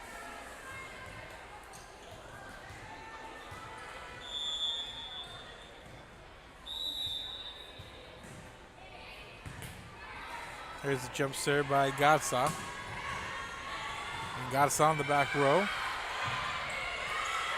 There's Tennell.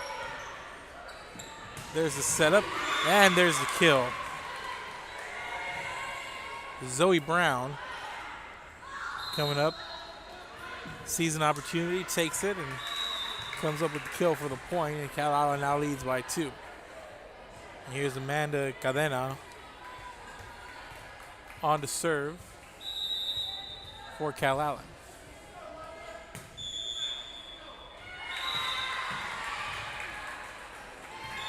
And this serve not going to be returned.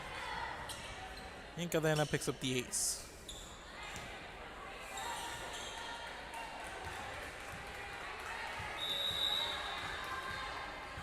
Cal Allen leads by 3, 12-9.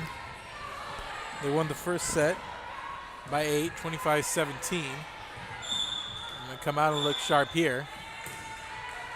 Here's the whistle as Tennell sends it over. And point going to go over to Cal Allen, and they now lead by 4.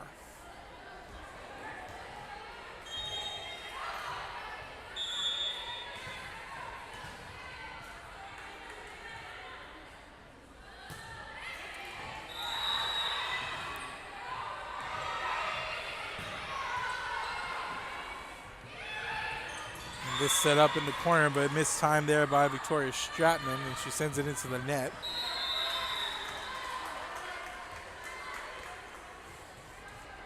For the London point, and here comes Elise Gonzalez for the Lady Pirates on the serve. Here's a setup by Tennell, and nicely played there by Amber Smart, but London ready for it. Gonzalez sends it over. Marshall with the set. There's a setup, and there's Tennell to the back row. A little too much on it, and point over to London.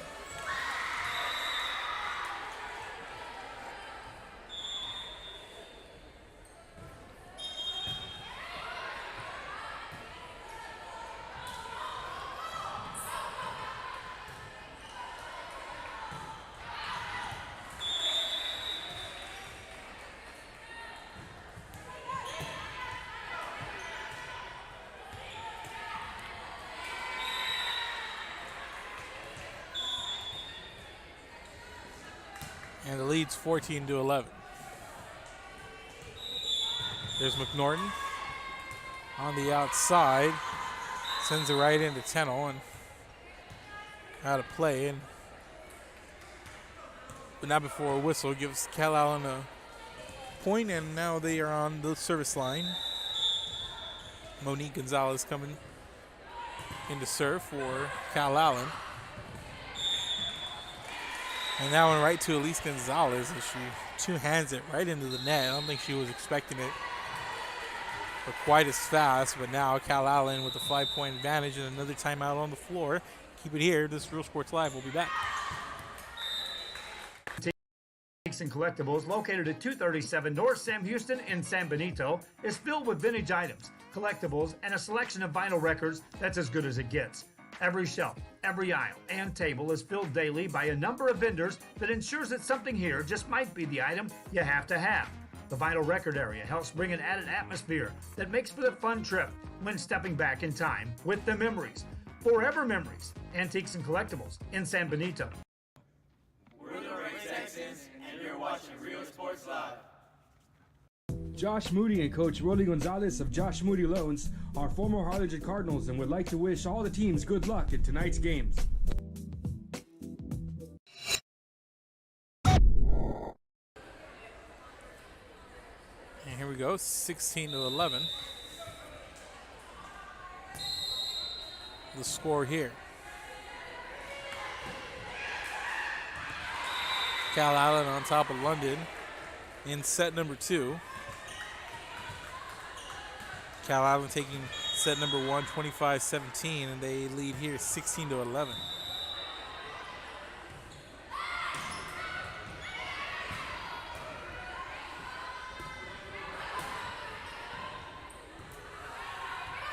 Here's a jetty. And this one over, and that was Lachlan McGann going low, trying to make a play on it. Couldn't despite the effort there, but now here's Cal Allen's Monique Gonzalez.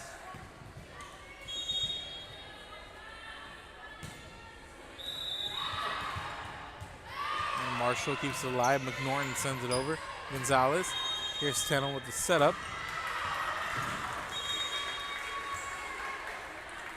That was Amber Smart there on the outside for Cal Allen.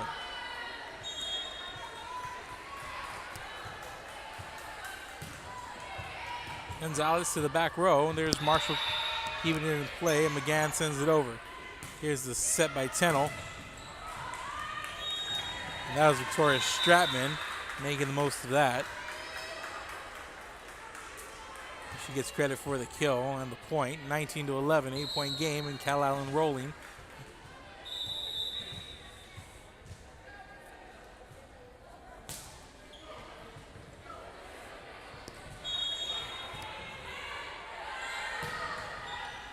There's Gonzalez.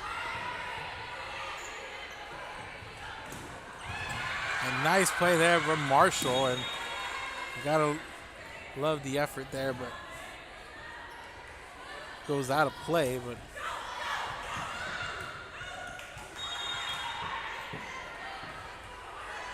nice play there from Marshall. Either way, and Marshall sends that one skipping over the net. And Cal Allen catches London off guard there of sorts. And they now lead by double digits, 21-11 here in set number 2.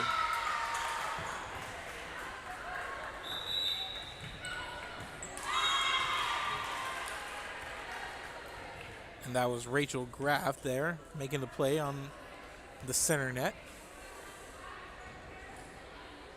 And point over to London, and it's now 21-12 with the libero Taylor Marshall on the serve.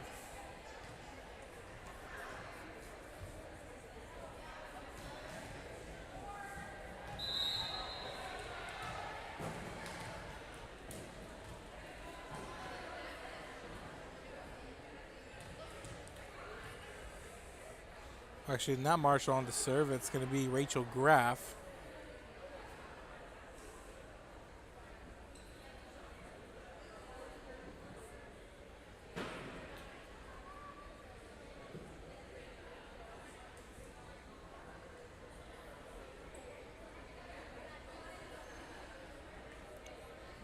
Now some discussion, I believe, on rotations here on the London side, and it's been all Cal Allen here. We had a closer set number 1, but Cal Allen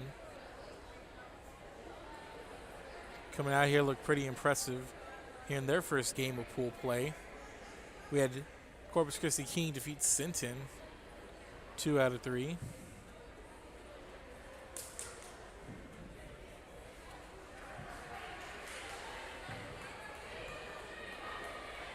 I believe we're getting the rotations in order for the London side.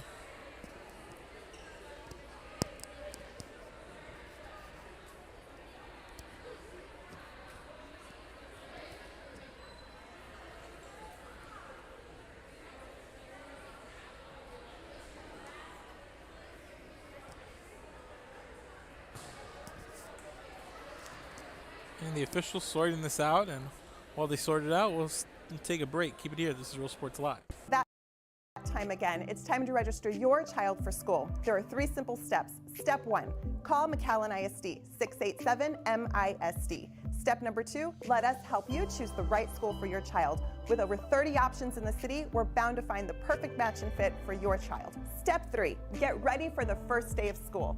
Classes begin August 26th. Remember, you can live anywhere and attend our schools. And even if you're already registered somewhere else, it's never too late to join the McAllen ISD family. We are Santa Rosa and you're watching Real Sports Live. This game is brought to you in part by the Concession Stand in Santa Rosa, a locally owned business providing a terrific atmosphere before or after the games and supporting athletes of all ages. When you're in Santa Rosa, be sure to stop by the Concession Stand and choose from the wide assortment of goodies. An advertising partner with Rio Sports Live is the Concession Stand. We are Edinburgh Villa and you're watching Real Sports Live. Sherryland ISD, a nationally recognized district focusing on quality and rigorous instruction where every child is immersed in a culture of academic success. A district dedicated to preparing our youth for the future. Our mission is to inspire, educate, and empower all students to reach their full potential and become leaders of the highest moral character. Sherryland ISD, excellence is our tradition.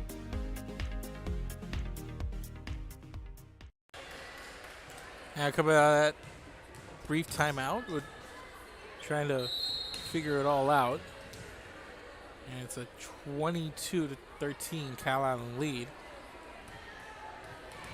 And here's London on the serve, and that's Elena McNorton at the service line for Lady Pirates. Norton sends it over to Tennell. There's a set, and back to Tennell, and Tennell with the kill.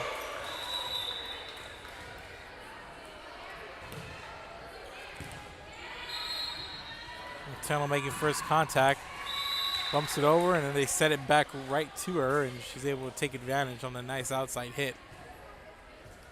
Makes it a 10-point game.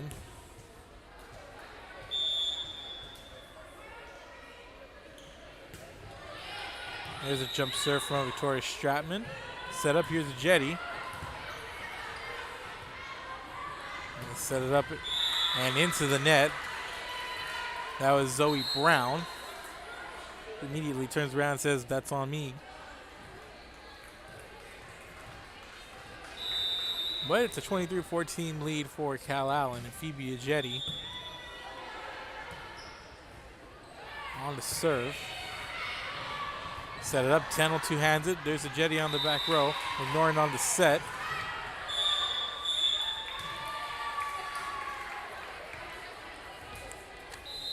It looked like Elise Gonzalez sent it right into the net. Set point coming up for Cal Allen. Ashley Robertson. To the back row, there was Marshall. Tennell. And a nice play there at the end of the set. And that was number 17, Kerrigan Valdez. And makes it 25-14. Cal Allen takes set number 2.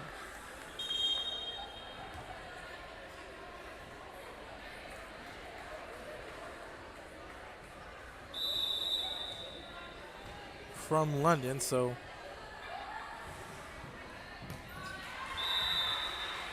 that's gonna do it here. They win in 2 sets. Oh, they're gonna switch sides, and I believe we're gonna get set 3 coming up.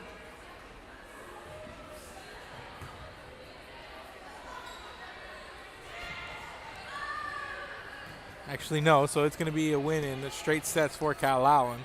I thought we were going to do 3 sets regardless, but it's going to be Cal Allen winning 25. 17, 25-14 over London. So we're going to take an intermission, and while Miller and Moody are finishing up their game, I believe they're in 3 sets. They're early in the 3rd set. We'll take a break. We'll wait for that one to finish, and then we're going to take you to that side of the court. Coming up next, King is going to be playing. Cal Allen coming up next. So we already saw King and Cal Allen already. Both winners there. So we're going to wait out Miller and Moody, and we're going to send some coverage over to court 1, and we're going to come back with 2 teams that have already won. Gregory Portland, Sharyland Pioneer coming up next. So we'll go to that 4th game, and we're going to take a brief intermission, and we'll be back. This is Real Sports Live. Keep it here.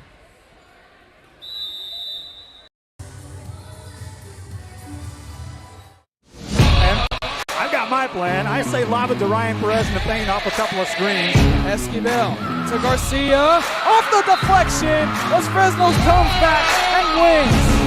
Now Santa Maria will put up a 3. Bang! Santa Maria. There's Warner. Here comes a headed jam. Counted for 2. Field. Adios! And the Falcons win on a walk-off. And it's saved. What a game. What's this? Smack. To the left. That is gone. Lob for Perez. That's my play. Off the backboard. Count it. And a win. And a win. Ryan Perez wins the game for the Santa Rosa Warriors, and they go nuts. And why not?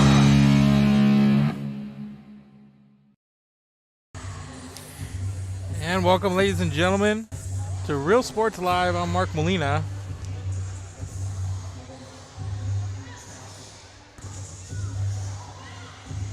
And we are coming to you from Bishop High School.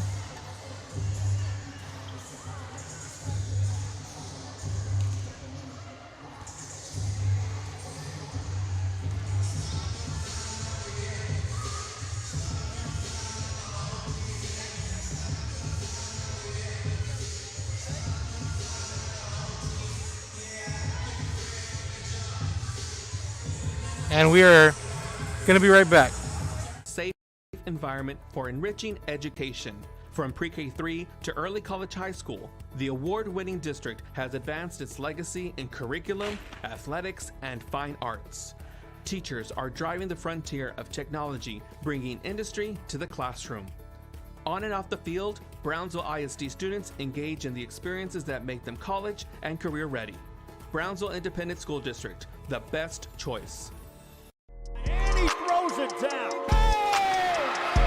See you later, touchdown.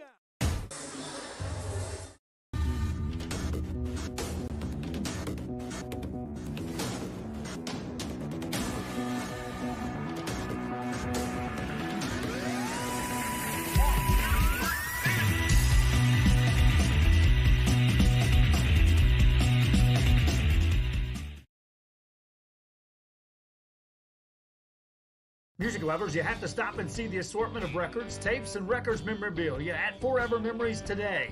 Located at 237 North Sam Houston in San Benito, Texas, there's over 10,000 records on display and more coming every day.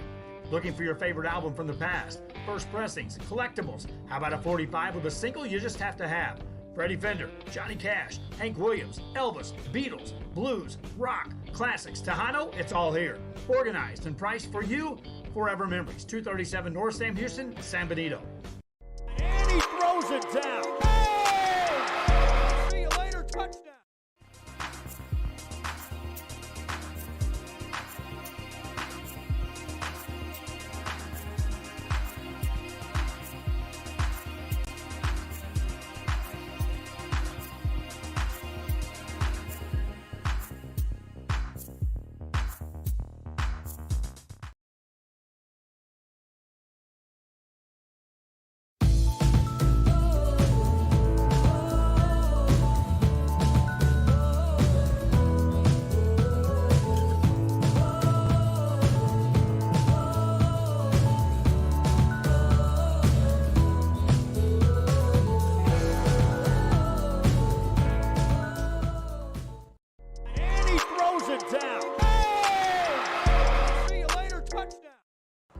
Hi, I'm Joe with Valencia Heating and Air. Are you worried that your AC might not make it through another brutal summer? Well, I can offer you affordable air conditioning comfort with custom prices that won't break the bank. We service all units across the Coastal Bend, and there's no additional weekend or after-hour fees. We treat our customers the way we would want to be treated, especially when it comes to costly repairs. So if you need service, repairs, or replacement, call Joe to keep you cool. Valencia Heating and Air.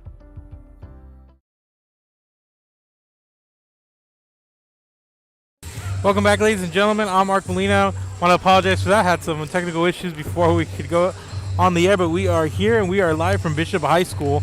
I'm Mark Molino, and we're calling the action here. Varsity volleyball action. Corpus Christi King taking on the hosting Bishop Lady Badgers. Best of five coming up here in about 30 seconds to a minute, and we're going to take one more break, and we're going to come back with the start of this. Make sure to follow, like, share, and let everybody know that you're watching here at Real Sports Live. We'll be back. Start first serve when we return. You're going to find the opportunity to purchase the best high-quality scrubs. Soon after I learned about how the EDC was helping out the community, and so I did meet with Ms. Castillo. She made it very easy, very friendly, and she walked me every step of the way. I couldn't have done it without their help. Forever Memories, Antiques and Collectibles, located at 237 North Sam Houston in San Benito, is filled with vintage items, collectibles, and a selection of vinyl records that's as good as it gets. Every shelf, every aisle, and table is filled daily by a number of vendors that ensures that something here just might be the item you have to have. The vinyl record area helps bring an added atmosphere that makes for a fun trip when stepping back in time with the memories. Forever Memories, Antiques and Collectibles in San Benito. And welcome back, ladies and gentlemen. We are moments away from the start of this matchup between Corpus Christi King and the Bishop Lady Badgers. Corpus Christi King coming off a long weekend of volleyball. They played in the McDonald's Spike Fest, made it to the gold bracket,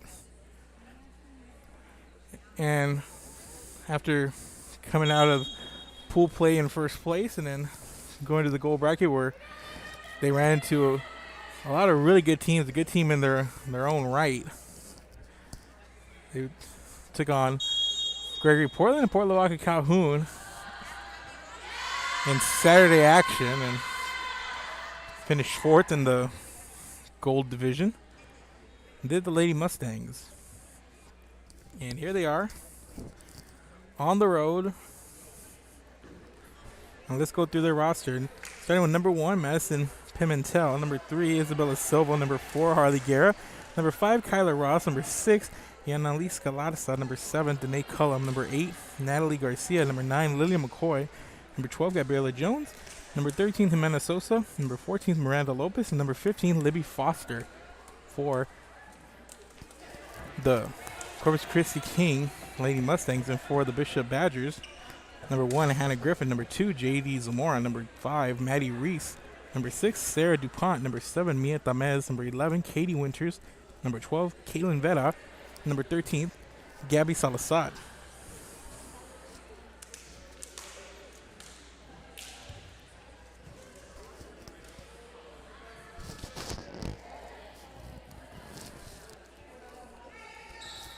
And again, I want to thank everybody for watching us, wherever you guys are watching at, whether it be on Facebook, on YouTube, Twitter. Make sure to share this link, especially if you're in the area. We got a lot of Corpus games in this weekend, and here we are in Bishop, trying to get around to majority of the Coastal Bend.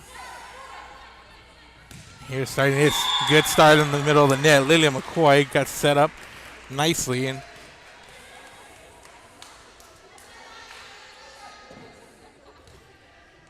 a nice play there to get started.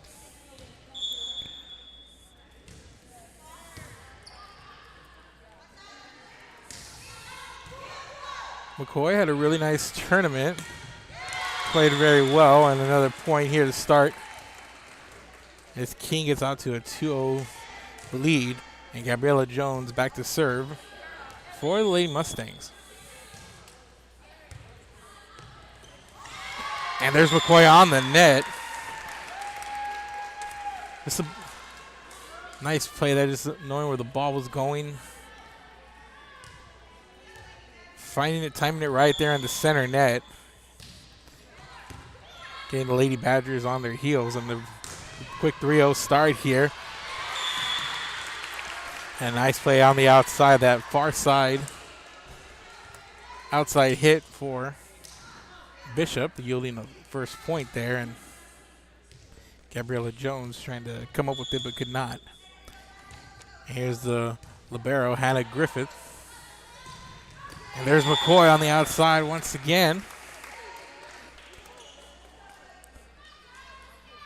Picking up the kill.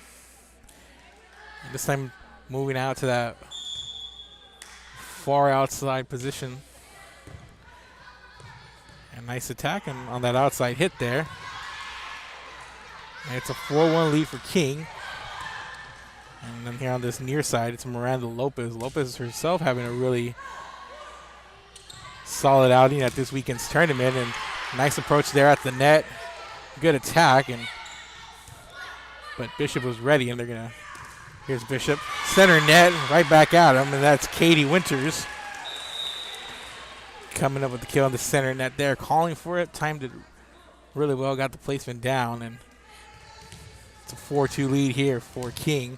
And on the service line, it's Sarah DuPont for Lady Badgers. Here's a jump serve, and this one out past the end line. And it's going to be King's serve. Here's Miranda Lopez at the service line for the Lady Mustangs. And checking in is Libby Foster as Madison Pimentel heads to the bench. And here's a return by DuPont. Here's a setup on the outside for Foster. And Foster, there's J.D. Zamora getting with the save, getting it over. And they're going to set up Foster once again. A nice play in the center net. The block and the kill. Katie Winters. Just a nice heads-up play there. Seeing our split screen replay on our right. There's a lot going on here. They try to get Foster going. He sees Zamora there, saves it. Just a nice play. Put it up, and Winters is ready for it.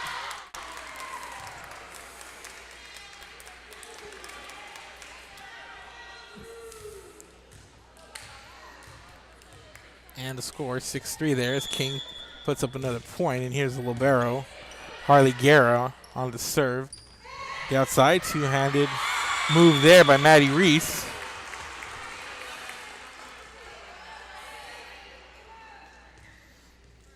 And it's a 6-4 lead, and Bishop's Katie Winters in the serve for the Lady Badgers. Jump serve there by Winters to the back row. Lopez is there. Guerra with the return. Bishop ready for it. There's the setup and a running attack there by Caitlin Vetta. Nice play on the back row by Katie Winters, and on the net, Libby Foster unable to get a handle on it for the return. And the jump serve by Winters skips just over the net. Now this one returned by Guerra. Winters with the bump. Here's the return by Zamora. Here's a setup for Gabriella Jones. And she's going to send it out past that end line. And 6-all, we're tied up.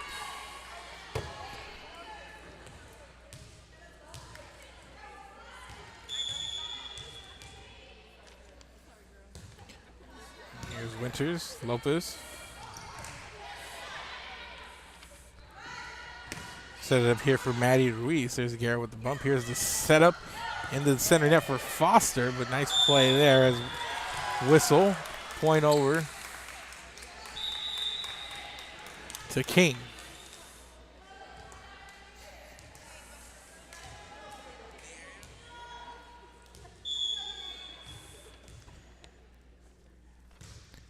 Here's Cullum with the serve, and it's going to fall fair, and an ace served up here by Danae Cullum, and King back up by 2. It's 8-6 here in set number 1.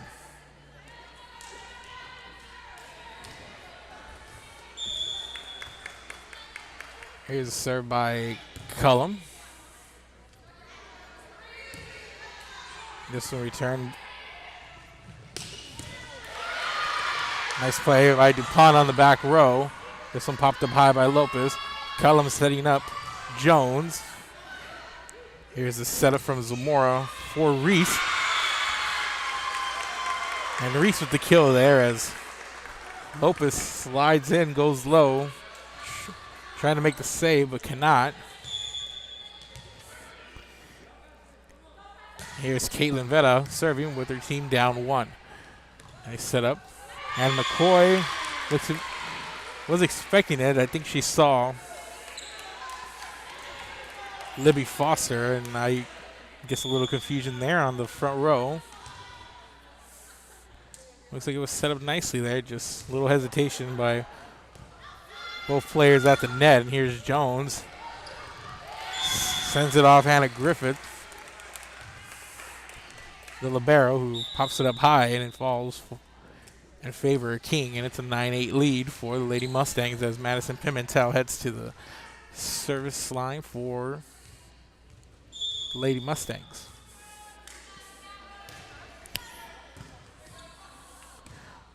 Zamora setting it up for Griffith.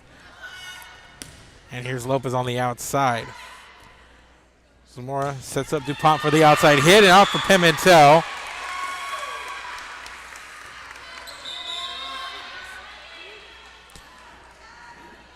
Now Sarah DuPont in that far outside part of the net, set up nicely there by Zamora. And here's McCoy with the answer, and she sends it right towards Mia Tamez.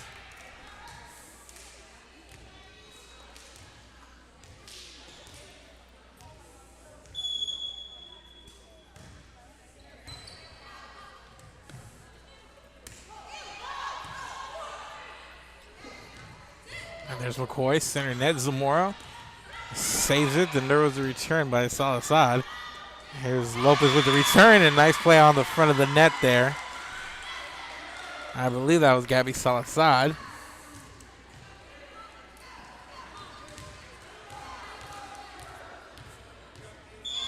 Great timing from the front row of Bishop. And here's the Hannah Griffith serve. They try to set up Galarza there, but Galarza sends it to that far right corner and out of play, and it's going to be Griffith to serve again for Bishop.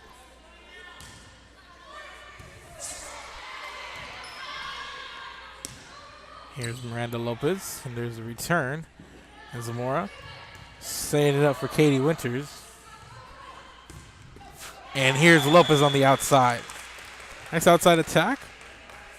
Caitlin Vetta was there, but unable to make a play on the ball as it bounces off of her and out of play. And now here is Lily McCoy on the serve, and McCoy on the service error sends it into the net, and Bishop now leads 12-11.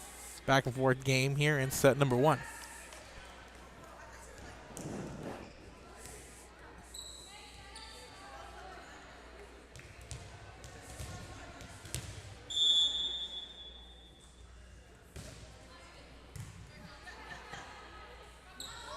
Set Lopez here in the center of the net, and Lopez just either mistimed it or hesitated a little bit, but she sends it to the net.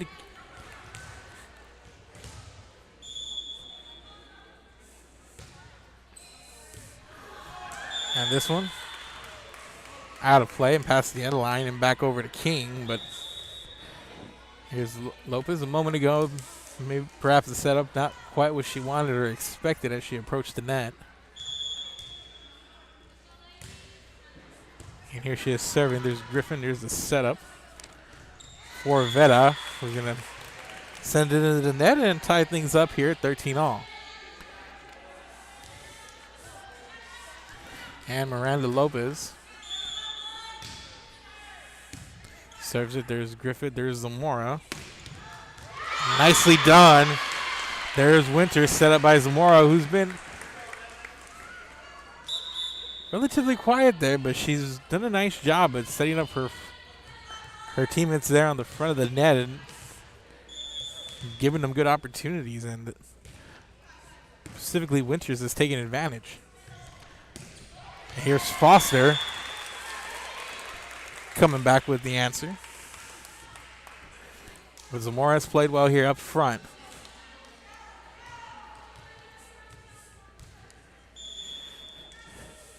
And it's 14 on. Here's the libero Harley Guerra on the serve. And this one returned by Zamora. Here's the setup on the outside for Jones.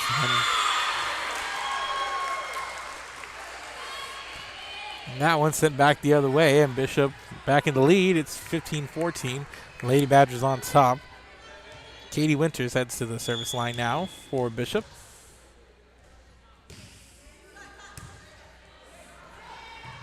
And nice play there.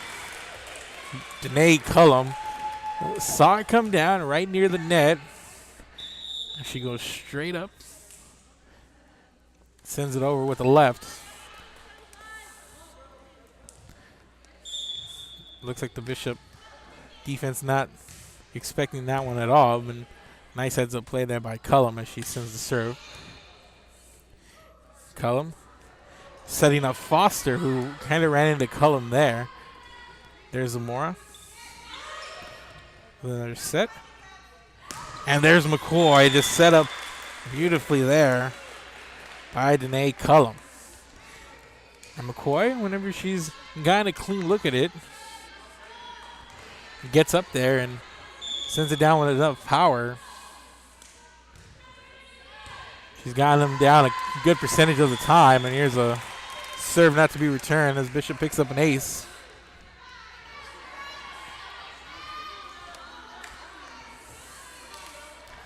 And Corpus Christi King up 17-15. And then A. Cullum sends it over Griffith. There's Zamora. Just setting up Veta. And Veta this time the beneficiary of a nice setup there by Zamora at the center net.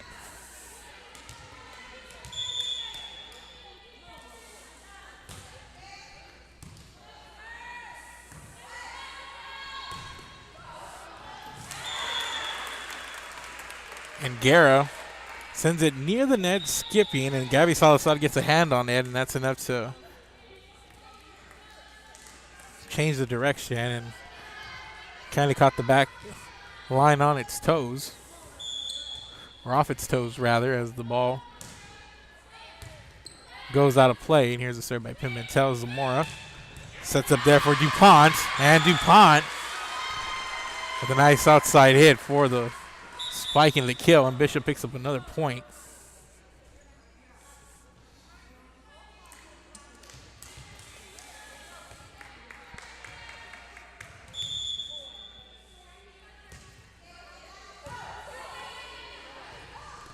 And there's McCoy set up by Cullum, and Cullum's done a good job, especially around the net. It's close. She's done nicely down there, at least close to the net. A nice play there by Zamora.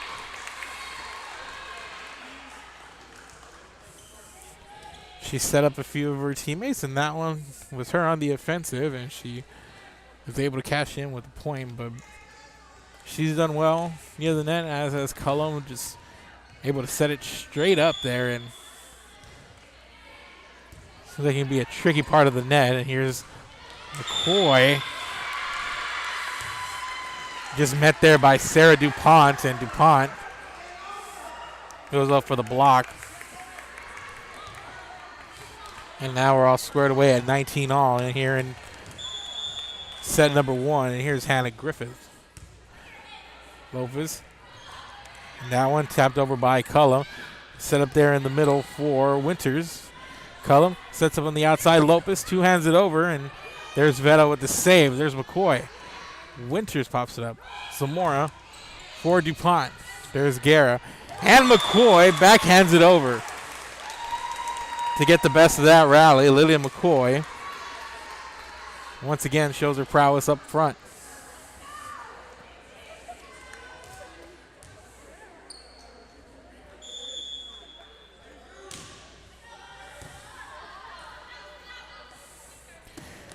And DuPont sends it right towards Guerra, and Guerra visibly disappointed that she sees that one fly off of her and out of play, and we're all tied at 20 all. And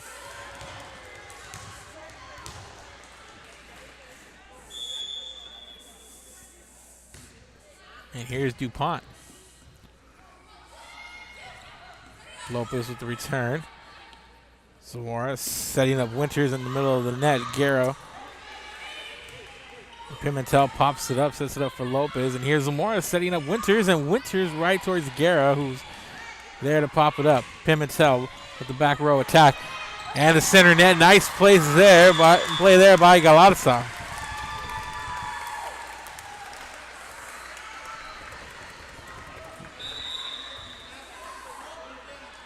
Nice awareness by Galatasaray on that front row, giving her team a 21-20 lead here. And Miranda Lopez back on the serve. Zamora finds it. Winters one hands it there, and there's Guerra ready for it. And there's a setup for Foster. Griffith bumps Zamora, sets up for Vera.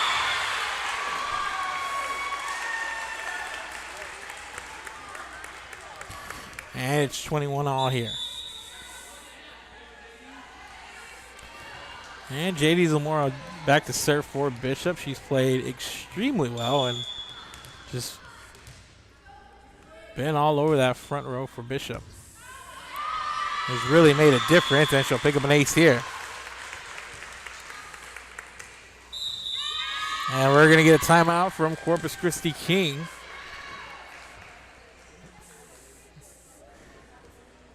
And while the Lady Mustangs want to talk about it, the Bishop Lady Badgers in front 22-21. Let's take a quick break. We'll be back. This is Real Sports Live. Cherryland ISD, a nationally recognized district focusing on quality and rigorous instruction where every child is immersed in a culture of academic success. A district dedicated to preparing our youth for the future. Our mission is to inspire, educate, and empower all students to reach their full potential and become leaders of the highest moral character. Cherryland ISD, excellence is our tradition.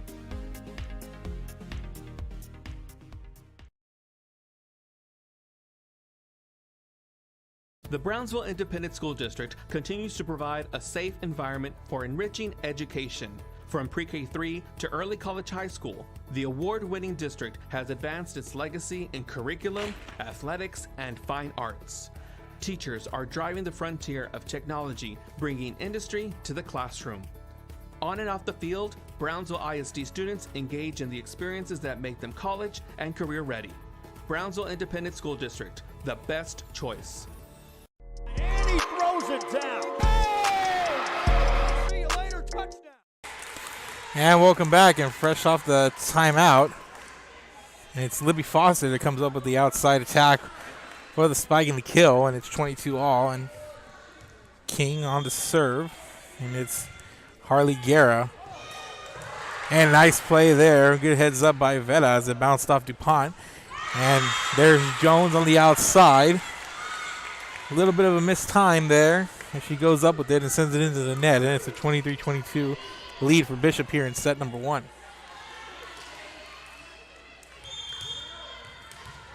And at the line is Katie Winters. And once again, that's Gabriella Jones into the netting. There on the outside, maybe not getting the height that she's desired, or just set up not what she expects there as Winters sends this one over. Serve receives, set up there for Libby Foster. And Libby Foster gets up high and kills it. for the point. And here's Danae Cullum. Zamora. Nice play there by McCoy on the net. And Zamora sends it to the back row. Lopez for Jones. Griffith. Zamora is setting up Vera.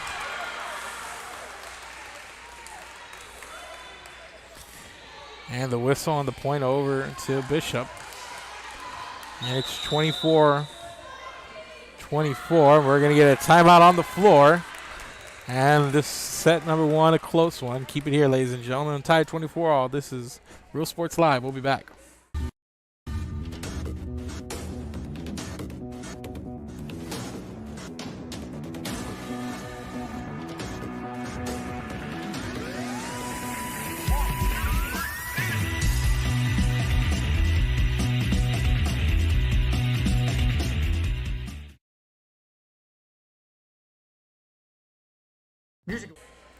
And welcome back, ladies and gentlemen. 24-24. King with the serve. And Mia Tamez on the serve for Lady Mustangs.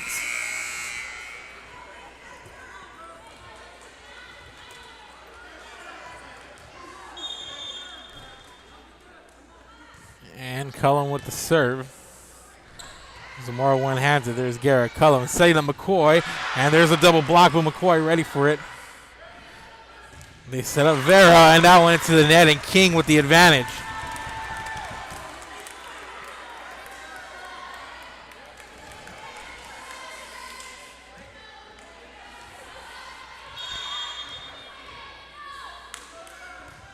And Cullum with the serve. Zamora pops it up.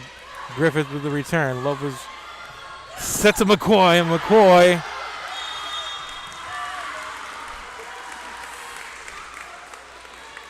sends it out of play, and that one was close.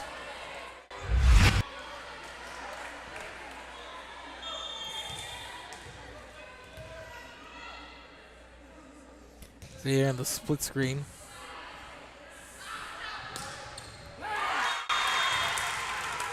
And King with the advantage once again. They lead 26-25.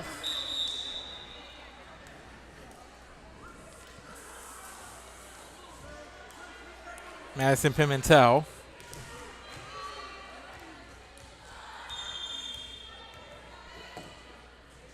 On the serve. And there's McCoy. Sends it right at Veta, but Veta's ready for it. Griffith to DuPont, who returns it. They're going to set up, and McCoy with the finesse touch sends it over a couple of defenders there.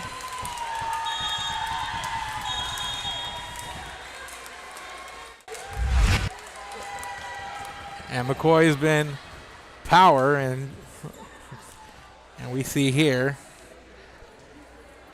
she was power there, and this one goes up. And here's the setup. You see McCoy goes in, strong attack, and just sees what they give her on the front, and she's able to finesse it over those two defenders, and King leads 27-25 and takes the victory in set number one. A couple of minutes away from set number two. Keep it here, ladies and gentlemen. We'll return, and Corpus Christi King leads 1-0. See the assortment of records, tapes, and records memorabilia at Forever Memories today. Located at 237 North Sam Houston in San Benito, Texas, there's over 10,000 records on display and more coming every day. Looking for your favorite album from the past, first pressings, collectibles? How about a 45 with a single you just have to have? Freddie Fender, Johnny Cash, Hank Williams, Elvis, Beatles, blues, rock, classics, Tejano, it's all here. Organized and priced for you. Forever Memories, 237 North Sam Houston, San Benito. And he throws it down. Hey! See you later, touchdown.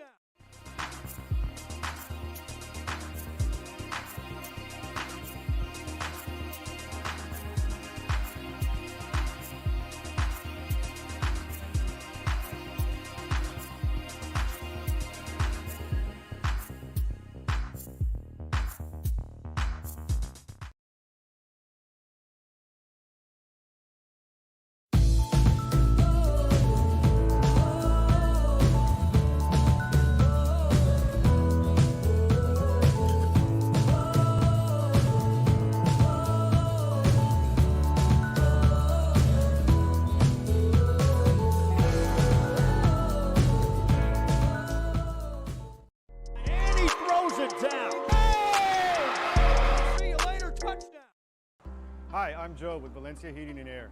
Are you worried that your AC might not make it through another brutal summer? Well, I can offer you affordable air conditioning comfort with custom prices that won't break the bank. We service all units across the Coastal Bend, and there's no additional weekend or after-hour fees. We treat our customers the way we would want to be treated, especially when it comes to costly repairs. So if you need service, repairs, or replacement, call Joe to keep you cool. Valencia Heating and Air.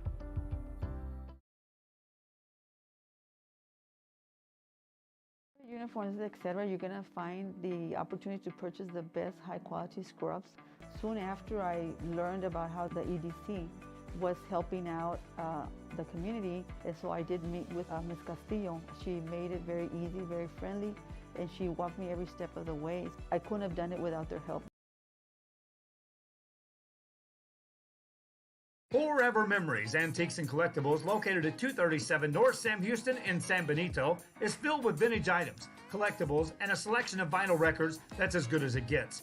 Every shelf, every aisle, and table is filled daily by a number of vendors that ensures that something here just might be the item you have to have.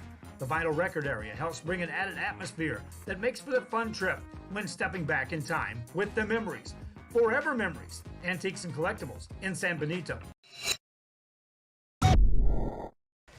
And welcome back, ladies and gentlemen. We are on our way. Set number 2 starting with the serve from Madison Pimentel. And here's Lopez on the outside, setting that one, but Griffith ready for it. That's Winters sending it over. Cullum setting up for McCoy. And McCoy, another finesse play up on the net. And McCoy rolling here, having a really good start in set number 1. Finishing that set strong, and here's Pimentel with the jump serve. Zamora setting up DuPont, and DuPont right towards Guerra, and Guerra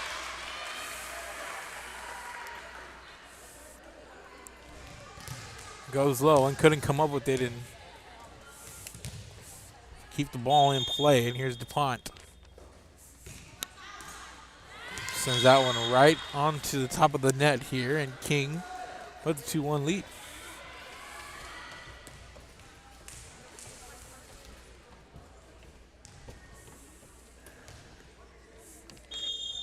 Natalie Garcia on the serve for King, and Garcia sends it into the net, and we are tied once again. King winning that first set, 27-25.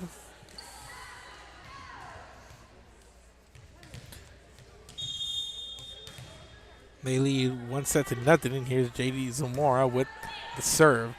And set up, here's McCoy, and McCoy into a double block, courtesy of Katie Winters and Caitlin Vetta.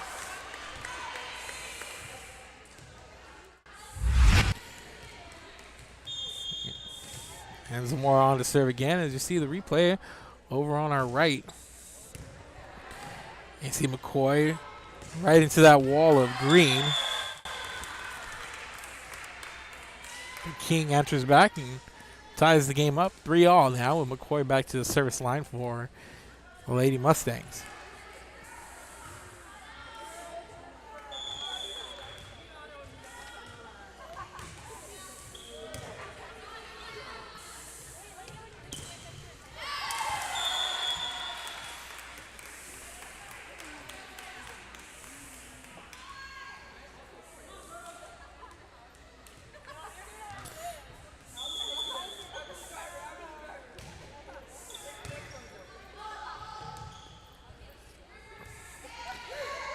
Ball sent over. There's Lopez. There's Zamora. It's popped up, but whistle and over to King.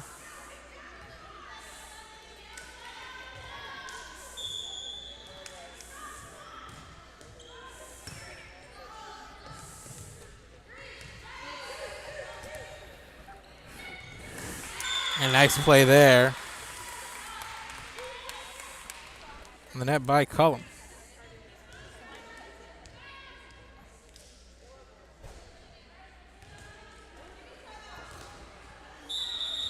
And King doubling up Bishop, and we're going to get an early timeout from the Lady Badgers. Keep it here, ladies and gentlemen. This is Real Sports Live. We'll be back.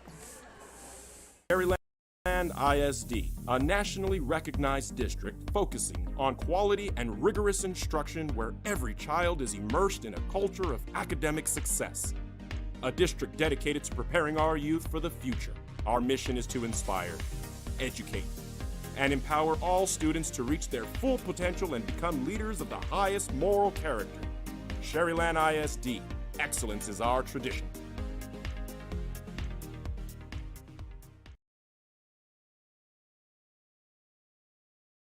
The Brownsville Independent School District continues to provide a safe environment for enriching education. From pre-K3 to early college high school, the award-winning district has advanced its legacy in curriculum, athletics, and fine arts. Teachers are driving the frontier of technology, bringing industry to the classroom. On and off the field, Brownsville ISD students engage in the experiences that make them college and career ready. Brownsville Independent School District, the best choice. And he throws it down. Oh! See you later, touchdown. And welcome back, ladies and gentlemen. 6-3. King in front of Bishop, and Lily McCoy over to serve for the Lady Mustangs. Here in set number 2, Lady Mustangs leading 1-0. They took set number 1, 27-25. A lot of power there on that outside. And it's Katie Winters coming out of the timeout strong for Bishop and sends it into a couple of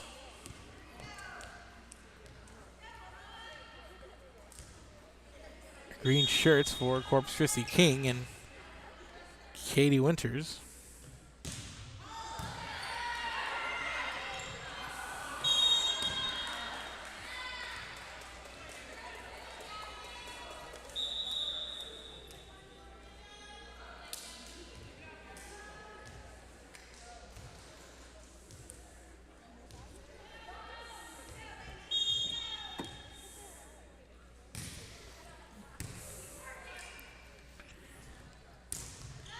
And there's DuPont. And the return by Lopez skips the top of the net. Zamora's there. And they set up Zamora, who sends it to the back row of King. And nice play there by Yanalise Galarza. And we're going to get another timeout on the floor. And King up 8-4. Keep it here, ladies and gentlemen. We're Real Sports Live. We'll be back.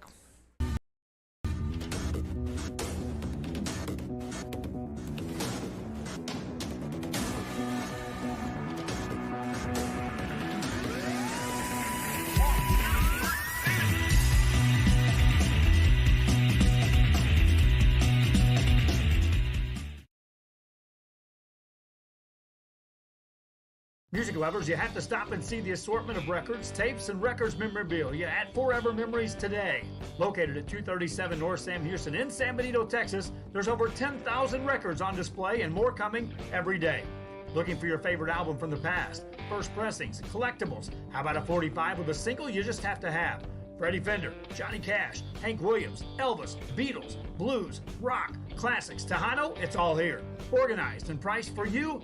Forever Memories, 237 North Sam Houston, San Benito. Down. See you later, touchdown. And welcome back, ladies and gentlemen, coming out of that timeout. And it's King here with making a nice play on the net defensively, and now they lead 9-4.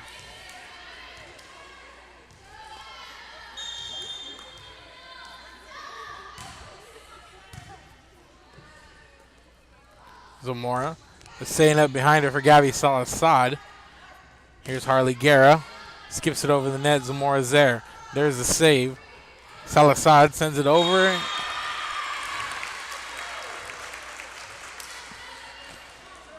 And picks up the point.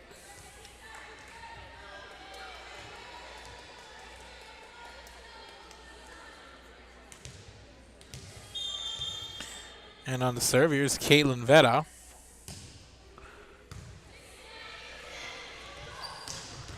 And there's Galarza.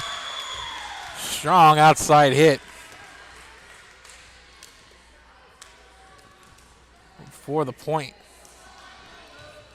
And King double up again, and it's a 10-5 lead.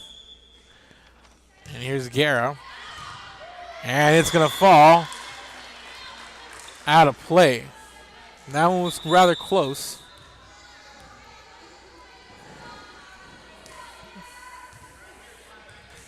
Point goes over to Bishop. And on to serve Mia Tamez. Here's the setup for Natalie Garcia. And from the back row, the attack from Caitlin Vera. Kyler Ross is there trying to send it over, but instead sends it into that net. And Bishop, a couple of back-to-back points. They now trail 10-7.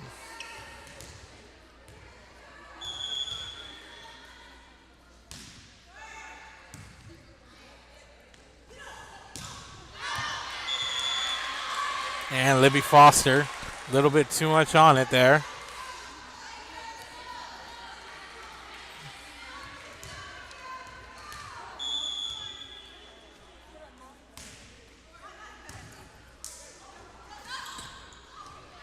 And that one rolls to the Bishop's side, and there's DuPont Guerra setting up Cullum. It gives Garcia a chance, and the point going to go over to Corpus Christi King.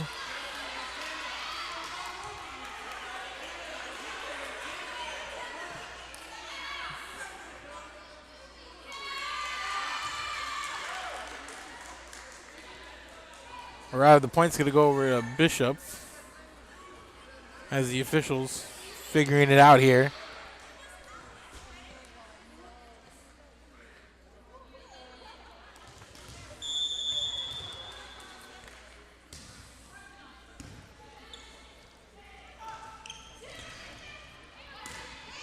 Zamora sends it over to Guerra. Cullum with the set. And there's DuPont. Cullum setting up Foster. And a nice play by Tamez for the save. Guerra setting up Lopez for the back row attack. Nice play, Griffith getting down for that dig. And Caitlin Vera sends it to the back row. And Cullum trying to set up Natalie Garcia. Zamora setting up DuPont cross court. And Guerra can't get to it.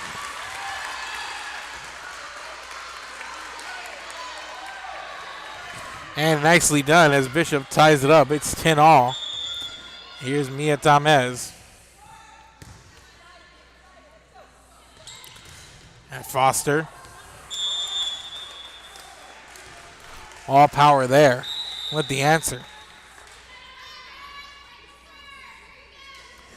And McCoy checks in.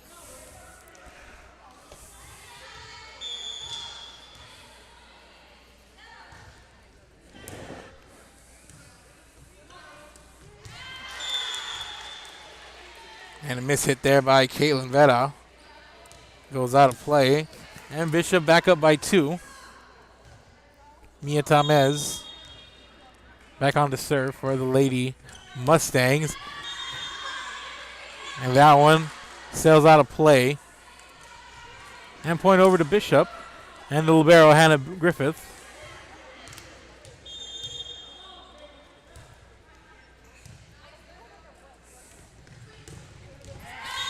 And there's McCoy. Just checking in a moment ago and comes out, makes a play.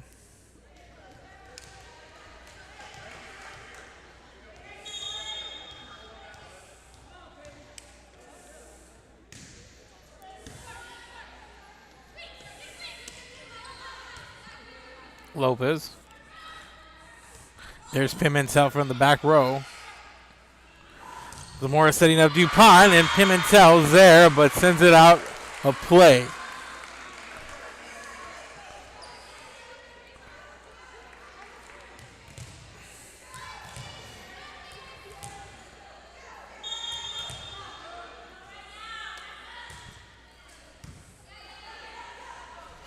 They set up McCoy there, but Zamora and Winters were ready for it.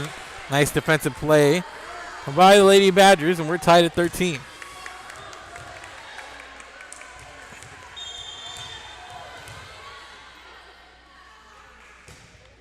Here's a serve from DuPont. This one not going to be returned, and an ace gives Bishop the lead. They lead 14-13.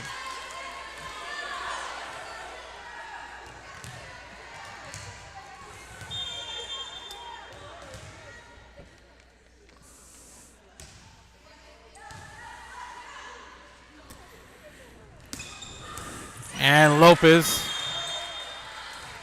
with the spike sends it back deep. And that's going to be off of Griffith. And it's 14-all now.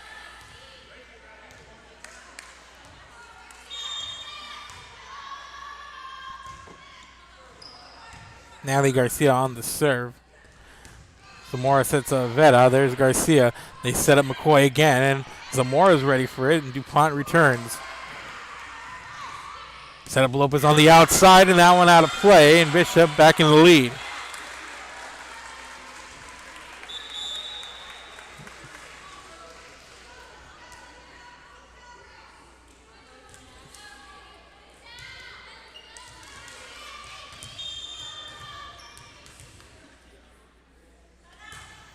And here's J.D. Zamora on the serve.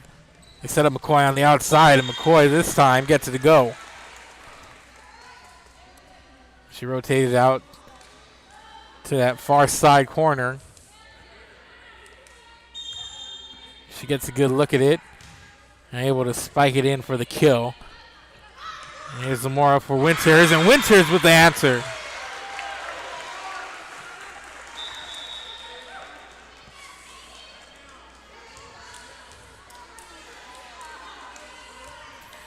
Bishop in front, 16-15.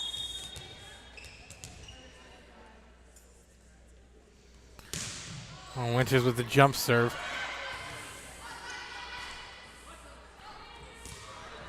Galarza with the return. And it's on the net. Cullum went up for it. Couldn't quite get there. And another point over to Bishop.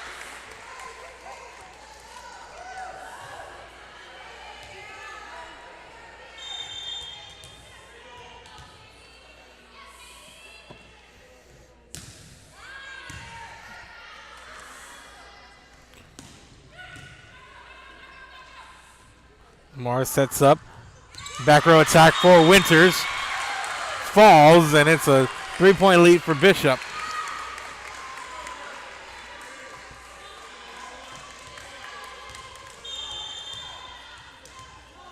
And Bishop rolling right now with all the momentum as Winters serves. Set up for Galarza. Galarza over to Winters, way up high, but Zamora sets up Veta, and Veta sends it over and out.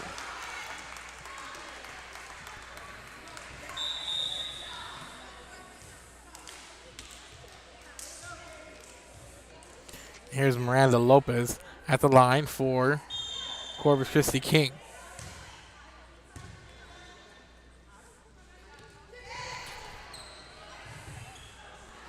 Lopez waits for it, sends it over.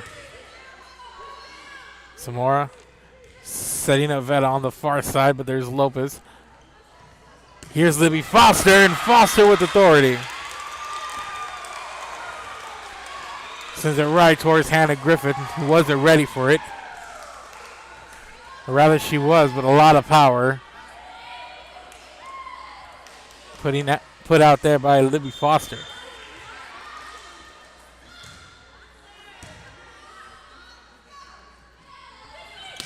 There's the outside. There's Veta.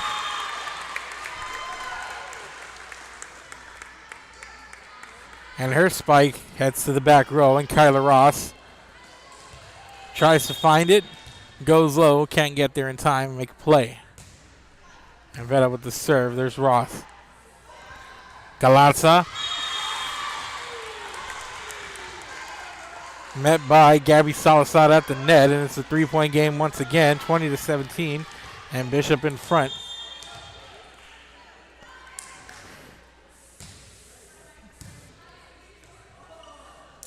Here's the setup. There's Foster once again.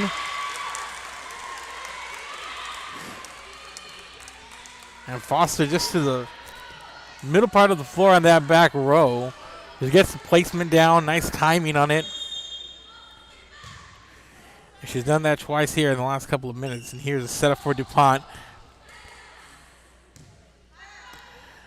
And there's Lopez. Sends it straight for Zamora. And Zamora gets her hands on it for the return. And here's the outside. Natalie Garcia. Zamora's there. Griffith returns. Lopez. Cullum. Here's Foster again.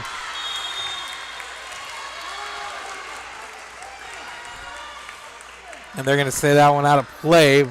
It looked like it might have went off one of the hands of a Bishop player, but no dice if you're cheering for King. And it's a 3-point game once again with Bishop in front. And here's Mia Tamez with the serve. And they set it Foster again. And there's Zamora getting low for it. They're going to set up Foster once more. Nice play there by Veta. Whistle. King point.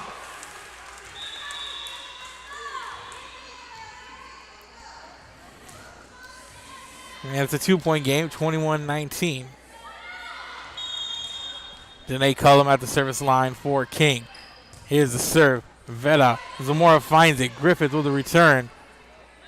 Lopez setting up McCoy, and there's McCoy who sends it over to Tamez. DuPont with the return. Guerra, nice play. Here's McCoy. McCoy puts it down.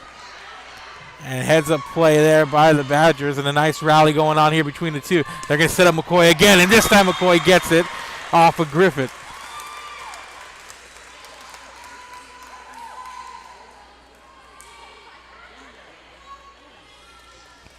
And Lily McCoy makes it a 1-point game, and that size around the net for King, whether it be Foster or McCoy, a really big reason why King's been successful. And there's an ace there by Cullum, and we're all tied up at 21 all.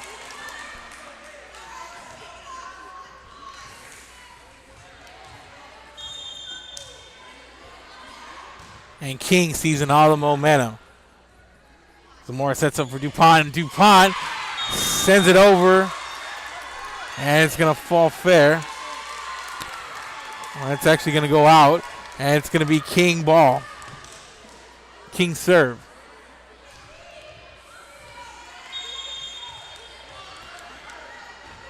And here's Cullum on the serve. Zamora sets up DuPont, and that one out of play. But they're going to say one of the King players got a hand on it. It's 22 all.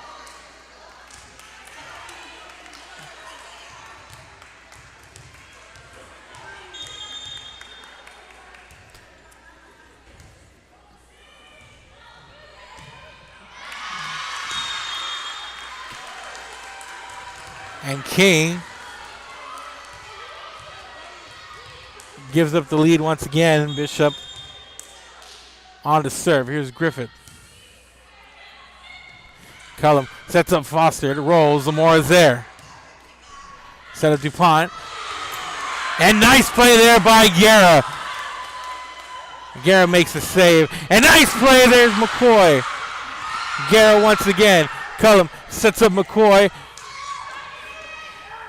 And that front row, McCoy coming up big there. A couple of plays, and that's worth another look.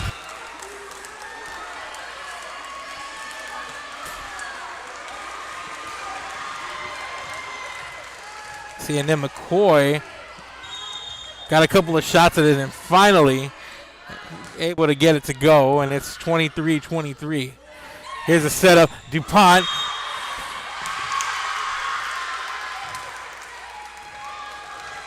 Into a double block. And King with a chance now. Take a 2-0 lead. And we're going to go to that replay. We'll see what happened.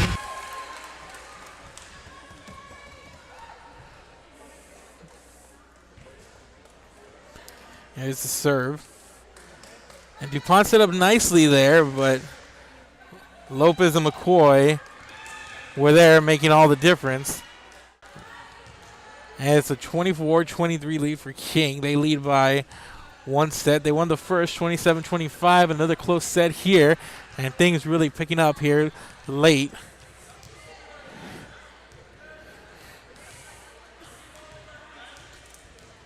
Bishop's led by as many as 3 late here in this set. So Madison Pimentel on the serve for Corpus Christi King. Her team a point away from taking a 2-0 lead.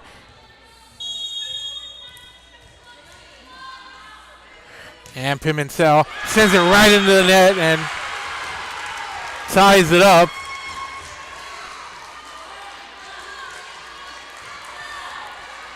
And now what you like to see, especially with the set on the line, it's 24 all now with DuPont back to serve for Bishop. He's set up, here's McCoy once again, and McCoy sends it over and out. Now Bishop with a chance to tie it up. And we're going to get a timeout here from King as Bishop on the verge of trying to tie this match. Keep it here. This is Real Sports Live. We'll be back.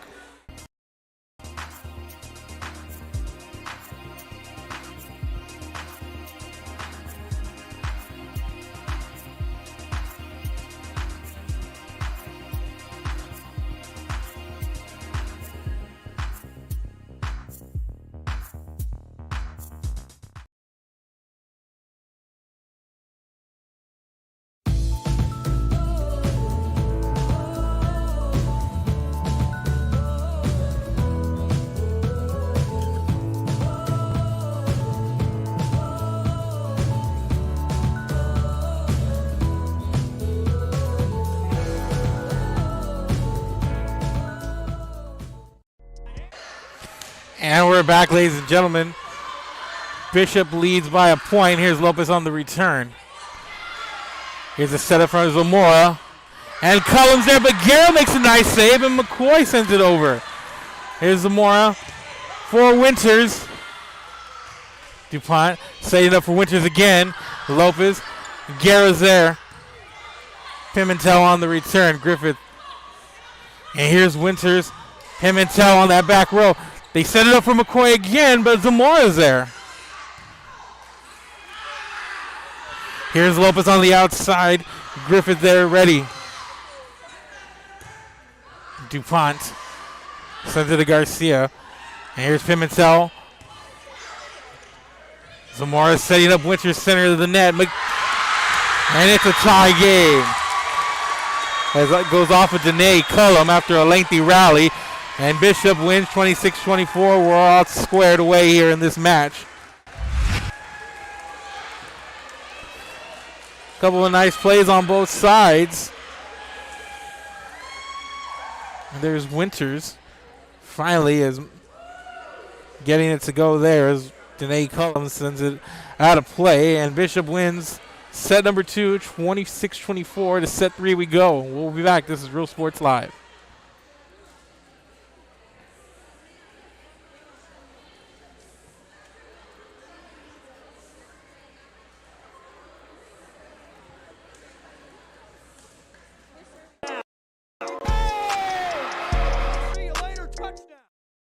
Hi, I'm Joe with Valencia Heating and Air. Are you worried that your AC might not make it through another brutal summer? Well, I can offer you affordable air conditioning comfort with custom prices that won't break the bank. We service all units across the Coastal Bend, and there's no additional weekend or after-hour fees. We treat our customers the way we would want to be treated, especially when it comes to costly repairs. So if you need service, repairs, or replacement, call Joe to keep you cool. Valencia Heating and Air.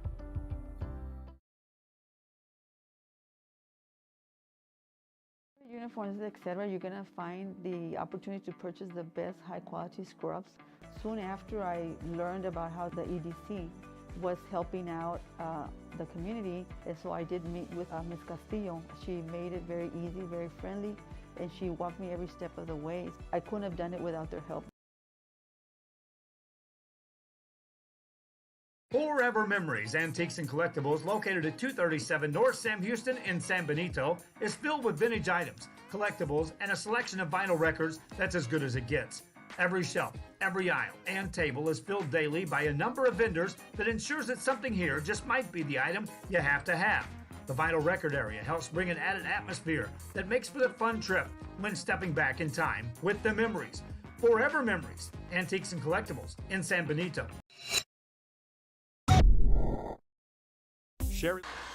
And welcome back, ladies and gentlemen. We're about to get going for set number 3.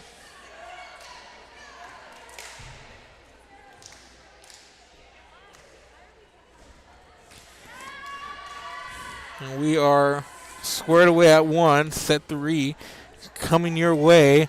And Bishop, with a strong finish to set number 2, they've tied up this match, and it's now a best of 3.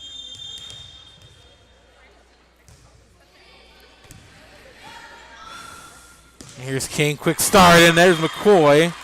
Had a couple opportunities at the end of set number 2, and back row doing a good job, and Griffith sees that one go off of her and out of play as King gets on the board first.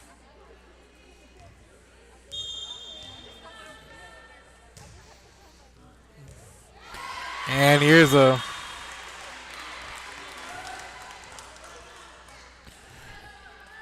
ace for King, and it's 2-0.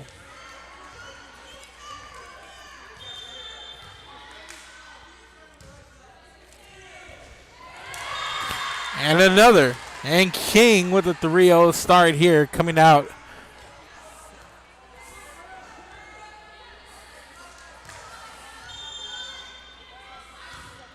And Natalie Garcia sees it fall, and another ace. And Natalie Garcia can't believe it as she heads back to the service line.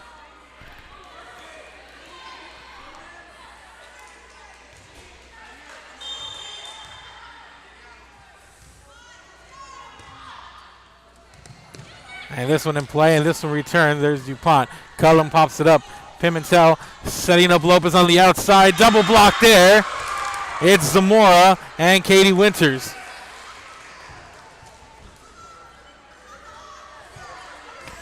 Coming up with a double block there on the net.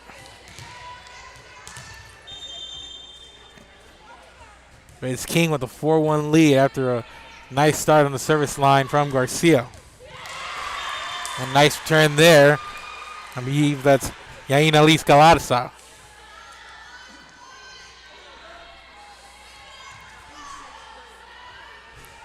Lillian McCoy on the serve. Team up 5-1. And McCoy with the serve. Zamora for Winters. And that one falls right behind Miranda Lopez. Lost it, saw it fall just inside the line, about 2 inches to the right, and it's a 3-point game, 5-2. King leads. It's J.D. Zamora. Heads to the line. Serve, here's Lopez. And that one out of play.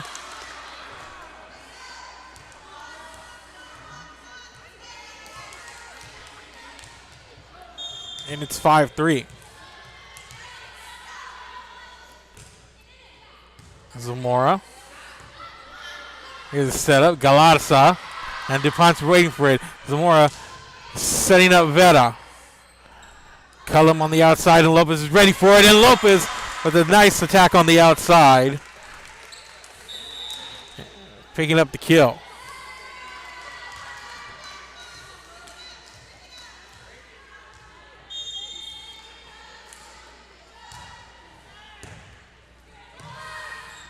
And then Galarza on the net waiting for it. Timed it just right. And able to put it down for the kill. And King back up by 4. It's 7-3. And Lopez into the net.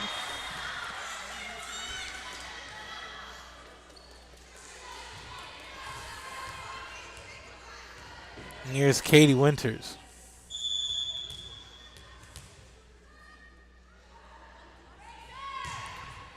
Winters with the jump serve. There's Lopez. Cullum. And Harley Garrett sends it over. And Garrett with the back row attack for the kill.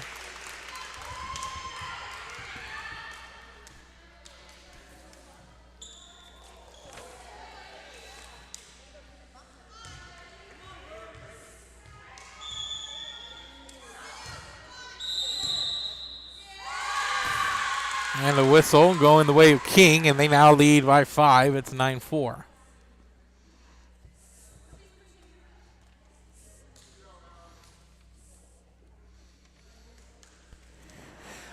A little bit of discussion on the court between Bishop and one of the near side officials.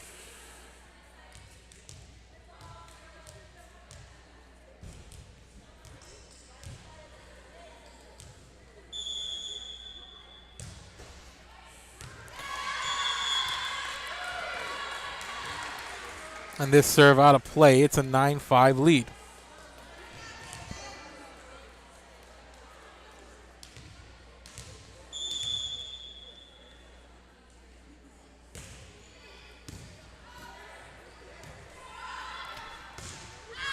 Harley Garrett sends it over and out, and a couple of points in a row off of some King miscues, and it's a 3-point lead.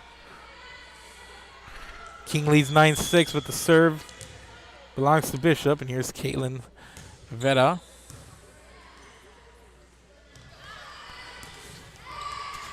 Nice play at the net there by Garcia, but Bishop ready for it. There's DuPont, sends it over. Garrett for Lopez, and Lopez sends it to the back row. Zamora's there. Maddie Ruiz sends it over. Cullum setting up Foster, but she runs into a couple of Lady Badgers there. I believe that was Gabby Salazar and Maddie Ruiz on the plays at the net. And it leads 11-6.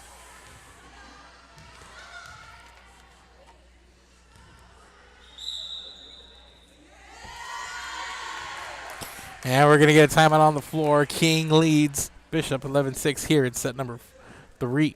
Keep it here. This is Real Sports Live. A nationally recognized district focusing on quality and rigorous instruction where every child is immersed in a culture of academic success. A district dedicated to preparing our youth for the future. Our mission is to inspire, educate, and empower all students to reach their full potential and become leaders of the highest moral character. Sherryland ISD, excellence is our tradition.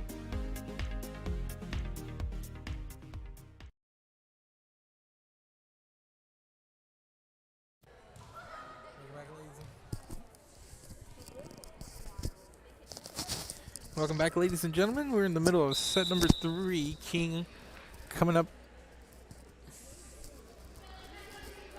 big here at the start of set 3. They're up 11-6.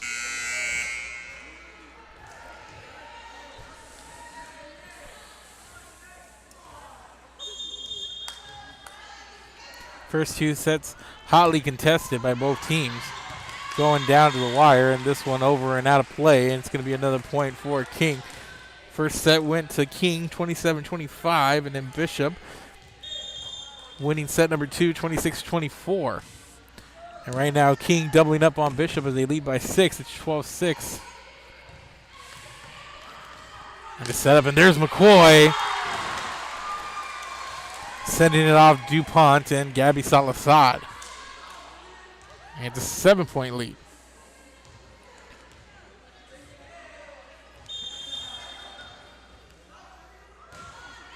And Cullum with the serve. And there's McCoy waiting for the return. And Lillian McCoy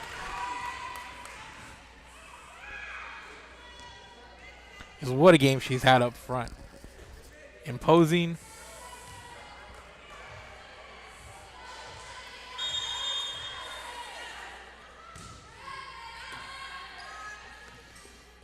And athletic on the net here. And this one a little bit too much by Maddie Ruiz, and King just rolling here in set number 3.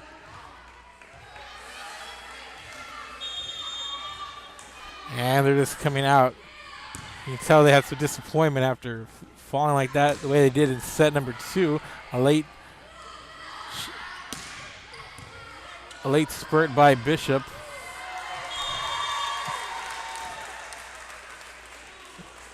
Gave him the win in set number 2, but they've come out here a little sluggish, and King up by 10. It's 16-6. And here's Cullum with the serve. Here's a setup for DuPont and into the net there.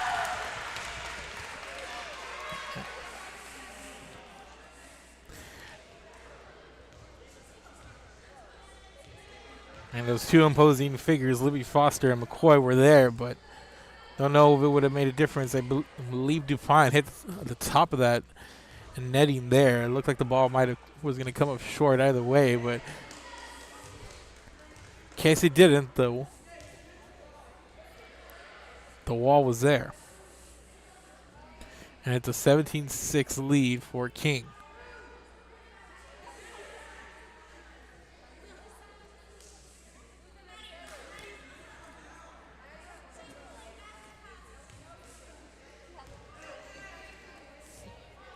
So Danae Cullum back to serve. After two tight back and forth sets to start, King has come out here and put it on Bishop. And we have the officials checking the rotation,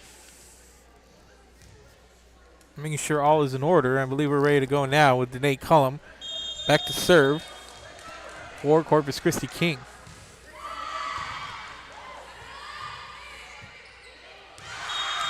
And this one out of play, and King up a dozen. 18-6.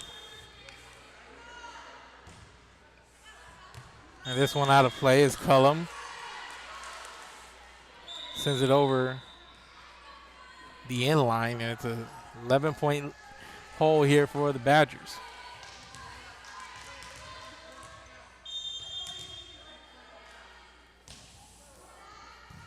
Mia Tamez on the serve. They're going to set up McCoy, and McCoy making it look easy.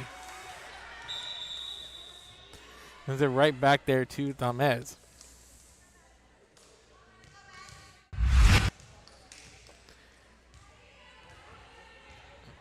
We're going to see the replay here as Madison Pimentel serves, but it's a nice setup right here by Cullum, and McCoy reading it the whole way.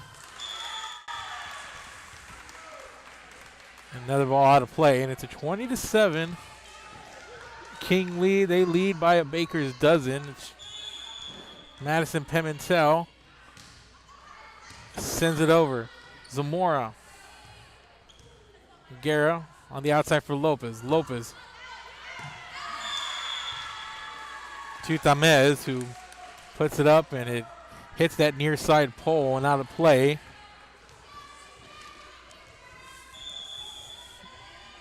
And it's a 14-point lead, and Pimentel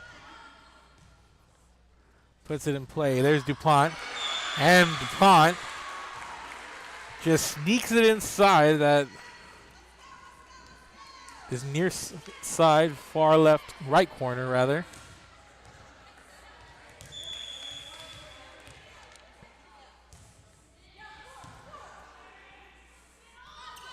Set up on the outside for Lopez, and Veda's there for it. And Zamora runs into Griffith. McCoy setting up Cullum, and McCoy right back the other way.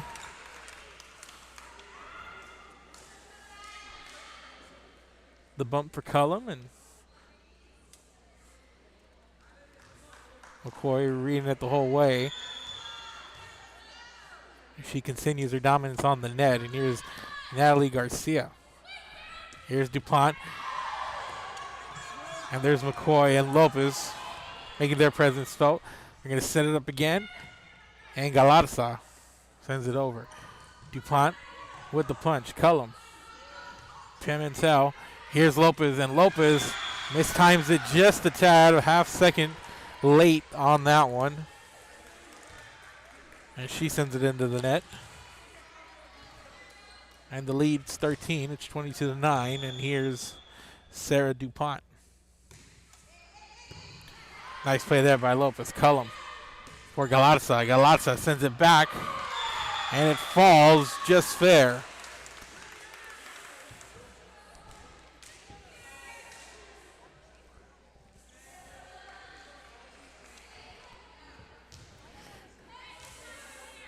And here's McCoy on the serve. Zamora for Winters. And Winters over and out.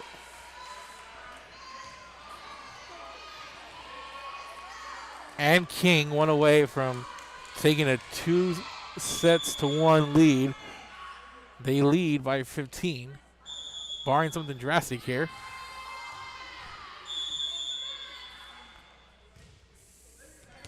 They should take the lead. And this one sent out a play, and it's back down to a 14-point lead. And McCoy gonna have a seat, take a breather, well deserved. It's just had a monster game.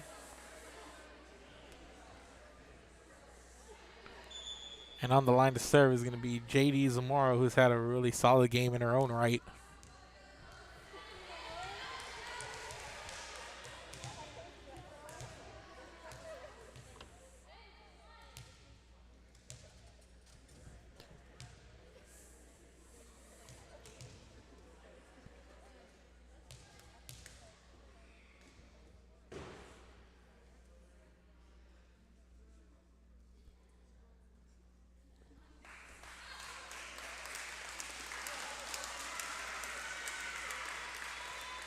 I believe a sideline warning, perhaps, or a warning over there to the crowd. They're off camera over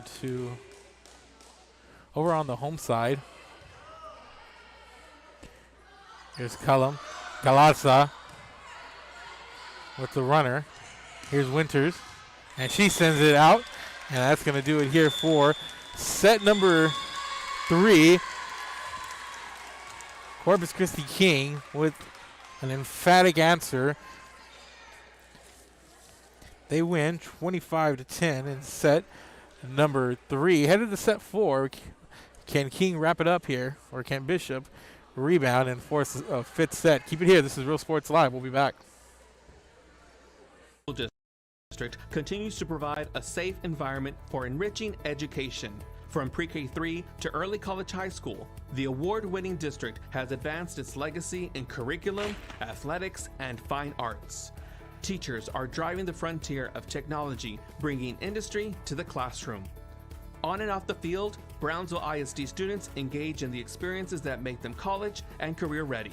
Brownsville Independent School District, the best choice. And he throws it down. Hey! See you later, touchdown.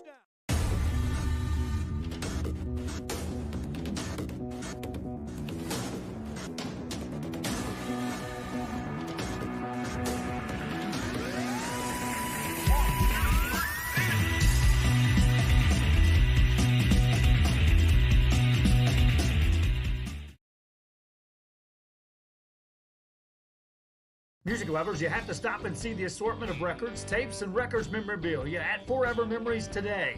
Located at 237 North Sam Houston in San Benito, Texas, there's over 10,000 records on display and more coming every day. Looking for your favorite album from the past, first pressings, collectibles. How about a 45 with a single you just have to have? Freddie Fender, Johnny Cash, Hank Williams, Elvis, Beatles, blues, rock, classics, Tejano, it's all here. Organized and priced for you. Forever Memories, 237 North Sam Houston, San Benito. And he throws it down. Hey! See you later, touchdown.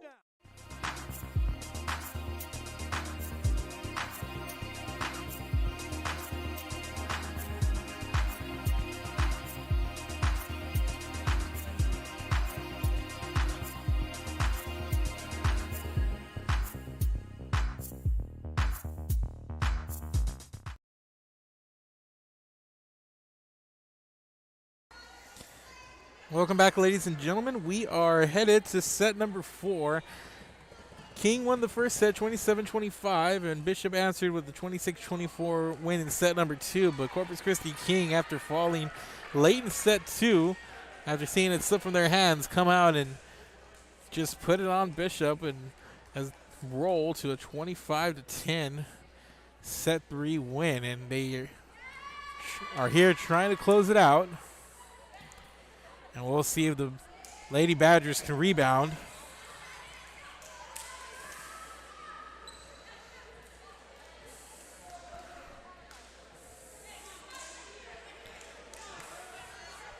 So starting things off here is going to be Madison Pimentel for the King Lady Mustangs. Here's a jump serve, Pimentel. There's Griffith, Zamora for Winters, and a double block there from Garcia and McCoy. Cullum, Sayla McCoy. McCoy right there on the net. Gets a return after a nice play by Veta, but McCoy is ready for it, and she has just had herself one heck of a night.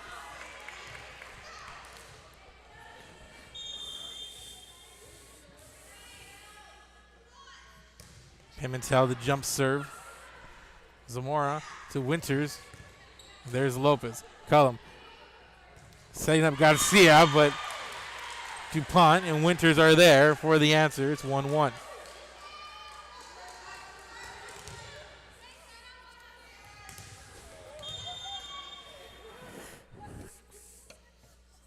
DuPont with the serve. Set up. There's McCoy, and McCoy on that center net once again, almost automatic.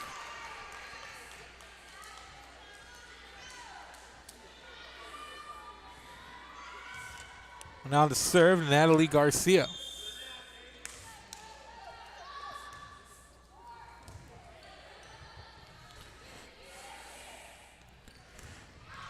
And McCoy at the net, and Winters is there, as is Veta. And 2-2, and we are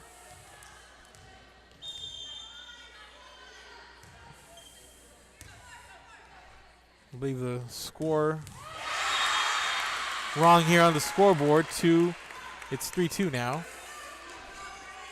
We correct on the home scoreboard here, and we corrected on our screen, and it's a 3-2 lead after Bishop comes up with that point. And here comes J.D. Zamora. Zamora has had one of those quiet, solid games as a setter, but she's been on point here, and she's played very well up front. And Galarza gets it sent back her way from Winters and Ruiz. Guerra pops it up. They set it up, and there's McCoy. Zamora ready for it. Ruiz setting up Veta. Veta over. Pimentel ready for it on the back row. And there's Lopez. And Ruiz and Winters there for the double block. Send it rolling back to the other side of the net, and we're tied at 3-all. J.D. Zamora on the serve now. Pimentel, Cullum, Lopez, center net. Griffith is there, gets down low for that dig. And there's McCoy, goes head-to-head with Winters, and point McCoy.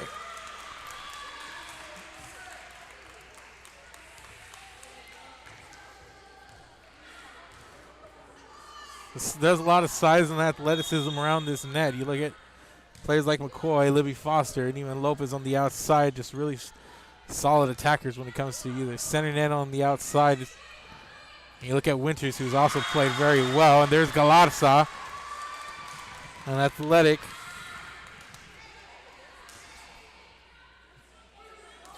tall presence on the net in her own right. And King with a 2-point lead. And here's Lillian McCoy. Morris sets up Winters, and here's Galarza. Nice play there by Galarza on the net, and as Veta able to save it sort of and send it over, but out of play, and King doubles up on Bishop. It's 6-3.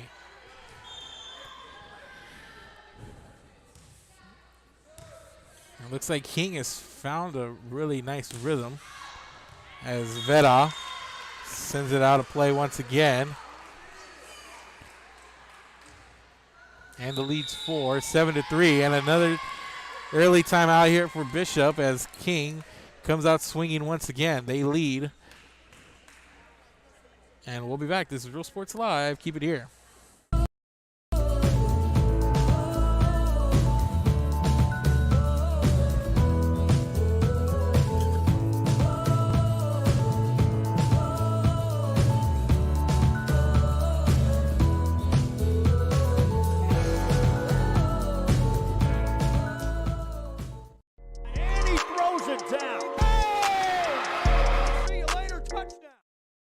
Hi, I'm Joe with Valencia Heating and Air.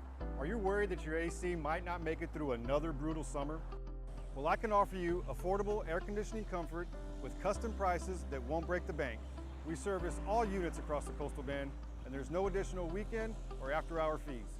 We treat our customers the way we would want to be treated, especially when it comes to costly repairs. So if you need service, repairs, or replacement, call Joe to keep you cool. Valencia Heating and Air.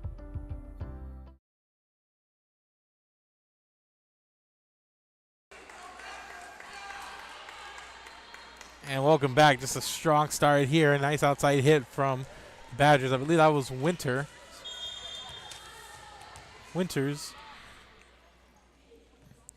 Coming out strong, and she comes up with the ace. So back-to-back good plays, and Bishop coming out strong in that timeout is what you want to see.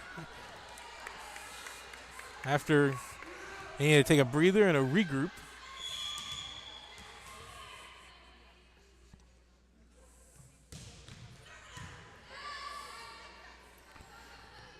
Galazza runs into a couple of Lady Badgers on the net.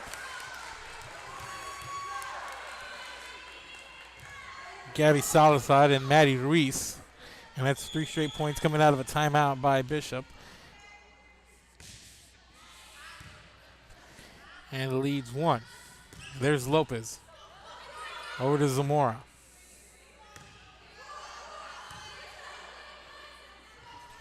And there's Galarza, and she switches over to that outside on the rotation. And Veta out of play.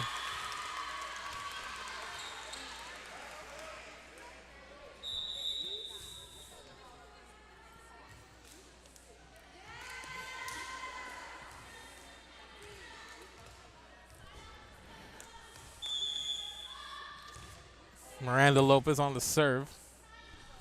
Zamora sets it up for Reese. And Guerra for Foster on the outside. And then another nice defensive play. Salazar and Reese come up big on that net.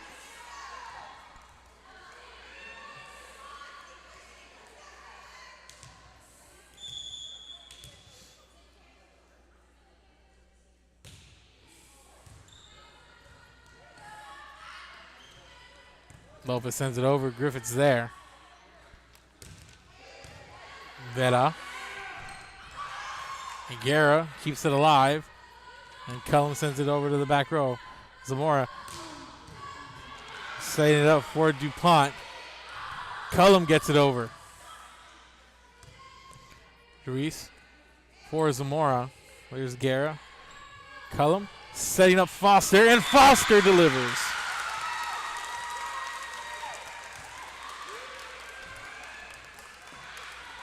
And King with back-to-back points.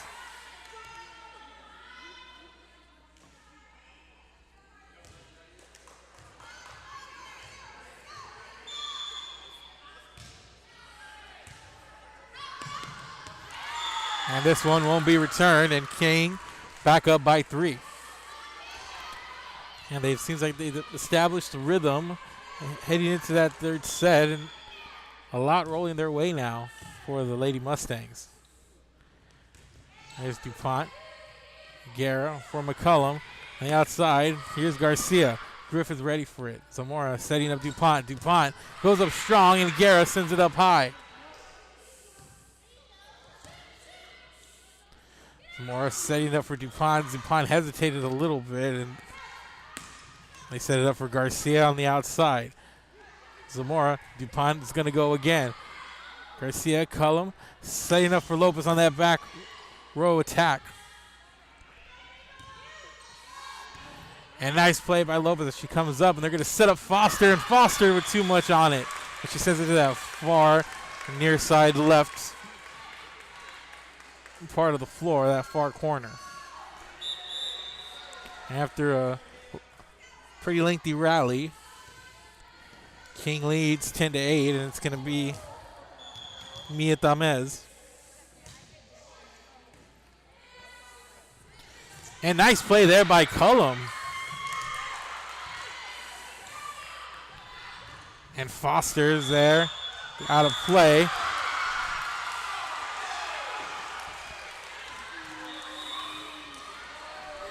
point over to King, and it's an 11-8 lead. And a call that some of the fans not agreeing with, and it's an 11-8 lead for King. Zamora sets it up for DuPont. DuPont for Harley Guerra. And there's McCoy, who just checked in a moment ago. DuPont. Guerra gets low once again. Nice play. There's McCoy. DuPont for Cullum. Guerra. And Garcia hands it over, and nobody's there. Griffiths out of position as it fell not 2 feet in front of her. And the credit to Garcia on that one. And Cullum, the service error, sends it out of play, and it's a 3-point game. King leading Bishop 12-9. And here's Hannah Griffith, the libero for Bishop, on the serve. And Griffith into the net, and the lead back to 4. And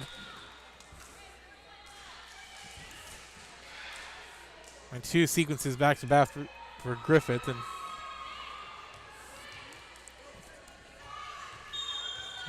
visibly frustrated here off camera. She turns to the sideline for a little advice. Cullum, and here comes McCoy strong, and Vetta's there. DuPont sets it up, and Griffith returns. McCoy to Cullum, way high on the outside, and there's Lopez. It looks like they were reading McCoy on that one, but Cullum with their head on the swivel.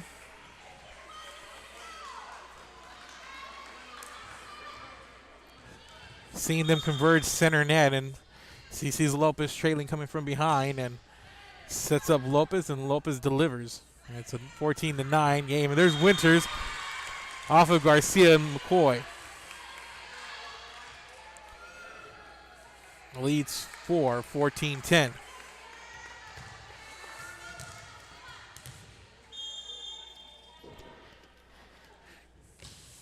And DuPont. Here's Guerra. Pimentel into the net.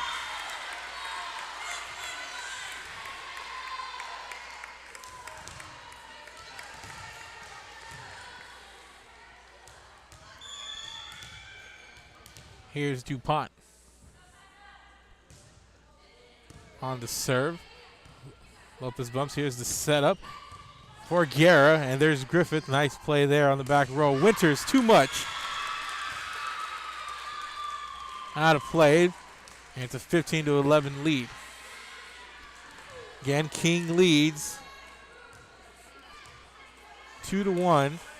Took set 1 and set 3, and here they are trying to finish it off in set 4. They lead 15-11, but Bishop trying to hold on and force a 5th set. Galazza sends it over. Tamez. Here's Zamora. DuPont. And Galazza got a hand on it, but it falls, and nobody in the vicinity to make the save. McCoy was, but with her back turned.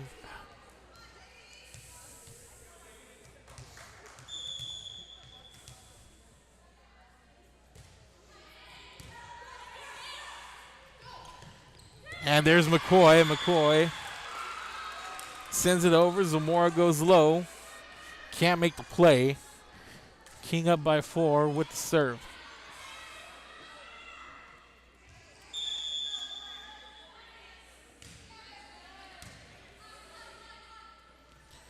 Zamora for Winters.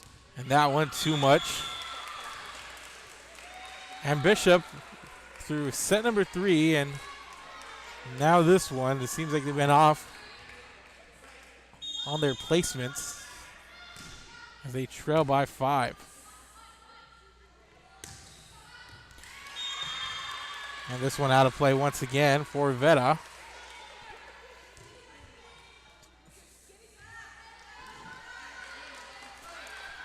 And King opening up a 6-point lead now. And here's McCoy. Zamora setting up, and there's Winter. Good effort there on the bottom of the net for King, but Bishop's Winters coming up with the point there.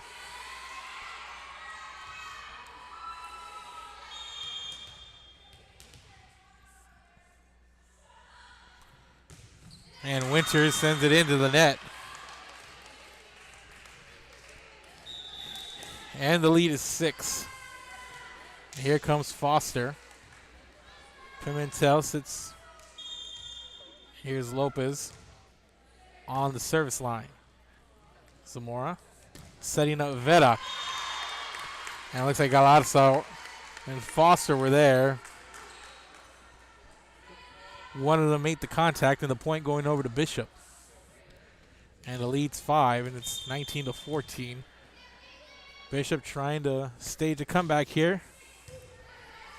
King trying to finish it off, and there's Cullum. Nice heads-up play on the net. Here's DuPont.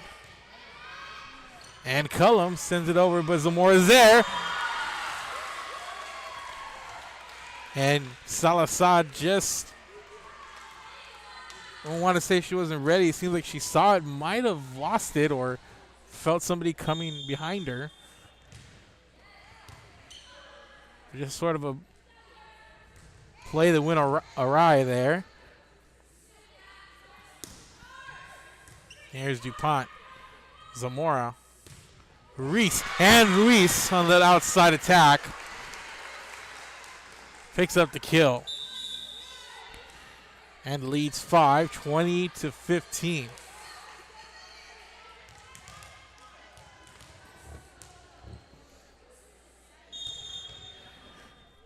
Bishop's got some work to do if they want to force a deciding 5th set. Here's Garcia. But Bishop certainly with the tools to make that run. Cullum saying up Foster. Foster pops it up. And the lead down to 4.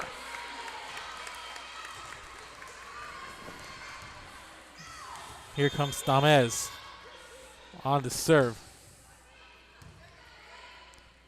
Instead of Foster, and Foster taps it home, but Zamora was there. DuPont sends it over. Guerra, Cullum. Here comes Foster, and Foster, her attack met by Veta. And King comes out on top of that rally, and they lead by 5 once again. And here comes McCoy back in. Her and Foster now on the front row.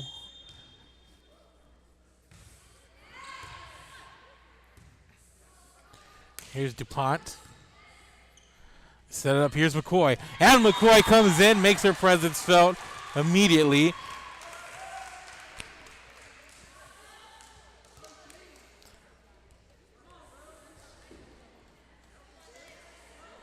And here's Cullum on to serve. It's a 6-point game now. And we're going to get a timeout. King on the verge. They are just 4 points away from closing this out in 4 sets, but Bishop wanting to talk about it. They trail by 6. Let's see how they come out of this timeout. Keep it here. This is Real Sports Live. We'll be back.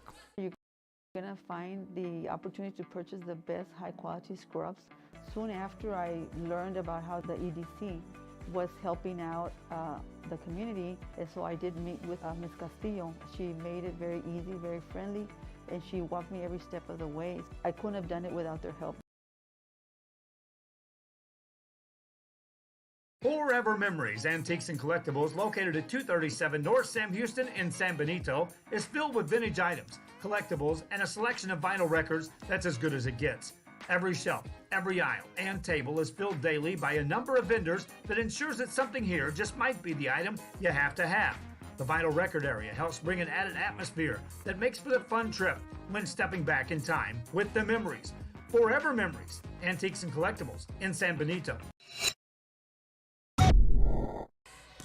And welcome back, ladies and gentlemen. Coming out of the timeout, let's see if Bishop can get back into this. Here's McCoy. Zamora ready for it. Veta pops it up. DuPont sends it back over. There's Lopez. And there's Cullum. And McCoy sends it down and went out of play.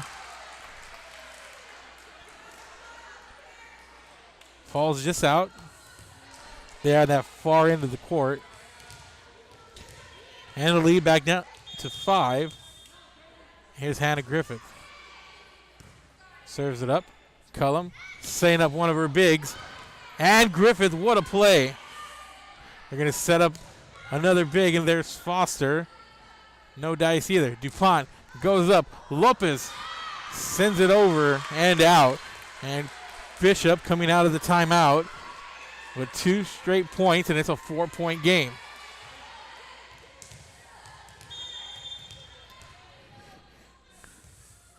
Griffith with the serve. Cullum setting up McCoy, and there's Griffith on the back row. Griffith calls for it. Cullum trying to set up a big again, and Zamora is ready for it. What a play there up front. There's DuPont. Cullum punches it. Guerra. Lopez sends it over. There's Stamez. And Winters sends it right to Guerra, who makes a nice play. There's Griffith. Winters cross court. Foster sends it up. Cullum sends it up for Garcia. There's Griffith. Winters adjusts. And there's Lopez. Lengthy rally going on here. There's DuPont. And there's Guerra. Saved by that basketball net, but Garcia sends it into the net. The basketball hoop up there saved it on its way down, and it's a 3-point lead now.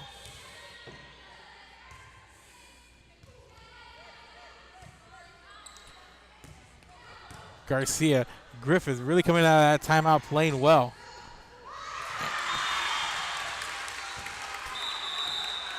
Make it 4 in a row, and Corpus Christi King calling a timeout now. And Bishop with all the momentum. And they trail by 2. Can King close it out, or can Bishop finish off the comeback? Keep it here. This is Real Sports Live. Sherryland ISD, a nationally recognized district focusing on quality and rigorous instruction where every child is immersed in a culture of academic success. A district dedicated to preparing our youth for the future.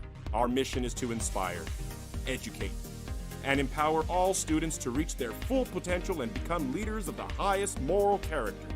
Sherryland ISD, excellence is our tradition.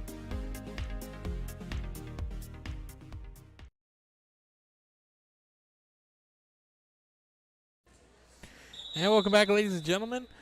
Bishop trailed 22-16 a moment ago. They come out of a timeout, 4 straight points. They're trying to stave off King and force a 5th set.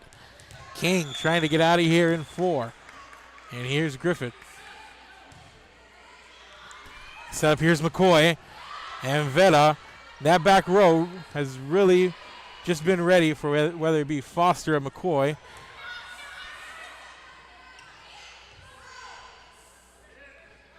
Here's Garcia. And Veta, nice play. Sends it up, and there's McCoy. Veta once again. Winters sends it over and out.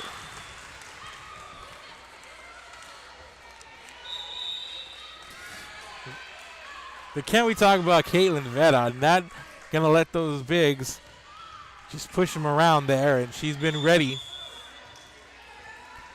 Here's Madison Pimentel.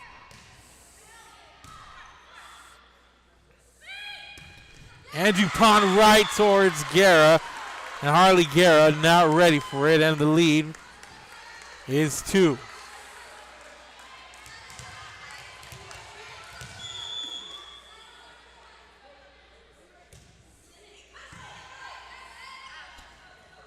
And McCoy and Zamora was ready for it. They're going to set her up again. Far side, it's Lopez.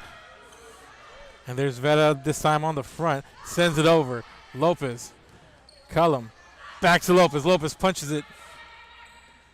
Set up for Winters. Center net. There's McCoy. There's DuPont. Pimentel's got it on the back row. Cullum setting up Guerra. Winters once again. And it goes off Guerra.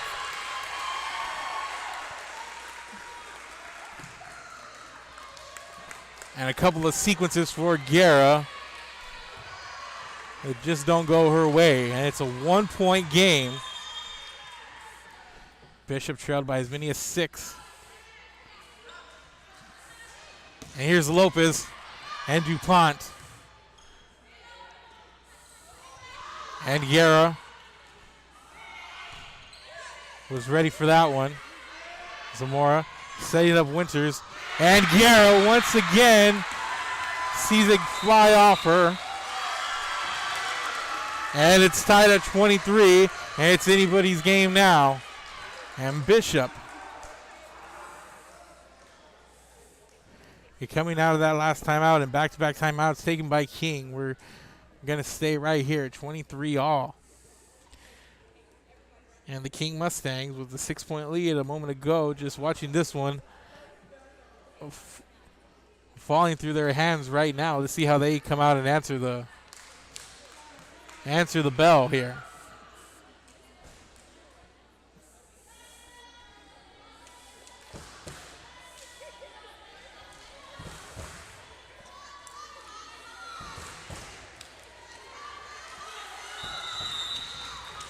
(23-23). And it's DuPont.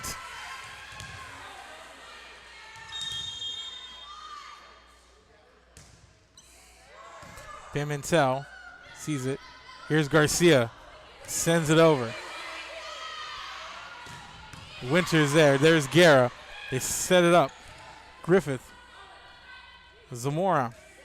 There's Veta. Cullum's got it. Guerra setting up on the outside. Here's Lopez. Right back at her. And here's McCoy. And DuPont makes the play.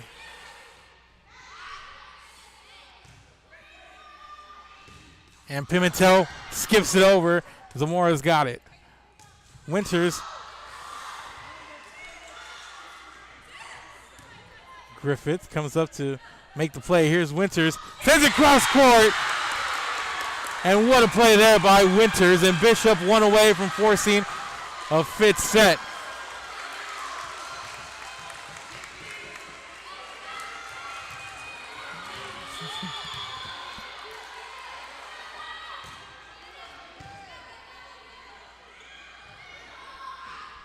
Pimentel sends it over. And Bishop has just been the aggressors as of the last few minutes in this one. And DuPont's there.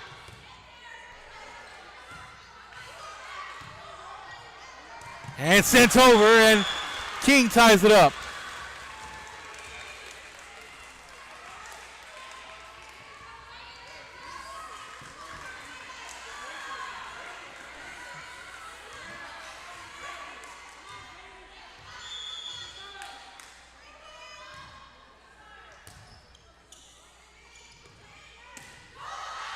Pimentel, nice play there. The outside for Lopez. Lopez sends it over. Nice play there by DuPont. Winters two-hands it over. Cullum.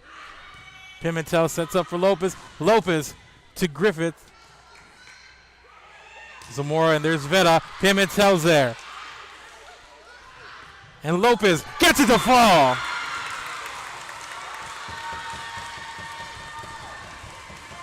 King, a point away.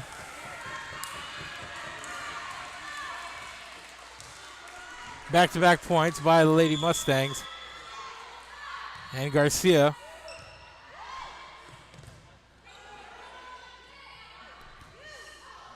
They're going to set it up here. And McCoy with the kill.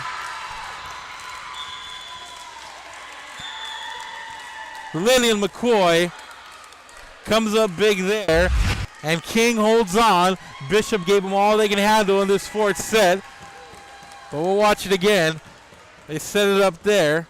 Lopez, Cullum, as she's done all night, setting up McCoy there in the center of the net. And Lillian McCoy comes up big, 26-24. King wins in straight sets. Thank you for watching, ladies and gentlemen. Make sure to go follow us on all our social media accounts, Facebook, Twitter, YouTube. Make sure that everybody who's probably looking for this game, let them know it's here, share it, and go rewatch it. Thank you guys for watching, and have a great night.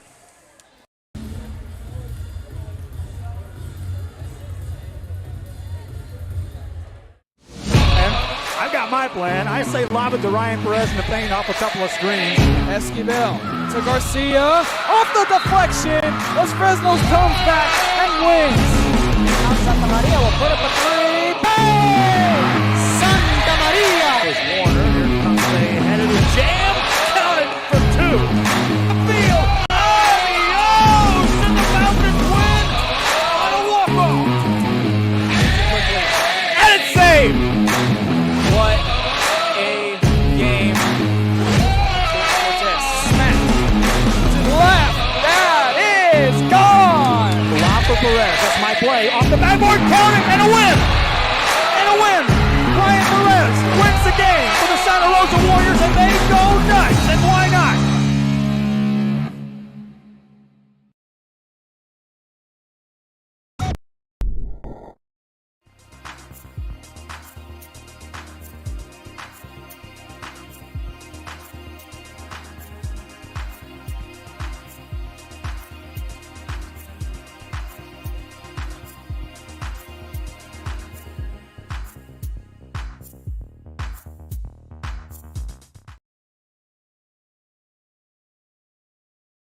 If you want to get in the game, come to Myra Sports and more.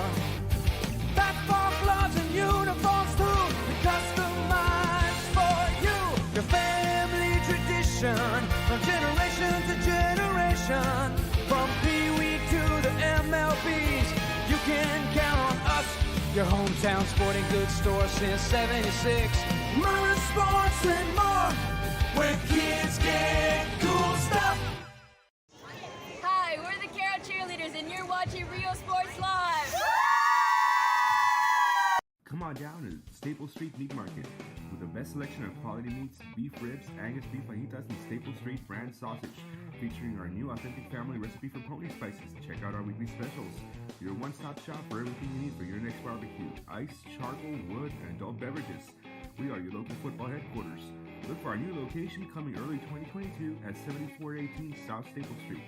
We're a proud advertising partner with Real Sports Live and the Coastal Band and RGV, and supporting all our local sports and athletes. Staple Street Meat Market. In honor of the United States of America, we ask everyone please. And welcome, ladies and gentlemen, to Real Sports Live. We're here from Corpus Christi Veterans Memorial High School for a big game, district game between Corpus Christi Veterans Memorial and Flower Bluff. We're going to have the national anthem, and then we'll be right back.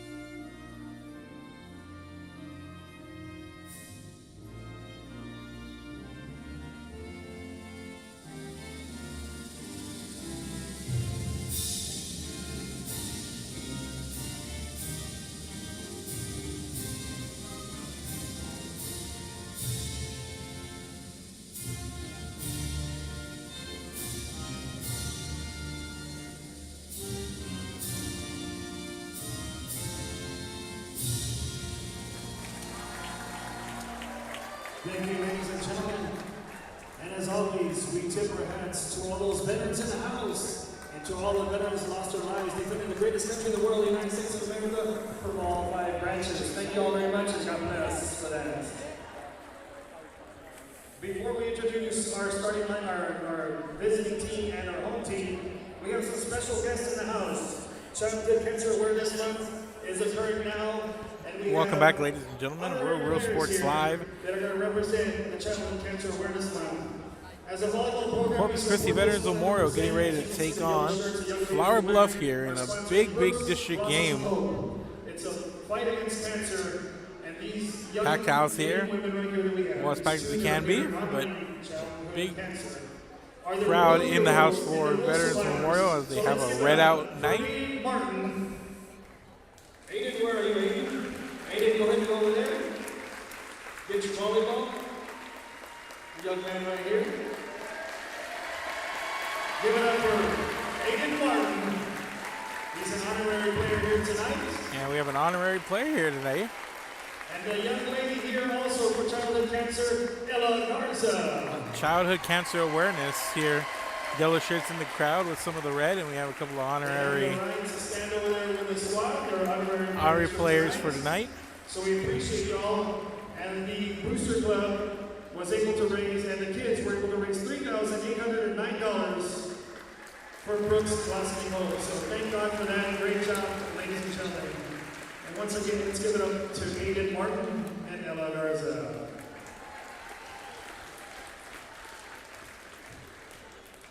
All right, ladies and gentlemen, it's now time to meet the visiting Flower Bluff Lady Hornets. Now we're going to have the introduction for the visiting Flower Bluff Lady Hornets. Number 1, Harley Gillespie.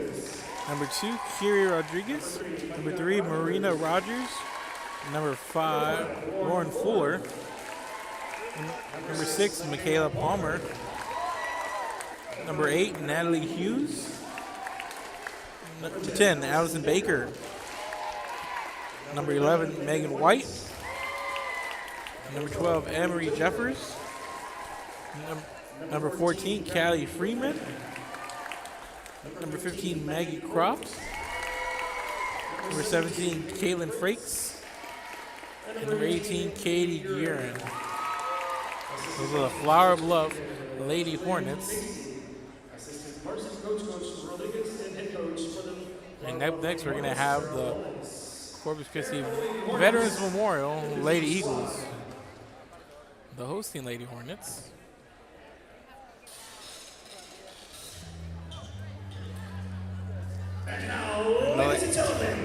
So we're going to start from the top with the Lady Hornets. The Lady Eagles for Corpus Christi Veterans Memorial. Up first, Mia de la Peña. And number 2, Amber Geyer. Number 4, Julia Anguiano. Number 5, Jordan Lotz. Number 6, Tatiana Mosley. Number 7, Amari Lisa Pettis. Number 8, Mia Rodriguez. Number 9, Jillian Rye. Number 10, Olivia Salgado. Number 11, Miranda Valenzuela. Number 12, Ariana Caldera. Number 13, Sophie Ortiz. And number 15, Faith Luna.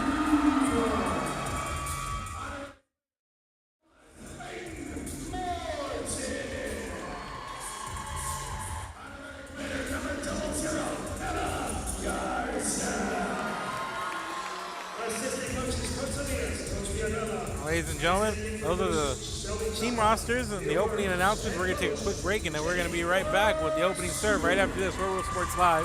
Keep it here. At Texas A&M University, Kingsville, we are a family. We support each other through thick and thin. We work together, grow together, excel together. We inspire each other to become the great minds of the future. We are here to ensure you succeed. Apply today to get started. This is your time.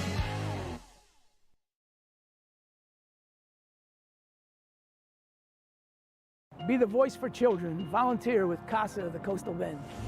Help us break the cycle of child abuse and neglect. Attend one of 4 information sessions and learn how you can become a CASA volunteer, providing children in foster care strong voices, healing hearts, and the opportunity to thrive. After all, these children are our future. Visit coastalbendcasa.org and discover how you can make a positive change in a child's life. Every child has a chance. It's you.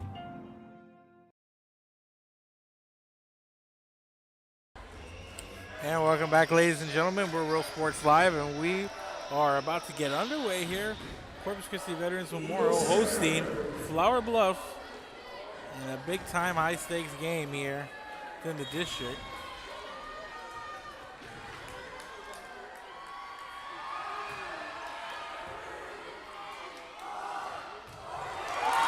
And a big start here early on for Flower Bluff.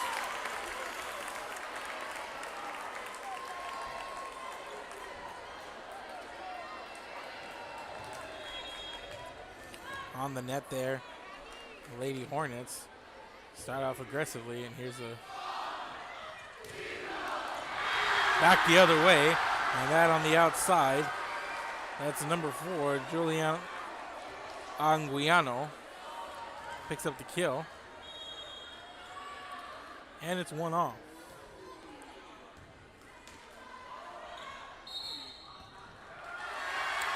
And a whistle on the infraction going to go against Flower Bluff.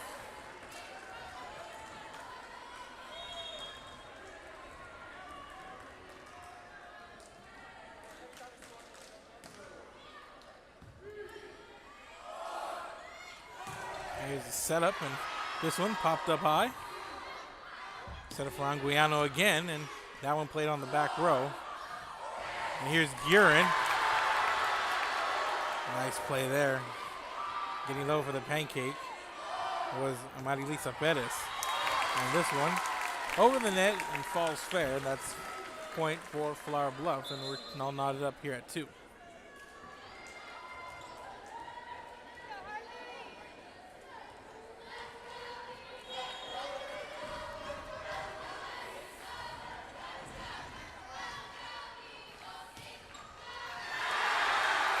And this one, the hit on the outside for Veterans Memorial, and they lead 3-2. And back and forth here in set number 1, and on the serve for Veterans Memorial is going to be Ariana Caldera. And Caldera on the serve. Hits it out of play, and we're all knotted up at 3-all.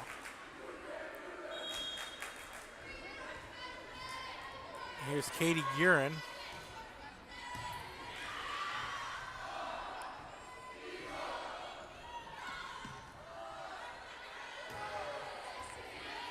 Here's a back row attack from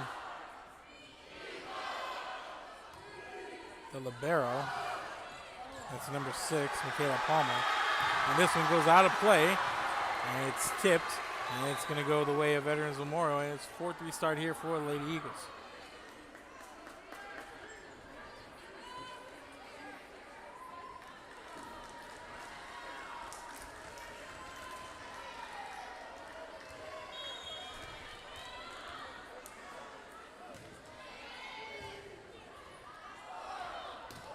Here's a setup, and that one falls fair, and that's Callie Freeman, the junior, on the net. He picks up the kill, and we're all knotted up here at 4.